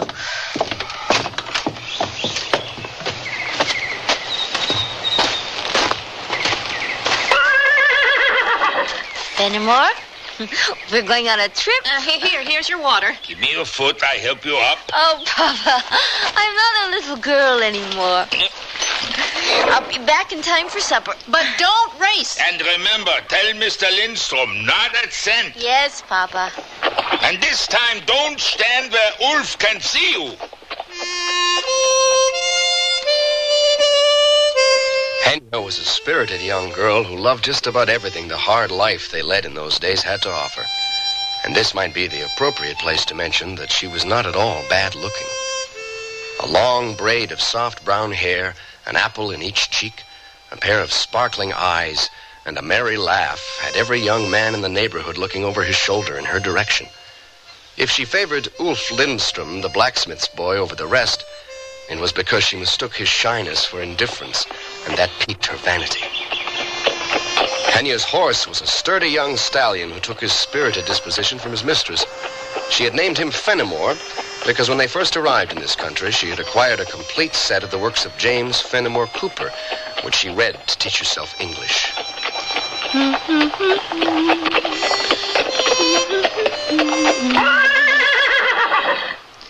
What's the matter, Fenimore? Are you getting nervous because we're approaching the old Nielsen house? Don't be such a ninny. It's not really haunted. We only thought that as children. Come on.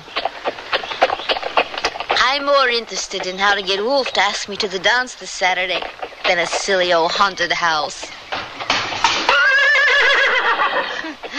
There it is. Don't be nervous, it's just a shutter. We'll soon be past it. It does look spooky, even in the daylight. But just think, it means we're halfway there. The road from the Bowder farm to the settlement wound through a deep forest, in the middle of which, in a small clearing, stood an old abandoned two-story house. The children of the community imagined it to be haunted by the ghost of its former owner, Lars Nilsson. People even claimed to have seen a light burning in the garret on chill autumn evenings. But it was not the house that made Fenimore nervous.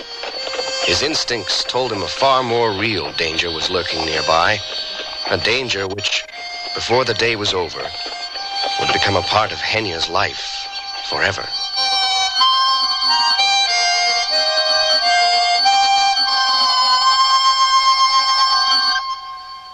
Here are more super values from Sears. We've sought $100 off the price of our Craftsman 10-inch table and radial saws. Now only $279.95 each. And they saw crosscuts, bevels, and more. Sears' best table saw includes leg set, 2 extensions, and 1 horsepower motor. The radial saw has a 1.5 horsepower motor and a single lever miter arm control. Hurry! Your choice, Sears 10-inch table or radial saw. Only $279.95 till July 21st. Prices and dates may vary in Alaska and Hawaii. It's another super value from Sears. The great summer savings go-round clearance in women's fashions. Save 25 to 40% on looks that add savvy to summer. Give cool, colorful dresses a whirl. Be in the summer swing in shorts and tops from the budget shop. Find much more in our Junior Bazaar and Mrs. Sportswear departments, too. The great summer savings go-round. A super clearance while limited quantities last. Sears, where America shops for value. Light up your life and home during Sears National Home Lighting Sale. Rack up savings like $50 on a crystal glass chandelier, $10 on a country kitchen fixture. Save $3 on utility room lights and more. Sears has light fixtures on sale for your living room, bedroom, rec room, and hallways, too. The savings are hot, but they stop July 21st, so score now. Sears National Home Lighting Sale. Let it make your life and home a whole lot brighter. Dates may vary in Alaska and Hawaii. All items available at most larger Sears retail stores.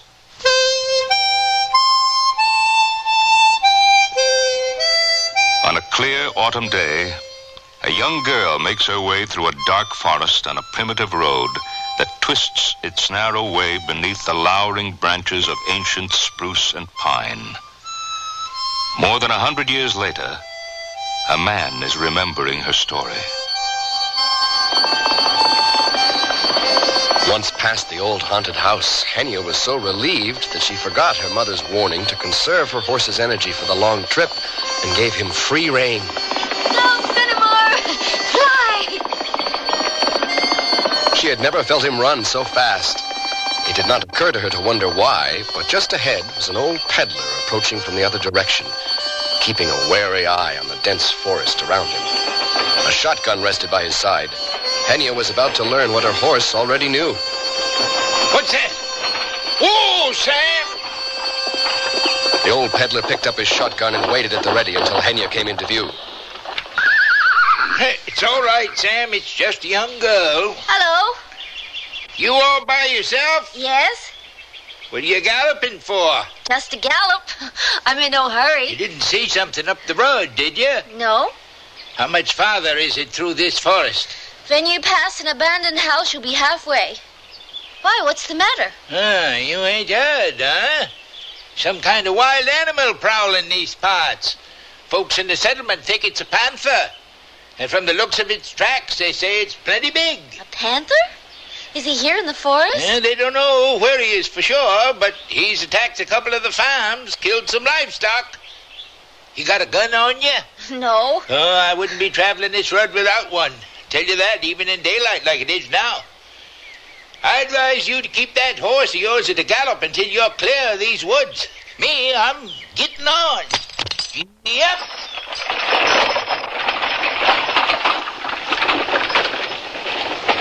A panther?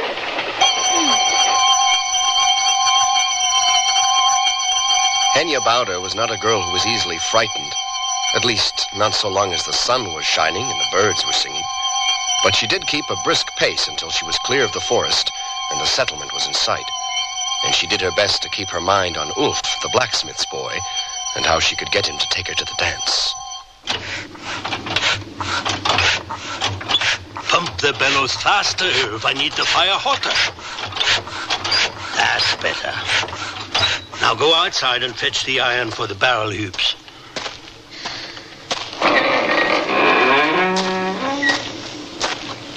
Hello, Ulf. Oh. Hello. I had to bring our plow blade back. It broke again. Oh, I get father. You see right here? It broke where you mended it. Well, maybe he dug it too deep in the ground. Maybe, I suppose. Yeah, see, it's broke right where it was mended. I know. We can fix it again. Have you heard about the panther? We got a good fire going. I met a peddler. He said there's a panther in the area. Ah, I've heard about it. I saw the ox he killed. They say he must be fully grown to have done such a thing. People aren't going anywhere alone now or traveling after dark. Are you going to the dance on Saturday? What? The dance. Are you going to come? Oh, I don't know. Father doesn't like dancing much. Well, you don't have to dance with him. I know. Boy, what's keeping you? Oh, hello, Henya. Hello? Ulf, get that iron inside before we lose the heat. Yes, sir. Good day, Ulf. We'll probably have rain. Yeah, Henya?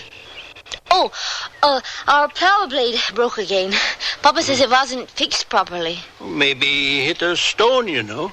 He asked you to fix it right away so I can be home before dark. I can have it mended in an hour. He says he doesn't want to pay you again. It will be ready in an hour. Thank you. I'll be at my aunt's house. Ulf will bring it to you.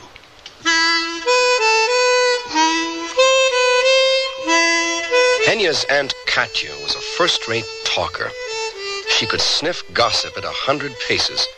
She was delighted by her niece's unexpected visit, but also apprehensive, and she tried to dissuade Henya from returning to the farm that evening. You have heard about that animal, haven't you? That panther, they say, is stalking the neighborhood. Has anyone seen him? No. But he has killed 2 of Mr. Hansen's cows. And he killed an ox. A big bull ox owned by Knut Larsen. You know, I have heard they're not going to hold a dance. What? Well, of course not. It is too dangerous. But I was looking forward to it. It would be foolish with a mad beast on the loose. Mad beast. Well, I'm not afraid of him. And I'm going home tonight like I promised Father. Very well. But you will wait for your Uncle Herman. Why? He will go with you. Oh, No. That is my last word on the subject. I will make him go with you. He can stay at your farm for the night and come back in the morning.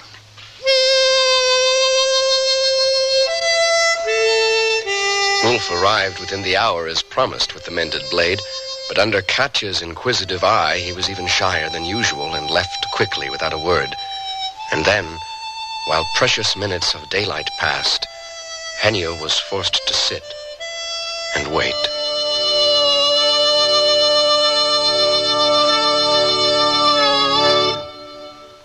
Sears Radio Theater will continue after this message from your local station.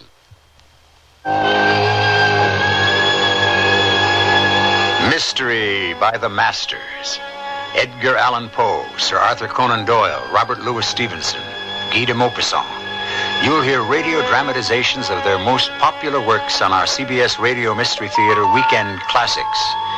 I'm E.G. Marshall, your host for Mystery 7 times a week on most of these stations, with original radio plays Monday through Friday. And on the weekends, we bring you the classics, modern adaptations of the world's greatest stories of mystery, adventure, suspense, and even humor from the pen of Mark Twain.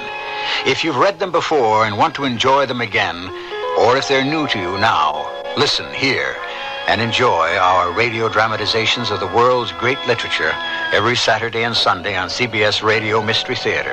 And of course, listen in Monday through Friday, too, for original tales of the macabre over most of these CBS Radio network stations. I'm Henry Winkler, and I'm an actor, and I'm proud of it. I've played many roles from Shakespeare to the Fonz, and right now I'm playing what I consider a significant spokesman role for the American Cancer Society. We're inviting you to join our cast of millions, the millions of Americans who are playing a role in the fight against cancer. Scientists in research laboratories, the people helping cancer patients with rehabilitation and other services, many of them former cancer patients themselves. All those volunteers playing an important role, ringing doorbells to help raise the funds needed to bring about a happy ending to our centuries-old drama, the war against cancer. That's your role. Act. Send a generous check now to your American Cancer Society. It's not a small part. As Shakespeare said, many strokes, though with a little axe, felled the hardest timbered oak. Remember, it's your American Cancer Society.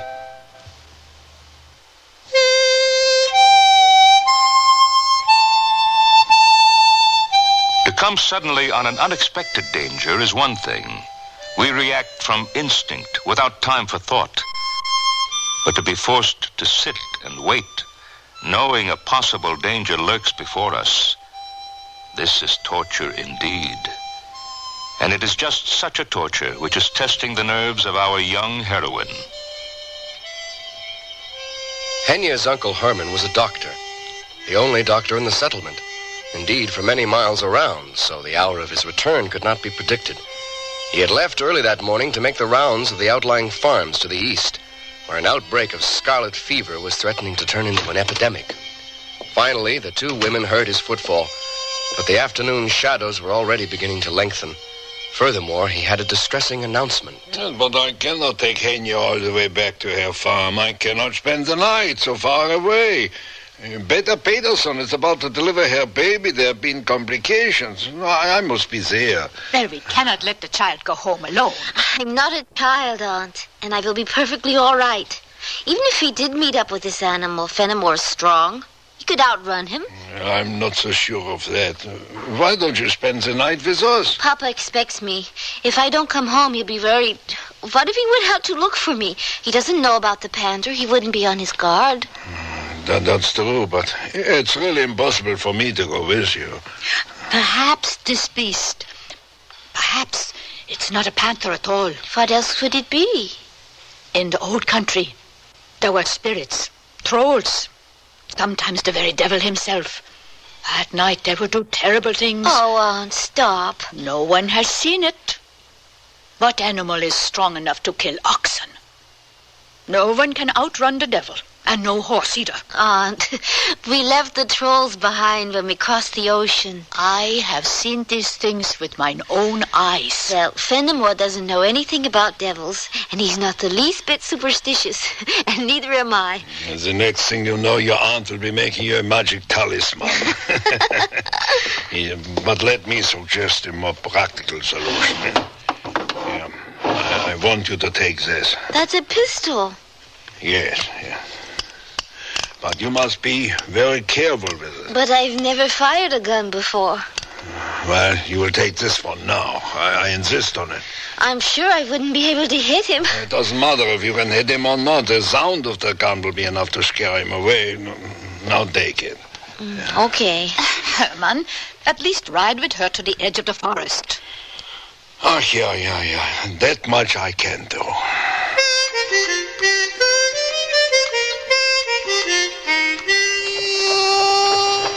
Well, your aunt is quite the one for superstitions, isn't she? It's all silly. Trolls and devils. And I think maybe she misses the old country. It's her way of saying that she's homesick. It's going to be quite cool this evening. Will you be warm enough? Yes. I can give you my coat if you promise to return it. I have a shawl in my saddlebag. You are sure? Yes. It is late. The sun will be down in another hour. Then there's only the dusk. We are almost to the forest. Look at an outline it makes against the sky. It will be dark as a pocket in there. Oh, Uncle, stop teasing me. Whoa. Here I must leave you, I'm afraid. You have the pistol. It's in the saddlebag. Thank you for bringing me this far, Uncle. But don't worry, Fenimore will get me home safely. Well, goodbye. Good night. That sunset, look at it. If I could describe that, I would be a millionaire.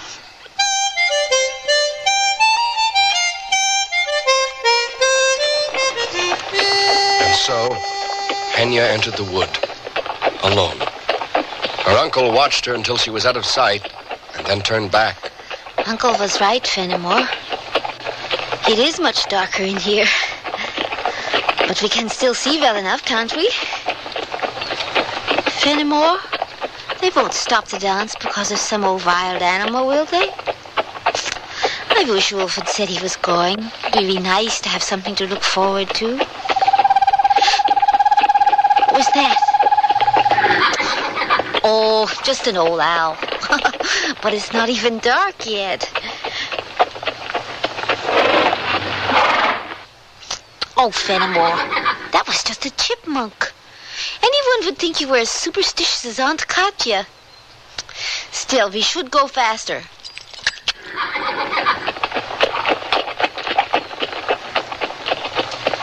There aren't so many birds singing now, are there? Of course, it's nearly night. They've gone to sleep. They're not afraid. There's the Pigeon River. That means we're almost to the old Nilsson house. And that's halfway. Do you think it really is haunted? I've never come by it so close to night before. Maybe there will be a light shining from the garret window the way Uncle Herman always said. And the ghost of old Mr. Nilsson will invite us in for tea and biscuits, and we will never be seen or heard from again. Oh, I wish he hadn't told us such stories. I wonder what Mama has made us for supper. Everything is so quiet, Fenimore. I can hear your hoofbeats and your breathing and my heart beating. I heard a bobolink a moment ago and a robin. They say the robin sings before rain, but the skies are clear. And that's a pheasant. I'll bet there's not a sound in the woods I can't identify. Wind. Did you know there's a different kind of wind for every tree, Fenimore? In the poplars it rustles, and in the tamarack it sighs. But in the white pines it whispers.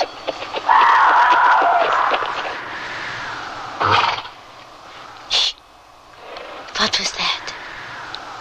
Did you hear, Fenimore? It was like a baby. I've never heard such... Do you think there's a child lost in the woods? That would be terrible. It's in terrible danger. We've got to find it. Come on, quickly. It sounded like it came from the left. Look, there's a deer run that goes off in that direction. It must be down there. Hello? Hello? Keep going, Fenimore. What's the matter? Fenimore, we've got to help that person. What if the panther should find them? Oh, no. Fenimore, that's not a child. No person can make a sound like that. We've got to get back on the road. Turn around. Turn around. Be very quiet. Maybe he won't hear us. Let's go.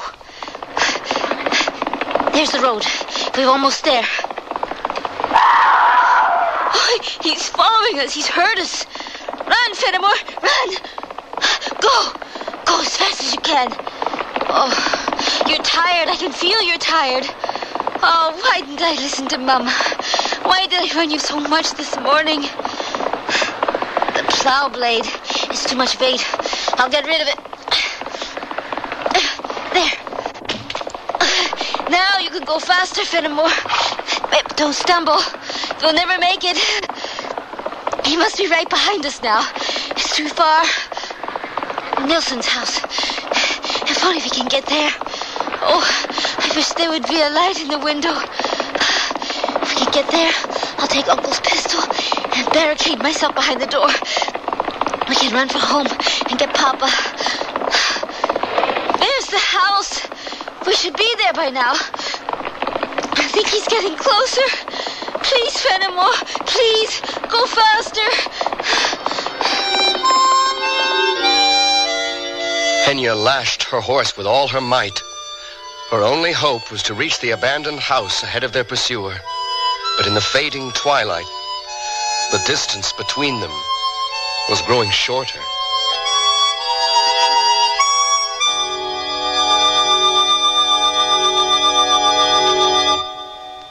Generations ago, families dined by the warmth of the open hearth. Today, Sears rekindles this spirit with its open hearth dining room furniture. Faithfully rendered early American designs and careful workmanship give it an heirloom quality. The satin glow and warm highlighting of Sears open hearth take 26 steps to achieve. There's no shorter method to bring out the beauty of the wood. And like all good furniture, open hearth is made to last for a long time with sturdy tongue-and-groove and mortise and tenon construction. Choose from 16 different pieces of open hearth at most Sears retail stores. Why not ruffle up a window with tradition from Sears Open Hearth Collection? Our Inheritance Cape Cod curtains have plenty of big, fluffy ruffles for that traditional New England look that's become an American favorite.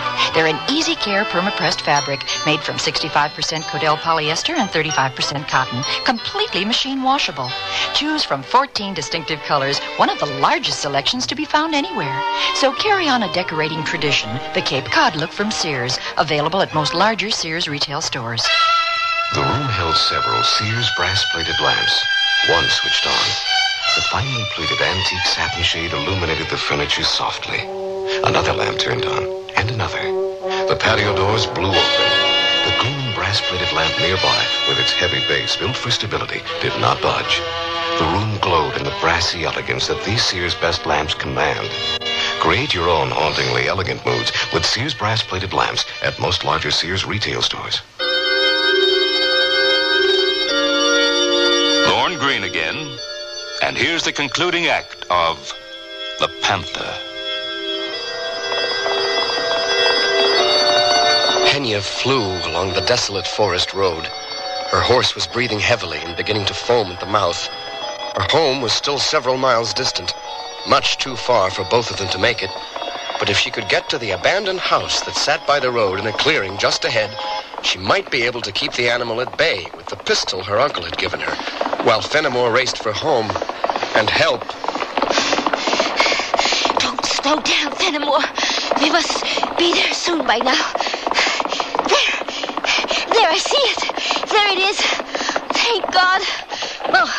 Oh boy. Now, you run for home. You hear me? Keep going. Go back to the farm and warn Papa. Bring him back here. Oh, wait now. Let me get the pistol out of the saddlebag. Fenimore, wait! Wait, the pistol! Oh, no time. Quickly, Henya, get into the house.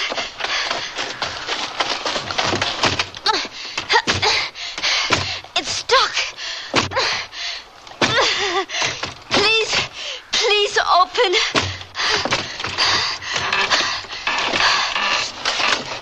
Now shut it. The latch is broken. It will never stay. I must find something to block it. There's a table.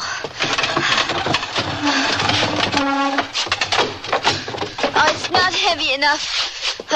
I need something more. I remember, in the kitchen, there's a stove.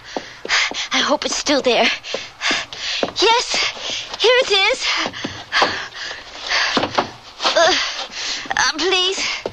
Please move. These chairs, I can use them. Oh, things so old, they'll fall to pieces if he tries to get in. There's old logs in the fireplace. Oh, they're rotten, like sawdust. Maybe the stones in the chimney are loose. No. But I crawl up the chimney. Maybe he couldn't get me there. Oh, it's too small. I can't. Ow! Oh. I'm making too much noise. Be quiet. Maybe he won't know I'm here. Maybe he'll follow Fenimore.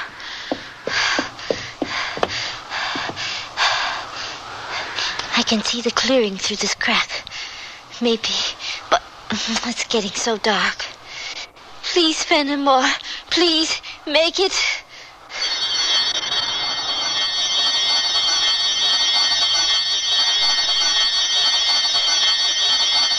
The shadows were lengthening around the old house. Henya peered out into the woods around her, but already it was so dark it was all but impossible to make out any signs of movement in the underbrush. For what seemed like a very long moment, there was silence. The wind was dying down, and one by one, the birds had stopped their singing.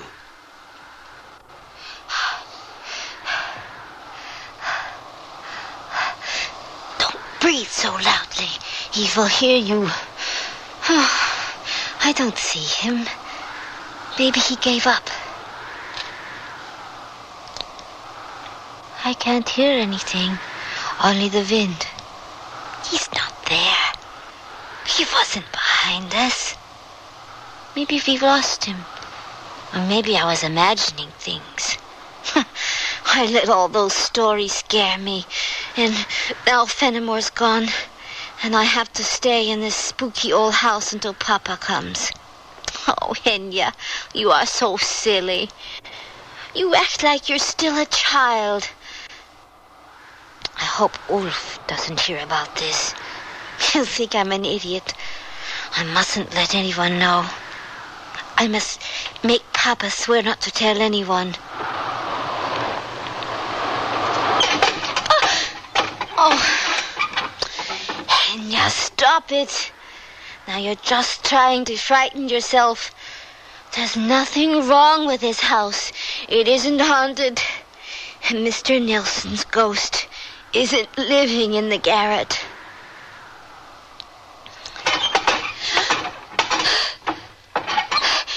There's no one up there. Go on and take a look. Be a brave girl for a change. What was that? Mr. Nilsson? Someone?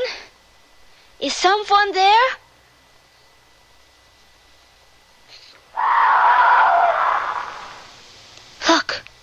Look there at the edge of the clearing. There's something moving. It's just the branches of the tree, isn't it? No, I can see a light. 2 lights. But so small, so close together. What are they? And then she realized what she was looking at. The last rays of daylight reflected in the eyes of an enormous black animal. He was all but invisible in the shadows beneath the trees. Only the 2 pinpoints of light were visible, and they gazed directly at the house. Maybe if the wind blows, he won't pick up my scent. He'll go back to the woods. But there's no more wind. Why does he keep looking here? He's moving. He's coming this way. Henya braced herself against the flimsy barricade she had thrown up against the door. As the animal walked into the clearing towards the house, she closed her eyes, afraid to look.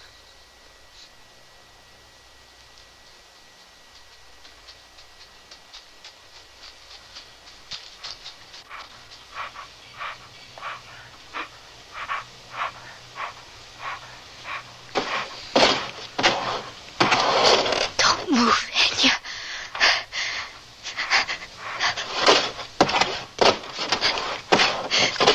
Don't breathe.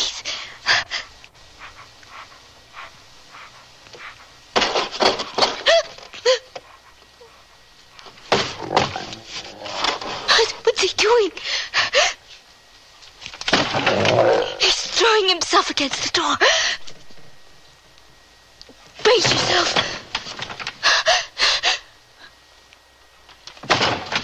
I'm not strong enough to hold. He'll break the door down. Again and again, the panther threw himself against the door, and each time the old wood gave more on its rusty hinges. Henya realized it was hopeless. Upstairs. I have to go upstairs. I don't know if they'll hold me. The wood's rotten. Quickly. Please don't fall in. I put something across the stairs. There's nothing. I can't move. Henya lay exhausted at the top of the stairs, too frightened to move. Looking down, for the first time, she had a clear look at the animal that was stalking her. He paused for a moment to catch his breath, and then moved slowly to the foot of the stairs. He looked up. Henya picked up a piece of old dowel to use as a club, but the panther did not advance further. He seemed to sense that the rickety old stairs might not hold him. Instead, he turned and moved into the other rooms as if looking for another way up the stairs. For several minutes he was out of sight. Henya listened to his footsteps, trying to judge where he might be. Then he came back to the foot of the stairs. He's crouching. He's going to leap. There was only one place left for Henya to go, the garret. The infamous haunted garret where old Mr. Nilsson was rumored to sit with a lighted candle. As children, none of them had ever dared to go up there, and even the adults had misgivings, but there was no thought of that now. As the panther was about to leap, Henya hurled the dowel at him. It struck him in the face. Henya ran to the garret steps and threw herself against the trap door that led to the attic. It's stuck. Open, please. He's coming up. The animal, maddened by the blow of the wood, took the first set of stairs in a single leap, just as Henya forced open the attic door. As the panther went sprawling at her feet, she scrambled up into the attic and slammed the trap door in his face. He'll try to force this door next. And even if I sit on it, my weight won't be enough. She glanced quickly about. In the gloom, she spied an old trunk. She seized on it and dragged it over the door. The panther, meanwhile, had recovered and now crouched at the foot of the half-dozen steps that led to the attic. He leaped up, hurling his weight against the trap door. Henya climbed on top of the trunk to add weight to the door. She lay across it and held on as the panther leapt again. The hinges were beginning to give. Each leap was stronger than the one before. It seemed as if the next lunge would do it. The trunk was half off the door, and Henya had no more strength to move. There was a momentary silence. The panther sensed the moment was at hand. He gathered his strength for the final leap. And as he crouched...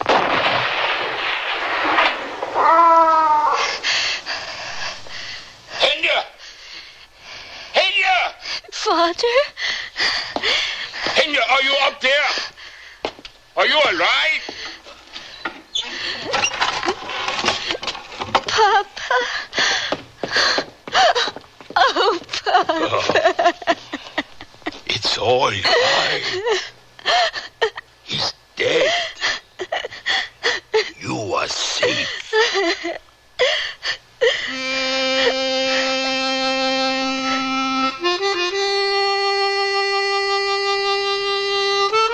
Today, the forest is no longer there. The winding road along which Henya Bowder raced for her life was eventually straightened, then graded, then paved. The trees on either side were cut down and the land plowed under. Nilsson's house disappeared. Today, the road is an interstate highway. The spot where the house stood is in the middle of a clover leaf. I take that exit on my way home from work. And sometimes as I drive down the curving ramp in the late afternoon, I look to my right at a point in midair about 20 feet above the grassy knoll where 130 years ago, my great-great-grandmother lay across an old trunk and prayed for her life.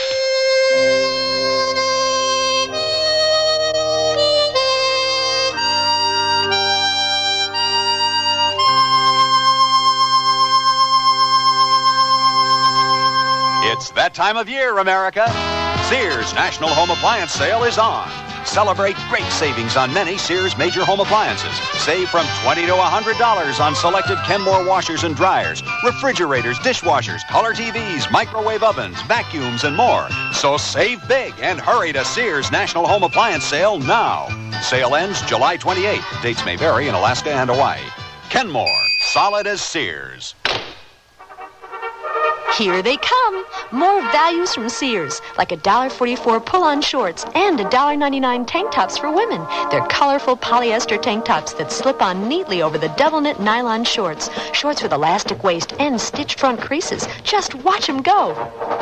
Sears $1.44 shorts and $1.99 tank tops for women. All set for action. Hurry in while quantities last. Prices may vary in Alaska and Hawaii. You must paint the house. But I can't. The money, the work. Paint or else. Oh, someone help. Never fear. Sears House Paint Sale is here. You'll save $3 on each gallon of Sears paint. Just $6.99 for interior flat and ceiling paint. Only $7.99 for exterior flat and interior semi-gloss paint. And it's one coat only paint when used as directed. I'm saved. Cursed. Sears Paint Sale ends July 21st. Prices and dates may vary in Alaska and Hawaii. All items available at most larger Sears retail stores.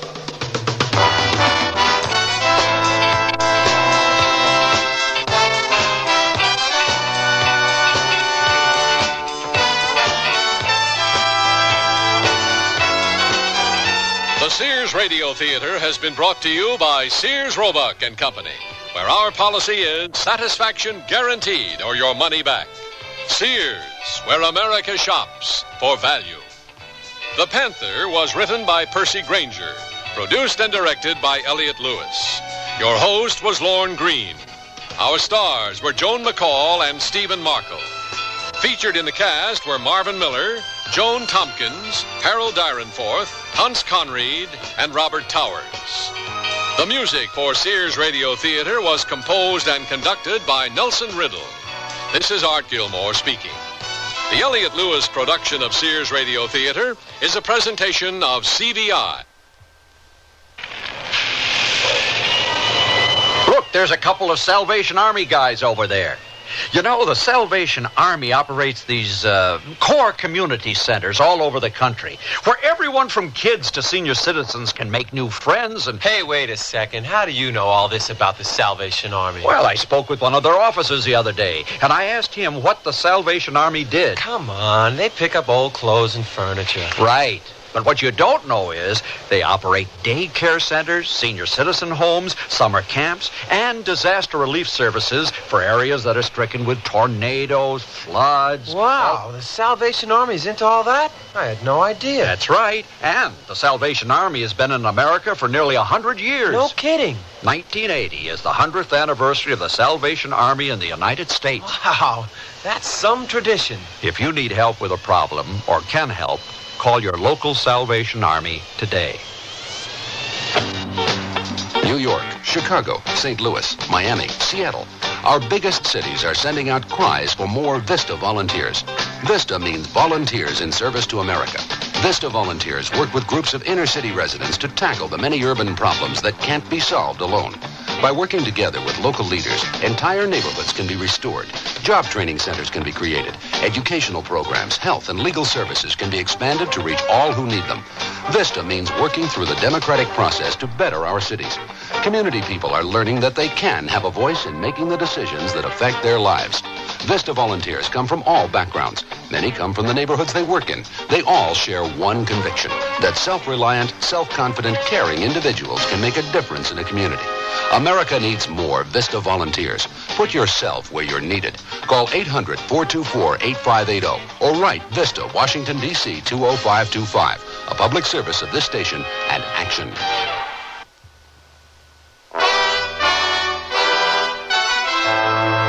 Tomorrow's Sears Radio Theater will be a comedy with Andy Griffith as your host. Let's listen. Well, the children are looking forward to seeing you. Do they know? Are they upset? Yes and no. Well, what was Jeff's reaction? He said again and kept eating his cereal. Just like his father. And Carrie? She wanted to know if you were keeping a yacht. So be sure and tune in tomorrow to the Sears Radio Theater. I'm Palmer Payne, WNEW News, on the Radio Theater.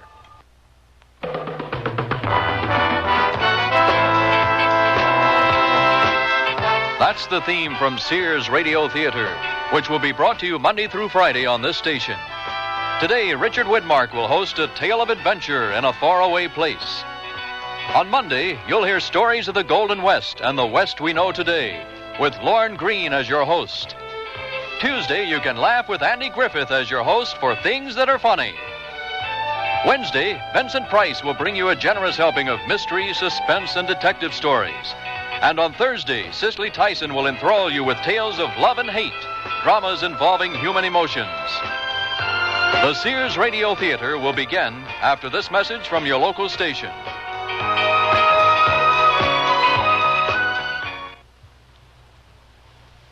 Hey, sit down, honey. Is this the first time you've interviewed an important celebrity like the old crooner? Gosh, you sure are relaxed. Is it just an act? No, honey, nothing bothers the old crooner. I just go out there and be my wonderful self. No tensions or anything? Not a thing, honey, except this young doctor told me the old crooner has high blood pressure. Are you following your treatment every day? Hey, no need to. Like I said, no tensions or nerves to hassle the old crooner. That doesn't matter. High blood pressure usually has no symptoms. No symptoms at all? Well, that's why it's so important for you to follow your treatment every day, even if you feel relaxed. You have to control high blood pressure all the time. Well, actually, I don't think I ever heard you sing. Do you mind doing a few of your hits? Me sing? No, never sing anymore now that I've been elected governor of the state. Hit a few wrong notes there, too, huh? To learn more, the National High Blood Pressure Education Program urges you to consult your doctor, health department, heart association, or local high blood pressure education program. This is Richard Widmark. You're flying over a small tropical country in Africa. It could be any of half a dozen countries caught in the middle of civil war or political upheaval.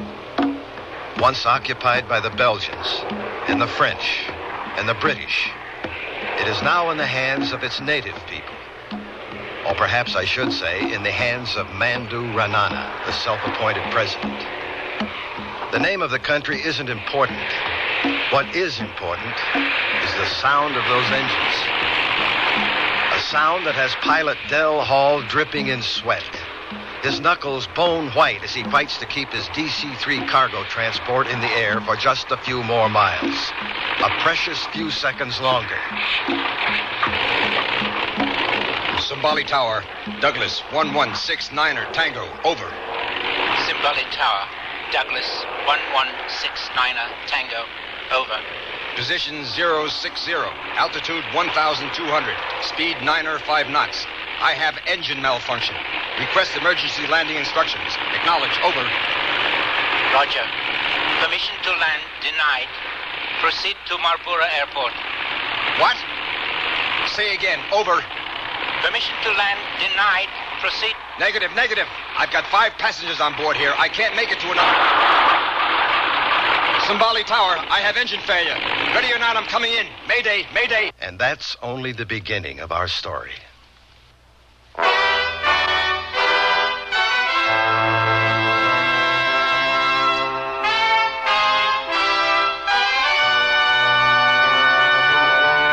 Sears Radio Theater, a new adventure in radio listening. Brought to you 5 nights a week by Sears Roebuck and Company. Sears, where America shops. Your hosts, Lorne Green. I'll bring you stories of the Old West and the New. Andy Griffith with a look at the funny side of life.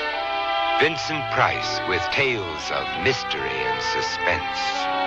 Cicely Tyson with stories about love, hate, and related things. Richard Widmark. I'll bring you stories of pure adventure. 5 nights of exceptional entertainment every week. Brought to you in Elliott Lewis production of the Sears Radio Theater.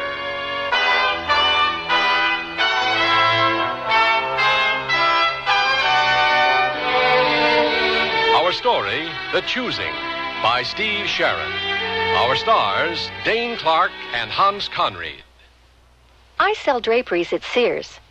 Yesterday, a lady came in and said that she'd been in and out of about every store in town looking for draperies and at this point didn't know what she wanted anymore.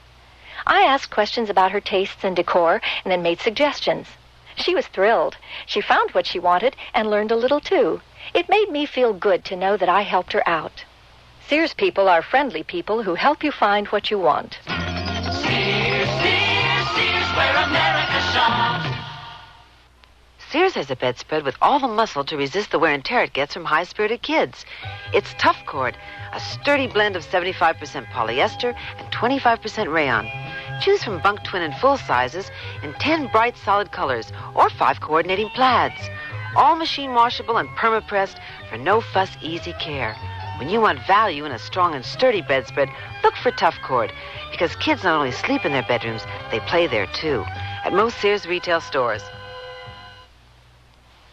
One Valentine's Day I'll never forget is the time I received a diamond. There's nothing quite like diamonds for expressing love, and now there's no better time to buy them for your love. Now, at most Sears retail stores, all tradition diamond jewelry up to 1 carat is 20% off till February 24th. That's 20% off diamond solitaires, pendants, earrings, bracelets, stick pins, and fashion rings. So give her a diamond from Sears, and she'll remember this Valentine's Day forever. Dates may vary in Alaska and Hawaii. Give your Valentine fragrances from Sears and release the inner spirits of romance. Give her free-wheeling, breezy Charlie by Revlon. Give him the rich, manly crispness of English leather. Or for them both, Chauvin Sport Scents. Refreshing, exhilarating, and all of them ideal for a Valentine surprise. Choose these or many other popular fragrances at most Sears retail stores.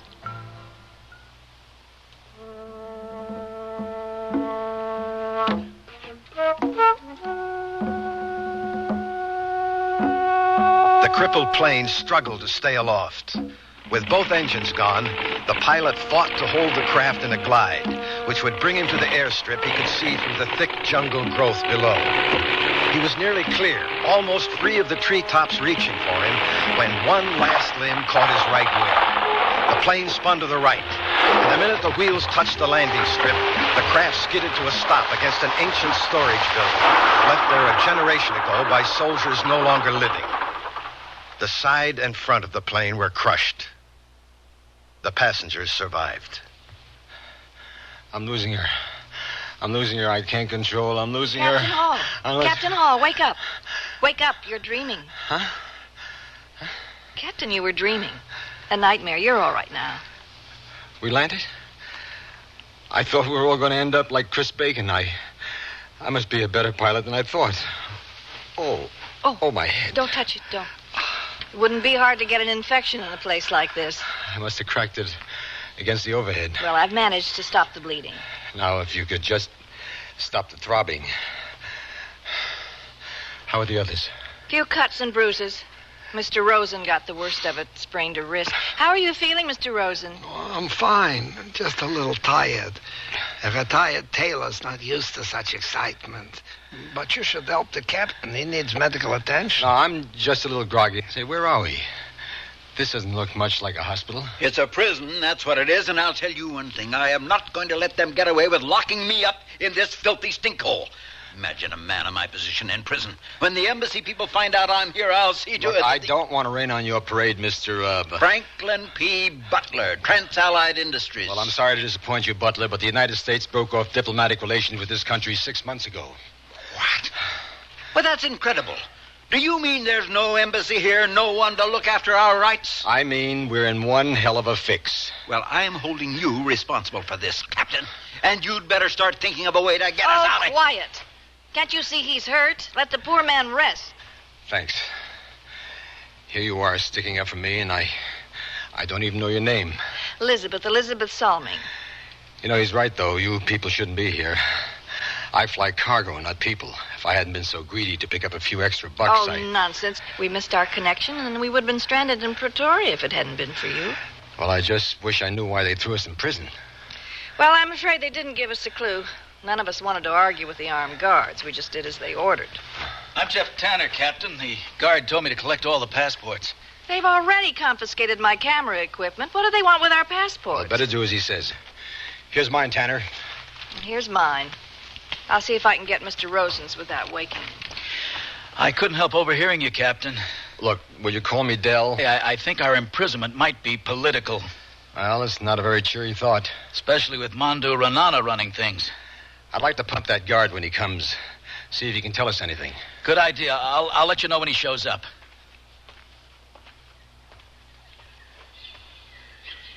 How's the view? Oh. Sorry, I didn't mean to startle you. Oh, I'm just a little edgy, I guess. The view isn't very good. Just a green jungle as far as you can see. My name's Jeff Tanner. Ann Fraser. I'll need your passport for the guard, Ann. Of course. There you are. Thanks. I've, never been in prison before. This isn't much as prisons go. A couple of wooden benches, 4 cold walls, and some straw on the floor. Probably built by the British. It has a dungeony feel to it. You sound like an expert. No, just an ex-anthropology major. I was in jail a couple of times back in the States. Don't worry, I'm not a hardened criminal. It was for protesting the war. At least it was for something you believed in then. You stood up for your convictions. Well, actually, it was for something I didn't believe in. Killing people. That's why I joined the Peace Corps. Funny how it worked out. How's that? Well, I thought of it just as a draft dodge, but I found I liked it in Africa. I felt needed. I guess the Peace Corps was what I was looking for all along. Anyway, I've been here for about 8 years now. What about you? Nothing as altruistic as the Peace Corps. I'm doing field work for my master's degree in political science. Strange place to do research. Not really. My thesis is on the future role of the third world nations in the modern political structure. As a matter of fact, this is one of the countries I wanted to visit. But they wouldn't let me across the border. Well, you got your wish after all. Unfortunately, I'm researching ideologies, not penal systems. Del, the guard's coming. See here, what's your name? Jerima. Do you have any idea who you've got locked in here, Jerima? I'm an important man, and I've done a great deal of business with your President Renana. He's not going to be very happy when he finds out I'm in here. What kind of business did you say you were in, Butler? Well, I import certain products. What kind of products? Jerima, I demand that you release us immediately. You have all the passports. Yes, here they are. I'm Captain Hall, the pilot. I'd like to know why my passengers and I are being held prisoner. I am told you landed without permission. But we broke no law. If anything, you people are guilty of denying me landing permission in an emergency. That is not my decision. For now, you will all come with me. Well, that's more like it.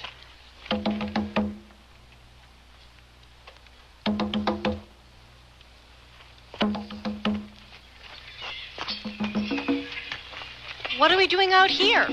Looks like some kind of exercise yard. Yes. Now you will have exercise. You may walk about for a little while. Swell. Nothing like a brisk walk around a hot, dusty prison. Well, at least we can take advantage of the fresh air. Good idea. No telling when they might let us out again. You're not going to walk, Dale? No, I think I'll just sit here in the shade. Mind if I join you? I don't feel much like walking myself. Oh, not at all. How's your head? Oh, better, thanks. You know, I get the feeling I've met you somewhere, but I can't remember. Do you spend much time in Pretoria? Well, this is my first visit to Africa.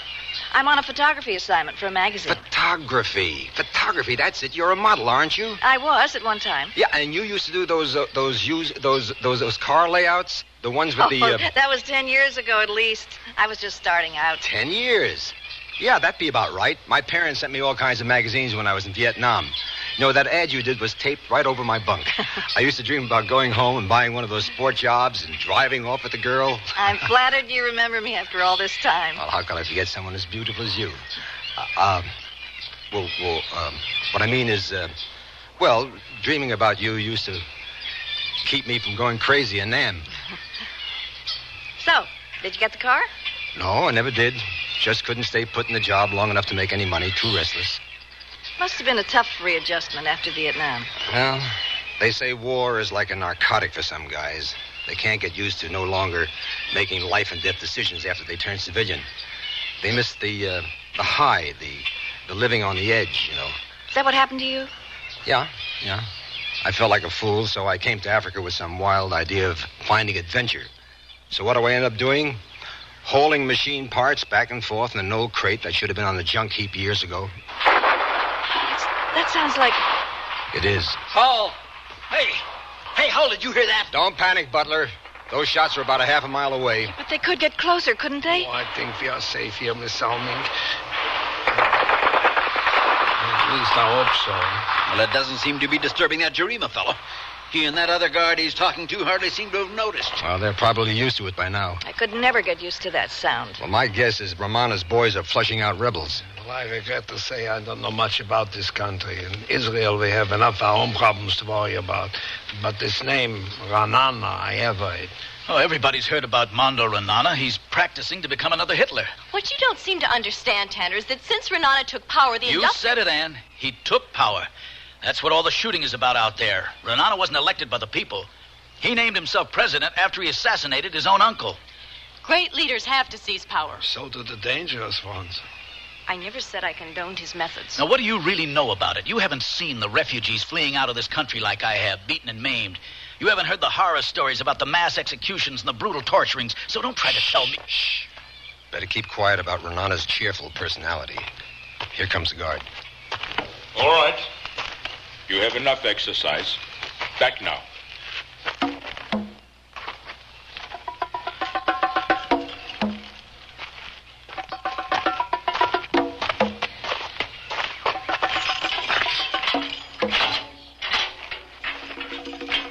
Home sweet home.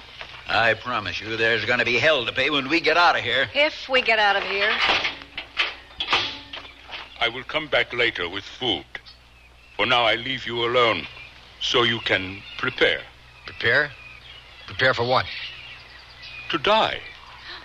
You will all be executed today. President's orders.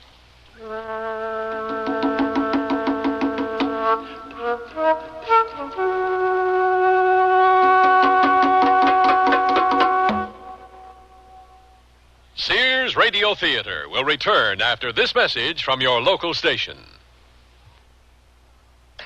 Here's your chance to make someone's dream come true for Valentine's Day. Put their name in lights on Broadway on New York's most exciting light display, Spectacolor. For only $25, your message can blaze over Broadway. Tell her you love her. Ask him to marry you. Call 221-6938 for details. 221-6938.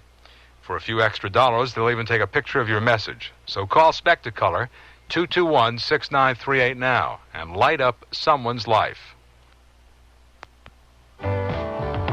Hey, did you happen to see... Stan Martin letting you know this Sunday night we will relive 1974. After the 8 o'clock news, my special guest will be Marvin Hamlish on a WNEW $1 Million Weekend.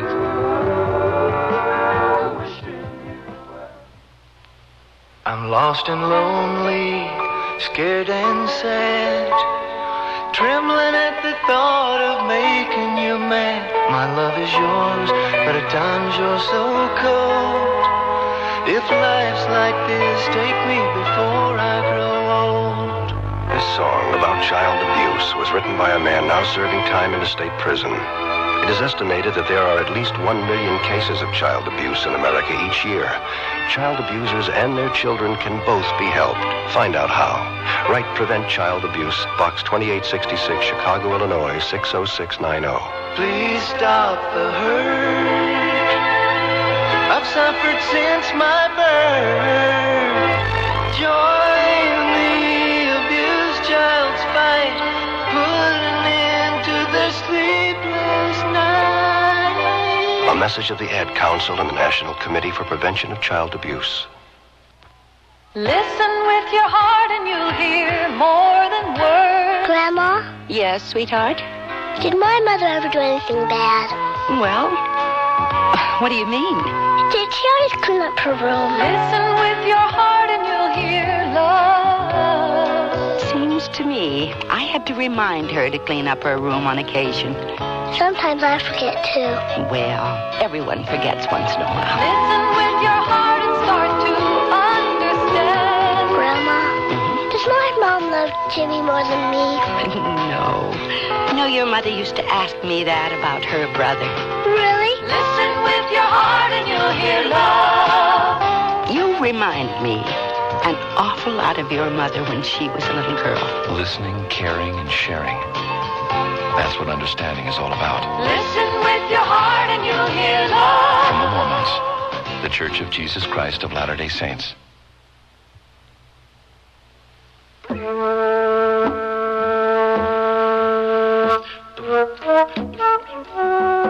stood stunned, staring in disbelief at the impassive guard. They looked toward one another, hoping they'd not heard. The guard must have been used to such a reaction. He repeated what he'd said. By President Ranana's orders, an example is to be made. You will all be executed. Executed? God, that guard wasn't serious. It's his idea of a joke, right? It must be, Captain. This can't be true, can it? Tell us this is a nightmare. Yeah, just a nightmare. And we're all going to be killed. We're all going to die. Renana can't just kill us. We haven't done anything. We're American citizens. Doesn't he realize what'll happen when our government finds out? If they find out. What do you mean? Communications to the outside world is non-existent unless Renana approves. No one even knows we're here. But certainly someone will realize we're missing when we don't arrive at our destination. Help may be on the way already. Is that true, Captain? Captain? We're just an overdue cargo transport. As far as anyone knows, we may have crashed in the jungle. There'll be usual searches, This is all your fault. If you weren't such an incompetent pilot, we wouldn't be here. I suppose you'd rather be dead in the jungle. No, but I wish you were. You... Butler, what are you doing? Dell, he's crazy. Oh, Dell, are you all right? Stupid fool. He's out cold. Just as well. Customers like him are the reason I retired from the clothing business. I'm sorry, Miss Fraser. I wish I could say something to cheer you up, but under the circumstances, I feel like crying with you. Why is Renana doing this? Why does he want to kill 6 innocent people? The man's insane. It's as simple as that. You heard what the guard said. Our execution is an example. But to whom? Not to the people of this country. We're obviously part of some political maneuvering with the U.S. Wasn't this Renana the one who gave refuge to those terrorists who hijacked an Israeli airline a few years back? That's right. He held them all hostage until a settlement was negotiated for his benefit. Oh, well, maybe he has no intention of killing us then. Yeah, maybe he's bluffing. No, Renana can't back down. He has to kill us now. I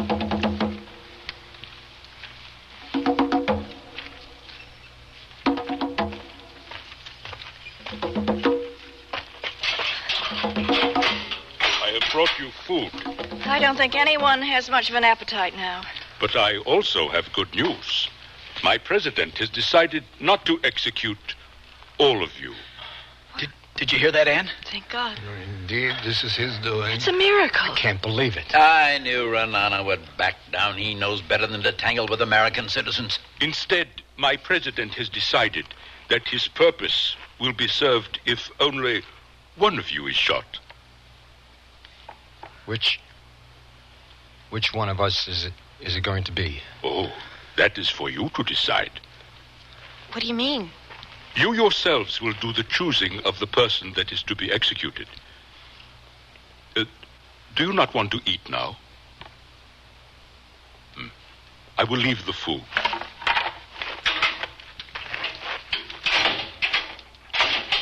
When I return, it will be time to take the one you choose. Jerima, listen to me. I'm a very rich man. Here's my card. Tell your president my company wants to do business with him again. I have 10,000 units I can deliver to him by... Hey, what are you doing? I must go. What's the big idea, Butler? He's selling us out, that backstabbing Judas. Stay away from me. I ought to bust your face wide open. No, please, let him go. You're just mad because you didn't think of it. Shut up! Both of you, be quiet. Your fighting isn't going to solve our problem. And we do have a difficult problem to solve.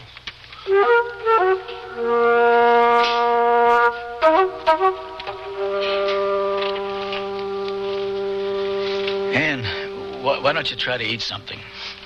I don't think I can. Come on, try some of this. You'll feel better. No, I can't eat. Not until I know who it's going to be. Ann, I want to apologize for the things that I said to you out in the exercise yard. I was out of line. No, it was my fault. I must have sounded pretty stupid trying to defend someone like Renana. I guess I just wanted to show off my intellectual prowess.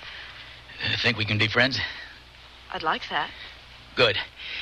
Say, were you planning to go right back to the States after this? I don't know. Why? Well, I thought I could show you around a bit. I'd like to take you out to some of the villages so you could get to know the people like I do. See what they're up against. Well, that sounds really nice, Jeff. If we ever get out of here. You mean win? I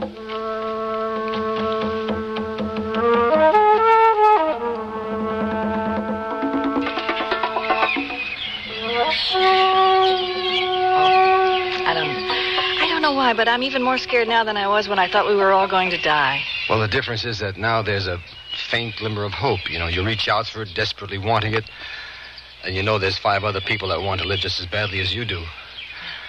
I just wish it was all over. Well, the longer we wait, the harder it's going to be on all of us. Oh, come on, let's get it over with. How do we decide?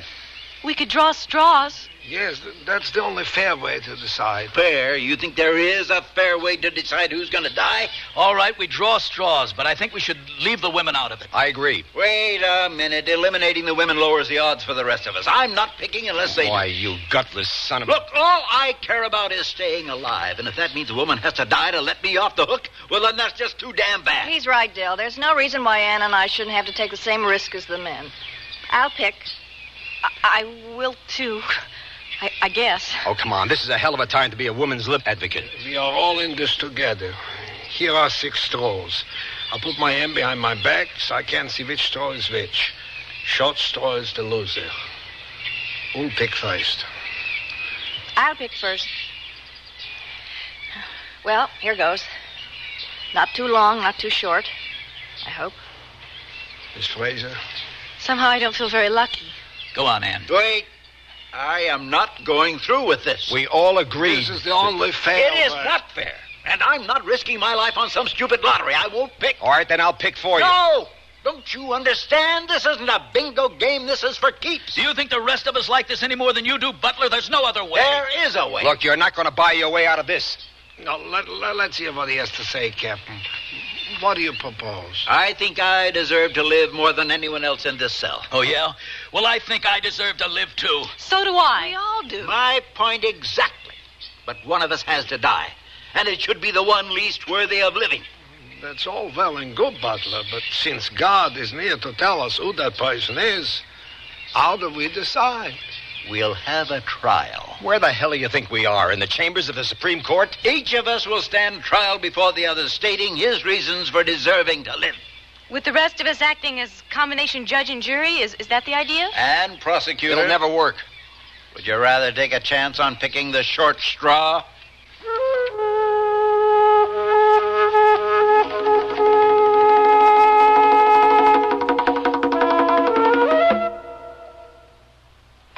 Sears, where America shops, invites you to apply for the Sears credit card. It gives you credit in over 3,600 Sears stores coast to coast. Whether you live or travel in any of the 50 states, there's a Sears store where you can shop for what you need for your family, home, or car. You can apply for the Sears credit card at any Sears store or by calling this toll-free number now. Call 800-526-0444. That's 800-526-0444. New Jersey residents call 800-652-2777. Generations ago, families dined by the warmth of the open hearth. Today, Sears rekindles this spirit with its open hearth dining room furniture.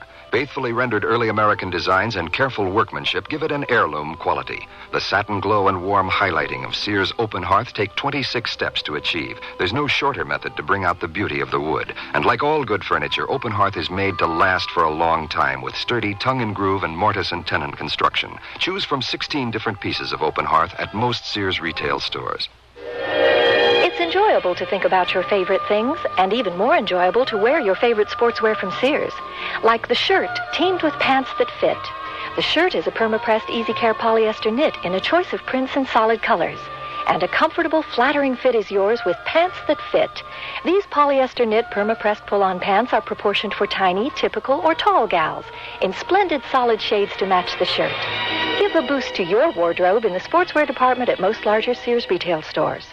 Understand you type fast. Yes? Accurate? Well... That's okay. You'll be typing on Sears' exclusive Corrector electric typewriter with easy correction and more. It's Sears' best. Try typing Sears Corrector typewriter.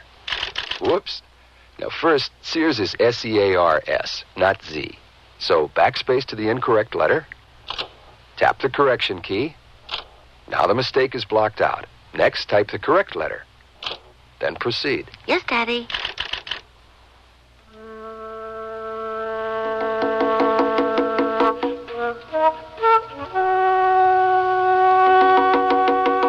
Richard Widmark again, with the concluding act of The Choosing. Any objections to my suggestion about having a trial? Yeah. I don't trust you, Butler. I think you've got an angle. I just haven't figured out what it is yet. What happens after we've all stated our cases? Majority rules. We'll vote to choose the unlucky person. So, who will be the first to stand trial? I will. I mean, I'd like to get it over with. I don't know what to say. I just know I don't want to die. You're not alone. I know that, but I can't help feeling cheated, and to choose me would be cruel. It'll seem that way to whomever we choose. But it's different with me. My life is just beginning. I'm not even out of school yet, and there's so much for me to do, so much for me to see. Well, my child, we all have things we want to do. Yes, but at least all of you had a chance. You're all older than I am. You've had time to stretch your wings, to feel, to experience. You just can't cheat me out of my future. I know you can't. What about my future? Maybe it isn't as ambitious as yours, Anne, but I know it won't be wasted either. I intend to keep working here in Africa with the Peace Corps. Don't try and make it sound so noble, kid. I overheard what you told the girl you joined to stay out of Vietnam. I admit that. I didn't feel like killing people, all right? No, it isn't all right. Because while you were out on safari, I was slugging it out in the rice paddies with the VCs. I'm sorry, Del. You did what you had to, and I did what I had to. I'm proud I didn't go, and nothing's going to change my mind.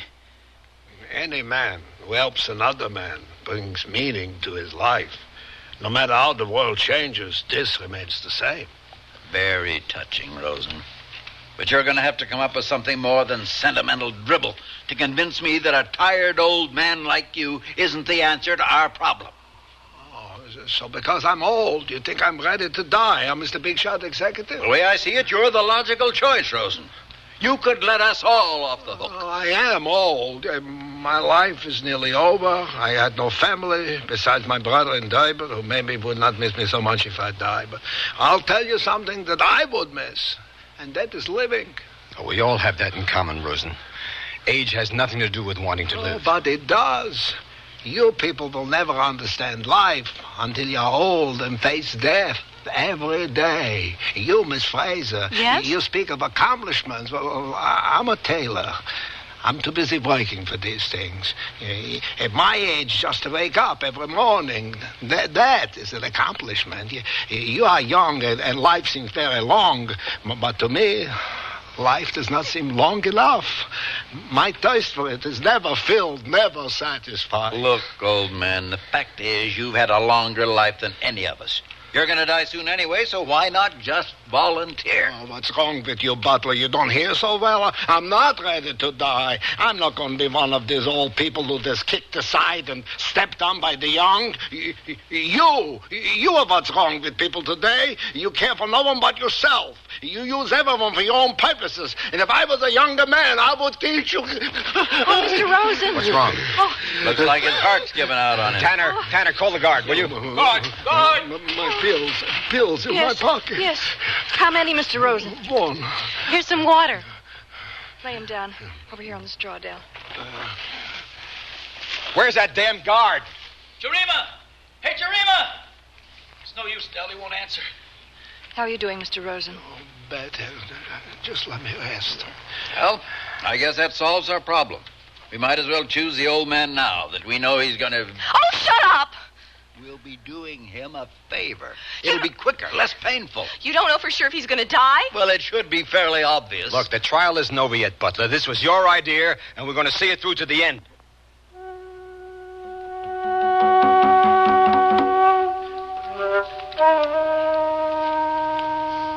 I look back on the frivolous life of pleasure I've led, and it hardly seems to have any reality now. It all seems a dream. Rather self-settlement, I suppose. I've done nothing that would benefit mankind, only myself. Sounds pretty selfish. Yet it never seemed so at the time. I was always interested in living every day to the fullest, had very little concern for how others lived. Been all over the world, done everything I wanted. Well, almost everything. I've experienced more than most people do that are twice my age. Why shouldn't we pick you then? Why shouldn't I have a chance to live the way you have? Because for all that I've done, I still find my life lacking. Empty of the one thing that would have made me happy. Love. But you must have been in love at one time or another. It's a terrible thing to realize, but I've been in love only with myself. So what are we supposed to do? Feel sorry for you just because Prince Charming hasn't galloped into your life? Oh, I'm not asking for sympathy, only understanding. Well, you won't get it from me. Somehow that doesn't surprise me You know, too much. Butler understands nothing that isn't related to himself or his business or whatever that may be. And what do you understand, Captain? I understand death. I should after all the killing I've seen. And done? Yes. Yes, I was a perfect soldier, a perfect killer. You know, it's amazing how easy it is. The guilt doesn't last very long, you know. You can't let it last or you go crazy. You can wipe out everything except the nightmares. What kind of nightmares? Nothing like what you'd expect. No dreams of battle, no dead VCs coming back to haunt you. What then? Well, dreams of solving your problems in the real world, the way you did in Vietnam, with the pull of a trigger. And pretty soon you get anxious, you get paranoid, and before you know it, you're back at Nam, only it's all in your mind for 24 hours a day. That's sick. Yes, it's sick. And there's a lot of sick guys walking around because people were too stupid to realize what a war like that did to a man. How it changes his life, how it ruins it like it did mine. You see, the terror of death for me is that I've done nothing to make my life worth living. But you can change all that. You've got the rest of your life to make something of yourself. Do I? Why does one guy in a foxhole get blown away by shrapnel and yet his buddy walks away clean? How do I know that fate or God or whatever hasn't put me in this cell because it's my time? Well, what about the rest of us? Why are we here? It's a coincidence. If we hadn't missed our connection, we wouldn't be here at all. Captain Hall would have flown this route no matter what. And the plane would have developed engine trouble whether you were on board or not. Well, I don't believe in coincidence. Well, I do, because I know I deserve to live. I doubt that, Butler. I doubt that anyone will even miss you when you die. Well, that's where you're wrong, kid. I'm not like the rest of you. I'm an important man, an executive vice president with Trans-Allied Industries. You've told us all about it. Far be it from me to suggest that you're just like any other employee of a large company. Expendable. Hardly. 1/5 of the countries in Africa depend on products supplied by my company. All due to contracts that I put together. And I'm the only one who knows all the details, all the unwritten arrangements involved. If I die, some very tenuous political relationships are going to collapse. Relationships that could upset the balance of power on this continent. Just what is this product that Trans-Allied supplies? Well, I can't talk about that. Wait a minute. Now I remember. Trans-Allied. Trans-Allied Industries is a munitions firm. No wonder you were so secretive about what your company does. And the products they supply. You know, you're a damn gun runner. A gun runner is someone who sells weapons illegally. We are perfectly legitimate. I'll bet you supplied weapons for every brush war in Africa for the last 10 years. And probably to both sides. When I think of all the innocent women and children that have been slaughtered just so you could make a buck... Well, I have nothing to do with all that. All I do is supply a product. I don't pull the trigger. You fool, if it weren't for you, they wouldn't have a trigger to pull. It's a competitive business. Even the United States government sells arms to these people. That doesn't make it morally right. There are no morals in this world. Haven't you found that out yet? Because of unprincipled butchers like you. All right. We've all had our say. Let's vote now. I demand that Butler be the one to be executed. No! I agree. He deserves to die. You can't do that. That's not the way I planned it. Wait, and let your tempers cool. We are still talking about sending a man to die.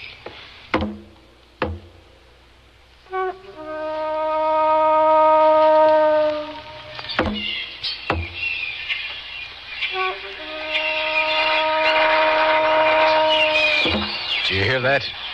The rebels? Maybe it's the firing squad practicing. Oh. Dal, you think we'll get out of here? You will, Elizabeth. I'm sure of it. We both will, won't we? Dal, look at me. You can't be thinking they'll choose you. No. They won't choose me. Because I want us to be together when this is over, Dale. Look, we barely know each other, Liz. But there'll be time for that. Let's not kid each other. We're just two people who met briefly, that's all. No, there's something more. Is there?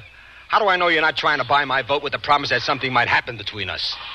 Dale, you can't believe that. I do. You can't.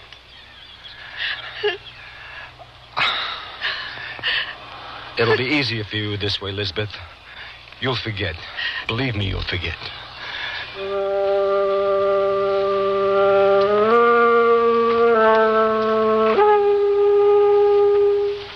Rosen? Yeah? Oh, it's you, Butler. What do you want? I have a proposition for you. Nothing you have to say could interest me. You're dying. Yeah, perhaps. Whatever happens, I'm in God's hands now. The others, they're going to choose me. I know it.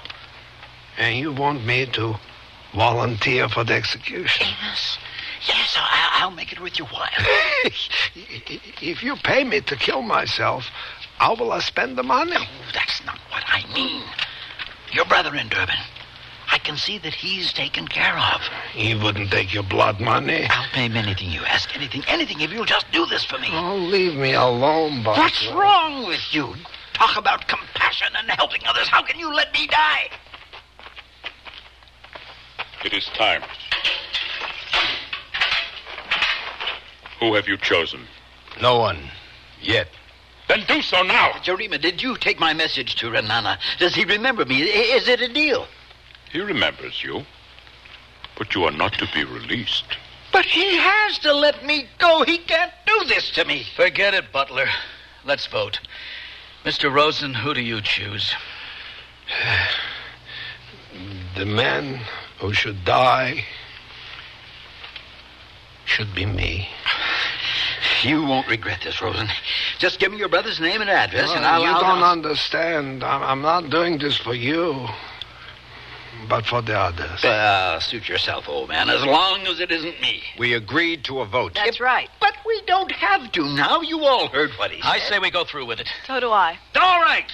I choose the old man also. That's 2 votes.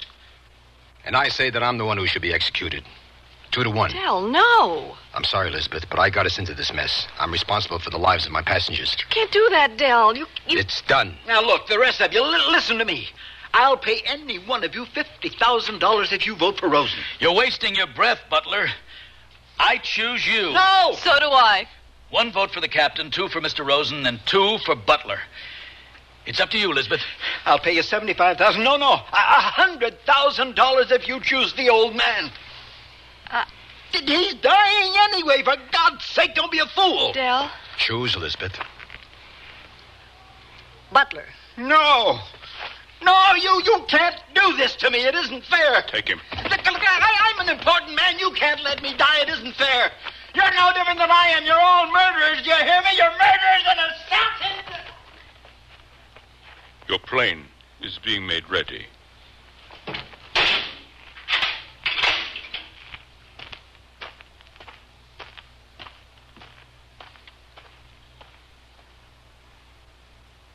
God, what have we done?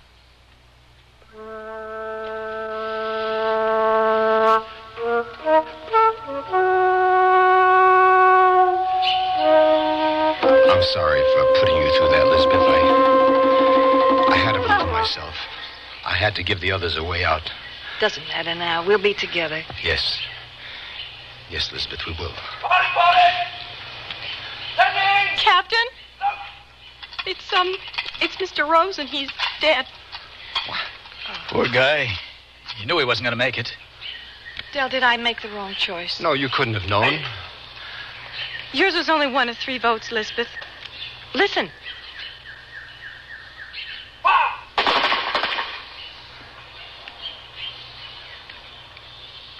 I'm ashamed to say I don't feel very guilty.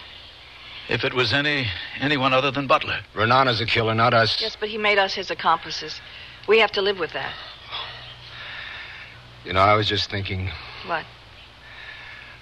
Well, Butler said he'd done business with Renana. And I can't help think how ironic it would be if the firing squad was using the guns he sold them.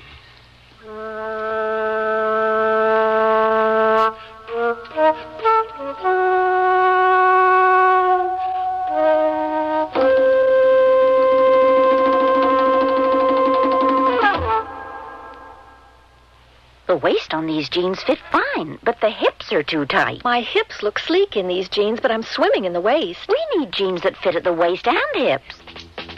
We need jeans that fit from Sears. For every size waist in jeans that fit, there are 3 hip sizes to choose from, and 2 lengths. Tapered, contoured, fitting as if they were tailor-made. Whether a little skinny, a bit hippie, or in between, it's jeans that fit from the Fashion Place at most larger Sears retail stores.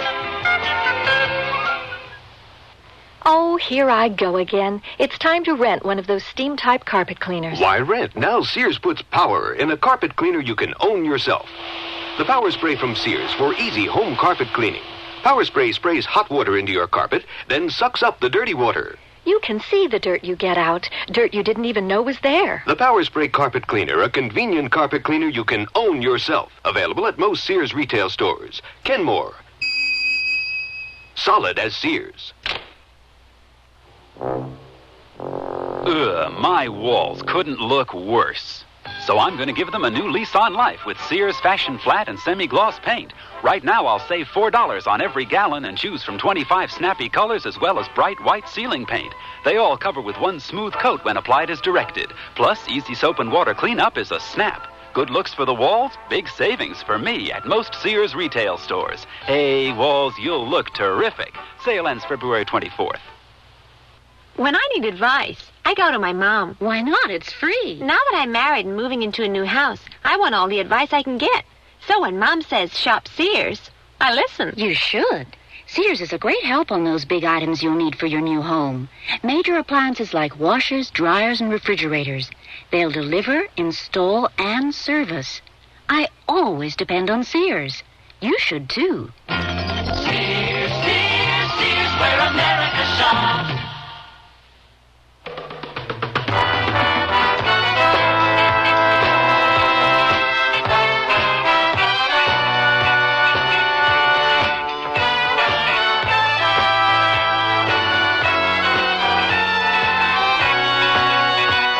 You've been listening to Sears Radio Theater, brought to you 5 nights a week by Sears Roebuck and Company. Sears, where America shops. The Choosing was written by Steve Sharon, produced and directed by Elliott Lewis. Your host was Richard Widmark. Our stars were Dane Clark and Hans Conry. Also heard were Shepard Menken, Mary Jane Croft, Parley Bear, Norman Alden, and Patricia Ann Joyce. The music for Sears Radio Theater was composed and conducted by Nelson Riddle. Art Gilmore speaking. The Elliott Lewis production of Sears Radio Theater is a presentation of CBI.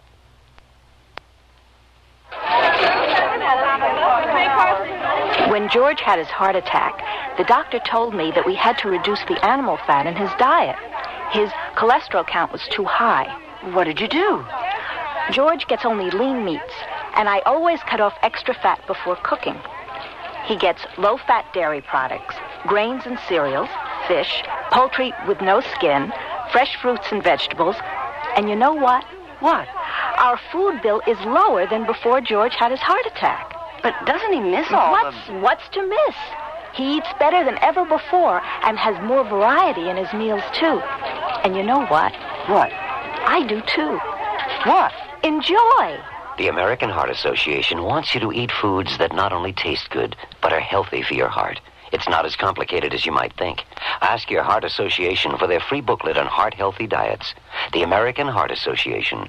We're fighting for your life.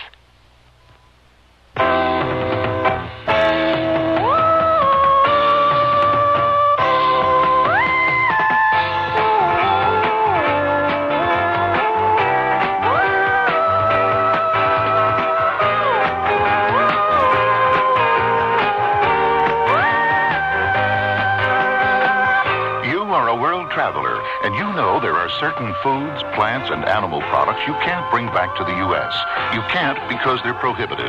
They're prohibited because even one of these foods, plants, or animal products might carry a disease or pest that could spread to our crops and gardens and animals with devastating results. You haven't been everywhere on the globe yet, but there's always tomorrow. And before you go again, write for the free booklet that explains the law. Even one can hurt, right for Traveler's Tips. Write to Traveler's Tips, U.S. Department of Agriculture, Washington, D.C. 20250. It's free.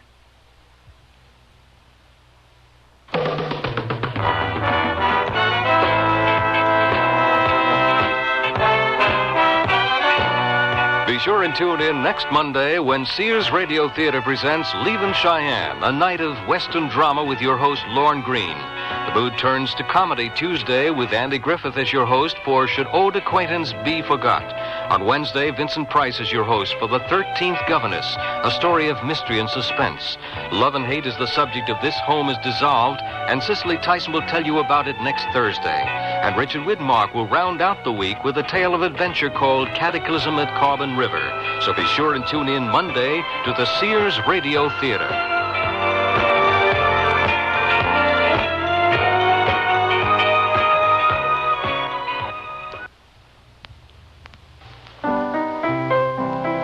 I'm Stan Martin. This Sunday night, my feature year will be 1974. Relive it with me and my special... It's Wednesday, and we invite you to stay tuned for Sears Radio Theater. Today, you'll hear a story of mystery and suspense with Vincent Price as your host. Howard Duff stars as a detective, and Linda Kay Henning is the woman who hires him. The young man is shot to death in a park where 13 governesses are sitting. Listen for the 13th Governess. Sears Radio Theater will begin after this message from your local station. I want to go to old Chicago. I want to go on the ride. Take me to old Chicago. I want to win a prize. We'll see the clowns mess around. Maybe even go upside down. Sunday's not the end of this weekend. Old Chicago Amusement Park will be open this Monday for Washington's birthday from 1 to 9 p.m. with 40 exciting rides and attractions. I-55, the Stevenson Expressway, and Route 53.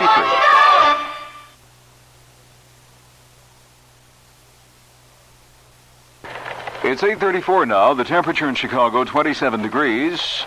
The outlook for the rest of the night, temperatures steady or rising with periods of freezing drizzle. Tonight on the CBS Mystery Theater, the president of a plant building nuclear reactors suffers a loss of memory for one day with serious consequences. Russell Horton stars in the CBS Radio Mystery Theater presentation, The Missing Day, tonight at 10:30 here on WBBM News Radio 78. This is Vincent Price.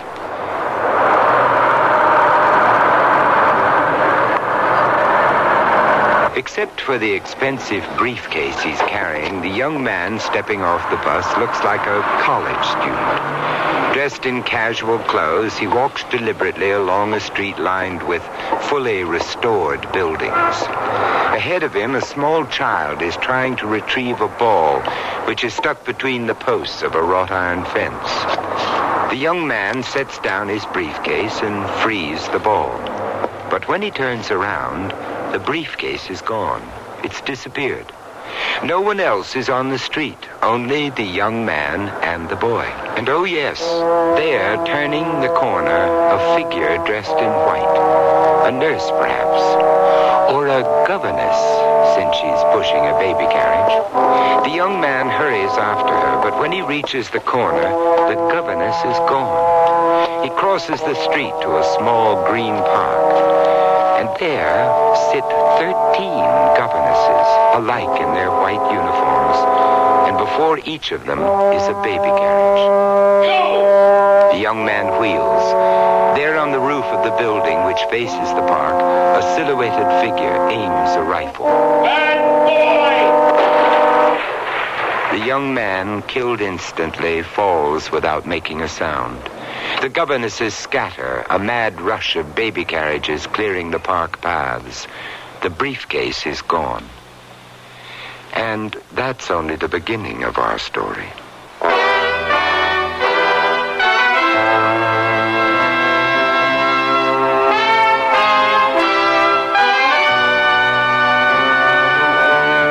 Sears Radio Theater, a new adventure in radio listening. Brought to you 5 nights a week by Sears Roebuck and Company. Sears, where America shops. Your hosts, Lorne Green. I'll bring you stories of the Old West and the New. Andy Griffith with a look at the funny side of life. Vincent Price with tales of mystery and suspense. Cicely Tyson with stories about love, hate, and related things. Richard Widmark. I'll bring you stories of pure adventure. 5 nights of exceptional entertainment every week. brought to you in Elliott Lewis production of the Sears Radio Theater.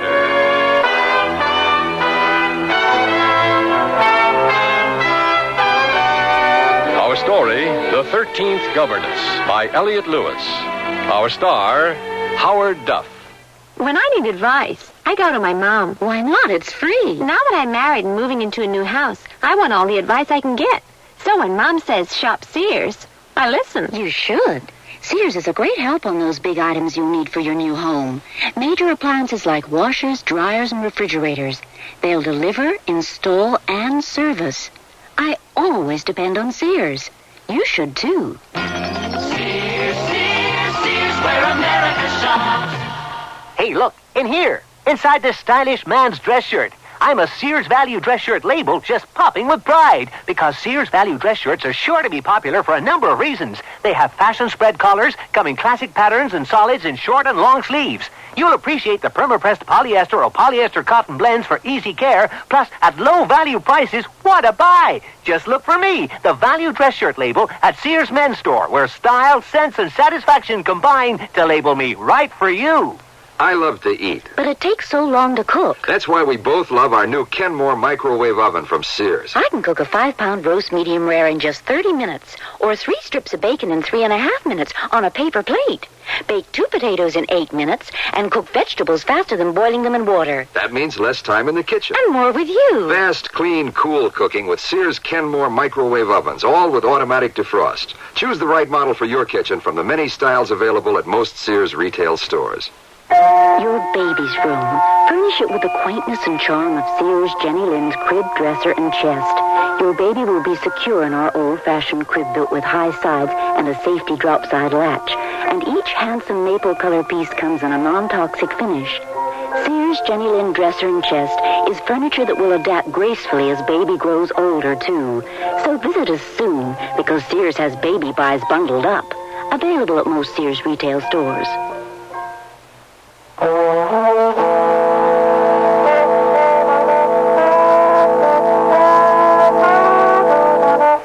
A shopping center, by definition, is a place where you shop for groceries, sundries, medicines, toys, hobbies, and so on and so on. This particular shopping center has an added service. Note the discreet sign, Harry Holliday, Private Investigations, Confidential Matters. What sort of a man performs those services in a shopping center?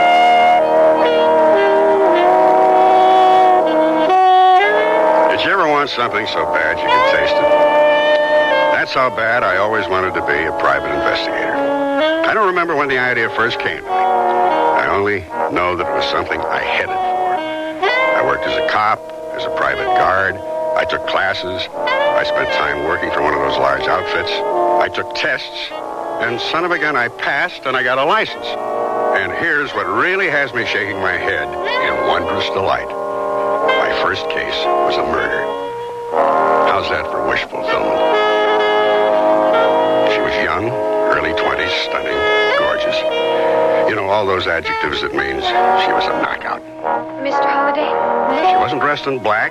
She wasn't sobbing or distraught. None of those things. The dark glasses were the only clue that she was a widow. My name is Valerie Robeson. My husband was Matthew. He was... Yeah, I read about it in the paper. Killed with a rifle fired by person or persons unknown. I'm sorry. The police said the shot probably came from the top of a building that adjoins the park my husband was in. It's their feeling some neighborhood kid was fooling around taking pot shots and accidentally hit Matt. I came to you because their explanation is so improbable. Do you live near the park? No. Does your husband work in that neighborhood? No. I don't know why he was there. He didn't. Will you do it for me? Find out who killed Matt? I don't have a great deal of money. You pay me by the day, plus my expenses. If we get lucky, it shouldn't cost you over $1,000. She nodded her agreement and opened her purse. She fumbled around in it before she remembered she was wearing dark glasses. She slid them off. Her eyes were red-rimmed, the expression in them lost. She was a young widow, filled with anguish and despair over the death of her young husband.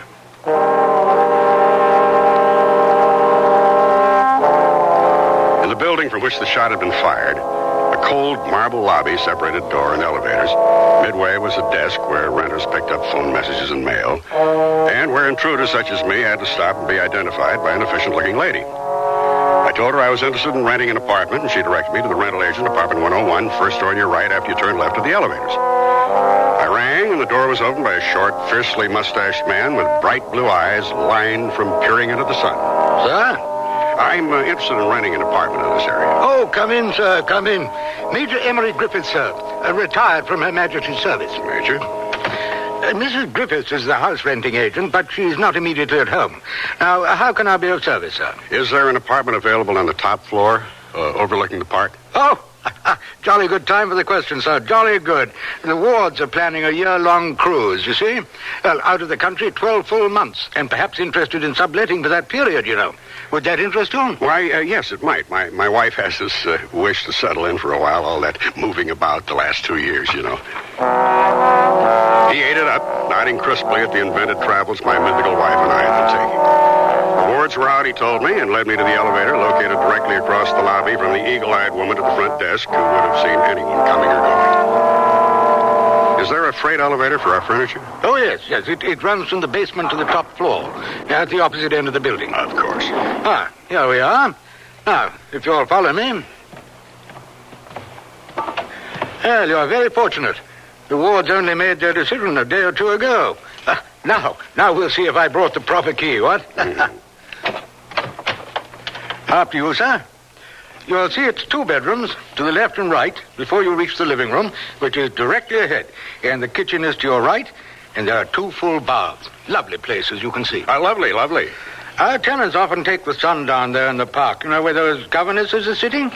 Or we allow them to use the roof just above you, sir, which can be reached by stairs at either end of the building. Yeah, very nice. Very, very nice. I'd like to bring my wife, if you don't mind. I'd need her opinion. You understand that? Oh, of course, sir.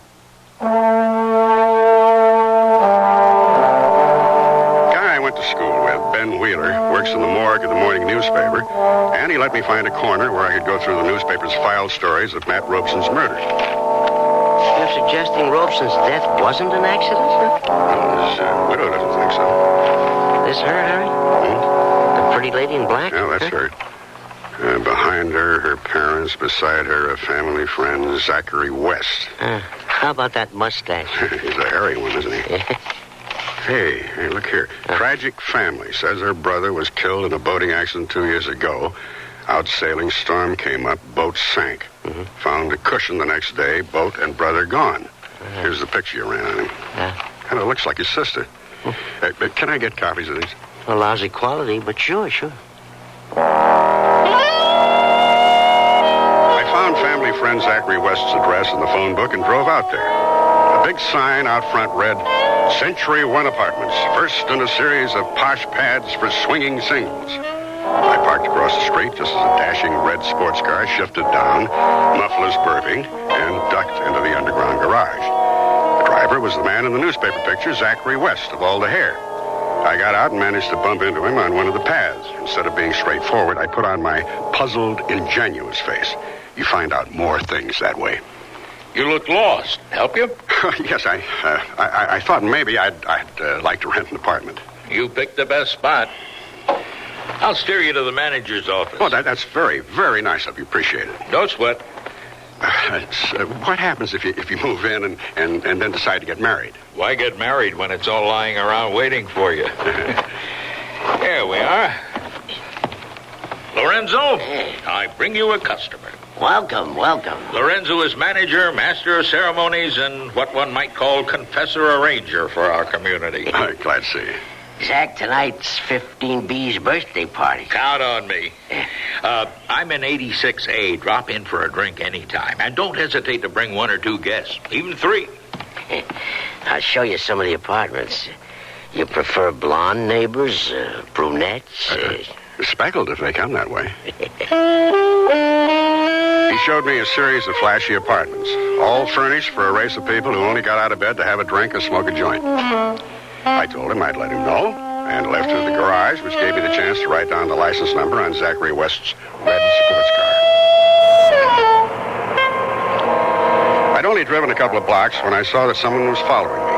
A young woman, long black hair blowing, driving a beat-up station wagon. When I got to the shopping center, I drove around to the back where my office is and parked at the H. Holiday stencil. She circled, pulled into an empty space, and slid out, peering around like a baby bird looking for his mother. She tried to see where I'd gone. She spotted my car and came toward me. As she arrived, I stepped out. Oh, Looking for something? what? No, why? Because you were following me. Why? Why? That's a laugh. Why? Because I saw you before writing down Zachary's license number. What sort of behavior is that? I didn't take down his license plate, silly. I took the number of the car next to him. I'm an insurance adjuster. Not that it's any of your business. Any further questions? Oh, well, you see, I got this impression you were a cop, and I couldn't understand that Zachary, what he could have done to bring out the fuzz, so that's why I... Excuse me. Quite all right. Perfectly logical error. She seemed to be just a nice young lady looking out for a friend. Or so I believed then. At all events, she left me with an enormous curiosity about Zachary West.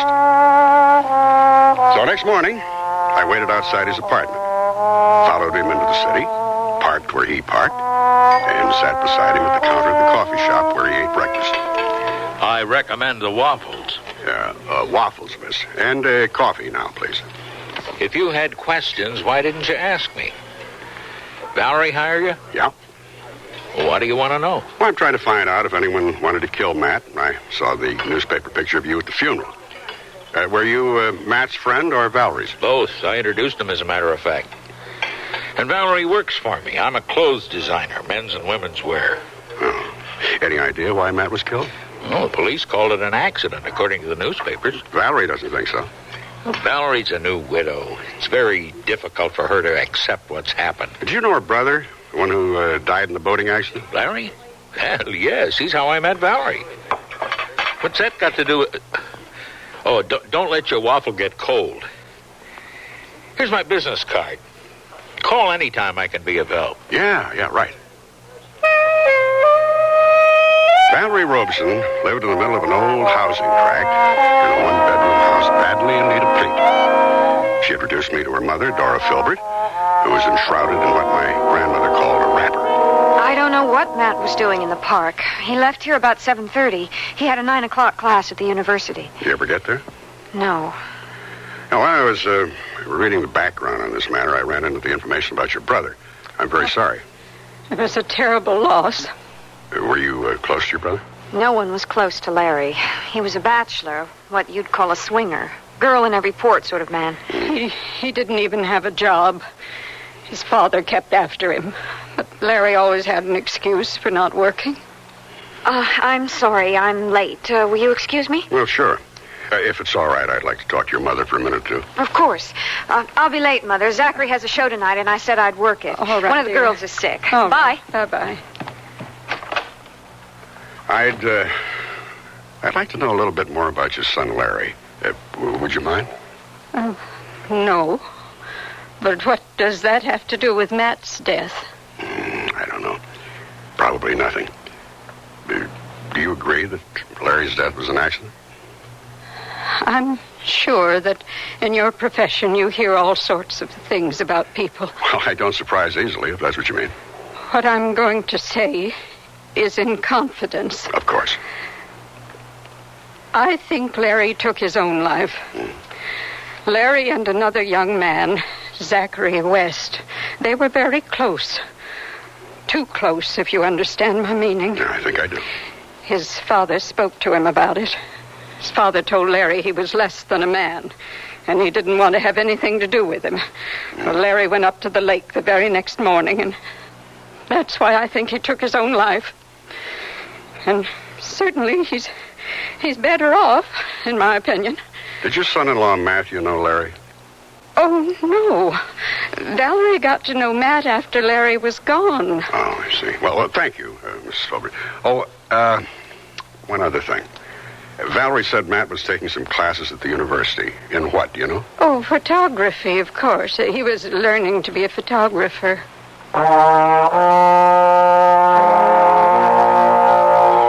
Matt's photography photography instructor had been Norman Fields, a full-bearded, shaved-headed man. I met him in the mall outside the Fine Arts Building. I sat in the sun while he hunkered beneath a tree, rubbing the top of his head. What did you want to know about Matthew Robeson? And why would anyone want to kill the dreadful little twerp? His widow asked me the same question. Tell me about it. Well, now, let's see. I suppose you want to know if he was a good student, innovative, questioning, and so forth? Yeah, things like that. No. Although he spent an inordinate amount of time here. Matthew Robeson was a man who didn't even own a decent camera. And yet he was in my class. Now, one must ask oneself, why? Why? Because Matt's own personal interest for what motivated and guided him. His time here was spent in the darkroom. He cleaned it up, set out the chemicals, stacked, sorted the photographic papers, cleaned the enlargers. Any notion why? Oh, sure. He needed a place to develop his own work. Things he didn't want anyone else to see. Pictures? Of course. Did he keep the negatives and prints here? Oh, you mean no one has mentioned Matthew Robeson's attaché case? Why, that was the most obvious and apparent thing about him. He was a scruffy little man, late 20s, skinny, wild clothes, who always walked in a slouch hurriedly. He was never without this attaché case, like a small suitcase, very expensive, never out of his grasp. Well, I would assume that that's where he kept his goodies. Why goodies? Well, Matt Robeson was a man to do anything for a buck, and I mean that, literally. Whatever he was peddling was in that attaché case. Now, it's just a shame you didn't know him. You missed out on a real oddball.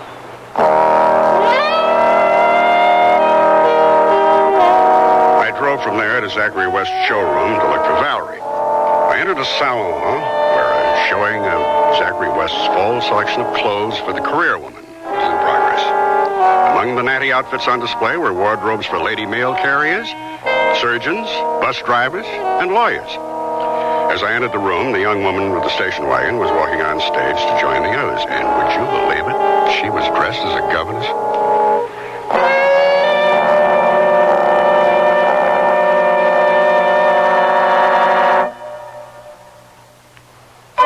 Sears, where America shops, invites you to apply for the Sears credit card. It gives you credit in over 3,600 Sears stores coast to coast. Whether you live or travel in any of the 50 states, there's a Sears store where you can shop for what you need for your family, home, or car. You can apply for the Sears credit card at any Sears store or by calling this toll-free number now. Call 800-526-0444. That's 800-526-0444. New Jersey residents call 800-652-2777. I can't believe they can do it for $19.99. Installed? The aluminized Sears muzzler is only $19.99 installed. And listen to the muzzler promise. Sears promises that the muzzler will last as long as you own your American-made car. Or return it for refund or replacement free. And if Sears installed it, they'll install the new one free. Well, you can't beat that. I think it's fantastic. It's a great promise. The muzzler, just $19.99 installed. Clamps if needed, 99 cents each extra. Sizes to fit most American-made cars. Prices may vary in Alaska and Hawaii at most Sears Tire and Auto Centers.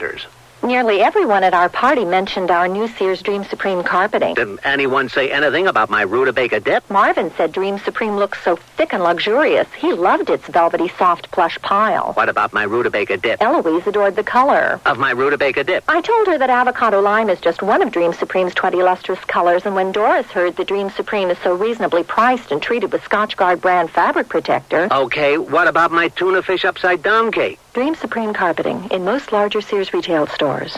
Are we finally set for Grandma's? I think so. We've got the new Sears Travel Guard baby seat in the car. Right, and the extra sleep and play baby suits. Oh, Grandma will love those. They're so cute and yet practical. The extra baby blankets and bottles are in the vinyl diaper bag. Oh, Sears certainly did make shopping for the baby easy. Sure did. Well, I think we've got everything. Honey, I think you've forgotten something. The baby.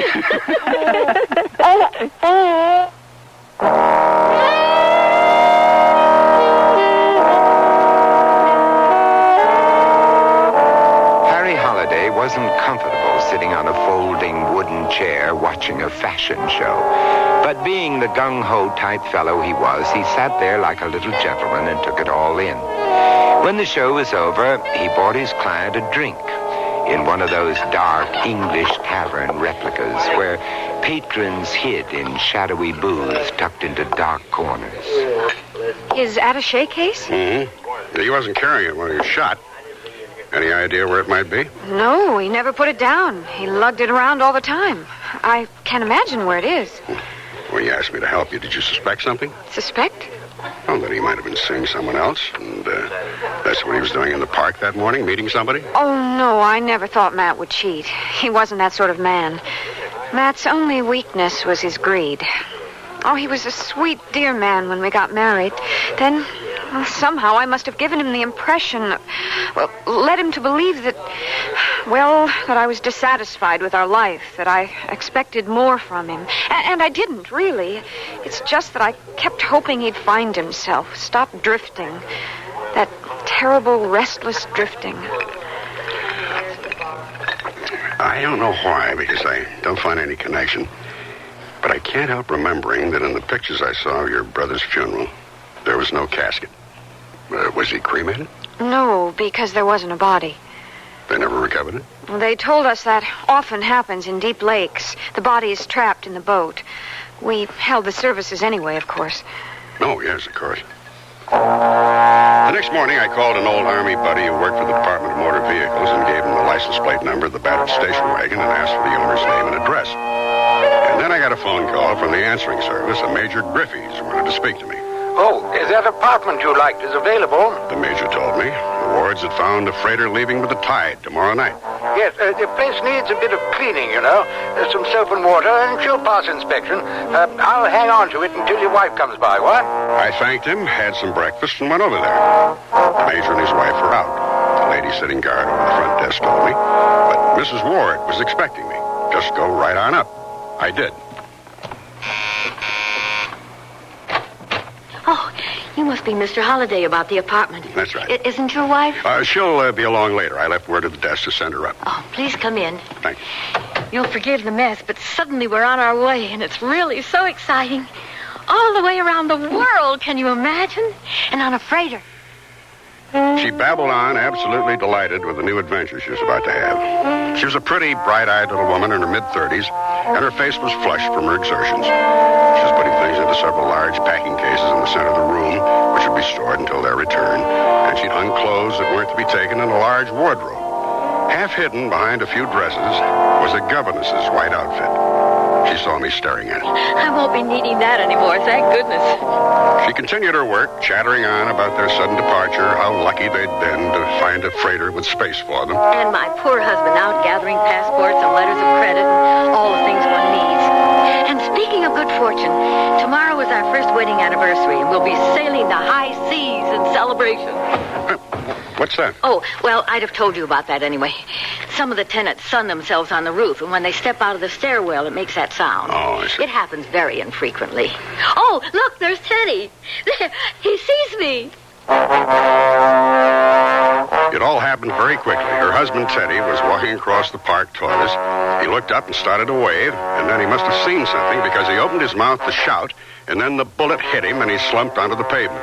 The governesses in the park scattering like dry leaves in the wind. I was out of the apartment almost as soon as I heard the sharp snap of the rifle fired from the roof above me. I heard the freight elevator groaning down to the basement and raced after it. But no one was there, and the alley was empty. By the time I got around to the park, Mrs. Ward was kneeling on the path beside her husband. She didn't cry. She almost looked as though she'd expected. It had to happen. Well, why do you say that? You can't live as he did without suffering the consequences. I kept making believe that everything was all right, that the money he brought home was legitimately earned, that silly governess costumes, the exchange of envelopes and a baby carriage, all of it was a prank, not something real, something that would end in this.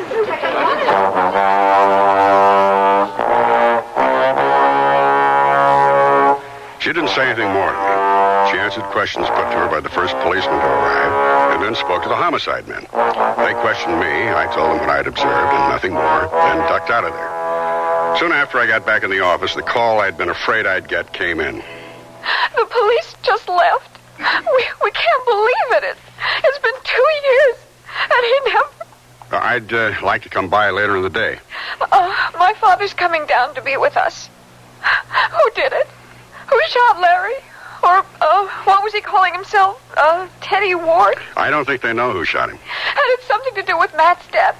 It happened the same way in the same place. That's what I'm trying to find out. The minute I hung up, I got a call from my buddy at the Department of Motor Vehicles. The owner of the station wagon was Roxanne Lucetti, and he gave me her address, a place called the Aloha Arms. Her apartment faced the court, which featured a postage stamp-sized swimming pool being cleaned by a tan young man with long blonde hair and an earring. Yeah? What? Well, look who's here. What do you want? Well, I'd like to ask you a couple of questions. Come in, although I don't recall we have any unfinished business to discuss. Hey, nice little apartment. Your mother decorated? What's that supposed to mean? Well, nothing really, but everything's sort of square in here, and you seem to me to be more of an individualist. What's the matter with you?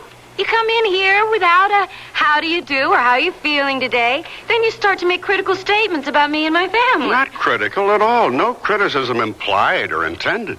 What sort of a person are you making fun of me? Hey, come on. Take it easy with that bag. Ow, hey, no! Hey, what do you got in there? Concrete? Come on now. Now, No, fun's fun. Now, give me that.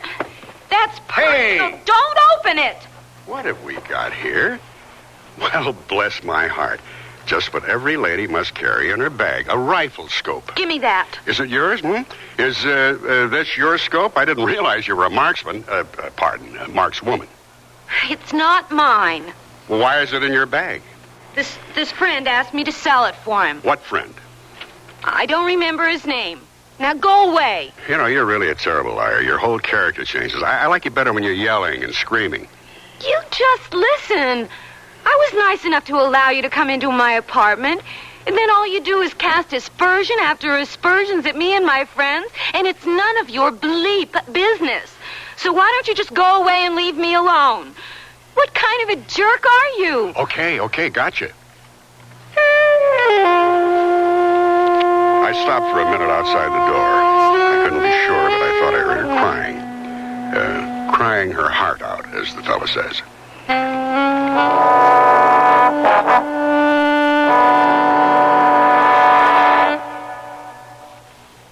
Sears Radio Theater will return after this message from your local station. If you have a child with a handicap, we have some good news, and some very good news. The good news is there's a new law that guarantees your child the right to the special education he needs. Evaluation procedures conform to the corresponding requirements in the final regulation of Section 504. But here's the very good news. The term continuum, as with least restrictive environment, is commonly used by... You don't have to hire a lawyer to explain how this rather complicated new law can help your child. Is in accordance with specific performance criteria related to the program objective. We can explain the law in clear, simple language. Free. Information under sub-clause E of Clause 1 of subsection B. The Commissioner there... Just write Closer Look, Box 1492, Washington, D.C., 20013. That's Closer Look, Box 1492, Washington, D.C., 20013. A public service message on behalf of the United States Office of Education. I gained 20 pounds in 2 months. Chocolate and peanut butter. Yeah, I never lost that weight either. With me, it was different. I was climbing the walls, yelling at the kids. I just couldn't live with myself. Neither could Dan, could he? No, not really. He said having a wife that smoked was better than being terrorized day and night. Better a friendly dragon than a nasty dragon, huh? Right. So anyway, I'm back to a pack and a half a day, addicted just like I was. Let's hold it right there. The American Heart Association wants you to know that smoking cigarettes becomes a habit, not an addiction. Habits can be broken. Smoking is a matter of choice, not destiny. We can help you quit. You don't have to gain weight or climb the walls. Contact your American Heart Association for a free booklet that explains how to break your cigarette habit step by step. The American Heart Association wants you to know we're fighting for your life.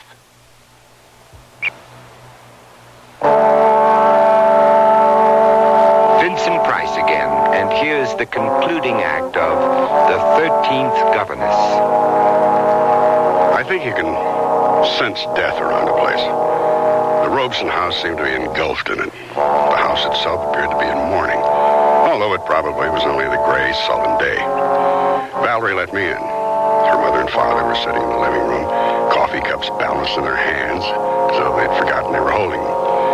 Mr. Filbert was a tall, slender man with thinning hair and steel-framed eyeglasses, who looked as though he might once have been head clerk in a hardware store. After I'd been introduced, they picked up an angry conversation where I'd interrupted them. I mourned him once, Dora. Once is all I got in me. So far as I'm concerned, he died 2 years ago. You killed him 2 years ago? No, I didn't kill him. I didn't. You've been accusing me for 2 years that I killed my son. Oh, how long will you two do this to each other? Now stop it. She's been after me for 2 years, Val, how I killed her son. Now she finds I didn't. She don't know what to say to hurt me. Mr. Filbert? Yes? I wonder if we could talk, just you and me. Mother and I'll go into the kitchen. Come on, Mother. Mr. Filbert, why does your wife believe you're responsible for your son's death? The death that never happened, you mean? Because she claims I called him a pervert, and that drove him to take his life. Did you?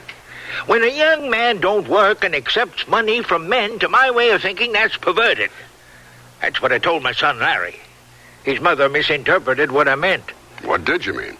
Larry wasn't never without that camera of his, is what I meant. Yet he didn't want to show me or his family what sort of pictures he was taking. I think them pictures was what he got money for, and I think his camera's what finally got him killed for real. Blackmail? Is that what you're trying to say? That's my opinion. The question yelling for an answer was who Larry Filbert had been blackmailing, as himself and as Teddy Ward. I drove over to the apartment where Mrs. Ward had her personal things hastily packed. I can't stay. I look down there into that pretty little park, and it terrifies me. Miss Ward, were you and your husband here when the first murder was committed? Oh, I think that's why Teddy was shot. Oh? He saw something that morning, something that surprised him. Yes? He got his camera, the one with the telephoto lens, and he started to take some pictures. We both heard the noise, the thumping sound when someone steps onto the roof, and then this funny popping. Shots? Yes. And the young man in the park fell. The governesses all ran, of course. Teddy dashed out the door with his camera. He came back before the police arrived, and he was laughing. Can you imagine that? We're going to take a trip around the world, he told me. First cabin around the globe, because my ship just came in. He developed his own films, of course. Here? Yes, in here.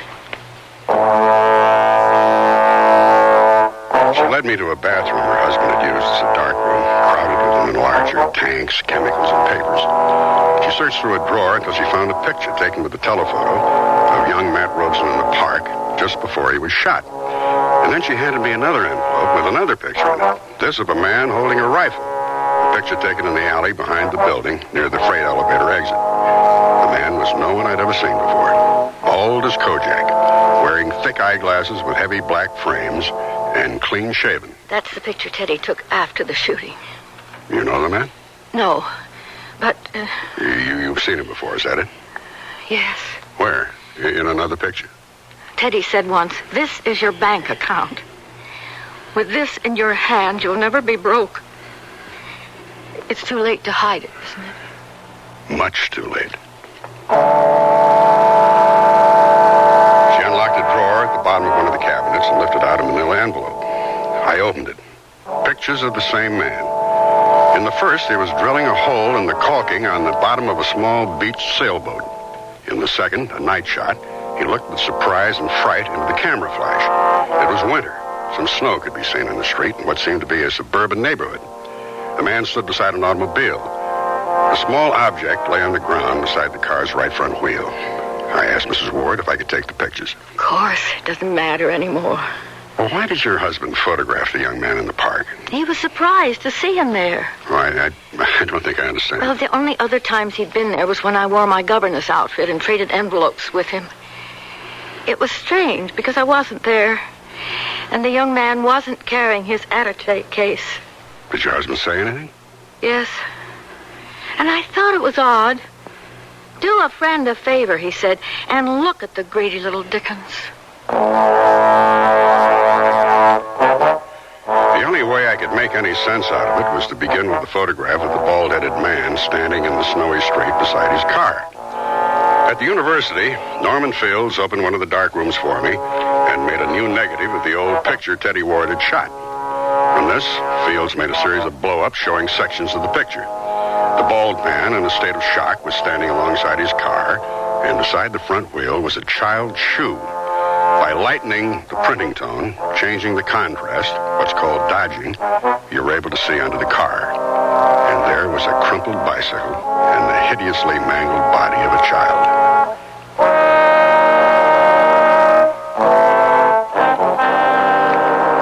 He was the only one involved in the mess who'd known all the principals through everything that had happened, and I wanted to ask him who the man was.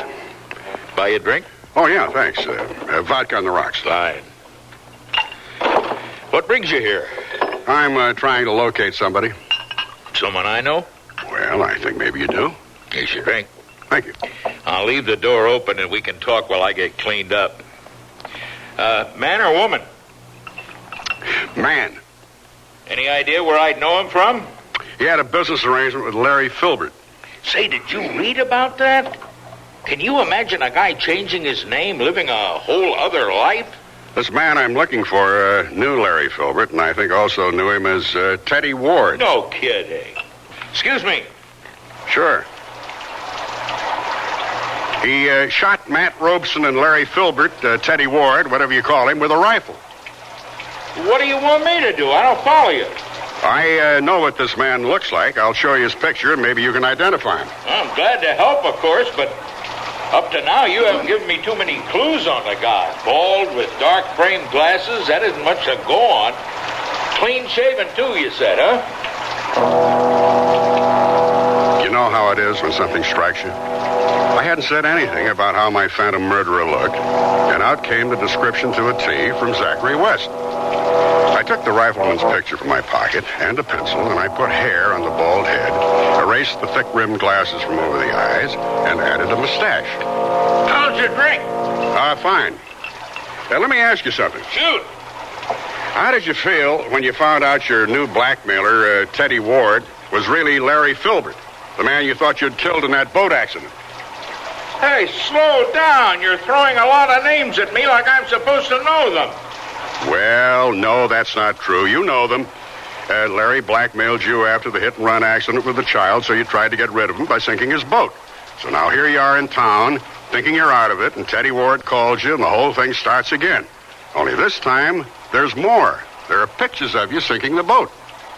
I keep trying to imagine what you looked like when you found out you were being blackmailed by a dead man. I mean, wow, I would have had a fit. Well, what did you do? Follow Mrs. Ward to her apartment after she traded envelopes with Matt? That a picture of me? He was standing in the doorway, bald head, no mustache, no glasses. And just to make the picture complete, he was casually aiming the rifle in my general direction. Just enough so I wouldn't misunderstand him. Smart young fellow like you is bound to get into trouble. No, not so smart. Till a couple of minutes ago, I really thought there was another man. It's really remarkable what a hairpiece and a phony mustache and contact lenses can do to change a person. Remarkable. You know what troubles me, though? How'd poor Matt Robeson get involved in all this? His brother-in-law wanted to help him out, pass him a little money. I gave money to Roxanne, she gave it to Matt, he gave it to that governess until he got greedy and decided to go it on his own. Motivation. Money runs the ship, my lad. Money's what makes the world go round. Although I can't believe you're getting enough for what's about to happen to you. Move, please. We're getting out of here. Why'd you run away from the accident? If you'd stayed, maybe that little girl could have been saved. No way. Come along now. Happy birthday! Any more, Zach? Zach? Hey, where's Zach? We were just going out to pick him up. Well, his car's here. His friend Gilbert here drove it over. Gil, let me show him the rifle. Hey, look at this. Isn't it a beaut? Bought it for Zach for his birthday. Come on, Gil. We better get going. Hey, you guys will bring Zach to his party, won't you? I mean, we got all this booze and food and, the trappings, little foxes, all sizes. We'll bring Zach back. Don't worry about it, but go ahead, get the party started. Okay. Rifle in hand, I eased Zachary West out of there. He made a couple of moves, like he wanted to grab the gun or get away, but by the time we got to my car, he was a limp sack. All the fire was gone. He ducked the responsibility long ago. He'd run away, then killed 2 men who tried to bleed him, and finally, there wasn't any place to hide. No place at all. He sat in the front seat of the car, blinking his eyes behind the thick glasses, letting what had happened to him sink in. And like I said, that's how I handled my first murder case.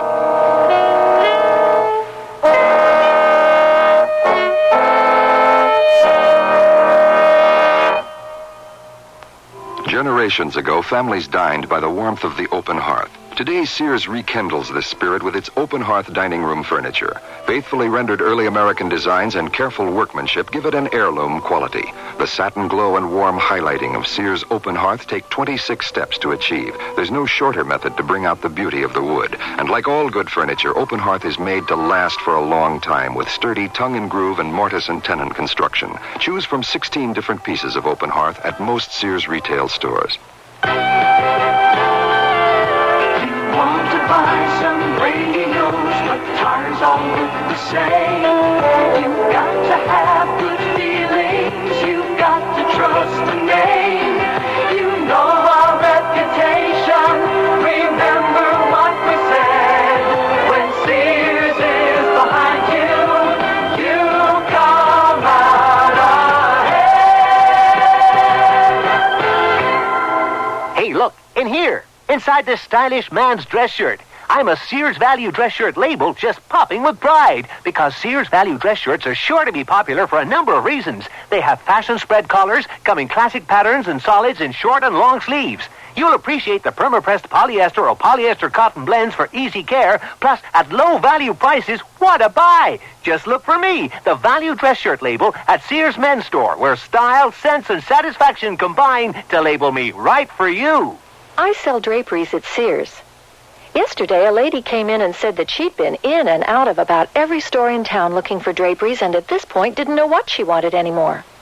I asked questions about her tastes and decor and then made suggestions. She was thrilled. She found what she wanted and learned a little too. It made me feel good to know that I helped her out. Sears people are friendly people who help you find what you want. Sears, Sears, Sears, where America shops.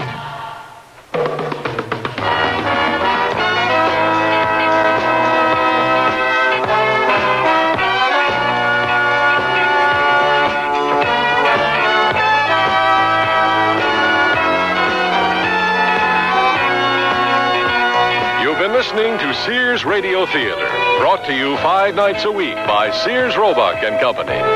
Sears, where America shops. The 13th Governess was written, produced, and directed by Elliott Lewis. Your host was Vincent Price. Our star was Howard Duff. Also heard were Linda K. Henning, Deborah Wally, Lurene Tuttle, Marvin Miller, Ben Wright, Sidney Miller, Peggy Weber. The music for Sears Radio Theater was composed and conducted by Nelson Riddle. Art Gilmore speaking. The Elliott Lewis production of Sears Radio Theater is a presentation of CDR. I'm lost and lonely, scared and sad, trembling at the thought of making you mad. My love is yours, but at times you're so cold. If life's like this, take me before I grow old. This song was written by a man now serving time in a state prison. Most of the men and women in prison today were abused children, and many abused children grow up to abuse their own children. Child abusers can be helped. Find out how. Write Prevent Child Abuse, Box 2866, Chicago, Illinois, 60690. Please stop the hurt I've suffered since my birth. Join the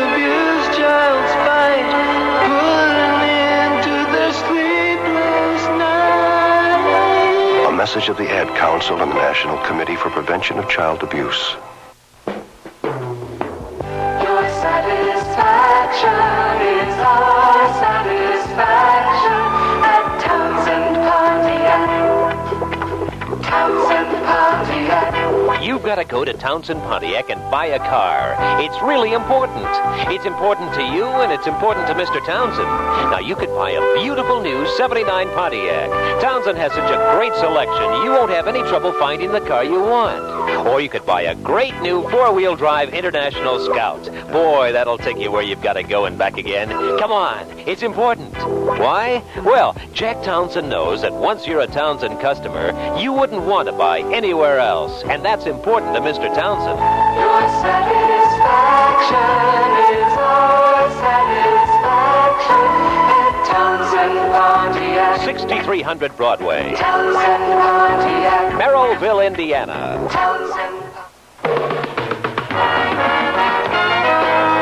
Cicely Tyson will be your hostess tomorrow for a warm-hearted story of two young people trying to help two elderly ladies find a suitable rest home.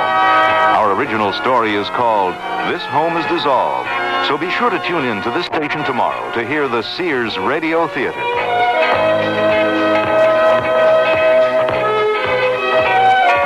Beginning tomorrow, you can start helping yourself to feel 15 to 25 years younger than you are today. You're never too old to grow young. That's the encouraging message of medical authorities in a special 48-page report called 10 Ways to Grow Healthier as You Grow Older. Based on recent medical research, this informative and useful report was prepared by America's largest Better Health magazine, Prevention, that yours free as a new subscriber. 10 Ways to Grow Healthier as You Grow Older tells about a new method to help you fall asleep faster, about the simple dietary substance that scientists believe may sharpen your memory, about the nutritional program that may add life to your sex life, and much more. If you'd like to receive this free report, you're invited to try 12 monthly issues of Prevention for only $6.99. If you don't like the first issue, cancel. You keep the issue. You keep the special report, too, and owe nothing. Send no money now. Just phone toll-free 800-331-1000. That's 800-331-1000. For Prevention and your free report, call 800-331-1000. CBS News, the Soviet ambassador in Washington called in tonight to hear a strong U.S. protest connected with the killing today of the U.S. ambassador to Afghanistan. I'm David Jackson reporting on the CBS radio network. Ambassador Adolph Dobbs was shot to death in a gun battle between his kidnappers and Afghan police who rushed the hotel where he was being held. State Department spokesman Harding Carter tonight revealed that Soviet advisors were on the scene in Kabul when the fighting took place. He says Acting Secretary of State Warren Christopher in Washington tonight summoned Soviet Ambassador Dobrynin to the State Department to lodge an official complaint about the role the advisors played. The Acting Secretary said that he was not accusing the Soviet advisors of responsibility for the ambassador's death.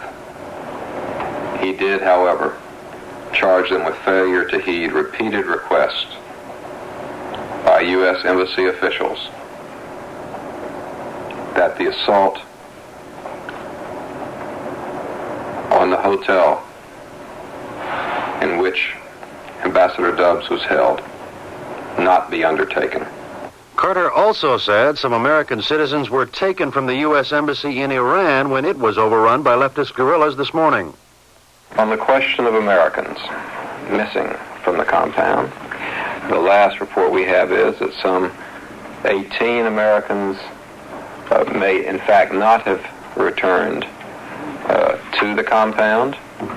However, it at least seems on the basis of the latest reports that their whereabouts is known and that they are reportedly going to be returned or are returning and are in any case physically okay. More news in a minute. I had it when I woke up this morning. Sinus, my worst ever, until I took Sign-Off. Send for Sign-Off. Sign-Off gives you all the pain relief of aspirin, plus relief from sinus pressure, congestion, even postnasal drip. Send for Sign off. And for the fastest known form of congestion relief, Sign-Off Spray. SINEOFF. Sign off. The sinus medicines in the bright red box. Is here. For occasional use only as directed. Here's news from Amana. You can get a $50 rebate check direct from Amana when you buy the Amana Touchmatic 2 radar range, the microwave oven that cooks by time, cooks to temperature, even holds at temperature to tenderize economy cuts of meat, and holds at serving temperature for late arrivals. So automatic it even remembers the time of day. So buy your radar range from your participating Amana retailer and get a $50 rebate check direct from Amana. Offer expires February 28, 1979. A cool reception for President Carter on his first day in Mexico. David Dow reports from Mexico City. Just 6 hours after arriving here, President Carter received the first pointed evidence of a new Mexico, backed by new oil wealth, determined to use that for new leverage and equality with the U.S.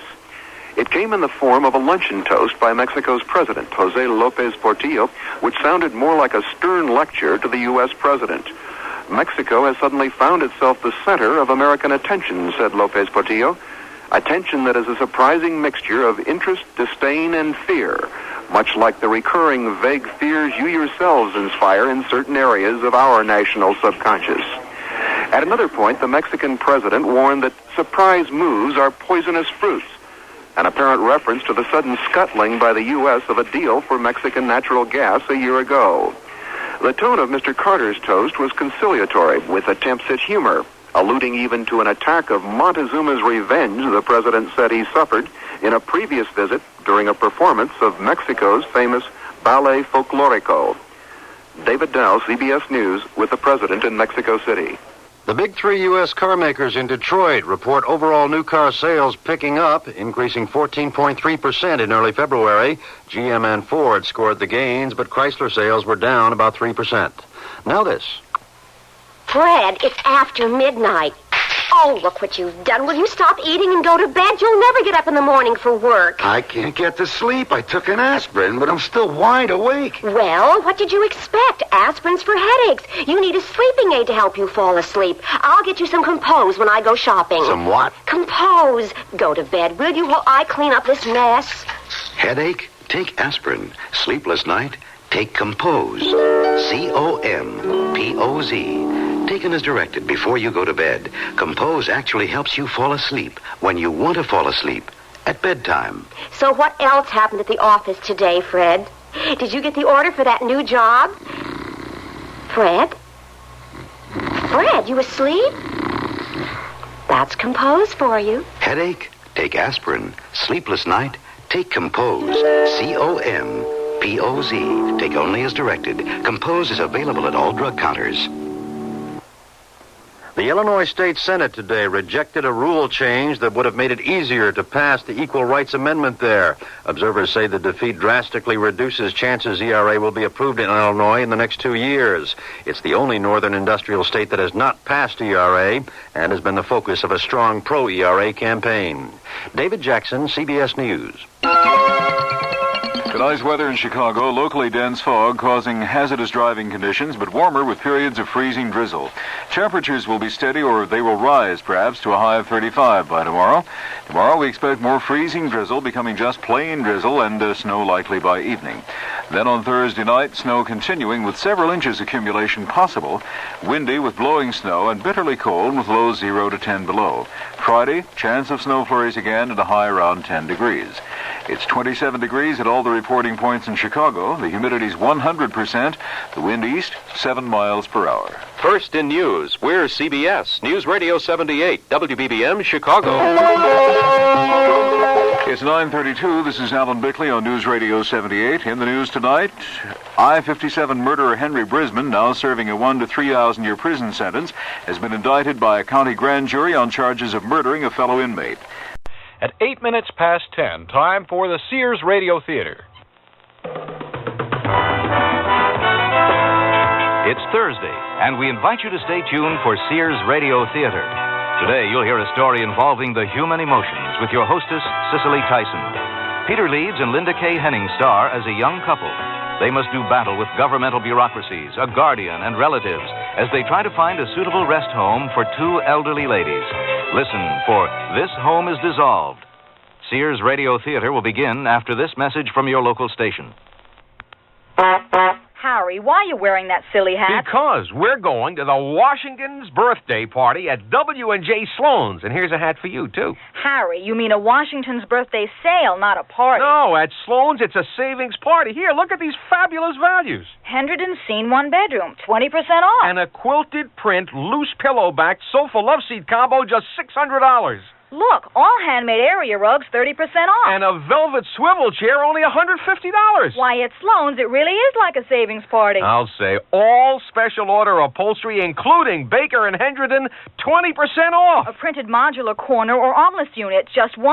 Why, there are thousands of items on sale. Let's go, Harry. Oh, where is it? At Sloan's 5th Avenue at all Sloan's locations through Monday. American Express cards welcome. The Washington's birthday savings party at W&J Sloan.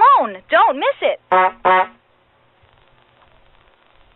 I'm lost and lonely, scared and sad, trembling at the thought of making you mad. My love is yours, but at times you're so cold. If life's like this, take me before I grow old. This song about child abuse was written by a man now serving time in a state prison. It is estimated that there are at least 1 million cases of child abuse in America each year. Child abusers and their children can both be helped. Find out how. Write Prevent Child Abuse, Box 2866, Chicago, Illinois, 60690. Please stop the hurt I've suffered since my birth. Join the abused child's fight. Put an end to the sleepless night. A message of the Ad Council and the National Committee for Prevention of Child Abuse. This is Cicely Tyson. Perhaps you've wondered why there seems to be no place in the world for so many of the elderly whose friends have died, whose relatives are distant, uncaring or dead, who spend their lives in rooms or on park benches. A young man writing a letter to his congressman cared enough to reach out across the generations to two elderly sisters from Finland, living their last lonely years in their adopted land. 2 years ago, Tony Corter and his wife Louise had become managers of an old apartment building in order to take the financial burden off their graduate studies. During that time, they befriended the sisters and month by month witnessed their mental and physical deterioration. Wait a moment. Do I smell smoke? Do you smell smoke, Louise? Oh, come on. It must be Anna and Amelia. Oh, no. They're burning their dinner again. I've got the pass key. We might as well go right in. I'll check the kitchen, Louise. Why don't you throw open a few windows? It was the cabbage, burned to a crisp. Didn't you smell the smoke, Anna? No. I must have been thinking of something else. Amelia? What? Didn't you see or smell the smoke, Amelia? Who's smoke? And that's only the beginning of our story.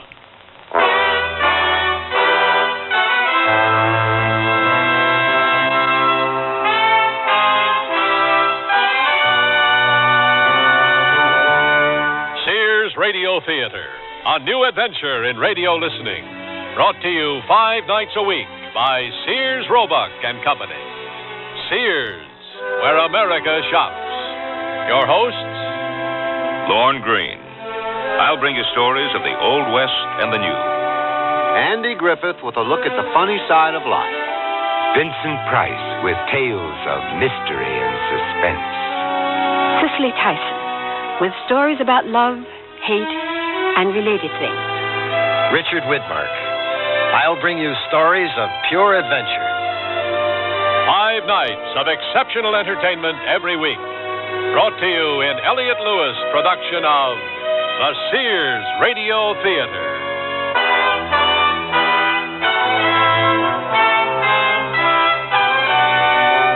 Our story, This Home is Dissolved, by Chris Fortunato.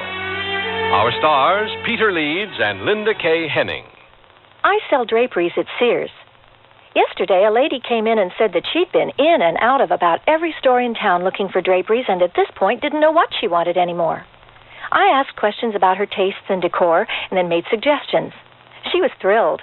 She found what she wanted and learned a little, too. It made me feel good to know that I helped her out. Sears people are friendly people who help you find what you want. Sears, where America shops. Presenting Sears' very charming spring shirt dress in small yarn-dyed woven checks, stripes, or plaids. It's a great versatile dress for work because to finish off the dress, Sears has conjured up a complementing vest. Vests come lined or reversible in enchanting colors that work wonderful spells on the rest of your wardrobe, too. Sears vest plus a dress, the bewitchingly correct dress this spring. Available at most larger Sears retail stores. Nearly everyone at our party mentioned our new Sears Dream Supreme carpeting. Didn't anyone say anything about my rutabaga dip? Marvin said Dream Supreme looks so thick and luxurious. He loved its velvety, soft plush pile. What about my rutabaga dip? Eloise adored the color. Of my rutabaga dip? I told her that avocado lime is just one of Dream Supreme's 20 lustrous colors, and when Doris heard that Dream Supreme is so reasonably priced and treated with Scotchgard brand fabric protector... Okay, what about my tuna fish upside down cake? Dream Supreme carpeting in most larger Sears retail stores. Oh, here I go again. It's time to rent one of those steam-type carpet cleaners. Why rent? Now Sears puts power in a carpet cleaner you can own yourself. The Power Spray from Sears for easy home carpet cleaning. Power Spray sprays hot water into your carpet, then sucks up the dirty water. You can see the dirt you get out. Dirt you didn't even know was there. The Power Spray Carpet Cleaner, a convenient carpet cleaner you can own yourself. Available at most Sears retail stores. Kenmore. Solid as Sears.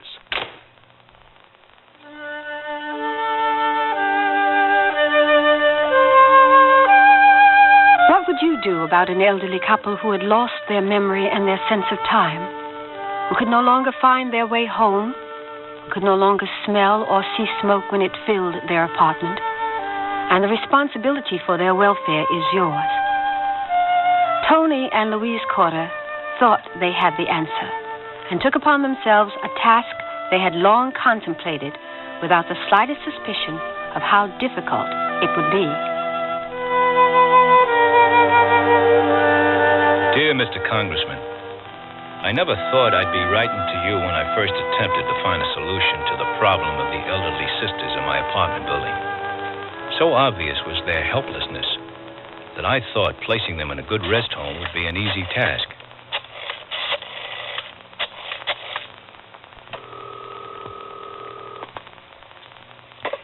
Social Services, Mrs. Dodge speaking. Oh, hello, Mrs. Dodge. This is Tony Corder. I'm calling on behalf of Anna Ulbeck, one of your clients. Oh, yes, we've spoken before. Is there any problem? Yes, there is. Mrs. Dodge, I think it's time for Anna and her sister Amelia to go to a rest home. They've reached a point where they can't go outside without forgetting their keys and even forgetting where they live sometimes. Also, they've burnt their dinner nearly every night this month. Well, perhaps I can arrange for an attendant to visit them during the week. That won't stop them from being a danger to the building. What they need is round-the-clock supervision. It would reduce the danger if somebody cooked their meals. Mrs. Dodge, may I explain further? These ladies can no longer reason for themselves. Their problems go far beyond the mere cooking of meals. But unless they have something physically wrong with them, it's hard to put them anywhere. Well, what has to be wrong with them? Well, a debilitating illness or injury, incontinence, something like that. Do we have to wait for one of them to fall down a flight of stairs or suffocate the other tenants with gas fumes? Isn't there any procedure for this kind of situation? Well, I really don't know. Doesn't one of them have a son? Yes, Amelia does, but I don't think she's seen him more than twice in the past 15 years. Oh, they have a closet full of toasters and radios, which he sends them every Christmas. Oh, gosh. Well, how about their friend, that man who helps them pay their bills? What's his name, August? Yes. All right, Mrs. Dodge, I'll speak with him about it. But what I would like to do is to find some agency to take the matter in hand. Well, I just don't know if there are any. Now, what you can do is to get out the phone book and start calling board and care homes. Then we can take it from there. All right, Mrs. Dodge. Goodbye. Goodbye. Will she help, Tony? She seems content to let Anna and Amelia burn their place down. What are we going to do? Continue making inquiries, I guess.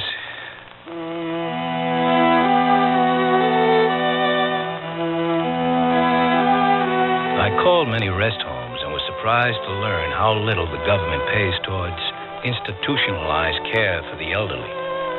The situation was complicated because the older of the sisters, Amelia, possessed a bank account of nearly $40,000, while the younger Anna had very little money. The problem was in finding a good home that, along with accepting privately paying resident, would accept someone relying solely on government assistance. We were determined to keep the sisters together. At that time, I tried to enlist the help of the sister's friend, August. Oh, hi there, Tony. I was expecting you. Oh, hello, August. Look here, I just picked up some groceries for Anna and Amelia. You see, I picked them up some bread. They were almost all out of it, and they were out of meat, too. I don't know what they've been eating the past few days. So I got them some ground beef and pork chops. You see, these are the kind they like. Shoulder cut, good for barbecue. Also butter, whole pound there. String beans, a few other things like that, carrots and onions. They were really low on things. August, I wanted to ask you... Look here. They didn't have any coffee left, so I bought them another 5-pound tin. And see here, I got them those shortbread cookies they like. August, I need your help. So what was it you wanted to see me about?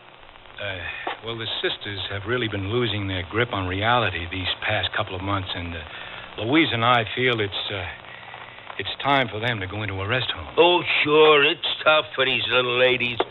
They forget things and get confused. It's not just that, August. Anna! Oh, hi there. I didn't even know you were here. Yeah, I've been here 10 minutes putting away the groceries. Well, isn't that nice of you? What's that? I was just saying to your dear sister that I put the groceries away. I got you some ground beef and pork chops, also vegetables and 5 pounds of coffee. What? 5 pounds of coffee. Aren't you a good boy? My sister has a sense of humor. Anna and Amelia, Tony here wants you to move out of your apartment. You don't have to be so abrupt about it. Ladies, it would be safer for you if if you went to live in a rest home. Louise and I will find a nice place where there'll be people to help you. Anna, how do you feel about leaving your home?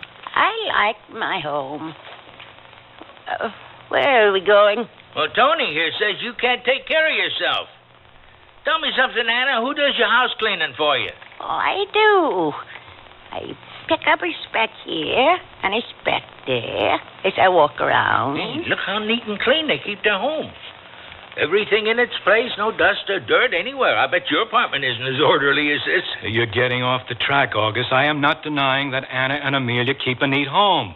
I just don't think they're safe going out alone or using a gas stove any longer. You think, but you don't really know. You can't come in here and tell them they have to leave their home just like that. There are procedures to follow.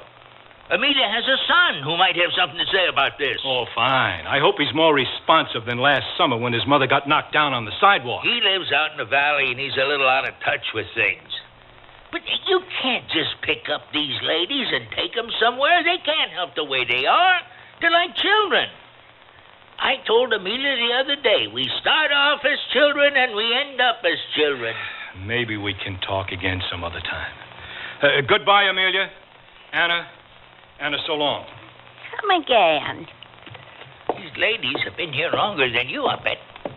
How long you been manager of this building? 2 years. You see? They have been here longer than you. 10 years. Yes, but that hasn't anything to... Moving them out might be a long procedure. It might take months. Maybe you won't even be here anymore. See you later.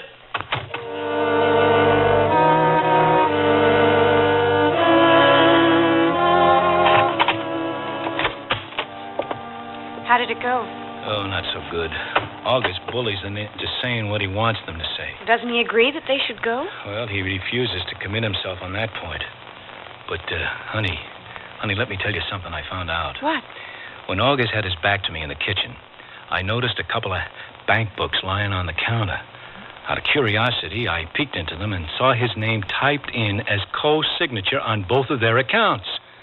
Now, I wonder if that has something to do with his wanting them to stay right where they are. Oh, you don't think that he's... Oh, I certainly do indeed.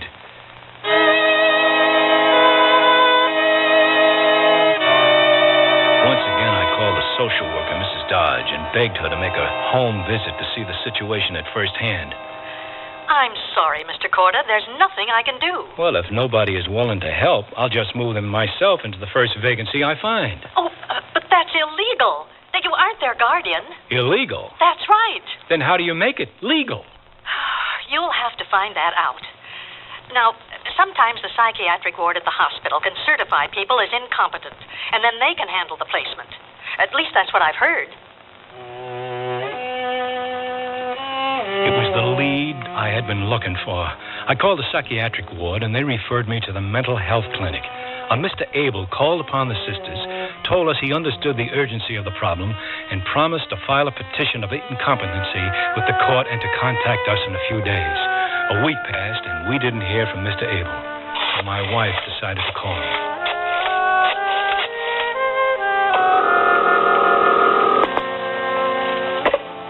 Hello? Mr. Abel? Yes? This is Louise Corta, calling on behalf of Anna and Amelia, whom you met last week.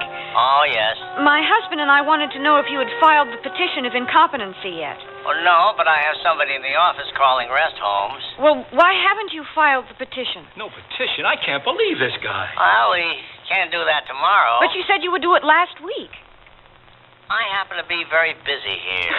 Well, then you should have told us that in the first place. And you should have told us you weren't going to file the petition. Mrs. Corder, let me explain what's involved in this situation.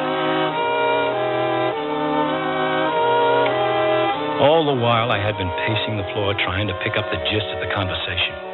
We were face to face with an unresponsive bureaucracy, and I was becoming increasingly angry. When the downstairs doorbell rang, I called to my wife. "It's the front door, Louise. I'll get it." I had an intuition who it might be, and peering through the curtain, my intuition was confirmed. There stood Anna and Amelia, their pocketbooks hanging open, fumbling with the door handle. I raced back upstairs to my apartment. Yes, I understand. Louise, let me speak to him. Hello, Mr. Abel. The ladies have just rung the outside doorbell for the 4th time this week. Do you want to come over and let them in? What? Tony. If you're so concerned as you said you were last week, why don't you come over here and prove it? We are sick and tired of getting the runaround from everybody. Can't somebody help these ladies? You're being absurd. Tony, he said he would help. Shh, Louise. The situation is absurd, Mr. Abel. Why is it that old people have to be shunted aside and ignored as if their problems were imaginary? He explained it to me, Tony. Unless you stop giving me the runaround, there's no sense discussing the matter anymore, Mr. Abel. Oh, Tony, why did you hang up on him? I think you've gone just a little bit too far.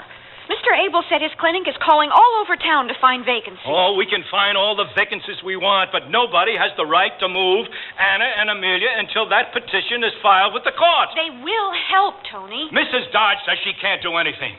August, we suspect, has reasons for wanting the girls to remain here. And Mr. Abel has given us only vague promises. And until any of them decide to help, we will have to see this thing through ourselves.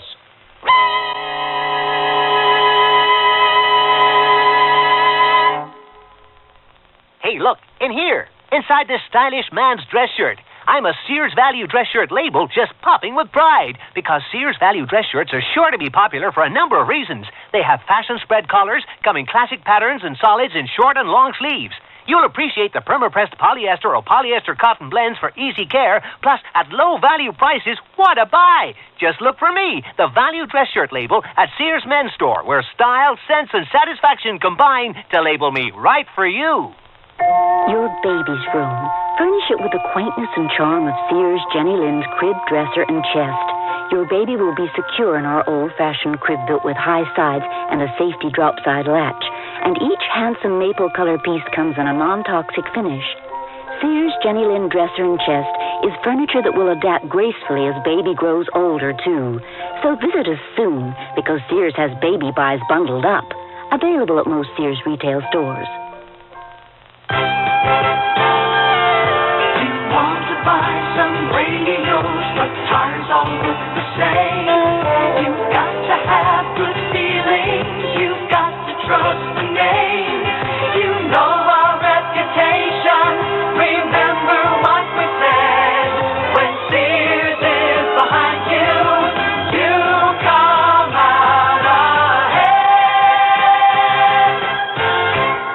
Dear, today I found the bedroom suite of my dreams at a great price. That's a coincidence. I found one that has all the features. Well, mine has authentic country styling. So does mine. Does yours have a beautiful 26-step finish? Nothing but, and I get a choice of 13 different pieces. All built to last for a long time? Yes, with sturdy tongue and groove construction and dovetail jointed drawers. Is yours Sears Open Hearth Bedroom Furniture? Sears Open Hearth Bedroom Collection. Expert craftsmanship at a reasonable price. Select from 13 different pieces. Now at most Sears retail stores.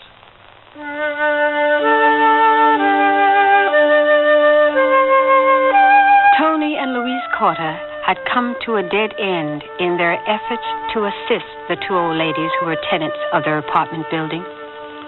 Faceless civil servants at the opposite end of a telephone referred the problem from one office to another. Finally, the Cotters decided to act on their own. Oh, here it is, 2337 Marshall Street. Well, I hope it's better than the home we visited this morning. Well, it should be. It was recommended by their physician, Dr. Jackson. At least we have 2 more prospects after this.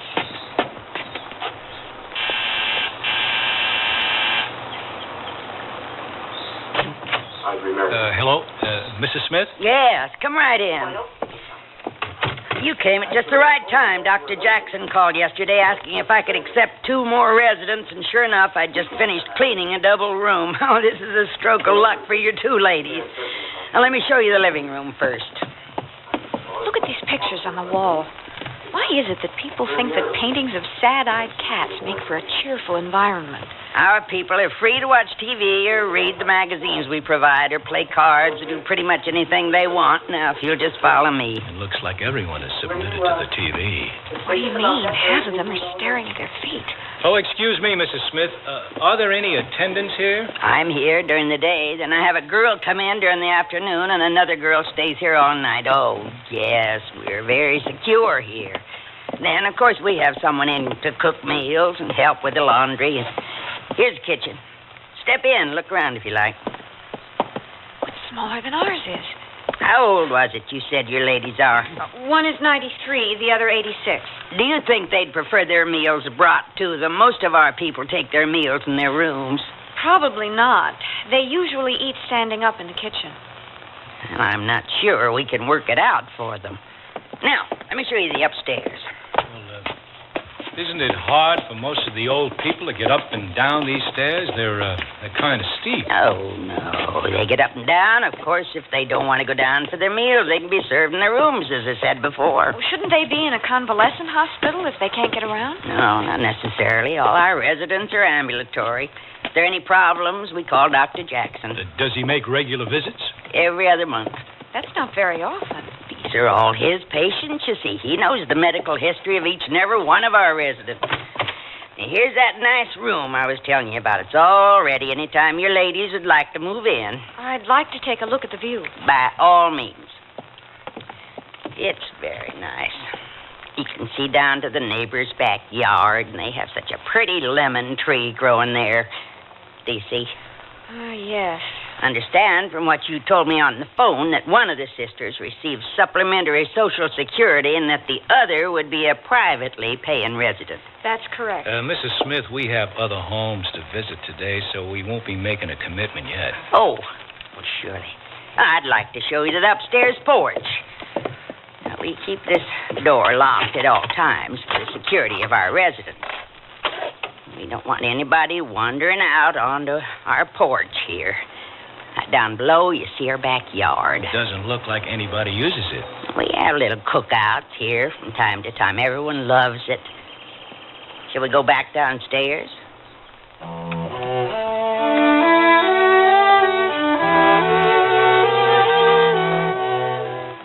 We visited the 2 remaining rest homes and found them to be almost exact copies of the 2 previously inspected. We wished that someone could have been with us to confirm that what we had seen was not a bad dream. A further development occurred the next day when my wife had a chance encounter with Amelia's son, Mr. Tuwami. He was standing in the hallway waiting for his mother or aunt to answer the buzzer when Louise came in from outdoors. Hi, you must be Mr. Tuwami. Yes. How do you know me? I'm friends with your mother and your aunt. Oh. I don't answer. Well, sometimes you have to knock and call out to them at the same time. Let me try. Hello, Anna? Amelia? Hello? Connie, wait a minute. Oh, Anna, you have to unhook the chain. Oh, I didn't see that. How are you today? Oh, Carl. Hi, Aunt Anna. Thought I'd drop by and see how things are going. Oh, everything is fine. Come in. You just in time for coffee. Smells pretty strong to me. Yeah, does it? Oh, no, it's boiling over. Not again. Ow! Oh, that's hot. Strong coffee, Aunt Anna, huh? Is that the secret of longevity? I don't really know. Were you going to have a cup, Anna? I can water it down for you. Yes, I think I will. Let me ask my sister if she wants one. Is Mother here? By the way, Mr. Tuwami. Yes? I would like to talk to you about the situation here with your mother and aunt. Oh, yes. August told me to make a visit. We can talk in a minute. Mother? Do you want a cup of coffee? Coffee. Mother? It's me, Carl. Yes, I'll have coffee. Carl is here. Hi, Mother. I just dropped by to see how you were making out. What do you want this time? What do you mean? I want to see you, that's all. Do you want coffee? Coffee? Oh, sure. Have the girl pour me a cup, too. The girl? Who does he think he is? Did you want coffee, dear? Oh, no, thanks. There's just enough for the 3 of you. How long has it been since you've seen Carl? Oh, I don't remember. I'll go ask my sister. Oh, no, don't bother, Anna. It's not important. Here's your coffee. Milk and sugar are here on the counter if you want them. That is fine. Mr. Tuwami, your coffee's ready. Oh, no table service, eh? All right, I'm coming. Anna, why don't you go in and sit down? What a good idea. I'm glad you thought of that. You come too. Well, I want to put away these things first.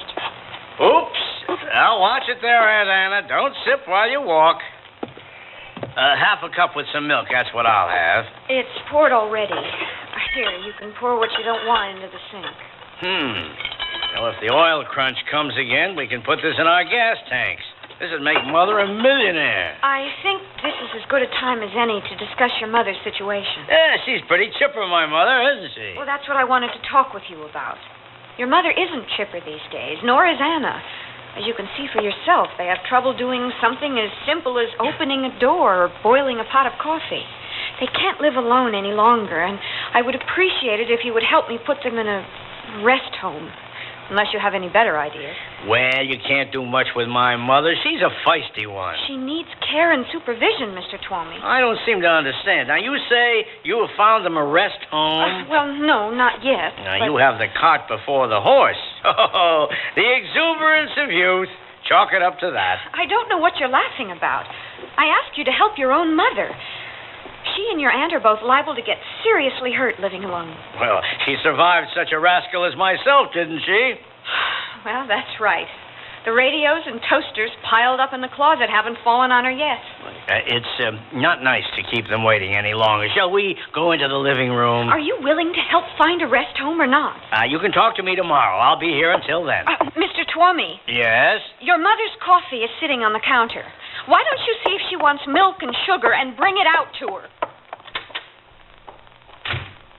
Mother, do you want cream and sugar in your coffee?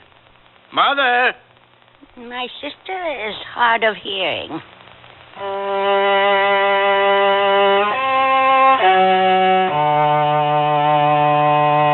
We found out the next day that Amelia's son had driven back to his home 6 hours away. So much for caring relatives.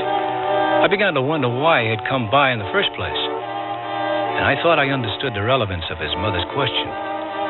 What do you want this time? It seemed he was as content as August to let the ladies fumble along in their apartment. A voice within me told me it might have something to do with Amelia's considerable bank account. Obviously, this money would be eaten away if she went into a rest home. Soon afterwards, we had a stroke of good fortune and found a clean, well-managed rest home with 2 vacancies. I contacted the mental health worker. Surely he would help us now. Just be patient, Mr. Carter. Be patient. The petition can wait. We're still checking our list of homes. Save your energy. We found 2 vacancies at the Briggs home. We'll put them in there ourselves. Unless someone else cares to do it. Oh, don't fool yourself. You can't take these ladies just like that. Have you spoken to August about this? You know as well as I that he wants them to stay there so he doesn't have to share Amelia's bank book with anyone. Louise even spoke to Amelia's son yesterday, but he couldn't care less. Well, I can't speak for August or Amelia's son, but I am very concerned with what happens to these 2 ladies. Then come over here and help us put them into the Briggs home. Take some of the burden off our shoulders. Have Anna and Amelia been warned? Have you given them time to understand what is happening? Mr. Abel, we can't pass up this vacancy. We had hard enough time finding it. Now, I'm warning you, you're getting yourself into hot legal trouble doing this on your own. These ladies have rights, you know. They have the rights to be treated kindly and sensibly, which is what I am doing. What did he say, Tony? He said he's not going to help and that moving Anna and Amelia is illegal. Oh, Tony, I can't go through with it. I can't rip 2 sweet, helpless old ladies away from their homes. Shall we leave them be and let them kill themselves along with everyone else in the building? On a rational level, what you're saying is right. But I don't have the heart for it. Oh, fine. This is a fine time to desert me. How am I going to move them along? Tony, now we're both at our wits' end. Why don't we sleep on it and work things out tomorrow? Please. Oh. All right. Maybe the night will make it all go away.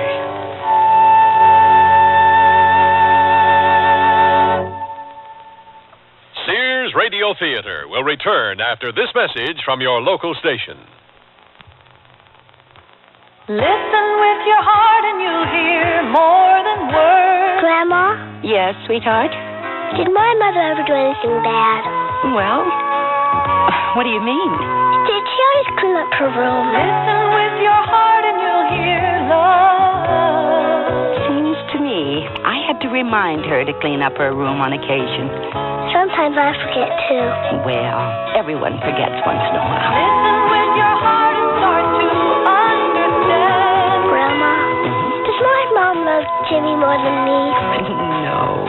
You know, your mother used to ask me that about her brother. Really? Listen with your heart and you'll hear love. You remind me an awful lot of your mother when she was a little girl. Listening, caring, and sharing. That's what understanding is all about. Listen with your heart and you'll hear love. From the Mormons, the Church of Jesus Christ of Latter-day Saints.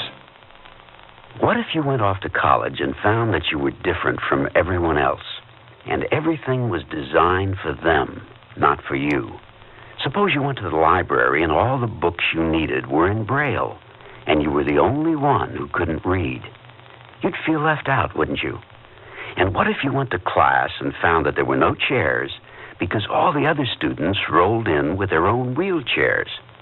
Suppose one of your professors gave his lectures talking with his hands, only his hands, and everyone understood sign language except you. You'd think it wasn't fair.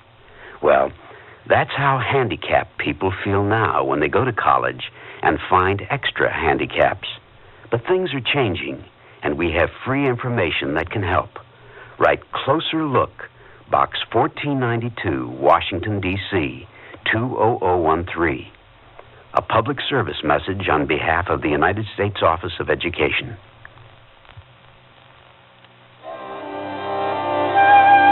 Swiftly Tyson again, and here's the concluding act of This Home is Dissolved. Following morning, I set an irrevocable course for myself and arranged with the director of the Briggs home to bring Anna and Amelia over at 7:30 that evening. I called Mrs. Dodge, but she was unwilling to come out and help us. She said she didn't handle placement. You have to have them certified, Mr. Cordet. Now, I thought you knew that. Mrs. Dodge, the mental health clinic are still dragging their heels about that. Yet they tell me if I move the ladies, I'm breaking the law. You are breaking the law if they're unwilling. But if they go to the rest home willingly, it's all right. Oh. Now, if you do manage to place them this evening, why don't you call me tomorrow? There's nothing she can do. Well, somebody has to help us. All the somebodies obviously don't want to help. Well, I'm calling Mr. Abel. I can't stand this any longer. If you'll just be patient, we can do the best for them. How can you say that? You haven't had to live with this for months on end. You haven't had to save them from a new catastrophe every day or wash their stinky old clothes because they're too feeble to do it themselves. I don't want to hear the whole story of your involvement, Mrs. Corder. You told me once already. Frankly, I feel you aren't acting in the best interest of the ladies. You seem to be moving them to benefit yourselves more than them. Well, as far as I'm concerned, Mr. Abel, you take courses in detachment so you don't have to get your hands dirty helping somebody else.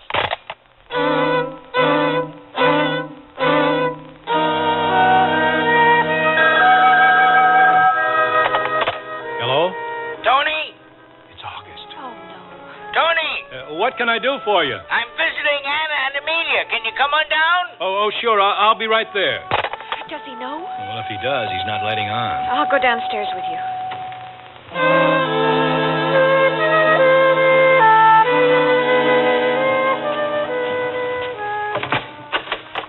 Hello, Tony, Louise. Come on in. Hello, Anna.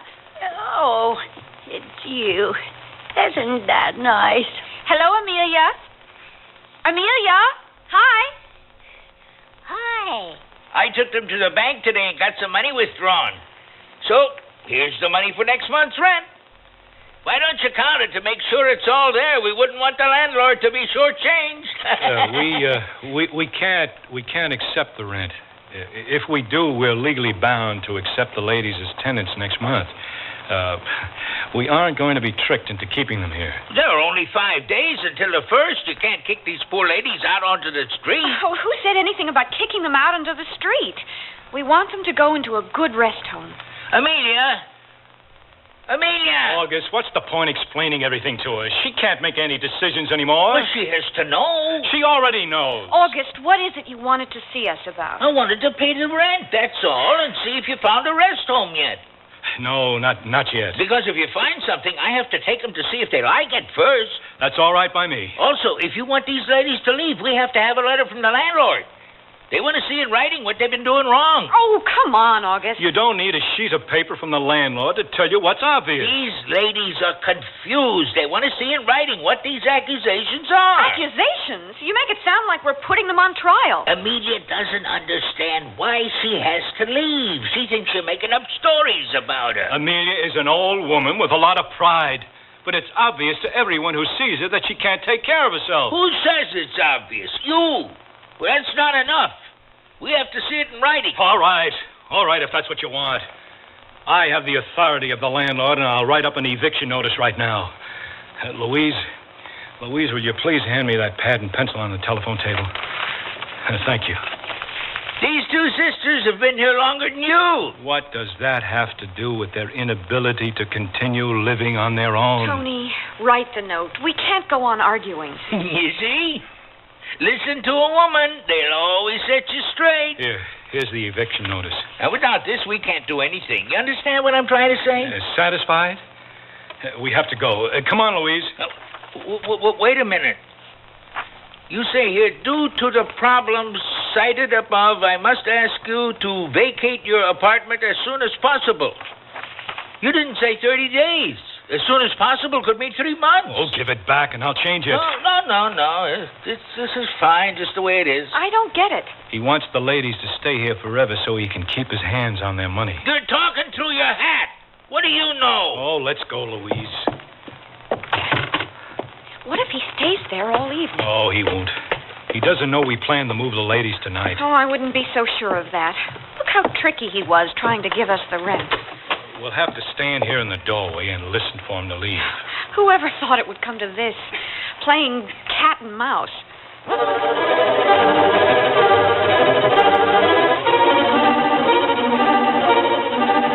waited in our doorway for the next 15 or 20 minutes. Then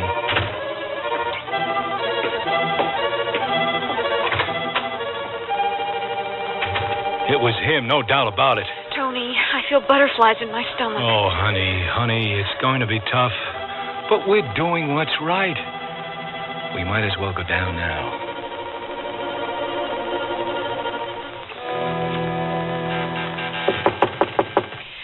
Anna! Come in. I can't believe I'm doing this. May we come in? Oh, surely. Anna, we wanted to take you and Amelia to visit a nice home not too far away. Yes, that'll be nice. Well, why don't you put on a coat? It's chilly outdoors. Amelia, we wanted you and Anna to come with us to look at a home nearby. But We want to take you and Anna for a little drive to look at a home. Here's your coat. Oh. Let me help you put it on. Louise, is Anna ready? All set. Here I am. I forgot where we were going. Where was it?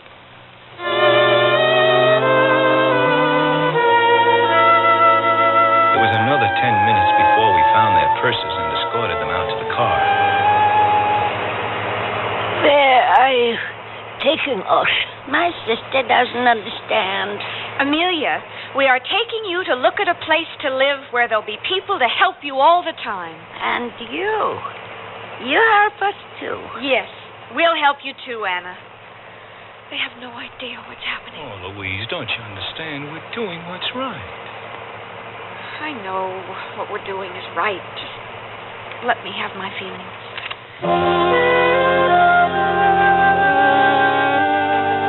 At the Briggs home, we were met by the director, Mrs. Roy. She had once set about gaining the sisters' trust with her warm, comforting manner. Together, we inspected the facilities. Then we sat in the large kitchen as Anna and Amelia had indicated an urge for coffee. Anna, do you like it here? Oh, yes. It seems very pleasant and comfortable. Oh, Mrs. Roy and her assistants will take very good care of you.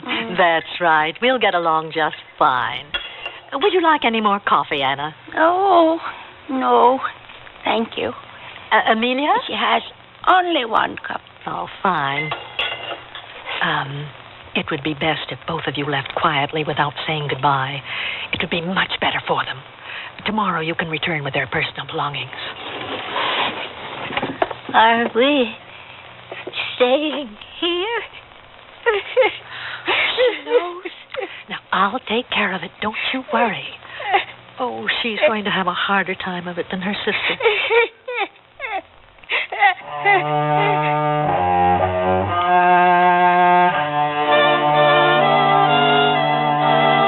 The next morning, I called Mrs. Dodge and informed her that we had taken Anna and Amelia to the Briggs home. She asked if they had gone willingly. Yes, I replied. But I knew in my heart that they had only gone as willingly as people who have been fooled. Oh, here they are on the porch. Oh, it looks like them. Hello, Anna. Hello, Amelia. We brought you some of your belongings. Oh, I must have forgotten. Oh, it's pleasant here with the geraniums and the mimosa tree. Pretty indeed. How's Amelia? She's tired out talking to Huldah and to me. That is Huldah here. She used to be in my Finnish singing group. Oh, pleased to meet you. How do you do, Huldah? Oh, how nice they should come and visit, Anna. Oh, we plan to visit you often. And maybe we'll visit you.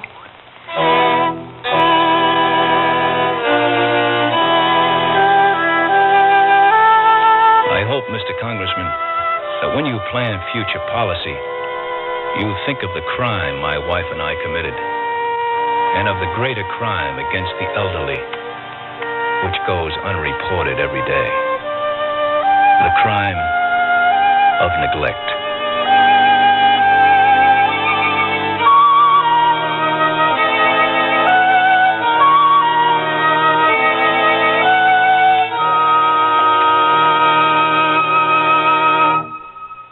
I love to eat. But it takes so long to cook. That's why we both love our new Kenmore microwave oven from Sears. I can cook a 5-pound roast medium rare in just 30 minutes, or 3 strips of bacon in 3.5 minutes on a paper plate. Bake 2 potatoes in 8 minutes, and cook vegetables faster than boiling them in water. That means less time in the kitchen. And more with you. Fast, clean, cool cooking with Sears Kenmore microwave ovens, all with automatic defrost. Choose the right model for your kitchen from the many styles available at most Sears retail stores. Hey, look, in here, inside this stylish man's dress shirt. I'm a Sears Value dress shirt label just popping with pride because Sears Value dress shirts are sure to be popular for a number of reasons. They have fashion spread collars, come in classic patterns and solids in short and long sleeves. You'll appreciate the perma-pressed polyester or polyester cotton blends for easy care, plus at low value prices, what a buy! Just look for me, the Value dress shirt label at Sears Men's Store, where style, sense, and satisfaction combine to label me right for you. What would it cost to replace your car's muffler, including installation? Oh, I'd say about $50. No, wait, $45. Would be around $30. Just about $40. The aluminized Sears muzzler is only $19.99. That's half of what I guessed. It's hard to believe. On a Cadillac? That's a terrific price. With installation included. Should have known it. Sears. The muzzler, just $19.99 installed. Clamps if needed, 99 cents each extra. Sizes to fit most American-made cars. Prices may vary in Alaska and Hawaii at most Sears Tire and Auto Centers. When I need advice, I go to my mom. Why not? It's free. Now that I'm married and moving into a new house, I want all the advice I can get. So when Mom says shop Sears, I listen. You should. Sears is a great help on those big items you'll need for your new home. Major appliances like washers, dryers, and refrigerators. They'll deliver, install, and service. I always depend on Sears. You should, too. Sears, where America shops.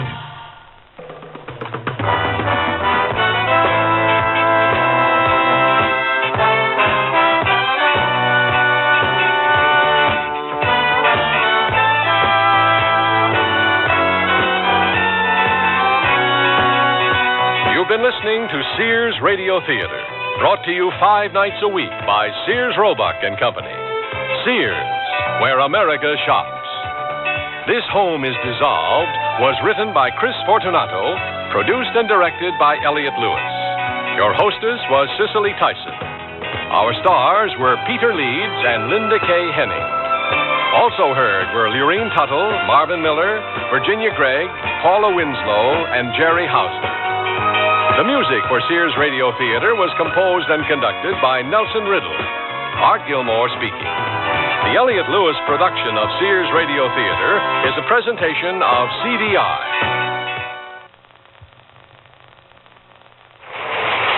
Selling plaids are out anyway. Yeah, we'll back order his silly trousers. We get the piece goods on the 4th. We finish them on the 15th. We ship them on the 15th. That means you receive shipment on the 18th.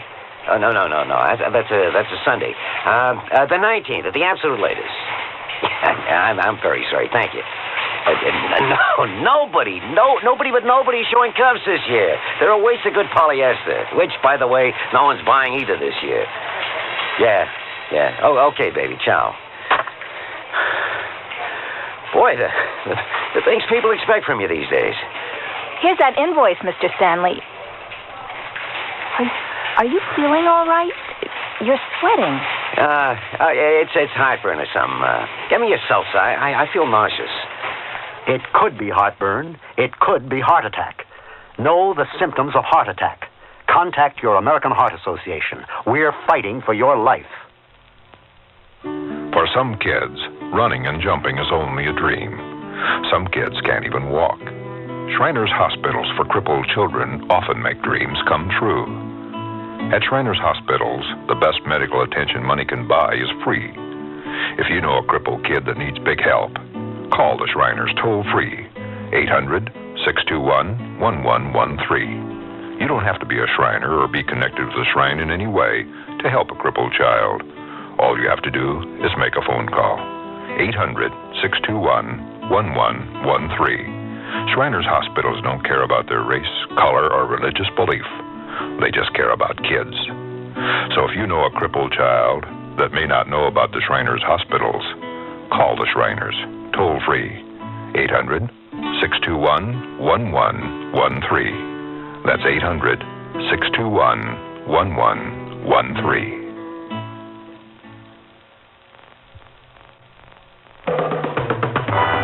Tomorrow we will present a thrilling adventure story. Richard Widmark will be your host for Climb. Jack, you all right? Yeah.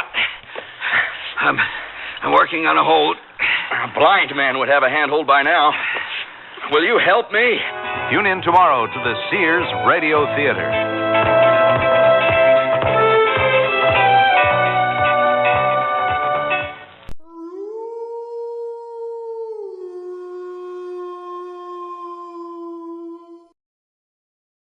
Tune in to nostalgia.